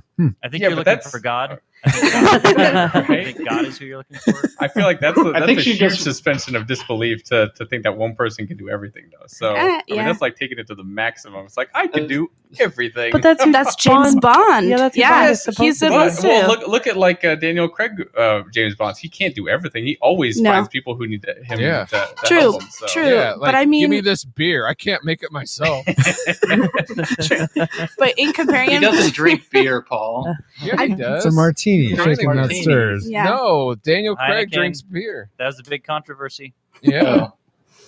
But yeah, I feel like with Daniel Craig, he figures out a lot more of the behind the scenes and tracking down more interwebs of, evil characters versus this James Bond is more of like on the surface. He does the action stuff, but less of the investigation, which I think I like more. What an He's a face of- actual he's a agent face of does. body boy.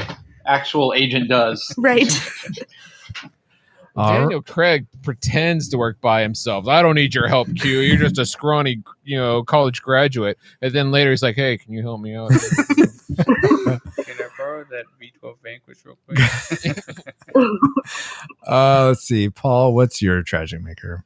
I'm going on the theme with the suspension of disbelief. And basically, I hate it when, and so many action movies do this, they kill off everyone who's not a major character. But as soon as a major character comes in, they have the opportunity to kill him and they don't. I don't know why. Yeah. At least 3 different times they brought James Bond in to kill him and then they didn't. Mhm. They decided to strap him, let's say, knock him unconscious and strap him Put him to in a a helicopter. helicopter instead of killing him. Yeah. Now, I get the trying to be irony with the I'll give you 3 minutes to survive a train exploding. Because that's how much So, you gave me. Yeah, I let that one slide. But all the other times they brought him in and didn't kill him, Mhm. it's just so infuriating Well, to me. there was one part I felt the same way for the most part, and I was looking for that, but I thought they did it kind of well when they revealed 006. And it was like, I know you so well. You don't think I haven't thought about your every move and how you plan to do this. So it was kind of a game of poker or chess, just like I planned your every move kind of thing. And then while he's But then he saying that, didn't. I'm over here like Jurassic Park. Shoot!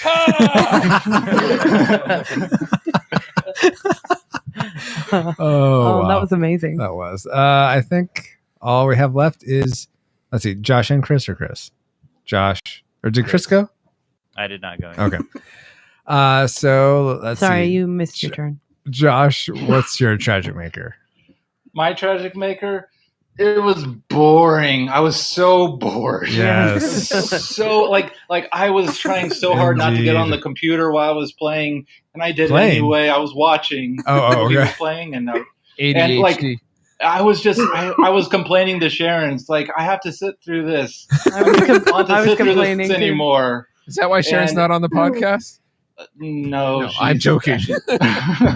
But in the defense, when they got to the satellite at the end, I'd say the last 30 minutes or so, that got entertaining. But it took like an hour and a half of stuff. I just didn't care about any of the characters. That's so I didn't weird. care any about the plot was kind of convoluted, and I just didn't Yeah. care enough to even follow it. There was a twist, but it was like, yeah, he's a villain, but why are they okay? They want to blow up the world. They have a weapon. And that's just, I didn't care. I knew who the villain was before 5 minutes into the movie. As soon as they quote killed 006, Well, it's I was Boromir. You're looking from future eyes. No, that's but why. it was such a massive scene. It was a massive scene with this guy, and then he dies, and I'm like, oh, he's the villain. So duh. No. Just You're it was just too completely educated in culture. Thank you for like- calling me too smart. Okay. Yeah. I just didn't care about any motivations or another scene would happen.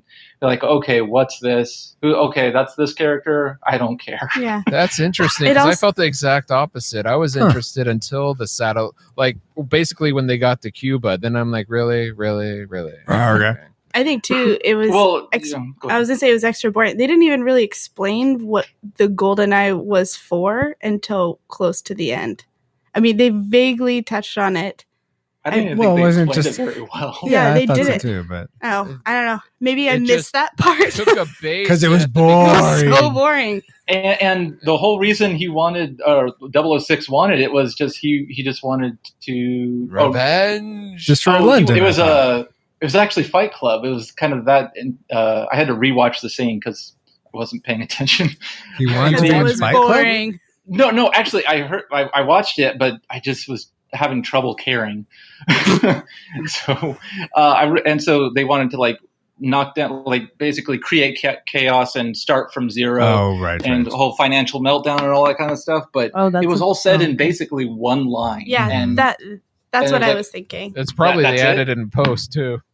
You think that's huge? Like that's a huge theme, but it's like no, he likes chaos. Moving on or something, All right. He's upset about his parents. Was that Well, why he was so angry? Talking about moving on, Chris, let's end it with the thing you like, your tragic maker for this movie. Then we'll get to our fire and solution. Unlike Josh, I don't need substance in my movies.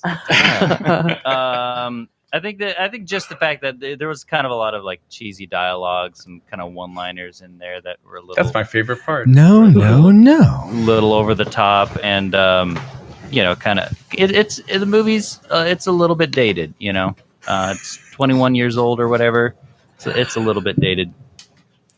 But I can agree with that. Especially with my I feel model sad for all the 21-year-olds out there.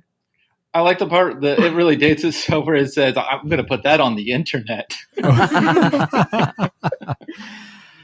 All right, guys. Now that we've entered all our trajectories into the firing computer, let's Alice, will you please get us a firing solution? Firing solution complete. Rating salvo at the ready. On your mark.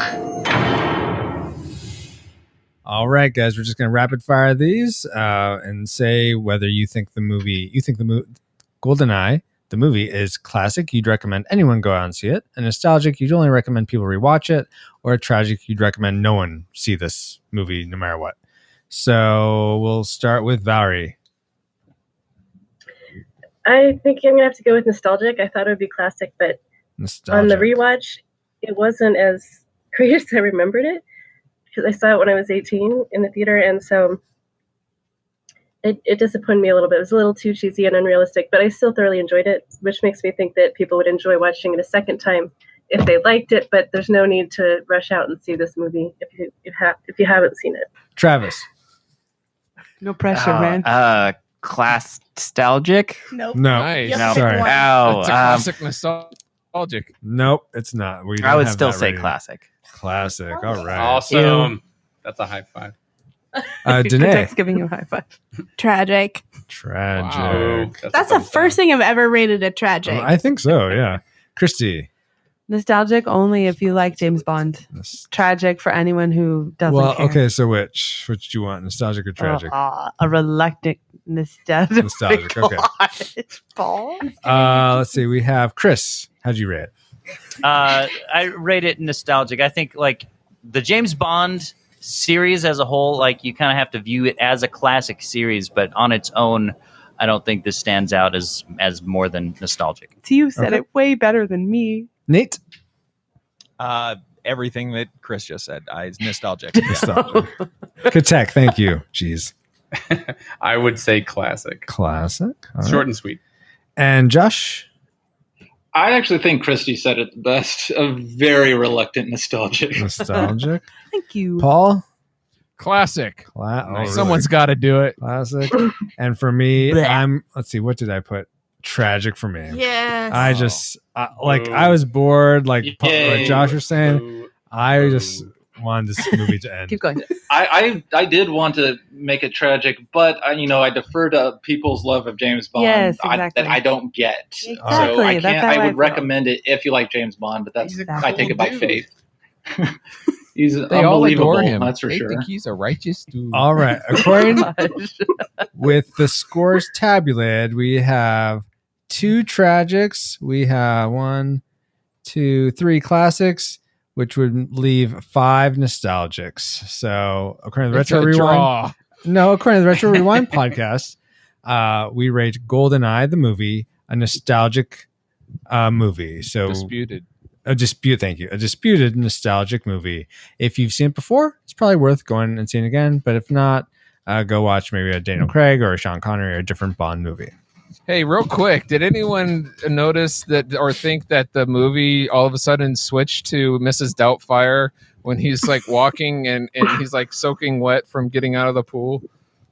That 'Cause did he not looked the occur to same. me, but yeah, I could see how you could see that. All right. So no, There's a just rum by me? fruiting. Okay. Yes. All right, now that we've discussed GoldenEye, the movie, let's talk about the game and see how it compares and holds up today. Alice? Alert! Alert! Approaching target. Spoilers incoming. Establishing analysis vector.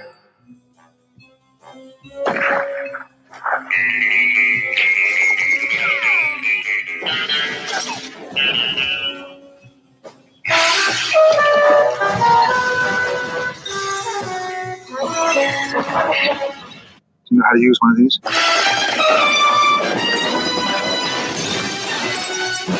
GoldenEye. Load a rumble pack and see how it feels when 007 meets N64. See how it feels? Wow. That was definitely False advertising because those scenes were not in the game. Some of those. But let's see how it feels when we rumble our memories for our memory mind melt synopsis of the N64 game.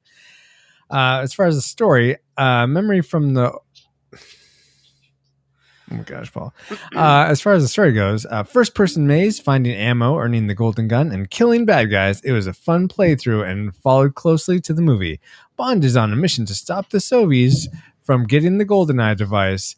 007 sneaks into a dam, blows stuff up, and saves the world. You know what? Watch the movie GoldenEye. You pretty much play the exact storyline unless you play on harder levels, and then you play in some ruins at the end, or the moon. Can't remember. But when it comes to gameplay, aim, shoot, run, repeat. The graphics were blocky, awkward as all get out compared to today's first-person shooter controls and controllers. But that's what we had, and we learned to play it well. Weird aiming, stilted movement, terrible AI, but the controls were smooth, and the auto-aim helped out so much. Really showed off how a first-person shooter could be done right on the N64, with super difficult to use watch lasers that are impossible to cut a hatch with, but he can dual wield rocket launchers. Sniping in the frozen wastes of Siberia was oh so satisfying. But when it comes to multiplayer, the big draw for this game, where to begin? How about level equals complex, weapons equals rocket launchers, one-shot kills, and blowing up opponents from several rooms away? I sucked at the game and would get creamed by my older brothers during multiplayer, but I loved getting the GoldenEye gun. The only way we were allowed to play at my friend's house was with the DK mode turned on, so it wasn't so violent. And the race to pick odd jobs. I remember I'd get lost in a lot of the levels really easily and have trouble paying attention to the radar, so people could totally sneak up behind me. The game set the table for pretty much all first-person shooter multiplayer games. Halo would not exist if it weren't for GoldenEye. This multiplayer feature is the reason I barely graduated from college and my roommates' grades all suffered. Pistol's only option, Slappers only, and 007 modes were two most fun. And of course, stop looking at my part of the screen. I think that was pretty much all there. I don't think there were any Inception things to that. So we'll go on to the things, we'll make this rapid fire because, as a first person shooter game, and just talk about the things we loved most about 007 GoldenEye for the N64. I will start us off. I mean, and of all the things, the game music, I thought, did such a great job of marrying whatever environment you were in with the James Bond theme motif. I really enjoyed the music overall in the game. I think the music in the game was actually better than the music in the movie. I agree with that totally. Let's see, Travis, what was your classic maker? So I didn't realize this playing originally, but replaying it, there was parts of the story that they filled in the game that wasn't in the movie. So you went to like the satellite complex like 4 years before the story, and so I thought that was pretty cool. That seemed pretty novel for that time to like have it be really like a supplemental media to the movie versus a 100% playthrough. I'm sure it was like 60%, but yeah, and it surprisingly was even paced better than the movie, even with all this content. Interesting. Gotta agree with you there. What? Yeah, that's right. Josh, what was your classic maker though? My classic maker, multiplayer mode, dude. Yeah, I mean, that was pretty sweet. That's the classic maker. The best first person shooter basically on any console for my money. Though I do gotta say, I think 4 players is where you got the most fun. Christy and I played 2 players, and that was enjoyable. But Travis also came over and we played 3 players, and that was fun. I think if we had 4 players, it would have been the most enjoyable. So I think it depends. You better hope you have a big enough screen if you have 4 people we have a wall. or 3 people. Yes, we have a wall, so we're good. Yeah, we played on. We had to sit closer to the TV if it was like 3 or 4 of us. Yeah, on a 13-inch and it slowed down Sony. sometimes too. So there was that. Yeah, that did happen to me as well. Let's see, Katek, what was your classic maker? The Nintendo 64 GoldenEye, I really liked that you could not just play like multiplayer when you have like 3 brothers, and that's really fun. You can like kill each other over and over again. But there were the time cheats, if you will. You have to unlock it by like beating facility in 1 minute and 10 seconds kind of thing. And that was so hard, right? Because you had to do it on like 007 mode or things like that. So there was a lot of replayability to that game that wasn't, I mean, for its time was just like, whoa, I can do all these extra things. And I guess it was kind of like how now there's achievements and trophies for other games, but it's like that was kind of like for me the what set it apart as far as a video game. The overall replay factor. Yeah, because it's just like you could play forever basically, just trying to do everything. Absolutely. Christy, what was your classic maker? Backstory: I didn't grow up with video games. We weren't allowed to play them. So I was. It was Satan's toy. Yes, well, Satan's playground. You have you met my parents? No, then in college, this is where I got introduced to this game, and we played it. We had a common room there's 4 dorm rooms and then a common like living room, and somebody brought it to school, and I got introduced to this game and got really good at the multiplayer really fast. Oh, nice! And it was the first time I ever actually was good at a video game.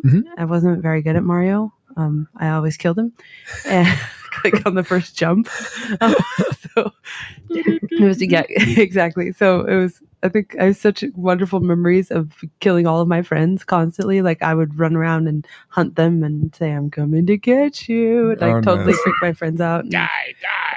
Yes, the paintball mode and the lasers and the spray and pray. Like it just like the automatic aiming. And then we would do crazy things like make them dance. Like we wouldn't shoot each other. We'd like make them dance back and forth. And I did that too. Like if you make them look up, yes, left and right, they'll dance. Yeah, we would do. You and I would do that. Yeah, Christy. Actually, that's probably my classic maker. That this video game when we replayed it made us laugh. We haven't laughed like that in a long time. When was the last 4.5 years? Yeah, something like that. Jeez. 5 years? No, I don't know. You count how often you laugh? No, been just a while. before we had kids. That's raising young children takes a toll.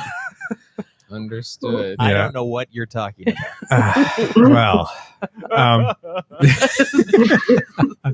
let's commiserate, Nate. But what's your classic maker? Oh, mine? Yeah.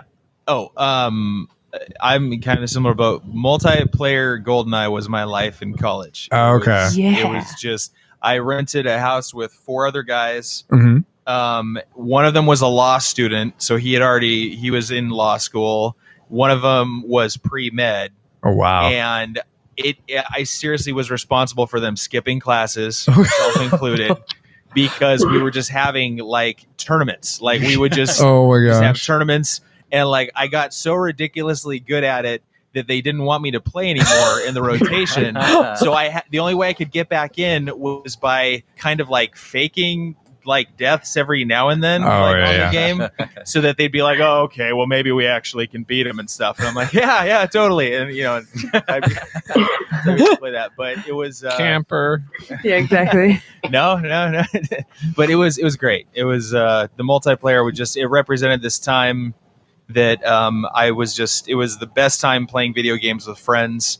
And it really did. It was revolutionary. It did pave the way for massive multiplayer games and Halo and all that other stuff. So. Mm-hmm. Awesome. I am so glad I was not in college when this game came out. Oh yeah, it was bad.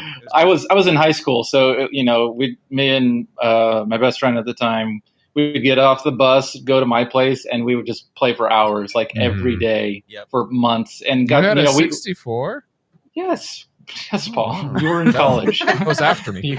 Yeah, it's after you. But so and it got to the point where we'd have friends over and they wouldn't want to play with us because we were so good at practicing killing each other that nobody could really. They didn't stand a chance against us. It was a lot of fun. That was like me. I was so bad. So it's the same thing, pretty much.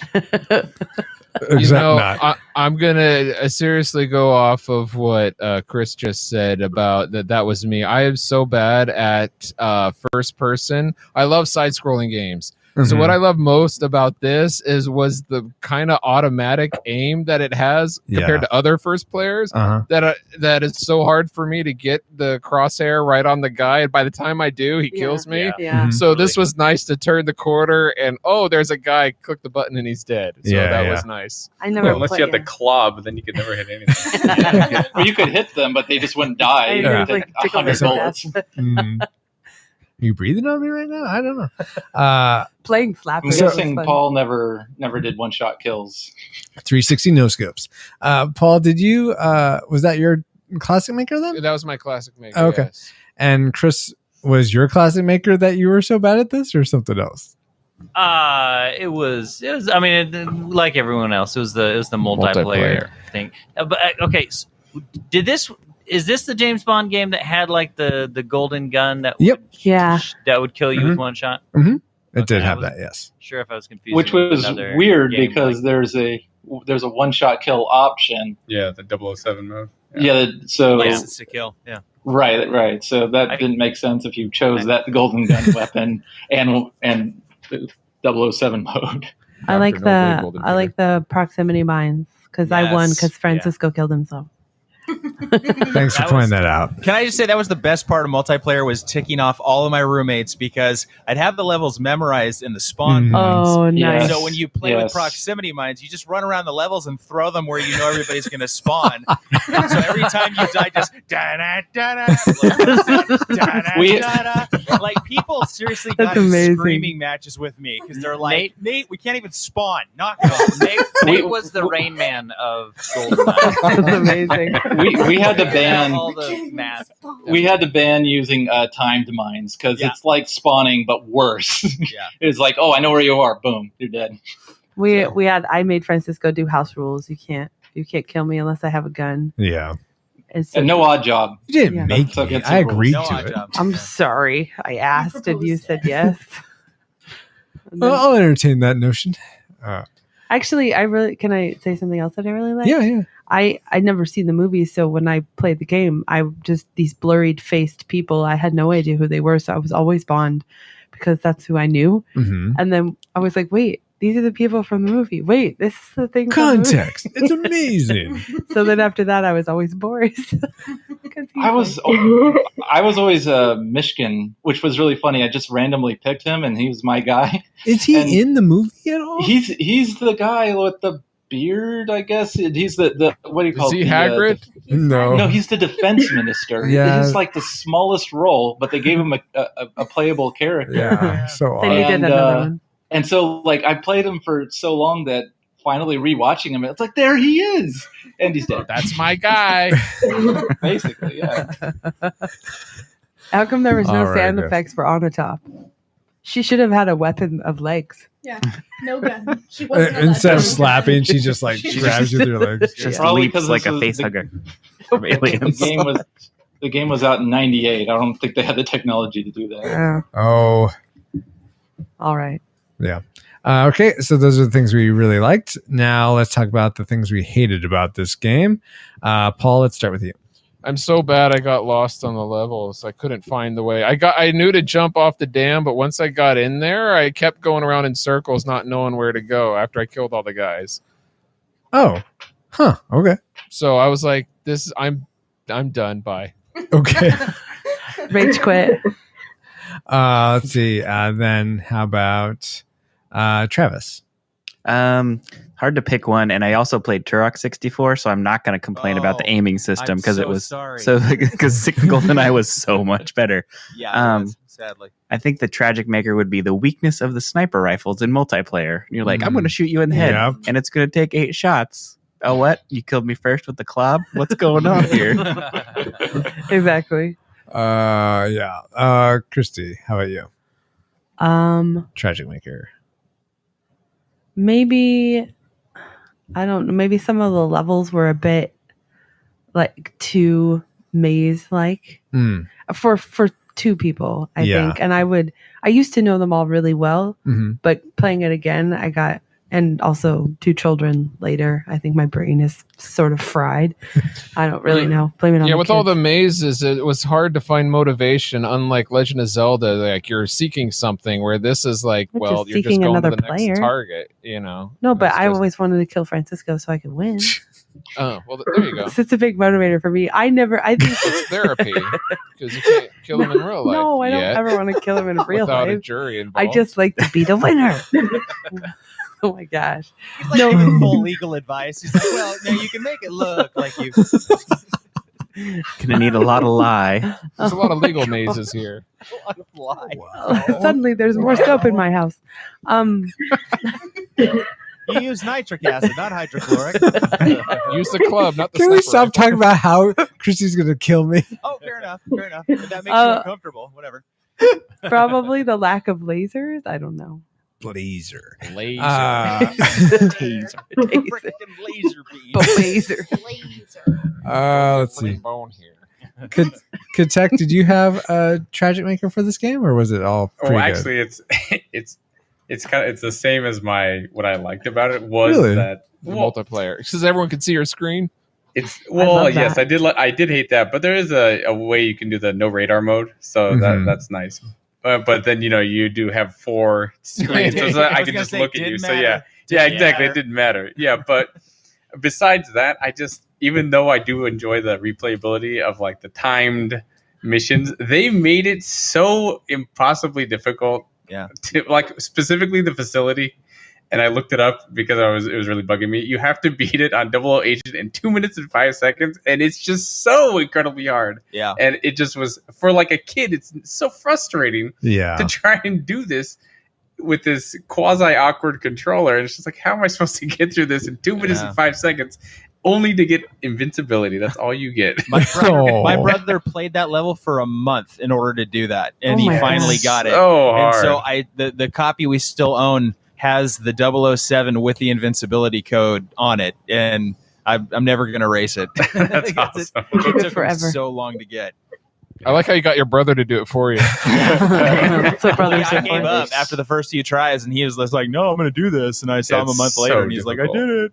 Wow. Yeah, I mean, I enjoy it, but it was kind of like Empire Strikes Back. Yeah, Super Empire Strikes Back. It's like Yeah. impossible. Yeah. Where it's Yeah. like, can you just like make it a slightly less difficult? Like Right. so that I did enjoy it, but yeah, it's just they made it a little too hard in that aspect. Okay. So. Let's go to Chris. What's the thing you hate most about this game? I mean, it's hard to hate it, but just because it is so dated, I think like the graphics and stuff, Yeah. going back and playing it and being like, oh my gosh, like how fuzzy and blurry all the details are and stuff is, in a way it's nostalgic, but in terms of like, actually playing a game multiplayer, It's almost like Minecraft, some of the characters. Yeah, that's kind of what it looked like. Oh yeah, totally. Yeah. The Minecraft is kind of crisp and you can kind of tell. You see the edges a lot easier. But, You don't really run around going, "Is this a door? Is this not a door? Am I supposed to run through this?" Yeah. Is that a gun or is that just like a dot? On Yeah, exactly. yeah, exactly. Is that where I guy's shot face? last? Nate, what's your tragic maker? I'd have to say the control scheme. Oh, okay. Because I've played a lot of first person shooters since then, like on Xbox, PlayStation, and the invention of the dual analog stick just changed everything when it came to like first person shooters. And 64 didn't quite have it yet. They were trying to get there, but they hadn't yet. So like I said, you make do with what you got, and you just try to get really good at the control scheme they have. But going back to it, it's like, oh my gosh, like if we had the dual analog sticks back then, like the control would have been, I don't know, a lot easier. Yeah. Well, in the defense, the C buttons were basically the second part of the analog. They were, and it took some. You had to play on solitaire usually to get the hang of it. And it took there was a steep learning curve. There was a huge learning curve. Once you got that, though, once you got it, it worked. But it was hard until I never used those. Still better than Turok 64. Oh, things better than Turok 64. Except that minigun Awesome. in Turok 64 was amazing. Such a perfect sound. Josh, what would you say your tragic maker for this game was? Like Chris was saying, the graphics are pretty. Like I even remember, like at the time, they were just not really where maybe it wasn't. It was like I'd be fighting the those guys, the Soviets, and sometimes you get really close to them, and it's just really awkward. You're not supposed to get that close. Well, sometimes you're in a very narrow hallway, and you're just like right on top of them, surrounded by boxes, and you don't know what's a box and what's a wall and what's a person. Well, it's like they have like these weird kind of octagon heads with trying to be photorealistic faces. Yeah. It's just, even at the time, I was just like, what is this? And they have squares for hands and trying to have these realistic movements. And but those sweet barrel rolls, though. That was the best part when you were just. They would go into a barrel roll the moment you start firing on them, and you'd get like 10 bullets into them before they complete their barrel roll, stand up, dust themselves off, and then you're just like, that is fantastic programming right there. And they'd have the blood mechanics too. They tried to like you shoot them and they just kind of like have red show up, and it's even at the time I knew it wasn't going to age well, at least graphics, but the gameplay, fortunately, is so much superior. So I'm getting on and on about the graphics, but really it's a minor quibble considering the game. All right, I guess that leaves me. For me, my tragic maker for this game was a small thing, but in the first level, you're going through and you need to open up this gate to let the truck go through. Yes. For those of you who remembered it, I was having the hardest time figuring out how to open the gate because I thought the one, I think it's the B button, was just for reloading. So I didn't know, did I need a key card or did I need something else? No, it's You just didn't that read the instruction manual, did you? No, I didn't. Because I didn't have I figured it out. Oh, fine. You're super smart, Paul. But apparently, that button is But I an get lost in action mazes, button so, that opens doors and presses buttons and even turns on the alarms if you don't mean to. Watch out for that. Oh, yeah. So that's What's this button do? so a lot of the controls were intuitive, but I would say my tragic maker was just that was not intuitive. But obviously, once you got it, you got it. All right, now that we've entered all our trajectories into the firing computer for GoldenEye, the N64 game, do you have a firing solution for this one? Firing solution complete. Rating salvo at the ready. On your mark. All righty, same as before, and we'll just go around real quick. Katek, how do you rate GoldenEye for the N64? Classic. Absolute classic. Okay, Christy. Yes, I am in agreement. Absolute classic. Yes. So like the vodka. Sure, why not? Okay. Travis. Classic. Classic. Chris. It's hard to say. No, Nate's no, it giving me isn't. dirty looks. Classic. You can go nostalgic. No, I'm. Don't do it. Just be you, man. Just be me. Who's doing dishes? Somebody's doing dishes. Not me. It's not the dog. Yeah, I'd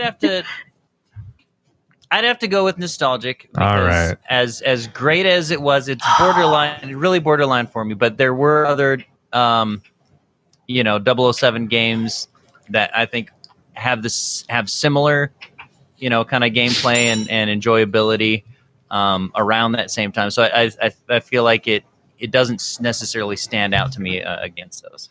Okay, very good. Nate? Classic all the way. Classic all the way. Josh? Classic. I want to point out how rare that is for a video game adaptation of a movie. Right, that's Yeah. true. Yeah, Yes. true. Fair point. Yeah. Chris, change it. Handicap. Paul? Nostalgic, because I don't think every video game player out there would enjoy it. But Well, if you did they're enjoy it, you would like it. dumb. Yeah, and for me, I resonate with you, Paul, nostalgic as well, because I think there are games today that are people would not want to go back to this and play it again. But if you have played it before, it's still an awesome co-op experience, and it's still a pretty good single player experience as well. Like I Pac-Man. I Well, think if you that need an updated graphics version, there is GoldenEye. That was Source taken online. down. No, you could still find it. Black market. I think that part It's of called the internet. Nothing disappears forever. Yeah, right. Except GeoCities. oh, right. I think that part of the draw of the game. My sparkly gifts will be eternal. Stop it! Stop! I had that website. You shut up now. I think that part of the draw for the game now, if nobody had played it. No more chirper. What am I saying right now? If people haven't played it and they've only played really high definition games, I don't know how to describe them. It's part of. Asteroids. Thank you. Part of this multiplayer mode, especially. I don't know about I didn't play the other one. I don't do those games. I'm really bad at them. I have a panic attack. Part of the fun of the multiplayer mode is the hilarity of the multiplayer mode. Yeah. So if you're somebody who's never played badly graphic games, I think it would make it even more fun. But the rest of the gameplay is fun. So it would detract, but not so much so that you couldn't enjoy the game. I don't think. That's fair. I disagree Change your with that. mind. No, I'm not going to change my mind. But that's a valid argument. Monty Python is better. But with all the votes in, we have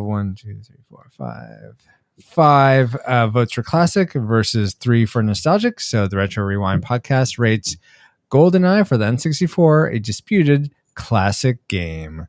Definitely go out and check this out. Probably had to buy it from a used video game store. It's not available on Virtual Console or anything. Or you can find an updated graphics version on the internet somewhere. Didn't it come out on the Wii? Yeah. It's not the same game though. It's a Daniel Craig still version fun. with lots of different levels. Yeah, It's fun, but it's reimagined. It was good. I hear there's no silly stuff in it. No, there is really big hands. Wait, did you say is Daniel Craig really in it? Yeah, yeah. They used his voice. That's really cool. So I knew it's kind of a reimagining. The original N64. The N64 version was supposed to have like Sean Connery and Timothy Dalton, but they couldn't get the rights to their likenesses. Oh. So like when you on that first menu screen, you have like profile things that's supposed to be a different Bond and different ones. Oh, I okay, just Googled GoldenEye Source, and yeah, you can just download it right here. So it's still available, and it was recently updated August 12th, 2016. Virus free too. Yes, just email me. I'll send it. All right, That's at guys. AOL.com. Prodigy? What? Oh my gosh. Let's get on the net I zeros. still have my Hotmail account from when I was playing GoldenEye for the first time. Nice. I do too. Rock I think on. you have to use Netscape to download it, though. Probably. All right, let's go On back. dial-up? Let's go back to our own time. Alice, would you please bring up new tubes so we could rapid fire through those?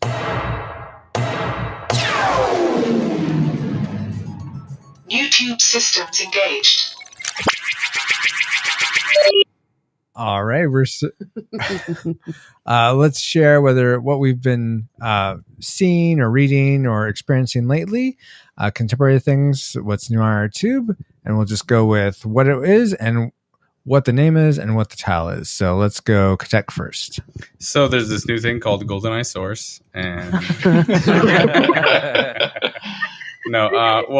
like I do photography, and so actually the new Canon 5D Mark IV just recently was released, and Nice. I've been pining to get that. So that's not really a new tube thing, but that's like I've been obsessed with reading everything about it. So okay. That's kind of what I've been doing recently. Have you gotten your hands on it? Like, Yeah, I actually did. When I was in Japan the other month, I went to the Canon showroom and I was playing with it, and it's just so beautiful. Nice. Just a little tear rolled down your eye. Yeah. Well, I mean, it's like it's a bigger sensor and it shoots 4K, and it's just a very nice camera. Very cool. If you're into photography, please check that out. But I'm sure you already have if you are, so never mind. All right. It's okay. Nate. If you like video game history, I'm reading a book called Console Wars by Blake Harris. Oh yeah. Not sure if I have anybody's read that. it. I've heard of that. Yes. Have you read it? I've read the first half. Yeah. Yeah. I'm halfway through. It's like 600 pages. It's a long book, but it's all compiled by people who were there, who lived through the Nintendo and the Sega years, and how much those companies competed against one another, and then also with PlayStation, Sony in the mix and everything. It's very interesting. Super detailed. It's very detailed. Like the most comprehensive. Like, just can't imagine how detailed. Yeah, I'm enjoying it. It's good. Cool, Chris. I just discovered HBO Go has a really cool section called Late Night. Okay. And wait. Hang on. Is that like Saturday morning? Yeah. Is that so late? It's Saturday morning. Oh my. No. Jeez. That's where the Game of Thrones is, right? Because Yeah. it comes on at night, right? I'm sure. Feeling awkward. No, I took my kids to see Storks. How is that? The opposite end of the spectrum. Jeez. And it was great. It was really good. fun movie. It's by a couple of my favorite director producer guys, which is Phil Lord and Christopher Miller. And Chris Miller. Yeah, Yes. and they do like everything they touch is amazing because they're responsible for Last Man on Earth and Cloudy with a Chance of Meatballs and the Lego Movie and all that stuff. So Storks was another good one. Awesome. Josh. I'll have to check that out. Wow, I didn't know that. Like, I've seen everything that they've done, and I didn't know they were doing Storks, so I have to do that now. But that's not enough about me. Now. Okay, to Paul. No. Sorry. So I just got caught up reading one of the best comic book series I think I've ever read. It's called Saga, and it's from the same writer as Why the Last Man on Earth. But the artwork is I was compelled by the artwork, and if you let's see, it's very sci-fi, very mature. Like HBO Go. Well, like it's the like late night Like section. geriatric? maybe not. Well, like if you're a fan of Game of Thrones or Dune, if you like that kind of stuff, I highly recommend it. The artwork is gorgeous. The story is captivating. I couldn't put it down. Very and in cool. fact, issue 34 has a kind of this little koala panda guy fishing off a walrus, and that's my tablet cover for like the past year. Nice. It's amazing. So Paul? highly recommend it. Cool. Paul? Okay, so I've been amazed how many people have requested that Francisco and I review Better Off Dead. Probably the most requested movie for us to review, and neither one of us has seen it growing up. So recently my wife and I saw the movie just because I was so curious. Uh-huh. And it's a 1985 John Cusack movie, and We loved it. Oh, really? Yeah. I mean, okay. The Adventures in Babysitting, that was kind of like over the top, and it was so much that I called it a tragic. This is over the top, done well, and so much that I would actually rate it a classic. Wow. So if you know, I mean, it's one of those type of movies, comedies that's over the top, not like Airplane over the top, but close, and it's kind of like a cartoon come to life, which I think we talked about maybe Ferris Bueller being, but this is even more so. Oh, wow. So very cool. You guys requested a rating of it. That's my rating. Classic. There you go. Awesome. You know what's sad? I haven't seen it, but I heard that it's like the one movie John Cusack doesn't like to talk about. Really? Because that's probably my most favorite John Cusack movie. Like it has such a cult following, and that's what everyone wants to talk to him about. It's like Christian Bale with Newsies.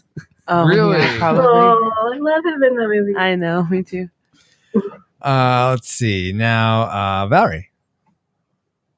I saw the movie Sully with Tom Hanks. Oh, yeah. And it was very interesting. Wait, you saw I it like with movies. him? I I'm wish. jealous. No, I just like it when movies are based on true stories because it's a chance to learn a little about history. So I thought it was interesting.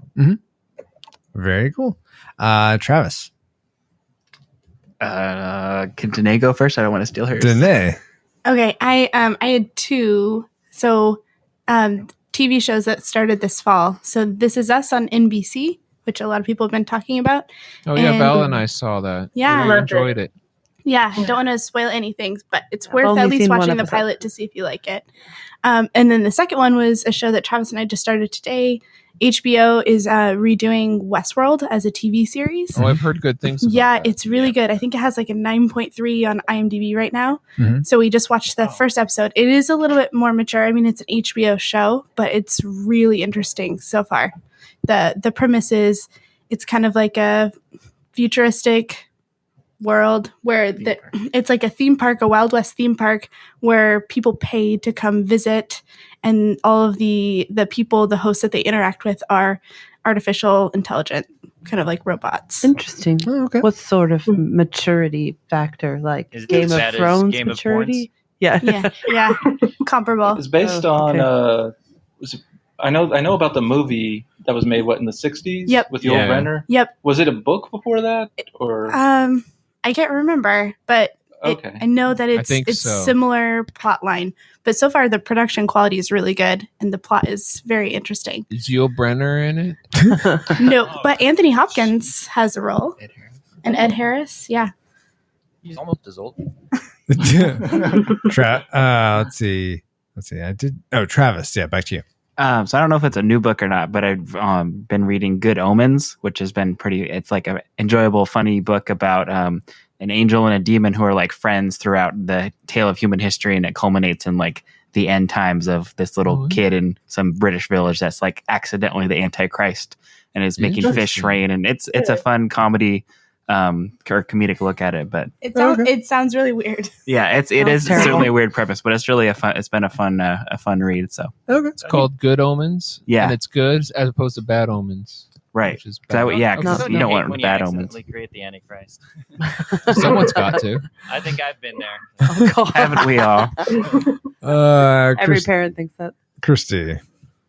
I just finished watching the last season of, the last season of.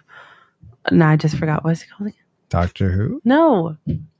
Person of interest. Person of interest on Netflix. I like to binge watch, and I saw that Jim Caviezel was on it, and I was like, yeah, oh, see how he's doing. Is that with Ben from Lost? I don't know. I'd never watched Lost. I didn't get on okay. that silly Yeah, it is fun. bandwagon. Anyway, Oh yeah, he was on that. Yeah. Yeah. I would really recommend it. I thought it was good. It also ended well. It didn't end like some of my other favorite shows that you can still find on Netflix, but they lose their funding, so they just don't make them anymore, and they end in weird cliffhangers that never get resolved. But this was nicely resolved. I would recommend it. Cool. For me, my new tube is we just started watching the new season of Longmire. which Oh, yeah. Longmire was a past YouTube for me before. We finished the 4 seasons, and now the new season's out, and it's just as good. So excited to keep watching it with Christy. So that is our new tube section. All right. Now we're going to have a fun game. We're going to go to our 1.21 Game Watts section. And we're going to play Domo Arigato, Mr. Filmbato. How this works is I've selected 9 movies and a tiebreaker from all the movies and video games we've covered on the show. I've took their IMDb synopsis and ran it through Google Translate a few times. So I'm going to read you that translated synopsis, and you have to tell me what movie or game the synopsis is covering. So if you think you know the answer, say your name, and then I'll say, okay, go ahead. What do you think the answer is? Can you hold on one second? I got to get my wife. She speaks Japanese.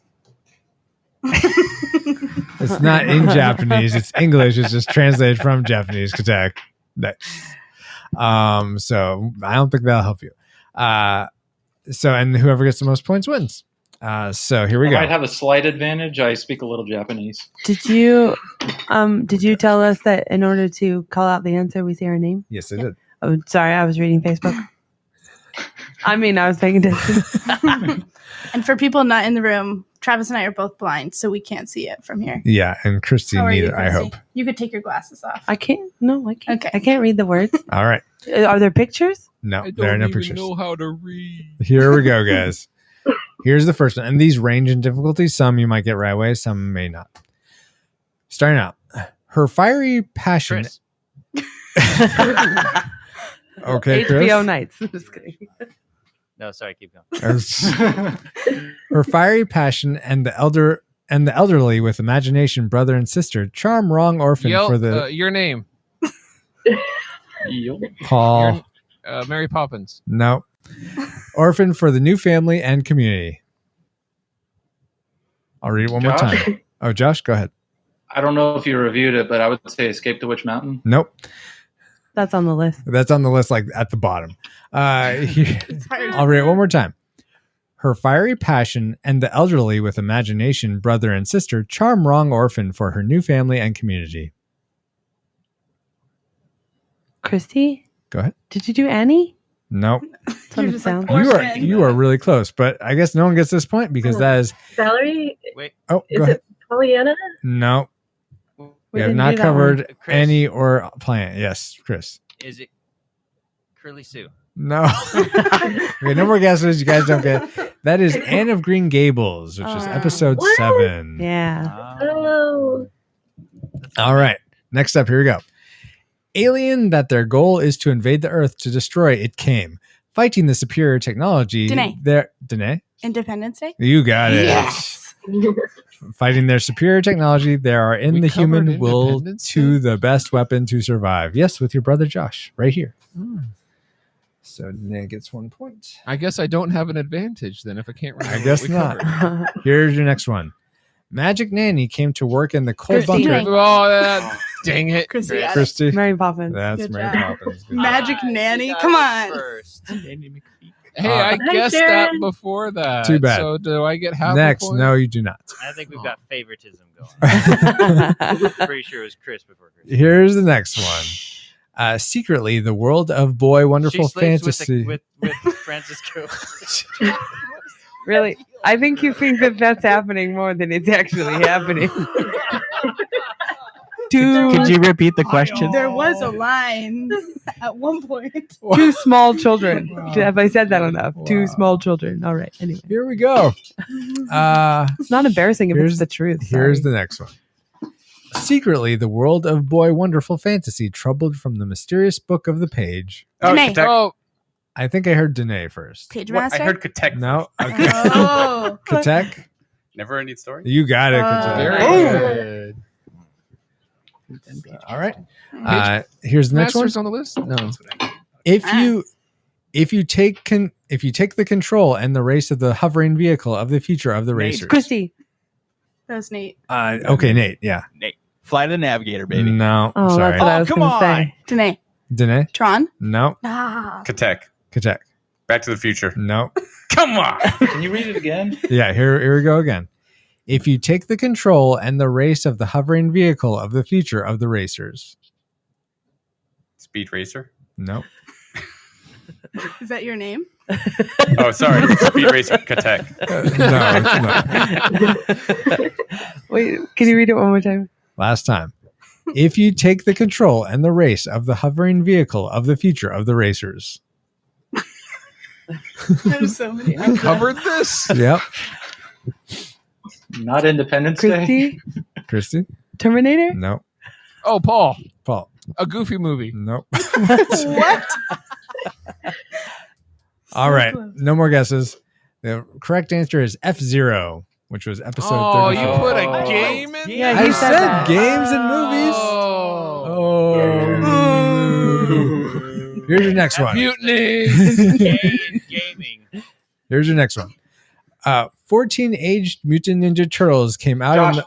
Josh? Ninja Turtles? I need a full name, please. Teenage Mutant Ninja Turtles. Yeah, that's it. Oh, you sure it wasn't the Wizard? The full one was 14, not 14, but 14 aged Mutant Ninja Turtles came out in the order to protect the ninja of New 14 York of them. organized crime from the shadows. Now, was that the video game, the arcade game, or No, the movie? that was just the movie. Oh. I could have made it more difficult that way, but I chose not to. So Josh got a point.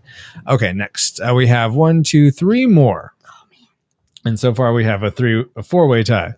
Okay, so That's a Ninja Turtle high five. here we go.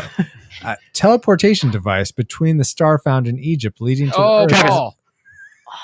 He said, "Oh." He said, "Oh." Your I name's heard- not O. I heard Oh, Travis Paul. first. That was But- kind of shady. Paul. Paul. That was- Oh, Paul. Oh, Travis. Yeah, I could do that too, but I'm not a cheater. No, go for it, Travis. Travis. Go ahead, take Stargate. Well, Stargate. you Double have given cheating. it to him, but Double okay. cheating. Oh, I knew. Come on, that's a All great right, film. all right. Next. Teen comedy about high school and graduated from... Yeah, Chris. Ferris Bueller's Day Off. No. Paul, Paul? son-in-law. No. Nate. Nate? Can't hardly wait. You got it. Oh my Yay, god! good job. You just like keep going and listening. This- the full one for that was teen comedy about high school and graduated from the plurality of character graduation nightlife, different agenda. Wow, that's really good. That is so son-in-law. That was definitely a goofy movie. All right, last one. If anyone who's gotten a point gets this, they will clinch it. Otherwise, we will go to a tiebreaker. Oh man. Bachelor's degree and comprehensive dirty, rebellious teenage daughter babysits his brother and her cutie. Danae. Danae? Adventures in Babysitting. No. Paul? Were you going to guess, Paul? I thought you said your name. He did. Oh, you can't, he's talking. you can't hear him. Look at him. What? You can't. I guess you have to go on. Well, Okay. carry it again. I'll say again. Bachelor's degree and comprehensive dirty, rebellious teenage daughter babysits his brother and her cute little brother and sister. Josh? Mary Poppins? No, we already did Mary Poppins. We did? Valerie. Oh, I remember the guess. Valerie? I don't remember the... Is it Uncle Buck? It is Uncle Buck. nice. Good job. Wow. Good job. All right, so we have a lots of way tie. So let's see who gets this. Hopefully not Me. Paul or Chris. Because I don't have a backup. We can do this, Chris. Come on. All right. Throw off the game. All right. We already taste dramatically changed farm of college life girl and her best friend. Josh? Son-in-law. That is son-in-law. Oh, wow. I've never seen that movie. It helped that I guessed on it. So the full one was we already taste dramatically changed farm of college life girl and her best friend out of the water Thanksgiving holiday Yeah. has a clearly glamorous party animal in the home fish of a small town farm. A glamorous party. So Home fish, huh? Josh, you win 1.21 game watts, Mr. Domo Adigato, Mr. Filmbato. Good job. I guess it did help that he knew some Japanese. What can I spend that on? A DeLorean, I guess. honor, I suppose. The game. You're already like a top rank, so I can't give you a rank or anything. Sorry. But now we'll go Might as well on leave. to our feedback and announcements and wrap up this show. Alice? Comsat online. Receiving incoming transmission. All right. First, we have a little bit of feedback. First, I asked asked on social media, hey, we're doing our 100th episode. Do you have a favorite moment? And Eric Purcell said, I think most of my favorite moments are when Francisco and Paul disparage one another. It's a winky face. And when I cringe at the ratings you guys choose. Love the pod! ! So thank you so much for that, Eric. Then Ryan Jackson said, one of my favorite moments goes all the way back to Superman 3. At one point, Paul says, you have to turn your brain off. Since then, I've used that statement many times. Thanks, Paul and Francisco, for 100 episodes of epicness. You're welcome, but I've only had 99. Well, yeah, I guess that's true. Wah, wah. I guess I'm the only one who's had a full 100, but that's neither here nor there. You're honorary 100, Paul. Then Christy Ruiz, you're right here, said, my favorite is every time I'm on the podcast. Nice. LOL JK. I've really enjoyed this community we've been building. So thank you, Christy. If you want to leave us feedback on this episode or any other, the best place to do that is on our comment section of this episode, or go to our contact page, retrorewindpodcast.com/contact, or retrorewindpodcast.com/group to join our Facebook group. Now I have some announcements. So Paul and I have been talking about for a bit now, like what changes we might want to do in episode 100. And since, as you can probably tell, this episode is extra long, but our episodes have been getting longer and longer, as you may have noticed. So we have decided to split the podcast up into 2 feeds. Essentially, the feed you're getting now is going to continue to be the normal. We review a movie that you guys vote on, or a game, and we do our normal classic, likes, dislikes, final rating. The second feed is going to be exclusive to people who are patrons of the show, or have supported the show via PayPal. And in that, you're going to get a lot of bonus content. You're going to get pre and post shows. You're going to get new tubes, our games that we play. You're going to get any extra stuff like commentary tracks that we do. We have a Clue commentary that's out, and we're planning on doing a Princess Bride commentary before the end of the year. So you're going to get all that content. All you have to do is become a patron. Go to patreon.com/retrorewindpodcast, and you can give as little as $1 an episode, and that really helps support the show. And you'll get a lot, and you'll get lots of fun content for doing so. Or if you want to, if really you just want to make a one-time donation on PayPal, that's fine. Totally legitimate, and we'll send you the link to that feed as well. But thank you all so much for listening to this, for however many times you've listened to this. It's awesome that you've been a part of this show. And if you have any questions about this change, feel free to reach out to me on Twitter or email or what have you. We'll go through our contact information here in a second. Yeah. So Paul, take it away. All right. So next time we are going to go back to the year 1985 for the winner who picked our next episode. They who picked it? That was Eric Purcell. Thank you, Eric. Eric picked Santa Claus the movie because he hates us. Apparently, I don't know why, but it could be good. I don't have to find out. I suppose. But I liked it as a kid. I don't know if now. We'll find out. Own that. It used to. That's not a good sign. Anyway, but until then, you can find us on theretrojunkies.com, the Retro Rewind. Is it the Retro Rewind Podcast.com? No, just Retro Rewind Podcast.com. All right. You can listen to us on whatever you're listening to us now. Continue doing that. That'd be appreciated. Pretty much. And you can support us through Patreon and PayPal, like Francisco said. You can follow us on Twitter, Pinterest, Instagram, Facebook. And if you want us on any other social media that you follow a lot, let us know. But if you want to find me specifically, you can go to pauljpowers.com where I have all my social media links. Awesome. Thank you so much, Paul. Thanks for doing the show with me. It's been thanks for 100 blessing. episodes. Absolutely. Yeah. It's been so great. Now going around the panel real quick. Let's start with Katek. Thanks for being on the show. Yes, thank you for having me for episode 100. I really appreciate it. Absolutely. You can reach me at my Twitter, where I usually am lurking rather than tweeting. And that would be free hugs, the number 4 free, or Katek Ruiz. That's Awesome. KATECRUIZ. Yeah, I have both, and I like to lurk with both. So Nice. I will lurk you very well. Awesome. Thanks, Katek, so much. Chris, thanks for being on the show. Hey, thanks for having me. Honored to be here as well. You can find me at madcowan.com. There's links to all my social media stuff there. You can also go to breakroomstudios.com, and you can find the various podcasts or videos or dumb stuff that I do. Usually Nate and I do. So. Very awesome. Speaking of Nate, thanks again for being on the show this time. Well, thanks for having me. Yeah. Like what Chris said, you can go there to kind of see all the ridiculous things that we do on occasion. And I guess you can reach me on Twitter at Nate Voices. So Very cool. Josh, thanks for coming back to the show. One of our old timers. Oh, thanks for having me. You can contact me at I have a thing that I do where I share all the ridiculous phone calls that I get at work. Those are hilarious. Oh, thank you.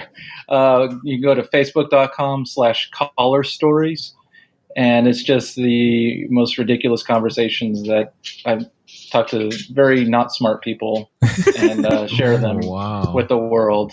It's anonymous, so nobody's feelings are hurt per se. Well, it's an honor to be on there. Maybe. I put myself on there a couple times. Awesome.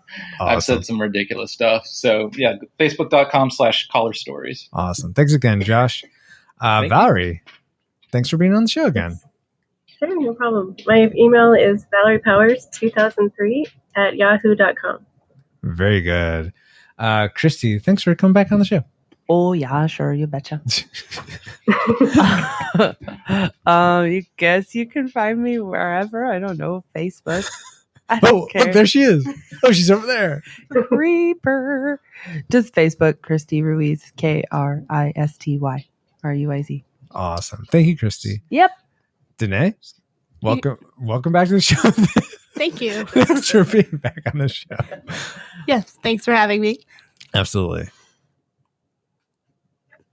Do you want me to tell you where you can find They can't find her. I was like, she's anonymous. She's Christy is everywhere. Danae is nowhere. You can find me on Facebook, Christy Ruiz. No, you can find me on Facebook. It's Danae Berg, DANAE, Berg with an E. Awesome. Just like Anne with an E. Wait, Berg with an E. Is that Like- with one E or two? Like Technically B-E-R two. or B-I-R? Two E's. Oh, No, two it's like E's. iceberg Okay. with an E on the end. Iceberg E. Everybody got that? Good luck. Good.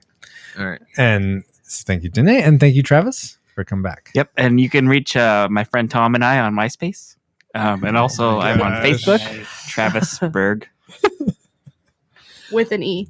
with With an E also. Okay. Long handle. Wow. Not many people. It was So, free. Thank you all Travis Berg with an E. for being on the show. It was an awesome episode. I had a lot of fun doing this. And thank you, most of all, to you, the listener, who, wherever you're doing, if you've stuck around this long, please hashtag us long100, or if anyone can think Maybe of it. not that hashtag. Jeez. Yeah, definitely don't do a Google search on that one. Wow. Till the end. Yeah, hashtag till the end RRP. We'll do that. And Hashtag Longwood. but we really appreciate you listening, sharing with your friends, subscribing to this show, supporting us. Thanks for being part of this awesome retro community. And you can find me though at on Twitter. I'm at FXRUIZX, and check out my portfolio at fxrdesign.com. But like a Pokemon trainer, we gotta catch you all later on the next episode of the Retro Rewind podcast. Retro Rewind mission complete. Proceed to nav point Omega. and return to base.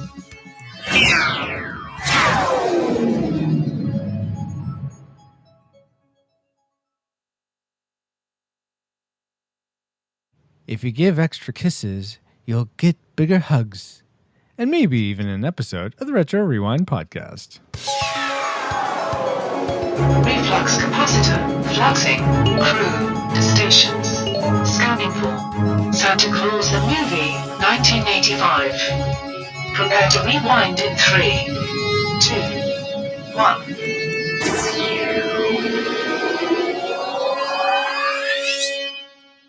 Welcome to the Retro Rewind podcast, where we take a fresh look at movies and video games from 15 or more years ago. You can find this episode at retrorewindpodcast.com/101, where there are links to contact us and vote on the movies we cover. There's also a Patreon link if you would like to be one of our awesome patrons, helping fund the show alongside Brian Keating, Deborah Powers, Jared Holzhauer, Chris Cowan, Patrick Hicks, Michael Kelso, and a secret patron as well. Also, this episode was sponsored by Katek Ruiz. Thank you so much for helping the show even more, giving us some extra fuel for the reflux capacitor. Turtle power. That too. My name is Francisco Ruiz. I'm a dad designer and don't disagree with dining on Dasher and Donner. Wait, you want to eat a reindeer? No, I mean, I don't mind. I would be open to eating venison, is what I'm trying to say. Yes. I've never had it. I'd be open to eating it. Speaking of which, Arby's is supposed to start serving venison soon. Really? I just saw that the other day. Yeah, I just saw it the other day. Oh, Just in time for the holidays. Yeah. It's the most wonderful Merry time Christmas of the year. or season's greetings. Here's Rudolph. Enjoy. And I predicted that Santa Claus the movie would be a tragic movie. I'm joined, as always, by my good friend, co-host, and, helper elf, Paul, the Master Interrupter Powers. Hi, Paul. Hi, Francisco. Hey. So, Paul, my trivial question for you is, John Carpenter, of all people, was the first choice to direct this movie. Really? He was turned Well, it was a down horror movie. by... That's a different Santa Claus movie, Eric. Oh, sorry. We'll get to you in a second. Hold on. John Carpenter was turned down by the producers as he wanted a final cut and a chance to do the score as well. His Whoa. choice for Santa, John Carpenter's choice for Santa, would have been Brian Dennehy. Paul, is there any actor from any time that would always be your choice for playing Santa? Weirdly enough, this has always been my favorite Santa. What? Really? Yeah, this guy, David Huddleston. Mm-hmm. Oh, okay. Yeah. Well, there you go. Awesome. And what was your prediction for Santa Claus the movie? Even though this is my favorite Santa Claus, I still predicted tragic. Oh, okay. Interesting. The plot thickens. And we'd like to welcome to the show for the first time, Eric Purcell. Hi, Eric. Hello, guys. Hi. Hello. Welcome. Eric was the one who actually picked this movie because he is the winner of our Instagram contest. So thank you for doing hashtag HowIRetro on Instagram, which you can still all do. Feel free to do that. Eric, since this is your first time on the show, will you please let us know first what you do for a living and what is your favorite movie genre? Okay. What I do for a living is I drive trucks all around the country. And cool. I've been to all but 5 states. Wow. Wow. 2 of which are really hard to get to. Alaska and Hawaii. And so I Easy haven't been to peasy. those 2. And then there's 3 others in the extreme northeast, but I've been to every other state. Very cool. Other than that, my favorite movie genre would be probably comedies or dramedies, somewhere in there. Okay. I'm a big fan of comedies, and especially 80s cheesy stuff. Nice. Like Adventures in Babysitting? Of course. Yeah. Yes. Revenge of the Nerds, Weird Science, Ferris Bueller, all that stuff. Yeah. Nice. All right, cool. My trivial question for you is thus. When Patch the elf from this movie, is viewing the BZ Toys display in the New York window, a van painted exactly like the one on the A-Team from 1983. Yeah, I saw that. Is I was parked like, on the street behind him. I was like, isn't that the A-Team band? Yeah. I was like, is that an Easter egg? What is going on here? I guess so. But Eric, my question to you is, what is your favorite 80s TV show? Oh, Magnum PI. Oh, really? Okay. Yeah, hands down. My wife, I think she fears ever visiting Hawaii because I used to know a guy that lived there, and we were discussing, like if there was somewhere where you could obtain for rent an old Ferrari, and also I wanted to get the Detroit hat and just rock a really bushy mustache and some of those. Yeah, the shorts, all of it. And I was going to have my friend masquerade as Higgins, and I was trying to find a TC and and I think my wife now is like, never Hawaii, Oh, never. wow. That's funny. But yeah, Magnum PI. I have all of the seasons on DVD. So Wow. I know it's ridiculous, but That's I really can't cool, help though. Awesome. But your wife can dress up like Gadget from Chip and Dale's Rescue Rangers because Dale is modeled after Magnum PI. Oh, yeah. Uh-huh. Oh, she'll really love that. That'll change her mind. Yeah. Oh, and Eric, what was your prediction for this movie? Well, interestingly enough, I saw it when I was young, and I actually really liked the movie. However, I always thought it was odd, and I bought it and played it for my wife years and years ago, and she did not care for this movie. And so I have to predict tragic. Oh, okay. That's what I'm going with. Trifecta. All right, let's see if that poor Santa picked this pans out. movie? Yeah, who picked this movie, Eric? Who picked it? I unleashed the Kraken. I'm sorry. Honestly, I want to thank you because I've been wanting to watch this movie because it's been a while, and I've really been wanting to see if it holds up or not. So thank you for picking it. I don't share that gratitude. Let's continue on. Paul, will you please enter the course for Alice? All right, Alice, let's have a roundtable discussion on Santa Claus, a movie about him, and let's talk about what we like and what we didn't like and give a final rating. And then let's head back for some feedback and announcements. And if you want to know what happened to the rest of the show, stay tuned for that. Yeah, we'll explain it in due time. Let's see. Thank you so much, Paul. Now, Alice, whenever you find that target, please let us know. You do your nice alarm thing and, Alert. Approaching target. Spoilers incoming. Establishing analysis vector.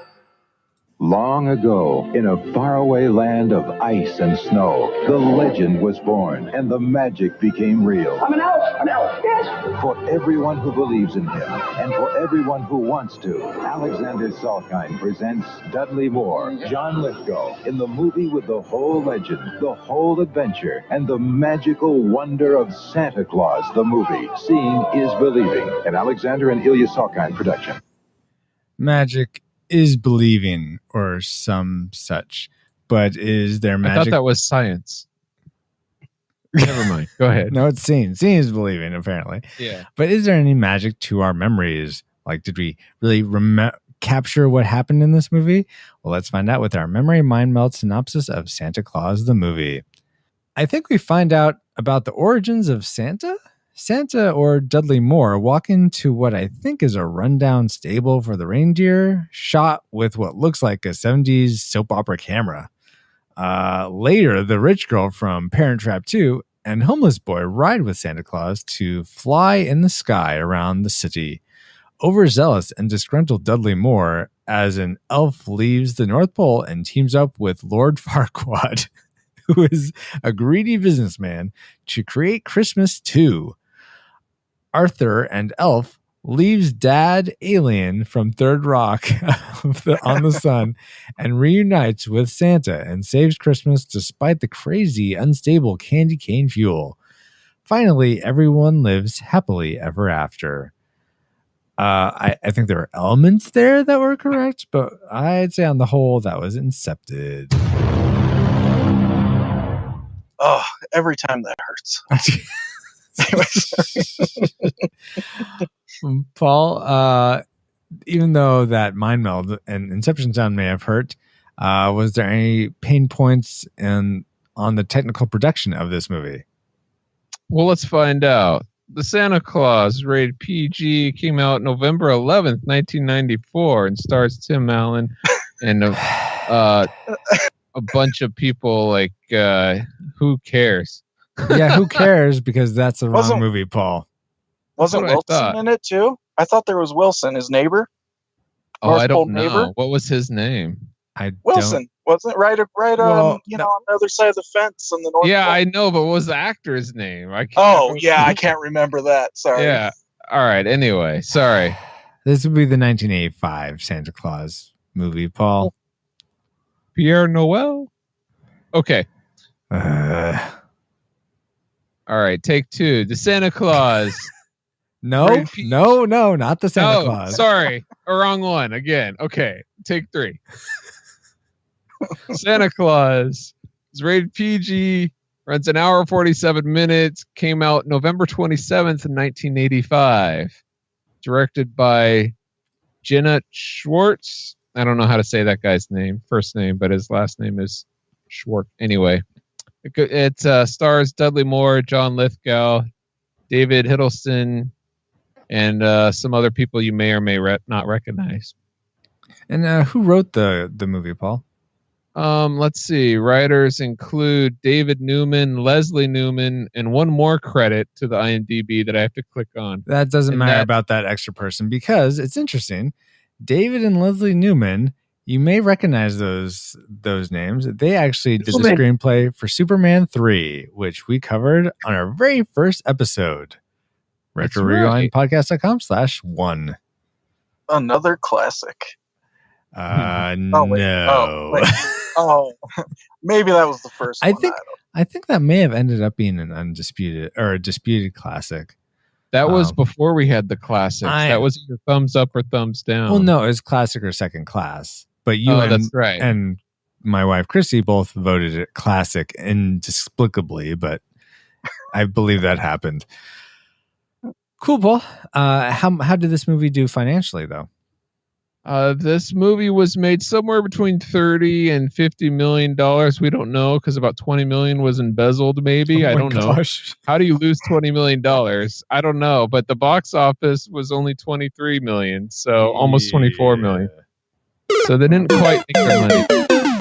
Not so much. Sorry about What I that, think Santa. they should do is actually, give out toys or candy that makes people fly. Then they might make their money back. Indeed, I think so. Or maybe they just paid everyone in cookies, a la how they pay Santa. So, and they were able to dodge taxes and stuff that way. Maybe. Yeah. I sense a conspiracy here, a Claus-spiracy, Santa Claus-spiracy. I'm sure you all love my jokes. Yeah, exactly. But let's talk about the things we liked about this movie. And let's start with our guest, Eric. What's one thing you liked about Santa Claus, the movie? Let's see. One thing I enjoyed.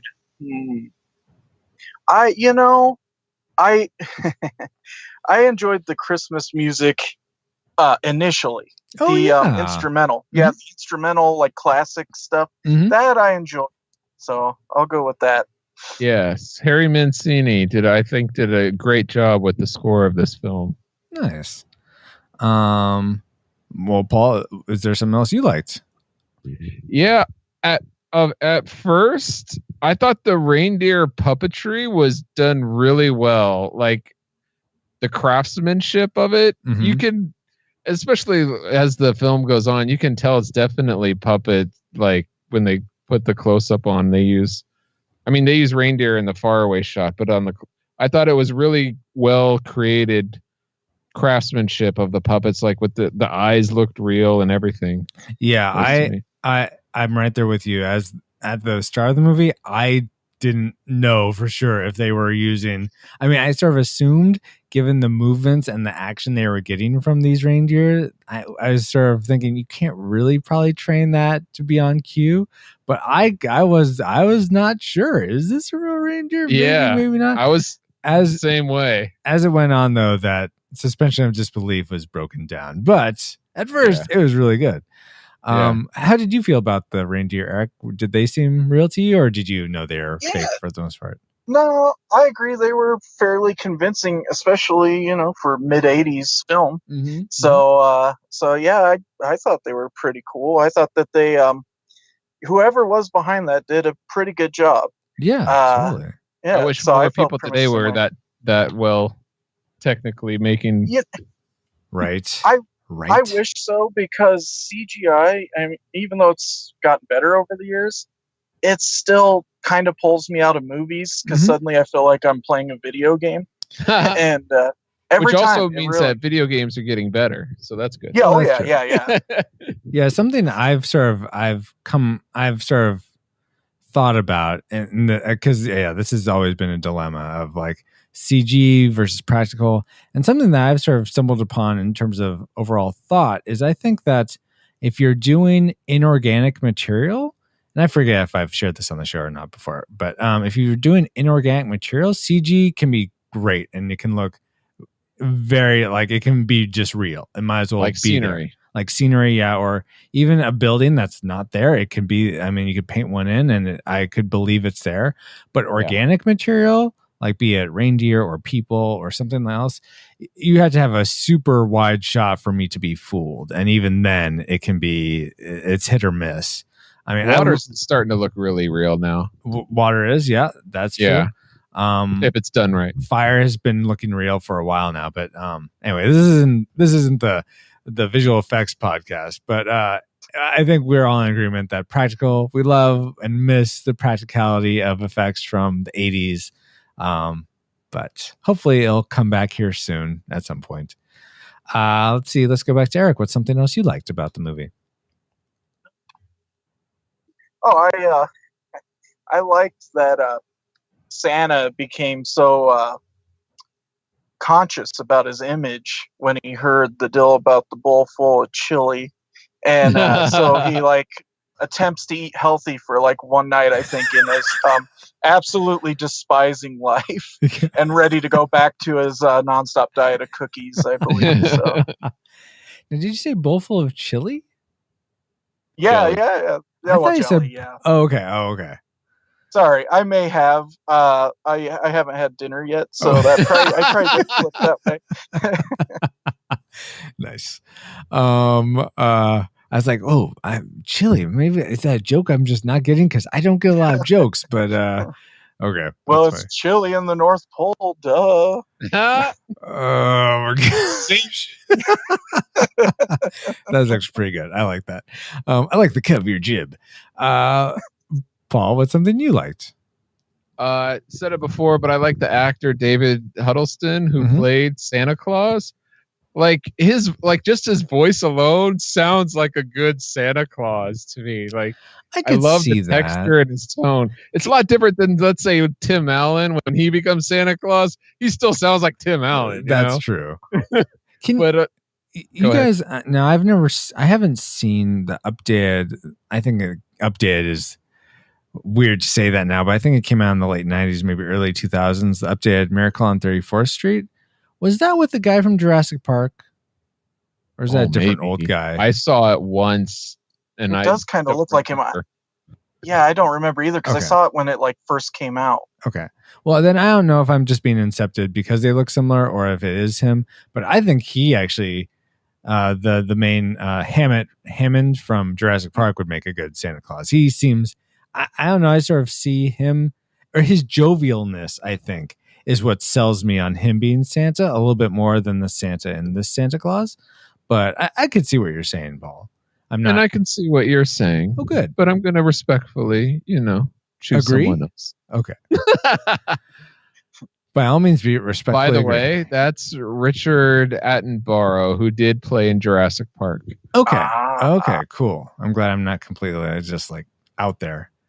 He's passed away since, though, hasn't he? Yeah, unfortunately, and David Huddleston passed away recently as well. Bummer. Oh, we're losing all our too Santa Clauses. Speaking of someone else that, go ahead, Eric. I was just saying that's too bad because when they do the reboot of this movie, they could have used old Jurassic Park, but well, they can now with the CG. Yeah, I suppose.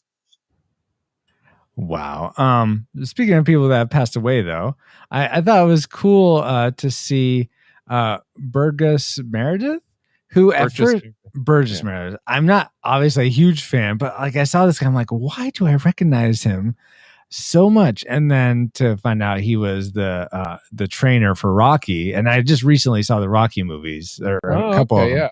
So I was like, oh, that guy. Okay. He's been in a lot of things. Yeah, but he's also has passed, unfortunately.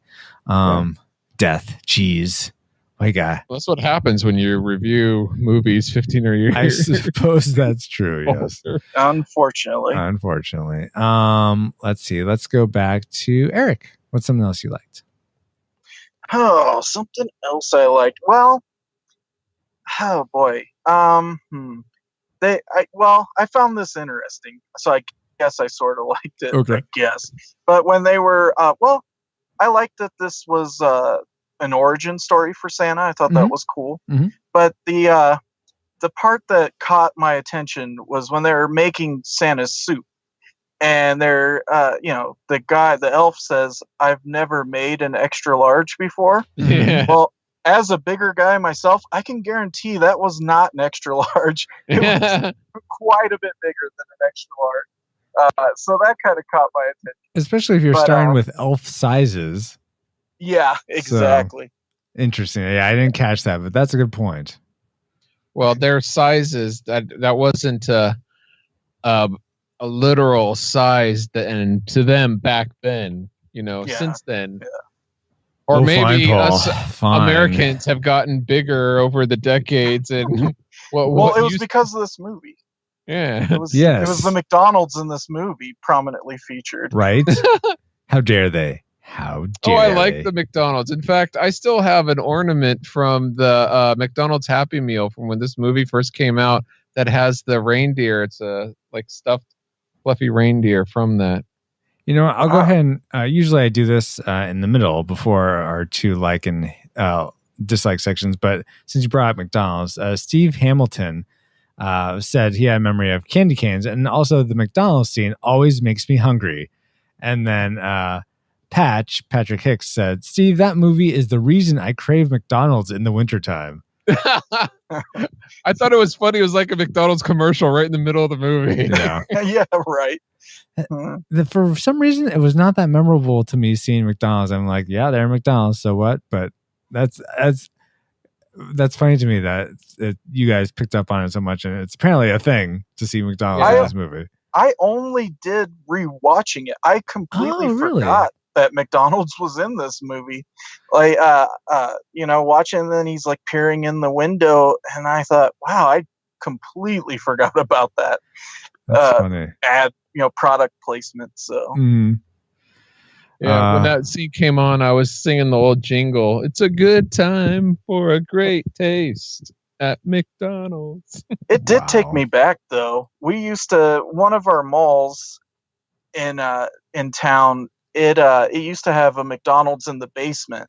Mm-hmm. And that did take me back to it because of the old 80s setup for the McDonald's. The only thing missing was at the one at the mall, we had one of the little like merry-go-rounds in there. Mm-hmm. Mm-hmm. And it had like Grimace or whatever on it. Yeah, the old McDonald Playland setup. Yeah. So that was the only thing I didn't see in there. So. Yeah, that would have been awesome to see in the movie. Oh my gosh. Well, he wasn't. I don't remember if he's the one who was looking at McDonald's. Maybe it was. Was it Joe, the boy? Yeah, okay. Bazooka Joe. Yeah, I was gonna mention. I liked his character. I thought the actor played a Scrappy pretty well. So I liked him. I thought he was like, if anyone was a bad actor, that kid was. I'm sorry, but I would say corny was the epitome of corny. Both green, like they both could use some extra help in that. All right. But what I was listening to the commentary, and they said that they're both theater trained, these kids, and I could see, they look like they're on stage, like they look like they have. Oh yeah, I could see that. Yep. Yeah. Interesting. Let's see. Do you have something else that you liked, Paul? Yeah, I thought John Lithgow was perfectly over the top. I just loved watching him and his reactions. Well, there you go, Paul. Taking my classic maker because yes, I completely agree. John Lithgow is totally fun to watch. He's just like, I love just watching him chewing the scenery. It's Yes. just great. It's so great. The high point of this movie, at least it was for me. But let's go back to, or Eric, did you enjoy John Lithgow? Oh yes, of course. Yeah, and just for the same reasons Paul said, he was ridiculously over the top. But for this kind of movie that was mostly aimed at kids, I'm sure that was just the way I think it needed to be played. So. Absolutely, yeah. Cool. Do you guys have other things you like, or should we get to our classic makers? Or are you We ready have for one our classic more. makers? Okay. And Eric, how about you? How many more do you have? I can just go to the classic maker. Good call, Paul. Go ahead. I thought the set and the set designs, especially in the beginning, were amazing. Just the detail of the North Pole, and even at the very beginning where they were in that Scandinavian house and with the children in there, it just looked really like a lot of attention was put into all the details behind it. And I enjoyed the sets of it. Okay. I could see that, I think. I mean, all the sets, I would say, looked real. It's just when they're outside and doing like blue screen Superman work that I was like, oh my gosh. No. I'm not talking about that. I know you're not talking about that. I'm just commenting. Yeah. I'm just we'll save that part for the later. Yeah, exactly. Okay. Well, and also with that work, is it just me, or does it, watching this stuff in high definition make that a lot more obvious than when we watched it on VHS tapes way back when? Probably. That is yes. I only saw an SD version of it, so okay. It looked bad to me, but so it was still pretty poor. Yeah, probably. Okay. Let's see. All right, cool. Then let's go with Eric. What was the thing you liked most, or your classic maker about Santa Claus the movie? Okay. This is funny because you already brought it up, and this might seem ridiculous because it was such a small part of the film. Okay. But seeing the A-Team van on the street when Patch first came to the city, that's my classic maker. I almost jumped up in excitement when I saw that. That's awesome. That's my classic maker for this movie. Wow. Okay.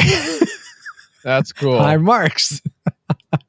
And Paul, what's your classic maker? I thought the way they treated, especially the first part of the movie, the Santa Claus character, is like they really brought honor and class to the character itself. It made it seem like a fairy tale come to life in a way that was done well. It's not like, oh, some guy fell off a roof and someone else put a coat on him. It's like they really treated the character with dignity, I guess. And their reverence. Yes. I suppose, but it has nothing to do with the actual like original Santa origin story. Like I think the guy. Well, that's they said. There's so many different ones across the world that they decided to go with the generic version. Okay, and the Coca-Cola version. Yeah, yeah, and build the fairy tale from that perspective. Okay, all right. I guess I'll give him a pass on that. Yeah. Well, cool, guys. Now, before we get to the things we didn't like about Santa Claus the movie, like there would be any? I can't imagine. I can't wait. Let's go. We like to go out to social media channels and see what your guys' thoughts on the movies we cover are. So first from Twitter, we have at Movie Date Night, which is a podcast. If you want to check it out, it's they said if it has John Lithgow in it, it automatically holds up. And they had this awesome gif of John Lithgow like standing out of bed and going acting. Nice, really great. Then from Instagram, Diego, who's Diego Avila 79, said, "I know I saw this when I was little, but Dudley Moore is the only memory I have of the film. Wouldn't expect it to be more than a nostalgic." Thank you, Diego. And also thank you, Movie Date Night. Then on Facebook, Danae Berg said, all I remember is magic candy cane fuel and an elf on a power trip. Thanks, Danae. Valerie Powers said, I saw it in the theater as a child and loved it. Awesome. Thank you, Valerie. Brian Keating said, I remember my mom renting it one Christmas when it was still a new movie, and I loved it. Years later, I found out that WGN in Chicago usually plays it on Christmas Eve, and I've watched on there with both my sons. Anyway, it's a pretty imaginative film and fun to watch, even if it's a little odd at times. Always love Santa origin stories too. Awesome. Thank you, Brian. Ryan R. Jackson says, oh my, saw it so long ago. I had forgotten Dudley Moore was in that. I was very young and thought it was boring. I would probably think different today. Hold on. Put a pause on that there, Ryan. But thank you for the comment. Then finally, Tim Epoch transitions us into our dislike section by saying, I've only seen this once, way back when it came out. The only thing I remember about it is that I didn't like it. All right. Thank you, Tim. And thank you, everyone who sent us your memories and thoughts about Santa Claus, the movie. And now we'd like to share the things we didn't like about this movie. I'll kick us off. And I'll try and maintain some elf control when I go through these things I didn't like. Oh, yeah, that thing. Maybe I'll keep saying elf jokes over and over again because they're so corny. No, they're fun like maybe twice max, but they go way overboard on them. Oh, they maybe only got it 2 more times than twice. No. There's at least a dozen, I'm sure. I wasn't counting, but it certainly felt that way. Did you have self-titles, subtitles on? Elf titles on? Did I have elf those titles on? Yeah. I don't think. Actually, yes, I did. I did have them on, so I think I noticed them even more. Okay. Yeah. Maybe that was it, because I did. Oh, okay. Yeah. Oh, interesting. Did you serve your mind fill in self-control or self-whatever? You only remember it like 2 or 3 times. Okay, no, it is 20 times. A good 20 times. A good 50 times they use that joke. It's ridiculous. Eric, what's something you didn't like about this movie? Well, I kind of agree with Paul on Santa being pretty good, and he's sort of like the highlight of the movie. However, the kids, the acting by